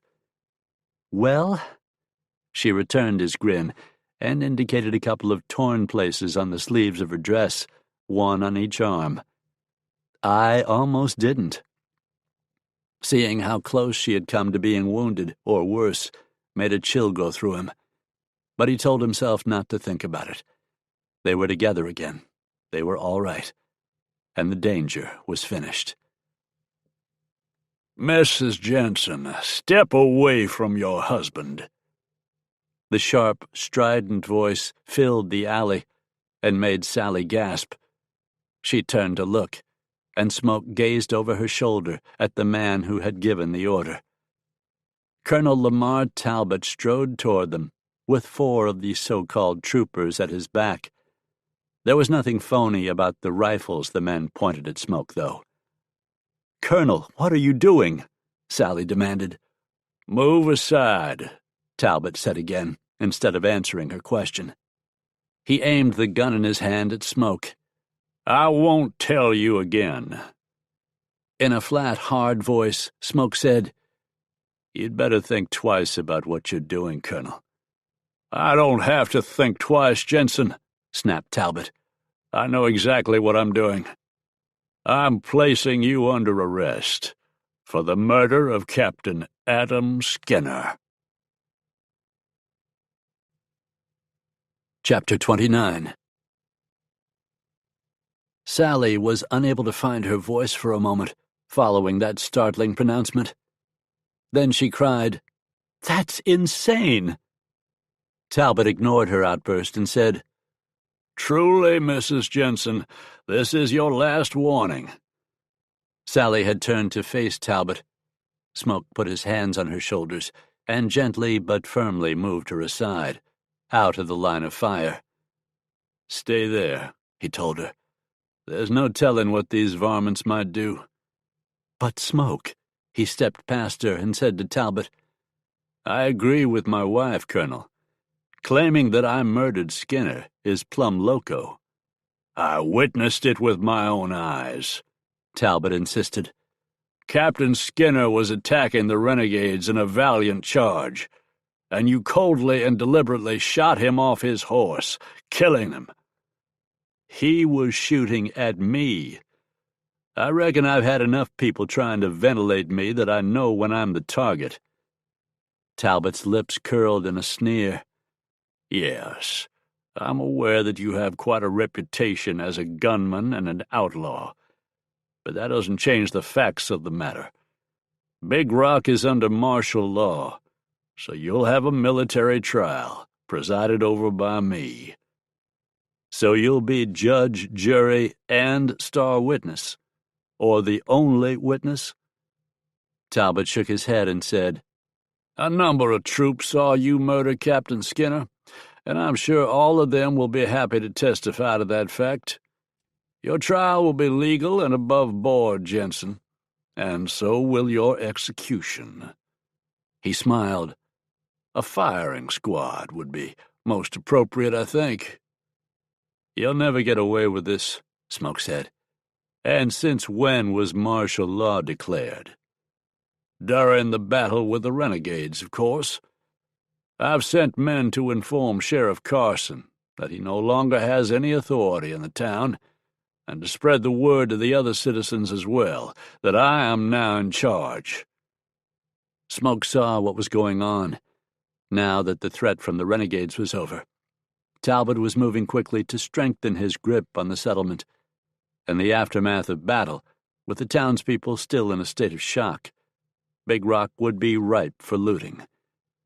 Talbot probably still had enough men to get away with it, too. A couple of dozen ruthless killers were enough to tree a town the size of Big Rock. Some of the male citizens had clashed with Indians and outlaws before, but the only truly seasoned fighting men were Smoke, Monty, and Lewis. And Pearlie, Smoke suddenly recalled. He hadn't seen Pearlie or the other hands from the Sugarloaf with Skinner's forces when they came thundering in. Maybe the man he had told to fetch them hadn't done so. If Pearlie was on the loose, there was still a chance of turning the tables on Talbot, although Smoke couldn't try that at the moment. Not with Sally and the rest of the townspeople potentially in the line of fire. As much as it galled him, he had to play along with Talbot's madness, for now. "All right, Colonel," he said. "I surrender." "Smoke, no!" gasped Sally. He turned to her and rested his hands on her shoulders, holding his head so that Talbot and the troopers couldn't see his left eye. He let that lid droop in a meaningful wink, although Sally's horrified expression didn't alter. He saw understanding flicker in her eyes. "It'll be all right, honey," he told her. "I have to cooperate with the Colonel. I'm sure all this misunderstanding will get hashed out before much longer." "Very soon indeed," Talbot put in. "I see no reason why your trial can't be held as soon as order is fully restored in the town. As early as this evening, perhaps. In the meantime," he turned to the troopers, "lacking a proper military stockade, take Mr. Jenson to the local jail and see that he's locked up. And while you're at it, lock up Sheriff Carson, too, so that he can't attempt to interfere with us." "You figure you've got Big Rock in the palm of your hand, don't you?" said Smoke. Talbot smiled. "Not just the palm. I've closed that hand into a fist, an iron fist that will never let go." The next couple of hours, as the afternoon waned, were extremely frustrating to Smoke. With at least 4 rifles covering him at all times, Talbot's men had marched him to the sheriff's office and jail, then prodded him into one of the cells. Smoke had been locked up before, but he hadn't liked it then, and he didn't cotton to it now. The clang of the cell door closing was almost like a knife in his guts. A short time later, more troopers brought in Monty Carson. Monty was groggy, with a swollen lump on his head. Somebody had walloped him, probably with a rifle butt. He had a soldier on each side of him, holding him up. They half shoved, half dragged him into the cell block and pitched him in one of the cells. He rolled across the floor and came to a stop near the bunk. "Put up a fight when you came for him, didn't he?" Smoke drawled. "I'm not surprised." "Nor was I," Louis Longmont said as he entered the cell block too, with 3 troopers around him. One had a pistol pressed against the back of Louis's head. "I tried to persuade these gentlemen that it would be unwise to take the sheriff and myself into custody, but they weren't inclined to listen." Louis's handsome face was bruised and scratched from the struggle. When Smoke saw the shape his 2 friends were in, he felt bad because he hadn't put up a fight. He hadn't wanted bullets to start flying in that alley while Sally was there. The troopers put Louis in another cell, leaving only one empty. But as long as Pearlie stayed out of that last cell, they still had a chance, Smoke told himself. When the troopers were gone, Smoke went to the door of his cell and grasped the iron bars as he looked across at Louis. "How's the town?" he asked. "Did that fire spread very much?" Louis shook his head. "One building was heavily damaged, but not completely lost. As soon as the fighting was over, everyone rushed to form a bucket brigade and contain the flames." The gambler's mouth twisted wryly. "All the townspeople rushed to fight the fire, I should have said. Colonel Talbot had other uses for his men." "Seizing power," Smoke said. "Exactly. He moved quickly to arrest you, and then, before Monty and I heard about what was happening, they came for us. It appears that he considers the 3 of us to be the only real threats to his continued reign in Big Rock." "How many men does he have?" "Counting the ones who returned to town with Captain Skinner, and the men from the camp who scattered at the first attack but then regrouped later, approximately 35. 35 men, Smoke mused. That's not much of an army. It is when you've gotten the drop on the citizens and managed to disarm most of them, said Louis. Oh, by sheer force of numbers, there are enough people in town to overwhelm Talbot and his men, of course. But doing so might mean that quite a few of them would die, and no one is in a hurry to be first in line. Smoke shook his head. Can't blame them overmuch for that, I reckon. They came to Big Rock to settle down and lead peaceful, productive lives, not to fight outlaws. Sometimes one has to be done before the other is possible, Louis pointed out. This has all the makings of one of those occasions. The two men fell silent for a few minutes. Then Smoke said, You know that I didn't actually murder Skinner, don't you? Of course. I saw what happened. It was the other way around. Skinner was trying to kill you. What you did was purely self-defense. Smoke smiled. I reckon I can count on you to testify to that at my trial? A contemptuous snort came from Louis. Trial, he repeated. It'll be no trial, but rather a farce of justice instead. Talbot will pretend to hear testimony from his hand-picked witnesses, and then— Yeah, drawled Smoke. He's already decided on having a firing squad. Why is he going to so much trouble for even a pretense of legality? You mean instead of just shooting me himself? Smoke shook his head. I don't know for sure, but I think it has something to do with him being loco. He's not right in the head, Louis. If you're around him for very long, you can see that in his eyes, especially now that he thinks he's got all the power. Someone like that is more monster than man, muttered Louis. Smoke couldn't argue with that sentiment. Monty Carson regained his senses a few minutes later, grabbed hold of the bunk in his cell to help pull himself into a sitting position, and let out a groan. He started to shake his head, then stopped the motion abruptly and winced. "Got a headache?" Smoke asked. Monty was in the other cell on the same side of the aisle where he was locked up.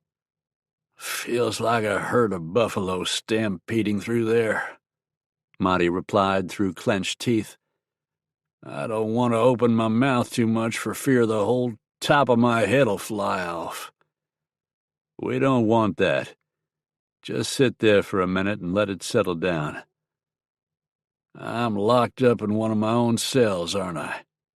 "I'm afraid so," Smoke confirmed. Monty muttered curses under his breath for several moments, then hauled himself onto the bunk and sat there with his head in his hands. Smoke and Lewis waited patiently, knowing what was coming. After a while, Monty lifted his head, and now anger and determination gleamed in his eyes.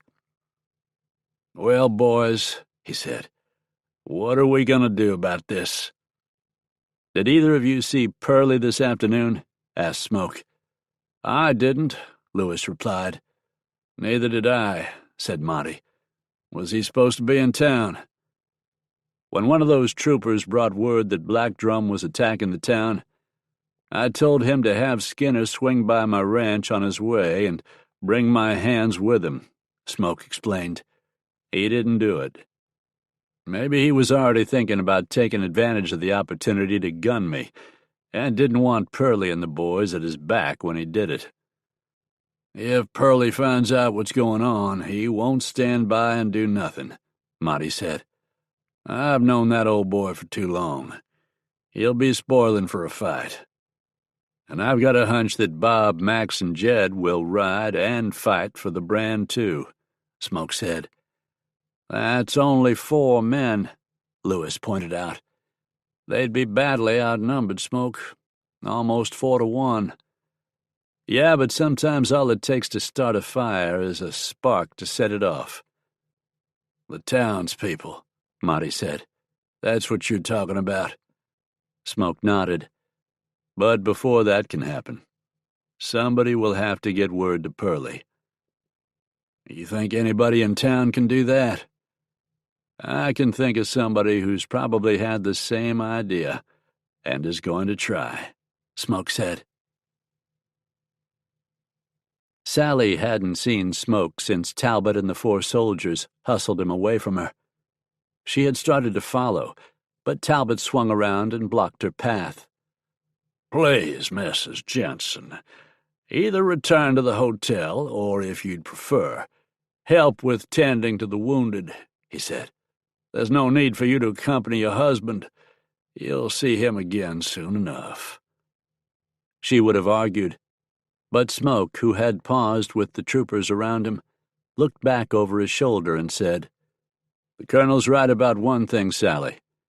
There are probably a lot of folks in town who could use your help right now."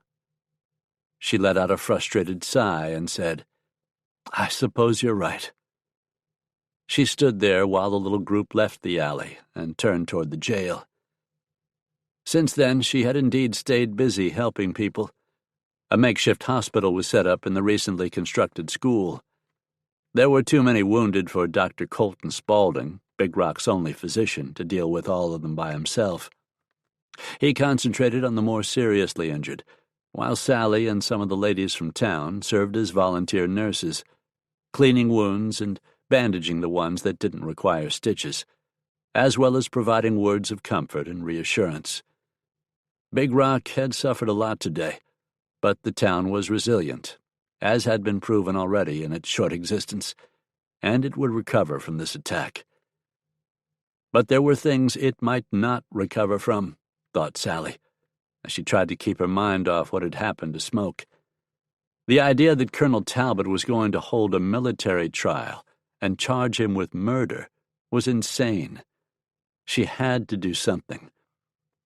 That growing resolve became even stronger when one of the wounded men said to her, "Did you hear what happened to Sheriff Carson, Mr. Jensen?" Sally stopped wrapping a strip of clean cloth around the man's wounded arm and felt a stab of fear. "No," she said. "What happened?" "That colonel fella had him arrested and hauled off to his own jail. Louis Longmont, too. They put up a scrap, of course, and the sheriff got clouted pretty good with a rifle by one of those fellas. I hope he's all right." Sally did too. She understood instantly why Talbot had moved quickly against Monty and Louis. They were Smoke's staunchest allies in Big Rock.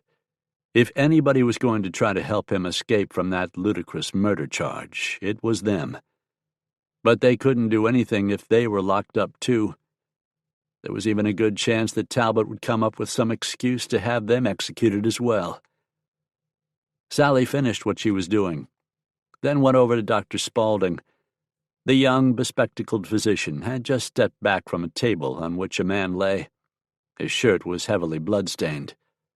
Spaulding reached out and closed the man's open, staring but sightless eyes, then arched his back to stretch stiff muscles and sighed wearily. "Oh, hello, Mrs. Jenson," he said, noticing Sally. "We just lost another one, I'm afraid. The man was wounded too badly for me to save him." "I'm sure you did your best, Doctor," Sally told him. "And you haven't lost many patients." "This is the third," he said bleakly, "and I'm told that at least a dozen townspeople were killed in the fighting. This is a terrible blow for Big Rock." Echoing Sally's thoughts from a few moments earlier, he went on. "We'll recover, I suppose, but still, this is a sad day for our community." "It is," she agreed, then changed the subject by asking, "Have you seen Pearlie Fontaine?" "The foreman from your ranch?" Spaulding frowned. "No, I don't believe I have. Was he in town today? Do you have any reason to think he may have been wounded?" "No, in fact, I think it's more likely that he's still out at the Sugarloaf, along with the rest of the hands. I need to find them, Doctor, and bring all of them back here if I can." Spaulding nodded and said, "Because of what Colonel Talbot's in the process of doing, I take it." "He's already done it," Sally said. "He and his men have taken over the town." "I heard rumors, but I've been so busy. You know, I think there's something not quite on the up and up about those soldiers." Sally could have said quite a bit in response to that comment, but instead she just nodded and told him, "I have to go, Doctor." "By all means. You've already been a tremendous help. I mean, just look at your hands." Sally looked. They were stained with blood, and the sleeves of her dress were red almost to the elbows. Under other circumstances, she might have been horrified by the sight. But right now there just wasn't time to be as shaken emotionally as she might be later.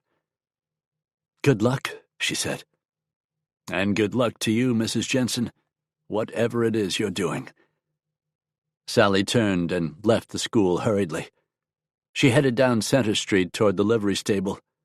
She knew that Mr. Patterson, the man who owned it, wouldn't mind if she borrowed a horse and a saddle, although she could ride bareback if she needed to.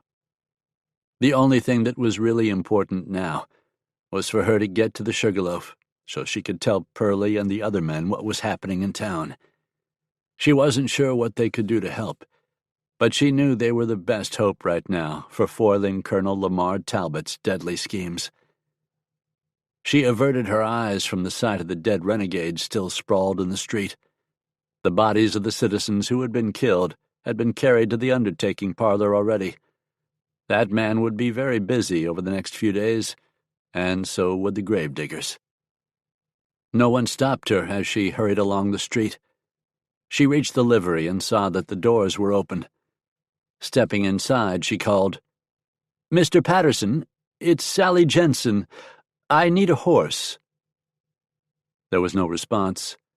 She hoped Patterson hadn't been injured, or worse, during the battle. But chances were he was just off somewhere else in town, trying to help people. She walked along the wide center aisle, checking the horses in the stalls on both sides, searching for one that looked like a good saddle mount. She had just decided on a chestnut mare when a hand fell roughly on her shoulder and a harsh voice rasped, "Hold it, lady. What the hell do you think you're doing?"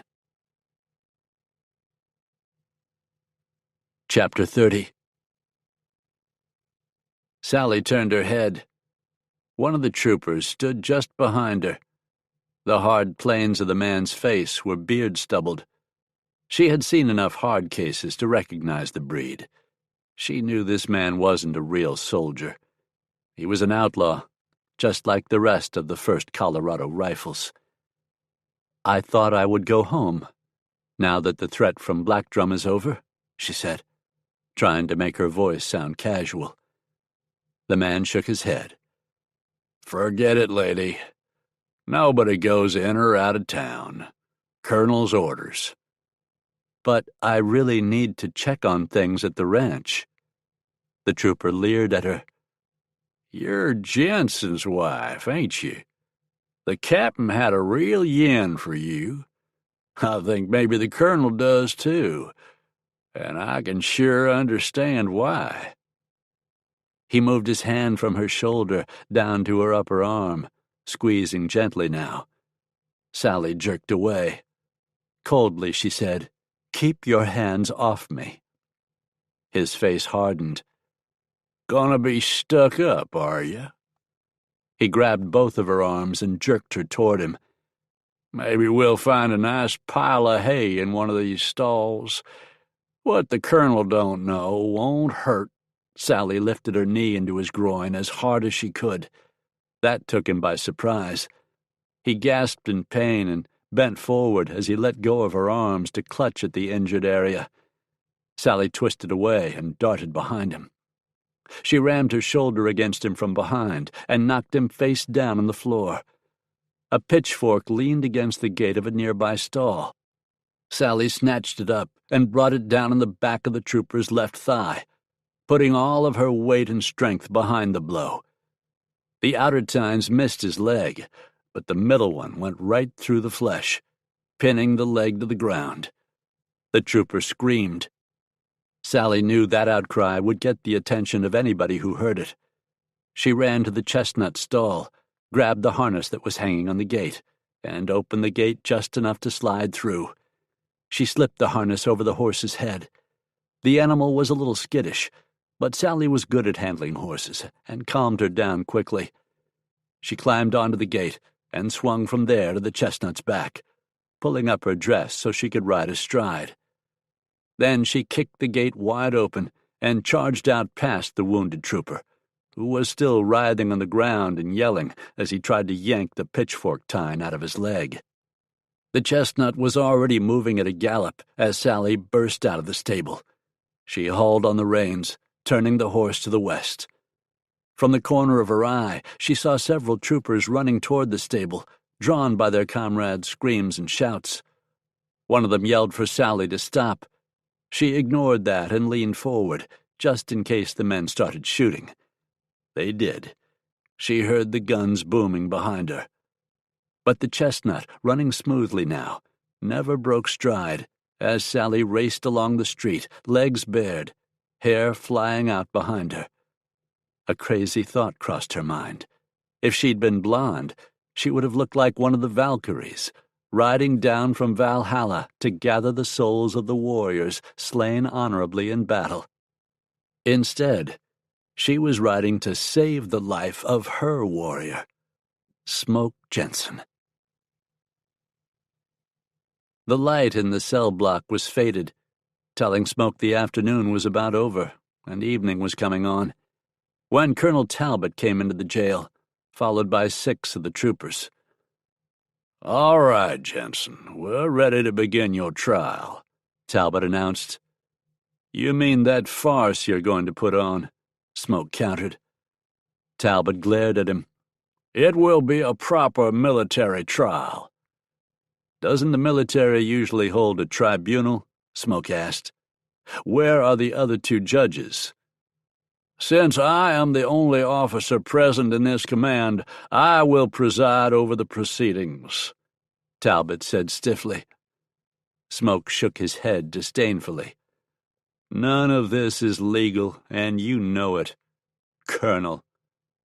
The emphasis he put on the rank made it clear he considered that as fake as anything else Talbot was doing. Talbot's face flushed. He nodded to the men with him. Two of them positioned themselves in front of the doors leading into Monty's and Lewis's cells, and aimed their rifles at the prisoners. If you resist, those men will shoot your friends, Talbot told Smoke, and these other men will shoot you. You're heading for a firing squad anyway, so if you insist on hurrying matters along— See, Smoke said, you admit the verdict's already predetermined, and yet you insist this is a real trial you're putting on. Never mind that. Talbot rattled a key on the door's lock. Just come along and don't give us any trouble. Monty said, Jump the son of a buck and make him eat his own saber, Smoke. Don't mind about us. Lewis added dryly, Normally I'd tell Monty not to volunteer me to be sacrificed, but in this case he's correct. Don't cooperate with these scoundrels, Smoke. Sorry, boys, Smoke told them with a shake of his head. I reckon I'll take my chances. Talbot smirked. That's a wise decision, Jenson. There's no reason these two have to die. They'll learn who holds the power here. Smoke didn't believe that for a second, but he didn't say anything as he left the cell when Talbot swung the barred door open. The troopers fell in around him and escorted him out. Talbot strutted along behind as the soldiers marched Smoke along the street.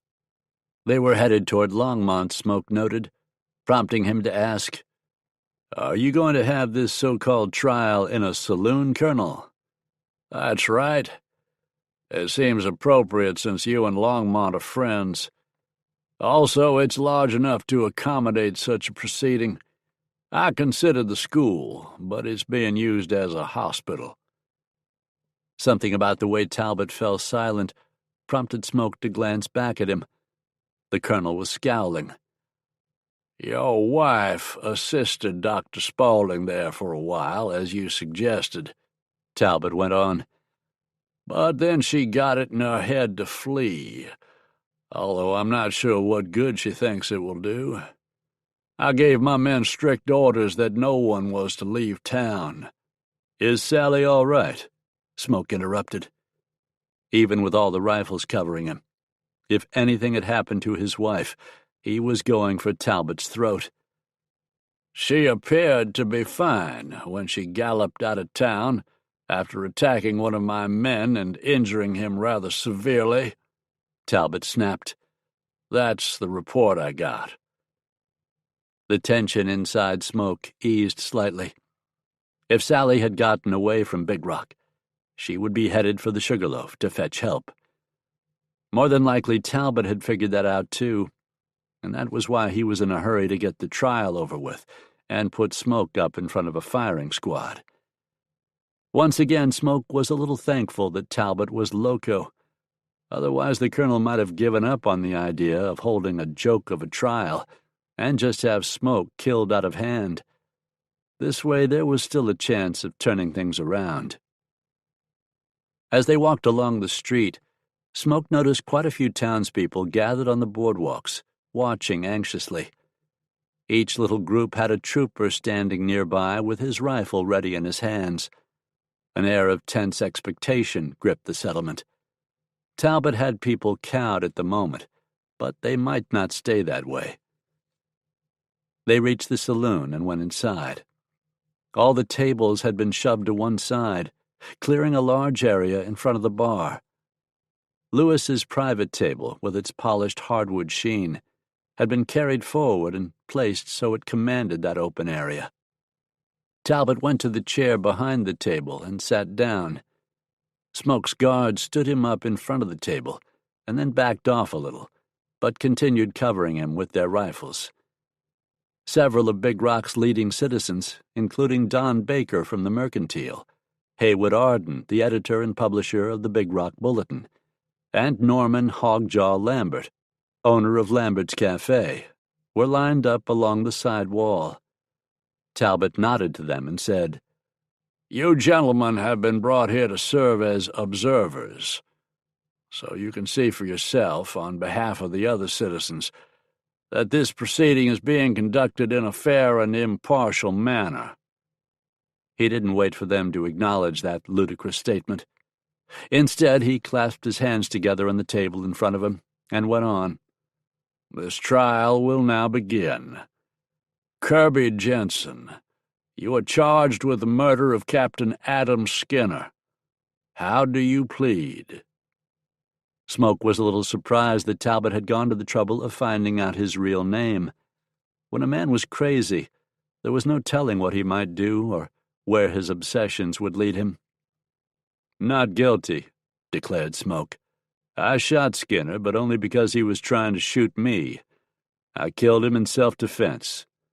"This is not your time to testify," Talbot said. "The first witness will be Sergeant Gerald Rafferty." The sergeant smirked at Smoke as he stepped forward. Smoke wouldn't get a fair shake from Rafferty, and he knew it. "Sergeant Rafferty," Talbot began, "please tell the court how you saw the accused, Kirby Jenson, murder Captain Adam Skinner in cold blood." Purley glanced over his shoulder as he, Bob Dutton, Max Collier, and Jet Hightower galloped toward Big Rock. The sun had dipped below the mountains, and shadows were falling swiftly over the landscape. According to Sally, Talbot had said that Smoke's trial could be this evening. Purley could only pray that they would reach the settlement in time to prevent his best friend and employer from being stood up in front of a firing squad. Not that Smoke would ever let things get that far, thought Purley. If Smoke knew he didn't have any way out and was doomed to die, he would go down fighting one way or another, and he'd probably take a good number of those phony soldiers with him. Purley wasn't going to let himself think like that. With a little shake of his head, he cleared his brain of such dire possibilities. He and the boys with him would be badly outnumbered, but he planned to make the odds a little better by hitting the jail first and freeing Monty Carson and Louis Longmont. With those two hombres on their side, he figured that he and the other Sugarloaf hands would be almost a match for that bunch of owl hoots pretending to be soldiers. He was distracted enough by everything going through his head that he didn't see the mounted, blue-clad figures charging out of the trees on both sides of the trail until it was too late, and he and his companions were surrounded, forced to rein in sharply and bring their mounts to a halt because of the rifles leveled at them. The parade of liars continued until Talbot had heard half a dozen troopers testify that Captain Skinner had been firing at the renegades as he led the charge, until Smoke cruelly and treacherously blasted him out of the saddle. While that was going on, Smoke glanced at the assembled citizens. He could tell from their expressions that they didn't believe a word of what they were hearing. But outnumbered and outgunned as they were, they couldn't do anything about it without risking their lives. He didn't expect them to do that for him. But they might have to take action for themselves if they didn't want Talbot and his gang to steal everything they had. Finally, Talbot said, "Very well, I've heard enough. I'm ready to render a verdict." "Don't I get a chance to speak up for myself?" Smoke broke in. Talbot let out a bark of laughter. "What are you going to say? Are you going to repeat that ridiculous claim of self-defense? A claim that's been obliterated by the testimony of a half a dozen good men and true. If such is the case, I see no need to waste the time listening." He rose to his feet. "Kirby Jenson, I find you guilty of murder and sentence you to death. Sentence to be carried out immediately by firing squad. Men, take him out and—" "Just a moment, please." The unfamiliar voice came sharply from the saloon's entrance. Smoke looked around to see a blue-uniformed figure stride into the room. The newcomer was fairly young, medium-sized, and wore spectacles. He had a determined, intelligent look on his face. "Who the devil are you?" demanded Talbot. "Lieutenant Samuel Brant." Talbot drew in a breath and glared. "You should address a superior officer as Sir, Lieutenant. A salute would be proper, too." Brant's chin jutted defiantly. "Certainly I would salute a superior officer and address him as Sir, if I were to be in the presence of one. However, at the moment the only person I see is an outlaw and an impostor." "How dare you? How did you get in here?" Talbot raised his voice. "Guards!" Brant shook his head slowly. Smoke had a feeling the young lieutenant wanted to smile, but he kept the solemn expression on his face. "If you're calling your men, you're wasting your time. Except for the ones in this room, they've been taken into custody by my men, actual members of the United States Army. You're now my prisoner as well." "Colonel?" Scorn dripped from the rank as Brant spoke it. Wide-eyed and pale, Talbot stood there, staring at the lieutenant. He began to tremble a little, as if something inside him, at his very core, shook with rage. Smoke said to Brant, "So the 1st Colorado Rifles aren't an actual Army unit? They're a self-styled militia. Vigilantes, I suppose you could say, at best. At worst, a gang of outlaws recruited by that man to satisfy his campaign of vengeance against the Indians, as well as looting all the honest people they encounter." "Lies!" cried Talbot. "All lies! Our mission is to battle the savages." Brant clasped his hands together behind his back and said, "I've conducted an investigation of your activities. You and your men have attacked several peaceful bands of Indians after claiming they were responsible for various atrocities. You whip up sentiment against them, convince settlers to pay you to protect them, and then slaughter innocent men, women, and children." "That's not true. Black Drum was a killer." Brant interrupted again, saying, "Yes, he was. For once you went after an actual threat to the frontier, and from what I understand, wiped out his war party. That may be taken into account at your trial, but it doesn't excuse your past crimes." Smoke said, "I reckon even a fellow who's loco can do some good every once in a while, by accident if nothing else." Talbot looked around wildly. He slammed a fist down on the desk and yelled, "You're the ones who are insane, all of you. You don't appreciate what I've done to save you from those savages." "You may have saved some people, I'll grant you that," said the lieutenant.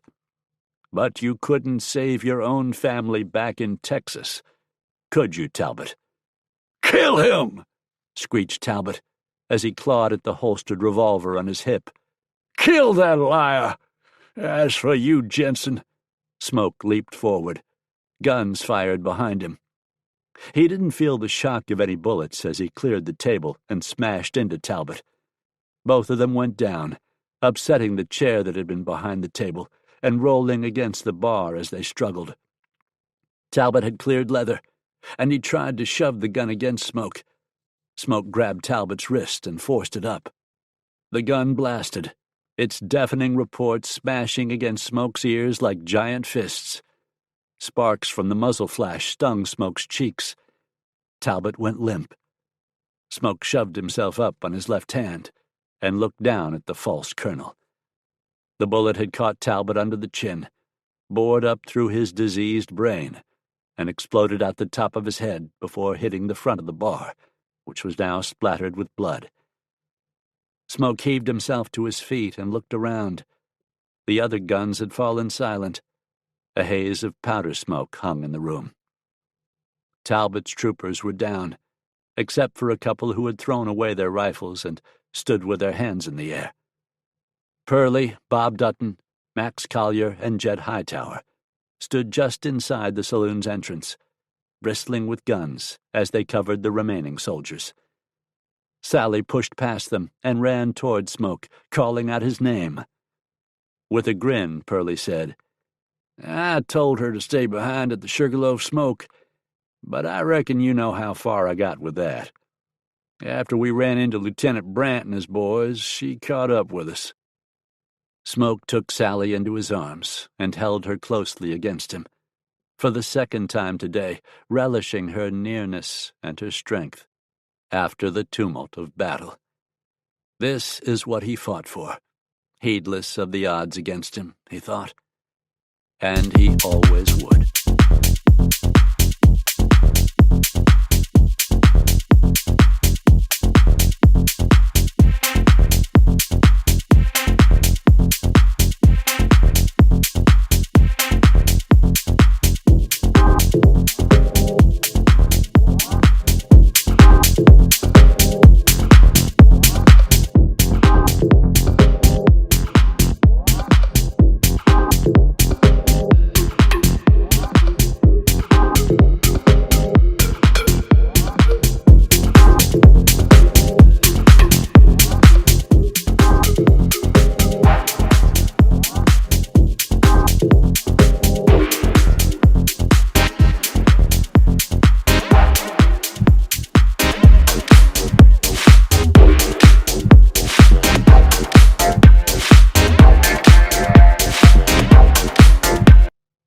Chapter 31. "So it was what happened to Colonel Talbot down in Texas when he was a boy that made him turn out the way he was?" asked Smoke. "Please don't refer to him by that rank, Mr. Jenson," Brant replied. "He was never a member of the Army."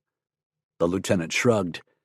"Even though it's difficult to say what makes anyone turn out the way they do, I believe that tragedy down in the Brazos had a very large influence on Talbot's obsession with killing Indians." They were sitting in the lobby of the Dunn Hotel. Sally was beside Smoke on a sofa, and Pearlie sat nearby, straddling a ladder-back chair he had turned around. Monty Carson and Louis Longmont were there too. "His entire family was wiped out, you said?" Sally asked. Brant nodded. "That's right. The Comanches raided the family homestead 25 years ago. I found newspaper accounts of the atrocity. His parents were killed at their cabin, but Talbot's two younger sisters escaped through a tunnel but were captured as they tried to flee. You can only imagine their fate." "What about Talbot?" Smoke asked. "How did he survive?" He never really said. But given the hatred he felt toward Indians, all Indians, I suspect he hid somehow from the Comanches. He may have known that his sisters were captured, but didn't do anything to help them." Brant shrugged. "From his reaction when I implied as much, I believe something like that must have happened. The guilt he felt drove him mad." "Well, it's over now," Monty said. "He won't be killing any more innocent people or victimizing the folks he pretended to be helping." "And yet he did help," mused Smoke. "The Bagbies might have been wiped out if not for Talbot's men, and the same is true for Sally and the crew at the Sugarloaf." Sally said, "I don't like being in debt to such a man. But what Smoke says is true. Black Drum might have succeeded in burning down the town, too. We actually owe something to Colonel Talbot." "I reckon he's at peace now," said Smoke. "That's all the settling up we can do." Solemn silence hung over the room for a moment, before Pearlie broke it by saying, "There's a lot of fixing up to take care of here in town, and some buryings to get behind us. But once that's done, I figure Big Rock ought to look ahead again instead of thinking about everything that's happened." Sally smiled and said, "That's a good idea, Pearlie. What did you have in mind?" Well, I was cogitating on that, and I thought maybe we could have a big old party. A regular celebration of the fact that the town survived and bigger and better things are ahead. There'd be a bunch of food and maybe a dance. We could even get some folks to make speeches. Like you, Smoke, since Big Rock never would have got started in the first place without you, and might not have survived without all you did to get rid of those renegades and that bunch of owl hoots. Me, Smoke said, his eyes widening. Give a speech? Sally laughed and said, I think it's a grand idea. I think I'd rather take on a war party again, he declared. Besides, it seems to me like that would just be asking for more trouble. Sally wrapped both arms around his left arm and rested her head on his shoulder. She said, Somehow, Smoke, I have a feeling that trouble will make a habit of cropping up wherever you happen to be. The end. This book was read for you by Jack Garrett, a member of SAG-AFTRA. We hope you have enjoyed this production of When the Shooting Starts, a Smoke Jenson novel of the West, by William W. Johnstone and J.A. Johnstone. Recorded books are available wherever audiobooks are sold. Thank you for listening to Recorded Books.